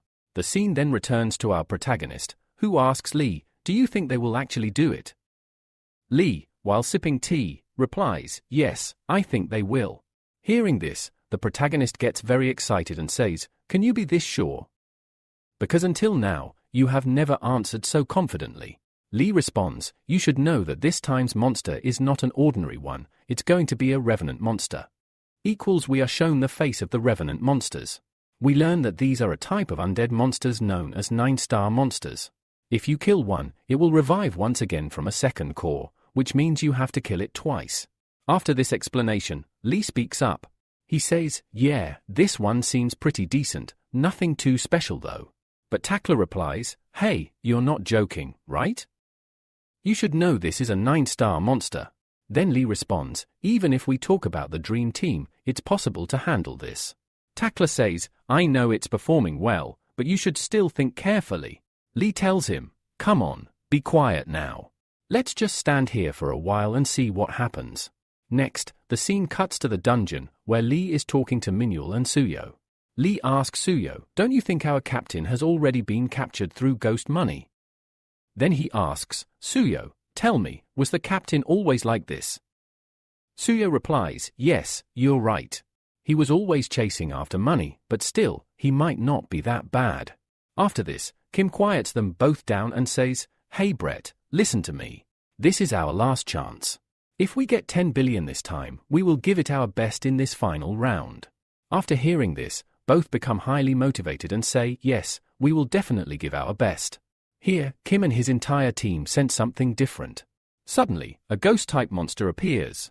After seeing this, Kim and his whole team get very excited. Then, we see the ghost's face, it's wearing a very creepy smile. Next, outside the dungeon, the scene shows someone dropping a cup of tea. It turns out to be Lee. He says, "What is this monster doing here?" Seeing this shocks the entire crowd. They say, "This is Dogger. This is not a 9-star monster, this is a 10-star monster. And this 10-star monster is ranked at the very top." Then, a voice from the crowd asks, "What is going on here? Is the organizer trying to kill this team?" Lee shouts, "What is this mine-type monster doing here? This is forbidden. How could it come here? Damn it! A huge error has happened. Now I think I have to do something." We then see Lee starting to run, but Tackler tries to stop him. However, Lee doesn't stop and keeps running. Lee is thinking that no monster inside this dungeon can kill anyone, even if it's a 10-star or 12-star monster. That's not a big problem. But there is one case possible inside this dungeon: someone could die for the first time. Only mind-type monsters can do this because they attack the mind. The mental state of the person gets severely damaged, which can even harm the brain. This damage can be fatal. Although the attack is just an illusion, the damage is directly to the brain and is very serious. In the past, the mind-type monsters that appeared here were only 5 or 6 stars. But the biggest problem now is that the Dream Team is facing a 10-star mental attack monster. This is not something any normal student can easily handle. We then see a scene inside the dungeon where Lee and Minuel are terrified. Lee says, "No, this isn't me." Suyo pleads, "Please don't kill my dad." Then an illusion attack hits them, damaging their brains badly. Outside the dungeon, Lee runs and thinks if this continues, all Dream Team members will die. Lee reaches the control room for the dungeon, where the dungeon is controlled, and immediately tells everyone to get out of there. The staff respond that they already tried, but everything is overloaded now, and it's impossible to do anything. Lee tells them, then block the cores and cut off the supply. But the staff say that if they do that, the cost will be very high. Lee is seen getting very angry at this point. He was speaking angrily, saying, "You bastards, you all have gone crazy. Do you really want to kill people just because of some billions? You don't understand at all how bright the future of those children is. Where has your mind gone?" But after that, we see the scene shift to the dungeon, where Kim is standing, laughing heartily. He says, "I'm not affected by any of this." The ghost monster looks very confused, but Lee Minul and Suyo are lying on the ground because the ghost monster had cast illusion magic on them. However, Kim shows no effect from this magic. Seeing this, everyone is very curious. Then the timeline shifts a little back to when the Dream Team entered the dungeon for the first time. Suddenly, the Daegor monster appears, and Kim's whole group asks, "What exactly is this Daegor monster doing?" Next, we see that the Daegor monster's eyes turn completely red. With those eyes, it creates illusion magic. Because of this, the eyes of Lee Minul, Kim, and Suyo all turn red. The monster casts illusion magic on them, and both Lee Minul and Suyo fall victim to it. Lee Minul starts feeling disturbed and says, "No, this isn't me." Suyo says, "No, don't kill my dad." Watching them suffer so much, the monster enjoys it immensely. Meanwhile, Kim asks them, "Guys, what's wrong with you? Why are you reacting like this?" At that moment, the monster notices Kim and starts attacking him with a powerful attack. Kim begins to hear a voice telling him, "You want to do all this, right? But how long will you be able to hold it?" This is quite shameless. Illusions start to hit Kim as the monster increases the strength of its illusion magic. Kim hears multiple voices taunting him, "Do you think you have become a professional?" Despite this, Kim stands completely calm. It becomes clear that none of this affects him. Seeing this, the monster is shocked and confused. The monster then speaks to Kim in its own language, but Kim cannot understand it and wonders, what did it just say? Suddenly, Kim's phone starts receiving continuous notifications. One of the notifications shows that his Buddha lecture progress rate has increased from 0.9 to 1.5. Many more notifications come in, and Kim smiles as he watches them. Outside, people notice this and realize that Kim isn't affected at all. Seizing the opportunity, Kim pulls out his spare weapon from his subspace pouch and moves forward to attack the monster. Seeing Kim approaching, the monster further increases the limits of its powers. This causes Kim to hear even more voices.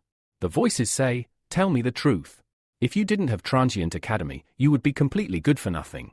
You don't have any special abilities." Hearing this, Kim starts to feel mentally pulled, thinking to himself, "This is not Daegor's wish. These are all my unconscious thoughts. But this Daegor monster is bringing them back." Kim feels immense anxiety and fear because all the old negative thoughts and doubts are returning. The Daegor monster is repeating these thoughts and feeding them into Kim's ears. At this moment, Kim remembers a lecture by Siddhartha Gautam. In that lecture, Siddhartha says, "Never mix your imagination and real life together. Every incident that happens to you is a connection. It prepares your destiny. The more incidents you face, the brighter you can make your future." At that moment, we see Kim's lecture score increase again from 1.4. Here, the total score shown is 21.9. Then, we notice Kim's evil thoughts emerging. Suddenly, those thoughts come right in front of him, and they begin to speak to Kim, asking, "What do you think? Is it possible that everything that has already happened cannot happen again?" The real point here is that Kim never wants to accept that throughout his entire life, he may never achieve anything. But just then, Kim starts recalling Siddhartha Gautam's lecture. In it, Siddhartha explains that a depressed person always dwells on their past, whereas a calm person consistently focuses on the present.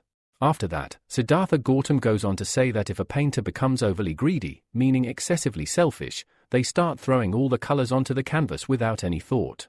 In the end, all the colors on that canvas turn completely black. This is why whenever you have too much burden, you need to remove it from your heart. If you're very confused, accept your present.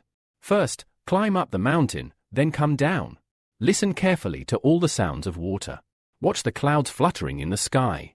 Feel the water, the land, and the mountains around you. And finally, remind yourself, aren't you a child of the universe? You absolutely deserve to know where you truly belong. Even if you feel too much, it's okay. Then, we see Kim's lecture score increasing again, now from 2.5. At this point, Kim shatters his entire illusion and moves forward toward the ghost. But the monster strengthens its power even more. After this, evil thoughts start coming back to Kim. He is able to do this repeatedly because it's a level 10 monster. Then, Kim's evil thoughts tell him, okay, you think about the present because of your calm mind. That sounds good, but haven't you ever thought that you might actually deserve all this? Can you say you're living a good life? Then, Kim remembers Buddha's lecture once again. Siddhartha Gautama explains, what do you think, who are you really? The struggle you face isn't random. All the great moments in our lives are captured just to teach us something. But the real truth is, everything we do or learn is to make our lives easier. The special moments that the whole world remembers mean nothing if you don't accept every moment of your life. After all, you have yourself. And if you can't accept yourself, you can't teach anyone anything. Because of that, you won't be able to take anything from others either. You don't even have the right to share your things with others. That is why every new breath you take is a new movement for you. This movement is critical, and after it, you gain great strength. Then, we see Kim quickly moving toward his evil thoughts. Using his own hands, Kim pushes his evil thoughts back and goes straight toward the monster. As soon as Kim reaches the monster increases its power to the limit. Because of the monster's dangerous attack, Kim thinks to himself that after such a powerful attack, all his senses and body parts are starting to malfunction. We see Kim in great pain. Suddenly, a golden aura surrounds him from all sides. Now Kim says, all my anxiety has completely disappeared. There are no more evil thoughts in my mind. To put it simply, I have entered a state of unwearying hurt. After this, Kim's progress rate increases from 7.3.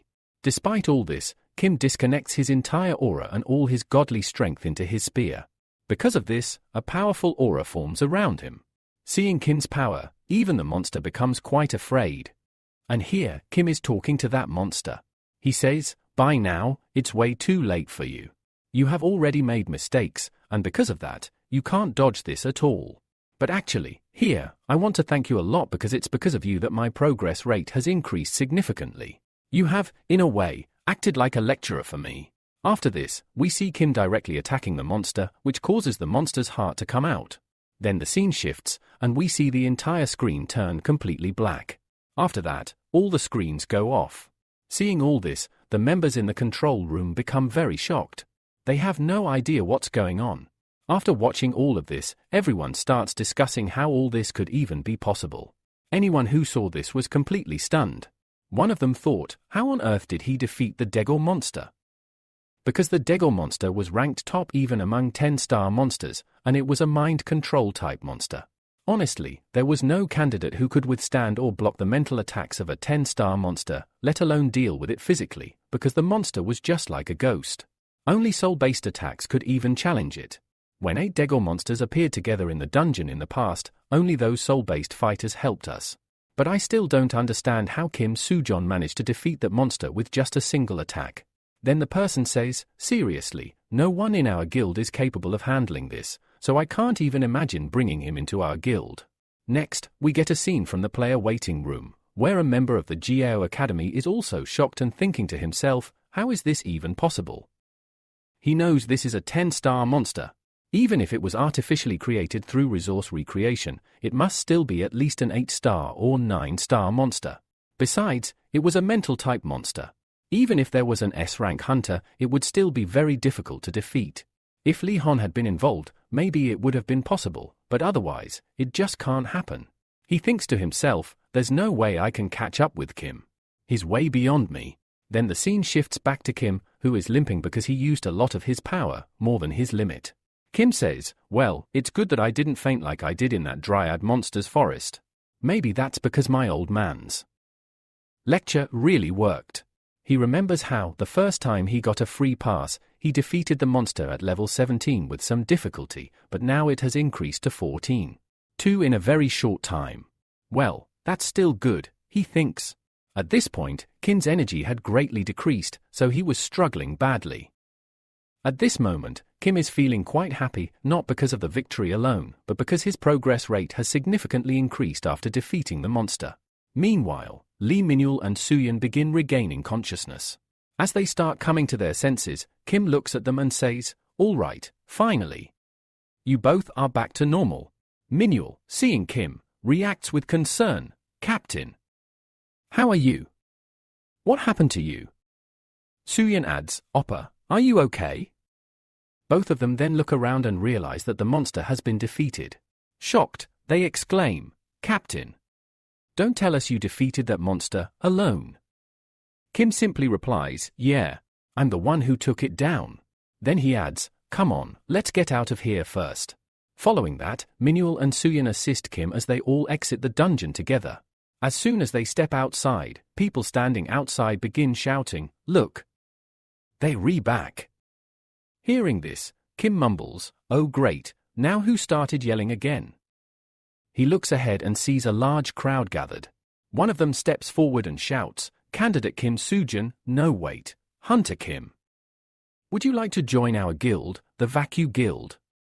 Before Kim can respond, another recruiter jumps in, no, please join our Labro Guild. We'll provide anything you need. Then a third person adds, if you want, we'll even make you our guild master. Just join us. Another one from a guild named Aliyah offers, if you join us, we'll let you raid dungeons for free in the future and provide all the resources you need. Kim, now overwhelmed, mutters, what the heck is going on here? While he's trying to make sense of it all, someone thrusts a business card toward him. Another recruiter argues, hey! Step aside, I was here first. Suddenly, a voice cuts through the chaos, hey, what are you all doing here? The Dream Team just returned from a mission. They were mentally attacked. We need to get them medical attention first. It's a medical officer, pushing his way forward. But despite his warnings, the recruiters continue pestering Kim. Just give us a minute. Please, let him be our guild master. Then the officer steps in again and says firmly, Dream Team, please come with us. We'll take you somewhere safe. As the situation is being handled, the door behind them opens and Shun rushes in, yelling Kim's name. She looks around and finds Kim calmly sitting. Kim greets her, Miss Shun, you are here. Shun approaches him and asks, is everyone all right? Kim reassures her, fortunately, yes. No one suffered from a mental attack or trauma. They are just asleep for now, which is a good sign. Shun then turns to Kim, and what about you? Are you okay? Kim responds, I'm fine, really. Just a little sore, but that's normal. Privately, Shun is shaken. In her thoughts, she says, I was terrified when I heard that a 10-star monster capable of mental attacks had appeared. I just hoped things wouldn't get worse. Then she continues thinking, Kim. He hasn't even officially taken the professional hunter test yet, but I can't see him as just a student anymore. He's grown so powerful. Kim, meanwhile, tries to open a bottle, but ends up breaking it with his strength. Watching this, Shun reflects, it's only been a few months since I first met him. Back then, I already knew, if I could bring him to our side, I could achieve great things. This moment, it's worth celebrating. Shun clutches her chest, clearly emotional. Kim notices and asks, Miss Shun, is everything all right? Are you feeling unwell? Shun quickly responds, no, everything's fine. Suddenly, there's a knock at the door. Kim notices it immediately. A man enters and says, excuse me, I'd like to speak with you. Kim looks up, stunned. He whispers, the association president. And yes, it turns out, the man is none other than the president of the Hunter Association himself. After that, Kim turns to the association president and asks, President, why have you come here? Before he can answer, Shun jumps in and says, President, it's been a really long time since we last met.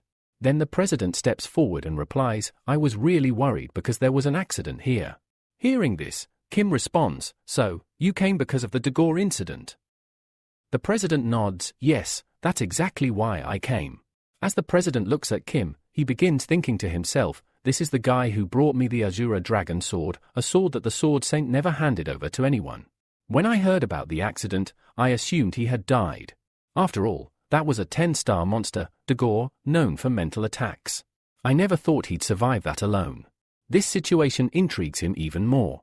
He begins forming assumptions in his mind and says to himself, no wonder the Sword Saint is so interested in him. Meanwhile, somewhere else, the Sword Saint suddenly starts shivering. Whoa, why is it suddenly so cold? His assistant replies, Sir, the weather has gotten really cold lately. That might be why. But the most interesting thing is that the Sword Saint's granddaughter is always seen with this guy. Back to the scene, Shen asks Kim, "Okay, so tell me something. How exactly do you know the association president?" Kim explains, "What I mean is, I showed him the Azura dragon sword." The president, thinking to himself, "Well, it's a good thing I met this guy." Then Shen asks again, "So you're saying you gave the Azura dragon sword to the president?" Hearing this, Kim starts sweating nervously. Meanwhile, the president keeps thinking about the Sword Saint, which causes the Sword Saint's blood pressure to spike. His assistant, concerned, asks, "Headmaster, are you all right?" Back with Kim and the president asks, "Are you hurt? You didn't get injured, right?" Kim replies, No, I'm completely fine. I didn't suffer any serious injury." Kim then says, "Since you asked me a question, I'd like to ask one as well. What exactly is going on here? How did a Dagor monster show up in that dungeon? Weren't there supposed to be only Raven End monsters?" The president calmly explains everything to Kim. After hearing it all, Kim is left shocked. Wait. Was the mana core of the dungeon overloaded? Is that why the monster appeared? The president confirms, "Yes, you're absolutely right. It was Jiang Jimin who conducted an experiment." Jiang Jimin, the apprentice of the magic saint, had been experimenting with mutation. It was her first attempt, and that's what led to all this chaos. Kim processes this and mutters, "Mutation. If mana core overload can cause mutation, that means we might be able to artificially distort a dungeon. And if that's true, then they can manipulate dungeons artificially." Realizing the gravity of the situation, the president bows his head and says, "I'm truly sorry. This won't ever happen again. And honestly, an apology alone doesn't feel like enough." Kim responds, "Well, I didn't plan to bring this up, but since you've started, I have to." The president, sensing what's coming, replies, "Whatever you want, we'll do it. We'll do anything to satisfy you." Hearing this, Shen instantly realizes what Kim is about to ask for. And then Kim says, "All right then. I want 3 billion. Can we settle everything with 3 billion? The president replies, "Yes. However much you need, we'll give it." Then he thinks to himself, just like last time, he only wants money. Looks like he really loves it. But the real twist comes when Kim reveals, "Don't think I'm asking 3 billion for the whole team. I want 3 billion per person. You get it now, right?" The president is stunned. He doesn't show it, but internally, he's in shock. Still, he keeps a straight face and says, "All right. Whatever you want, we'll give it." Kim then begins narrating his journey. During the Red Battle, things were intense. So many ups and downs, but finally, it all came to an end. And during that battle, Kim displayed such overwhelming power that even the top 3 academies faced embarrassment. Yes, even they were utterly humiliated. However, due to the Dagor monster, things got out of control. After the incident, multiple guilds went crazy trying to recruit him. People were saying, "Connect with a dream team as fast as possible. We have to get him in our guild." Eventually, even regular people learned about him, and they too became extremely curious about who this guy really is. After that news spread, chaos erupted across Korea because of Kim and his team. The scene then shifts to the present, where Shen is speaking to Kim. She says, "Oppa, please forgive me. I can only take 3 billion won." Lee Minul, supporting Suyo, adds, "Yeah, I'll only take 3 billion won as well. You can keep the rest." Kim responds, "Isn't that a bit too little?" To this, Suyo says, "To be honest, you and Lee Minul worked really hard, but I didn't contribute as much." Lee Minul agrees, "If I'm being truthful, I don't even need the money. And honestly, you were the one who defeated that Dagon monster on your own. If you weren't there, we would have died. What use would money be after our deaths?" Suyo nods, "You're right. I feel the same way. In fact, I don't even think I deserve these 3 billion won." Hearing this, Kim is initially shocked. Then, without hesitation, he hugs both of them and says, "Thank you so much, both of you." He adds, "Seriously, you two really don't care about material things." Some time passes, and we see Kim checking his phone. He says, "We were already going to get 3 billion won as the winning prize. Then we received another 3.5 billion through sponsorships from a huge guild. And finally, the association president gave us 9 billion won. That totals 19 billion won." He continues, "Out of that, 3 plus 3. 5 is equal to 6. 5 billion went to Lee Minul and Suyo. Adding the 9.5 billion to my share brings my total to 22.5 billion won. Kim is now visibly delighted and says, now I can finally attend the Great Heaven Sage lecture. At the start of the episode, we see Kim meeting Shun. He asks, Miss Shun, has our dream academy reached first place? Shun replies, yes, it has. Overjoyed, Kim says, then let's go raid the 6-star dungeon. However, Shun seems hesitant. Her expression says she wants to say something but holds back.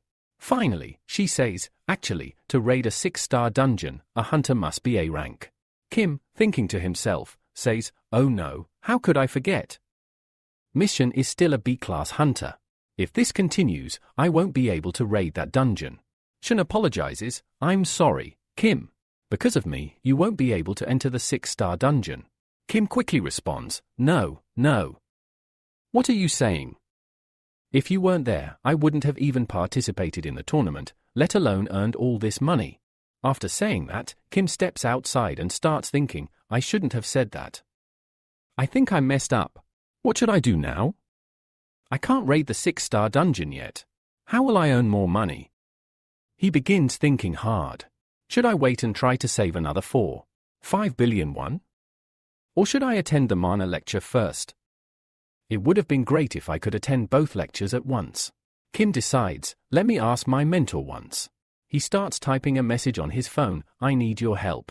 Can you? But before he can finish, his mentor suddenly appears. The mentor says, so, what do you want to ask me? Kim is startled, you scared the life out of me. The mentor chuckles, wow, did I really scare you that bad? Kim replies, could you not show up like this out of nowhere next time? The mentor laughs, where's the fun in that? Now, enough of that, tell me what's troubling you. Kim explains everything. After listening, the mentor says, so you still haven't figured out which lecture to attend first? Kim nods, yeah, that's right. The mentor thinks for a while and then says, Kim Shozun, your level has reached the required threshold. Kim, curious, asks, whose requirement are you talking about? The mentor leans in and asks, do you want to attend both lectures at once? If so, are you interested in a casualty discount? Here, Kim asks, what exactly is this casualty discount? In response, his mentor replies, as you can probably tell from the name itself, it's exactly what it sounds like. Then the mentor starts explaining properly. He says there's an event currently taking place at the Transcendent Academy. In this event, anyone can get a casualty discount of up to 50%. Kim, shocked, exclaims, wait, there's something like a discount at the Transcendent Academy too. The mentor confirms, yes, it does exist, but there are certain conditions to it. Kim then curiously asks, okay, first tell me, how much of a discount can we actually get? To this, the mentor says, you can even get a 100% discount. Hearing 100%, Kim is stunned. Because 100% discount simply means everything is absolutely free. Excited, Kim says, so that means I can attend the Great Heaven Sage lecture for free. Then Kim eagerly asks the mentor, quickly tell me, how much discount can you give me? The mentor answers, of course I'll give you a discount. But how can you expect to reap rewards without putting in any effort? Kim pulls a funny face and mutters, just as I expected. Then he asks, all right, tell me, what do I have to do to qualify for this discount?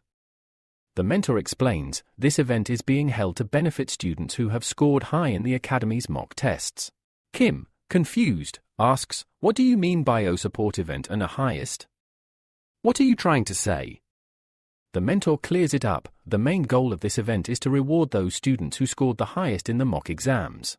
Anyone who performed really well in those tests will be eligible for discounts ranging from 50% to 100%. At this point, it becomes crystal clear, students with outstanding mock test results will be rewarded. Kim is completely shocked. Because as we all know, Kim had taken the mock test a while back. And the results were terrible. So bad, they'd make our exam results look decent. He laments, oh no. If it's all based on the mock test, then I am doomed. My report card is so disastrous, anyone who sees it might faint. Then we're shown Kim's mock exam results. He failed in every subject. His total score? Just 29 points. Still, Kim thinks to himself, I've learned Hercules' God lecture and Zen Aphan's footwork pretty well. And most importantly, my unwavering heart progress rate has increased a lot. I feel like if I attempt the mock test again, I might actually perform better than before. But then he sighs, even if I take it again, I won't be able to get the highest grades. Right then, the mentor says from behind, I think I made a mistake. He continues, maybe I shouldn't have said a highest grade students. What I meant to say was students with the highest improvement. Kim still doesn't fully understand. So he asks, what do you mean by a highest grade improvement? The mentor clarifies everything. Let me explain in simple words. If you manage to beat your previous record, just show significant progress, you can still qualify for the discount. But even here, there are some conditions. You need to improve your score by at least 50% to use the discount. He raises his voice and says, if you improve by 50%, you'll get a 50% discount. He then gives an example. Suppose you scored 60 points in a subject in the previous mock exam. Now, if you get 90 points, that's a solid 30-point improvement. You'll qualify for the discount. So no, you don't need to top the exam. You just need to improve your own score. Hearing this, Kim is shook. He says, so all I need to do is improve myself. The mentor replies, yes. Based on what I've seen of Kim Seo-jun's level, I think you can easily clear it.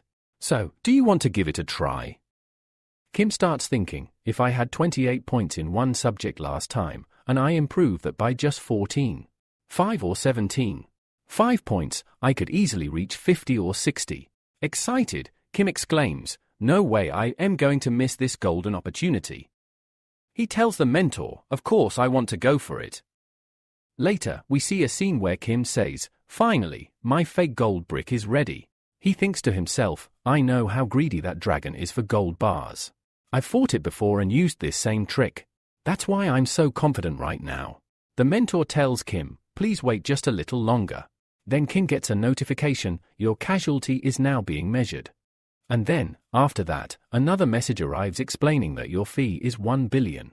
Upon seeing this, Kim realizes that he will also have to pay for the mock exam, which means his expenses will increase.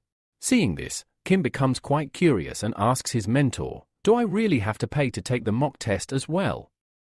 The mentor then explains that if someone is taking the mock exam for the first time, they don't have to pay anything. But anyone taking the mock exam afterward will have to pay the fee. After hearing this, Kim starts thinking hard. You can easily see here that he's trying to calculate carefully, wondering, okay, even if I waste some money here, I still have 21.5 billion left.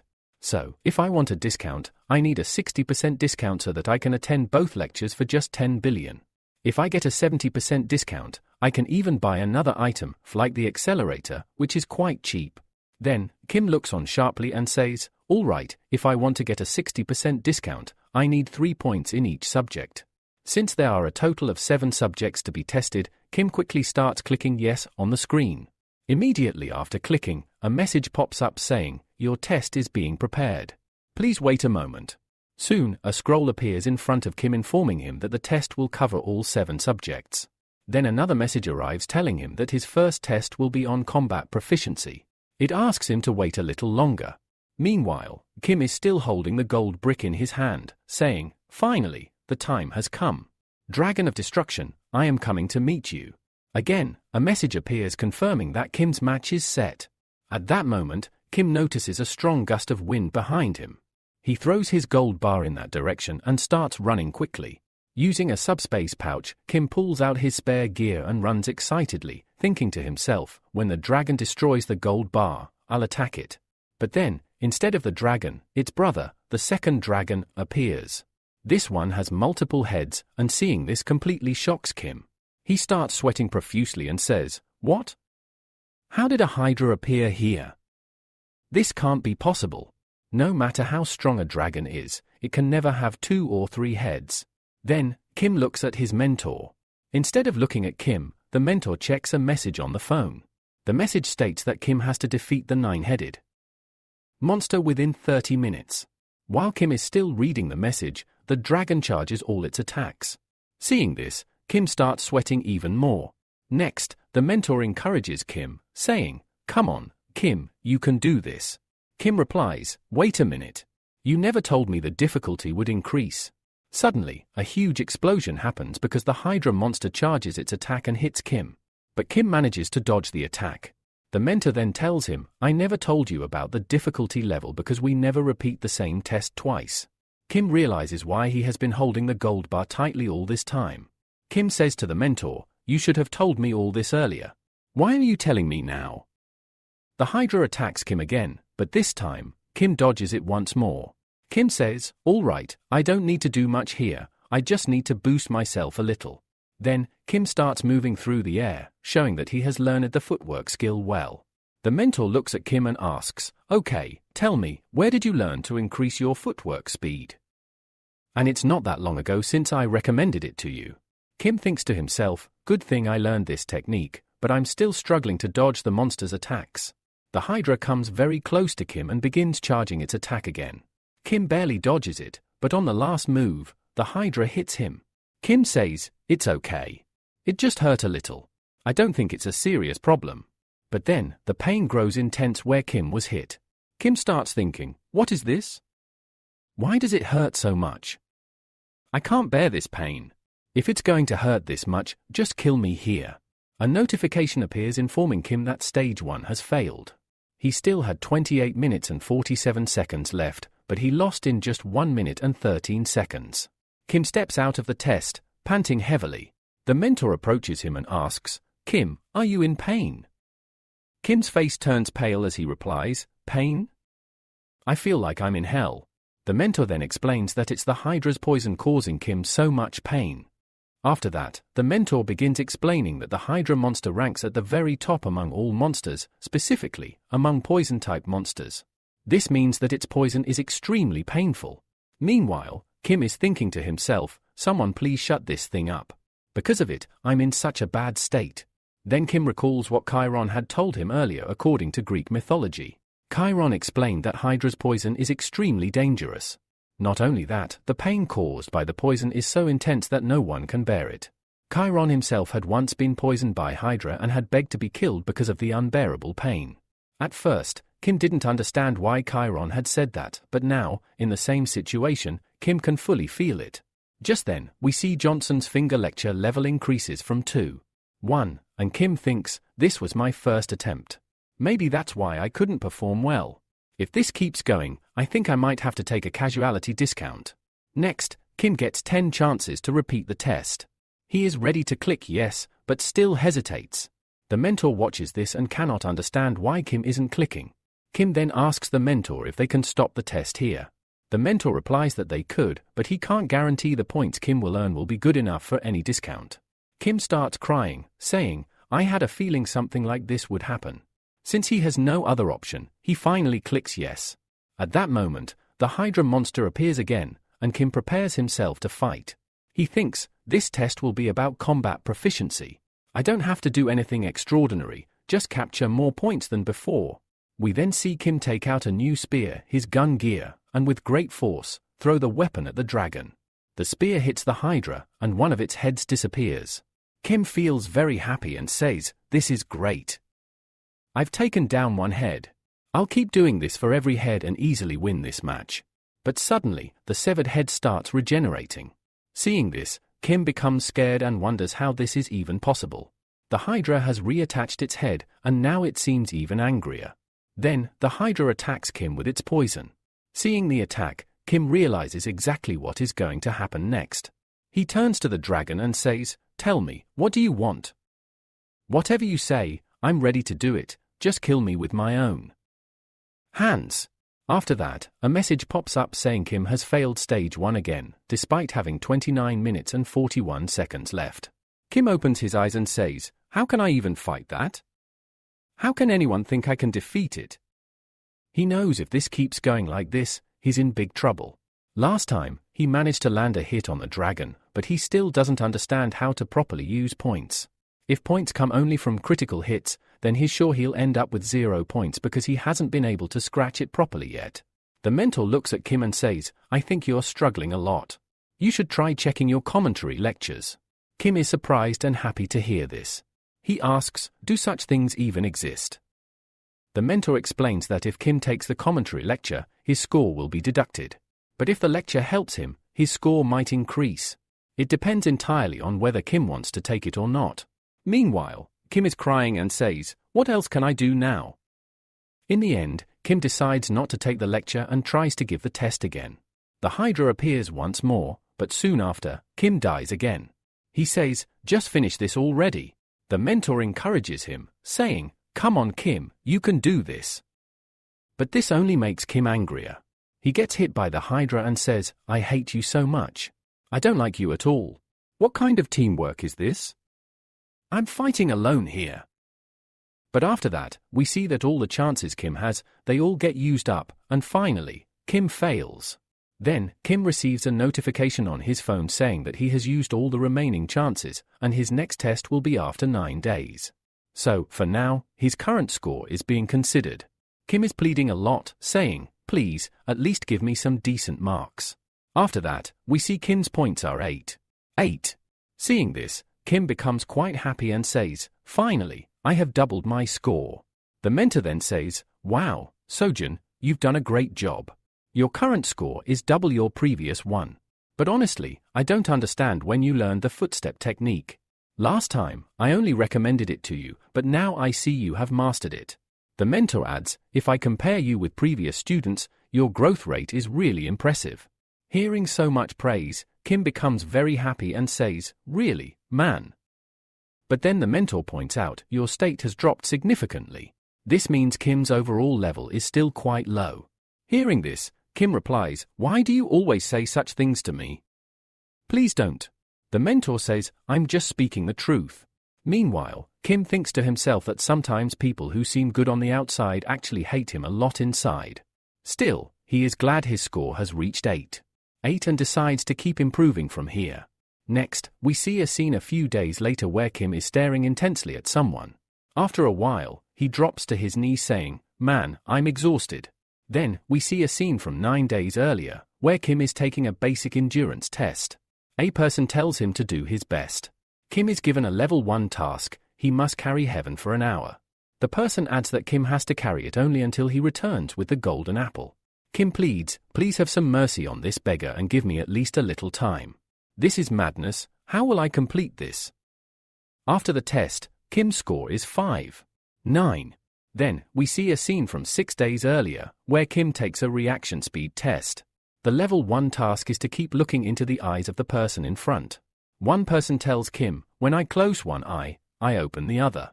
But we see the person doesn't have just one eye, his entire body is covered in eyes. Kim says, "Wow, this guy has so many eyes." At this point, Kim's eyes turn red and start watering. The result shows Kim scored 4. 2. Then, a scene from 3 days earlier shows Kim's test against Mana. Kim has to attack the leech standing in front of him. He attacks but suddenly stops. The leech asks, "Is that all you've got?" Kim replies, "Yes, that's all because I haven't attended Mana's lecture yet." Kim scores only 1. 6 in this test. Finally, we reach the present day where Kim says, "Man, I'm completely exhausted." He thinks to himself that his total points are 9. 1, and with the addition of current scores, he has 11. 2. But his target was 20. 3. Kim asks the mentor, "Tell me honestly, if my score is a little less or a little more than 50, will I get a discount?" The mentor replies, "No, that's not possible. Your improvement rate must be at least 50. Otherwise, you won't get any benefit." Hearing this, Kim says, "I really went all out this time." The episode ends here. At the beginning of the episode, Kim tells the mentor that his 1 billion points went to waste. The mentor says, "Okay, your exam is today. Let's start." Then the 5th exam begins, which is a mental test. Kim has to listen only to the leech's words. The leech says, "I hope you despise me as much as you did in the last round." This time, Kim is determined to score high no matter what. We see the leech rambling for a long time, and Kim listens patiently. The leech then says, "Wow, it's amazing that you gave your best." Suddenly, Kim receives a message that his level 1 test is complete. Kim says, "Finally, I completed it." Here, Kim is thinking to himself that he has completed the first level quite easily, which was actually very simple. Although he had already completed level 1 before, this time he feels that he has done it a bit better. After this, in the next round, Kim is told that all the demon souls in hell will try to possess his body, but he must not let them possess him at all.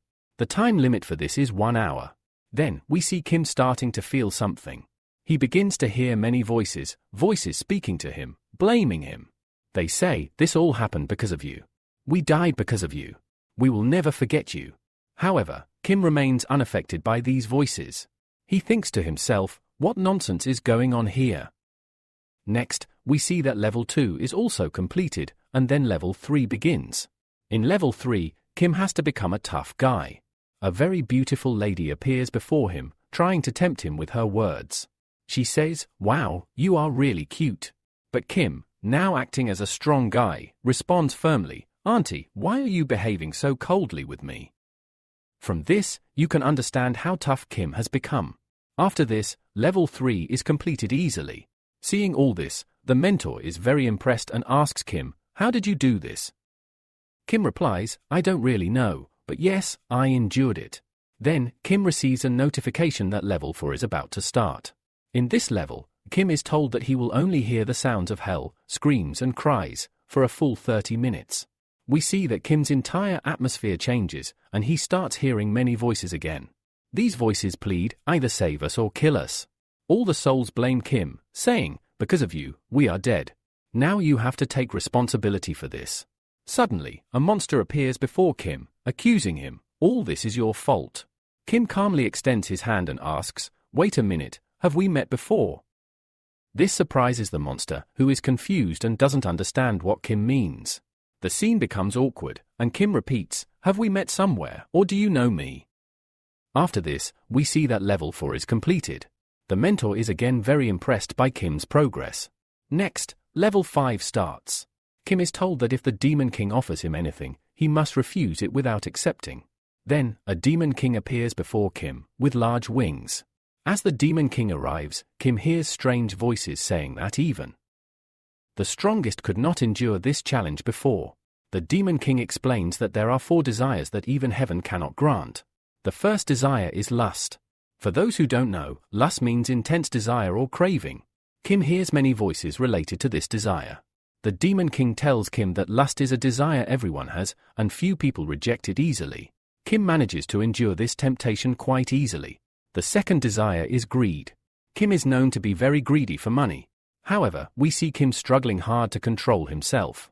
He hears many voices telling him about the greed for money, saying it is a desire that everyone has, even in heaven, many souls don't have money.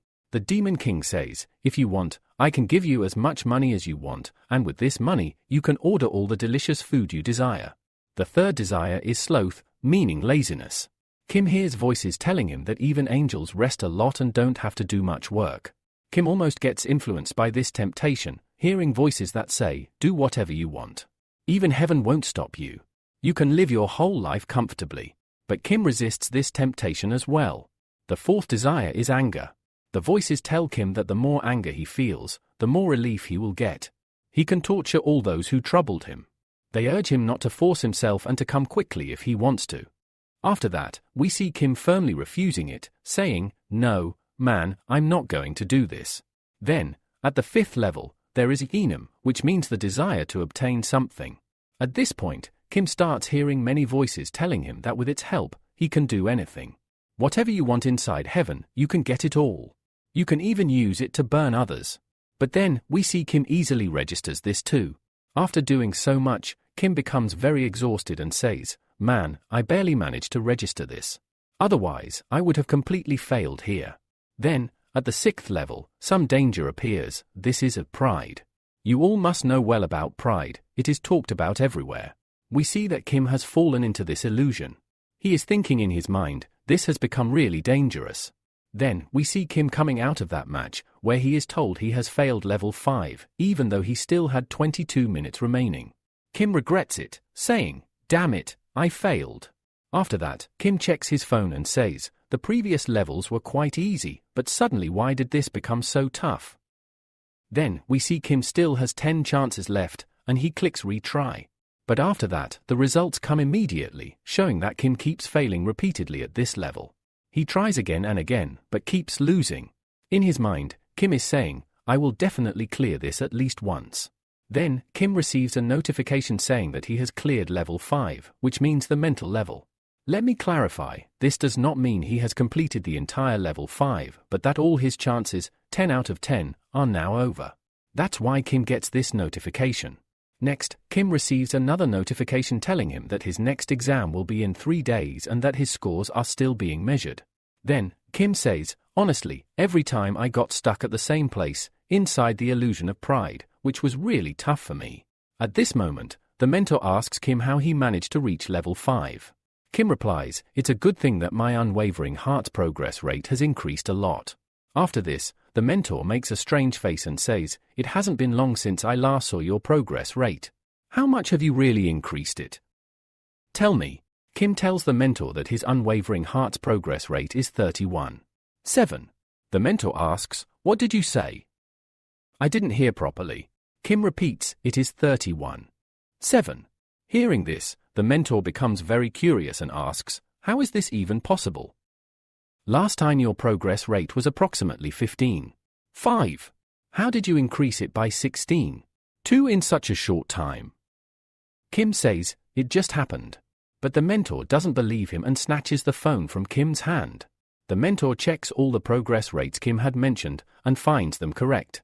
The unwavering heart's progress rate really is 31.7. Then the mentor says, wow, you're really telling the truth, but I can't believe how you did this.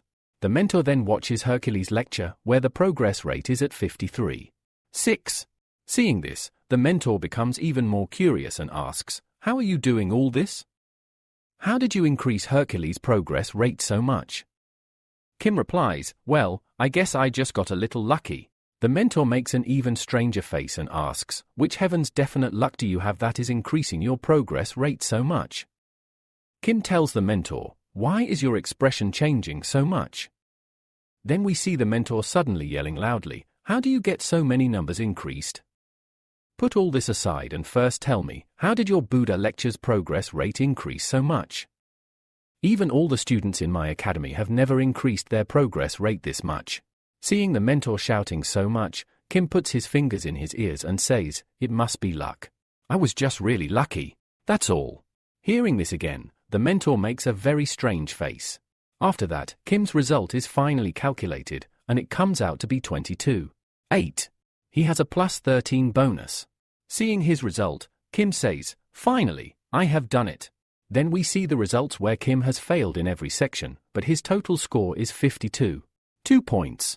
Kim shouts excitedly, finally, I have completed everything and raised my marks above 50. Looking at this, Kim thinks to himself, my original target was 70 points, but suddenly my target has increased to 80. This means I can now get a total discount of 80 points. Finally, I can also take Sun Wukong's lecture from Great Heaven. Kim then says, if I didn't have the unwavering heart, I wouldn't have been able to get 80 points here. Unwavering heart, thank you so much. After this, we see the mentor, who is very curious, saying, how is all this even possible? Kim replies, mentor, I want to talk to you about something. After that, Kim asks the mentor, exactly how many points will I need so that I don't fail? The mentor replies that Kim doesn't need to do too much, but in every subject, he must score at least 60 points. If Kim manages to get approximately 60 marks in each subject, it means he has passed. However, if he scores less than 60 in even one subject, he will be considered completely failed. Kim responds, okay, I understand that clearly. But can you tell me the total score I need to achieve? The mentor thinks for a moment and then says, usually, it varies with each exam, but if you do the math properly, it will be around 90 points per subject. So, when you add it all up, you will need around 630 points, maybe a little more. Hearing the figure of 630 points, Kim becomes very enthusiastic. Then, we see Kim's total points. He currently has 52.2 points. At this, Kim feels quite disappointed and says, why does this always happen to me? After this, Kim decides to move on and start searching for Sun Wukong's lecture. Seeing this, the mentor says, so, you are going to take Sun Wukong's lecture? Kim confirms, yes, you guessed it right. Actually, I haven't really thought about the lectures yet, so I figured it would be best to start with Sun Wukong's lecture since it is supposed to be really good. Next, Kim receives a notification informing him that all the skills available here belong to the Great Heaven Sage, and he can choose any one skill from them. Kim's attention is drawn to one skill called the Greatly Heaven Meteor Staff. He looks at it and says, "Let's check the price once. The cost doesn't really matter much because I already have an 80% discount. So, I'm sure I can get it at a very cheap rate."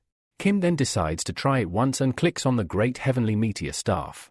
But immediately, he receives an error notification stating that if he wants to learn this technique at the Heaven Sequel grade, he must first learn the skill called Deflecting Grasping Piercing. Kim scratches his head in confusion and says, "Why are there so many problems here? But someday, I will definitely master the Great Meteor Staff." He decides to first learn the required skill mentioned in the notification. Another notification explains this skill, followed by one that calculates his current skill level. Then, Kim gets a notification about the lecture fee, which is a whopping 5 billion. Shocked by this amount, Kim feels very distressed. But shortly after, another notification appears, telling him that if he wants to learn this skill, he should quickly click the play button. Kim thinks, are the fees really this high? Meanwhile, the mentor says, "Honestly, this is actually quite cheap now. It used to be way more expensive." Kim replies, "That's good to know because I don't have to pay 27 billion now, thanks to the 80% discount I already have." Soon, another notification tells Kim that he can start playing the lecture. But then, Kim looks at a huge obstacle and becomes very confused. After a moment, he pats his phone and says, "How can this lecture freeze like this? I have invested the entire 5 billion in it. I hope my money isn't wasted." At that moment, Sun Wukong arrives and apologizes.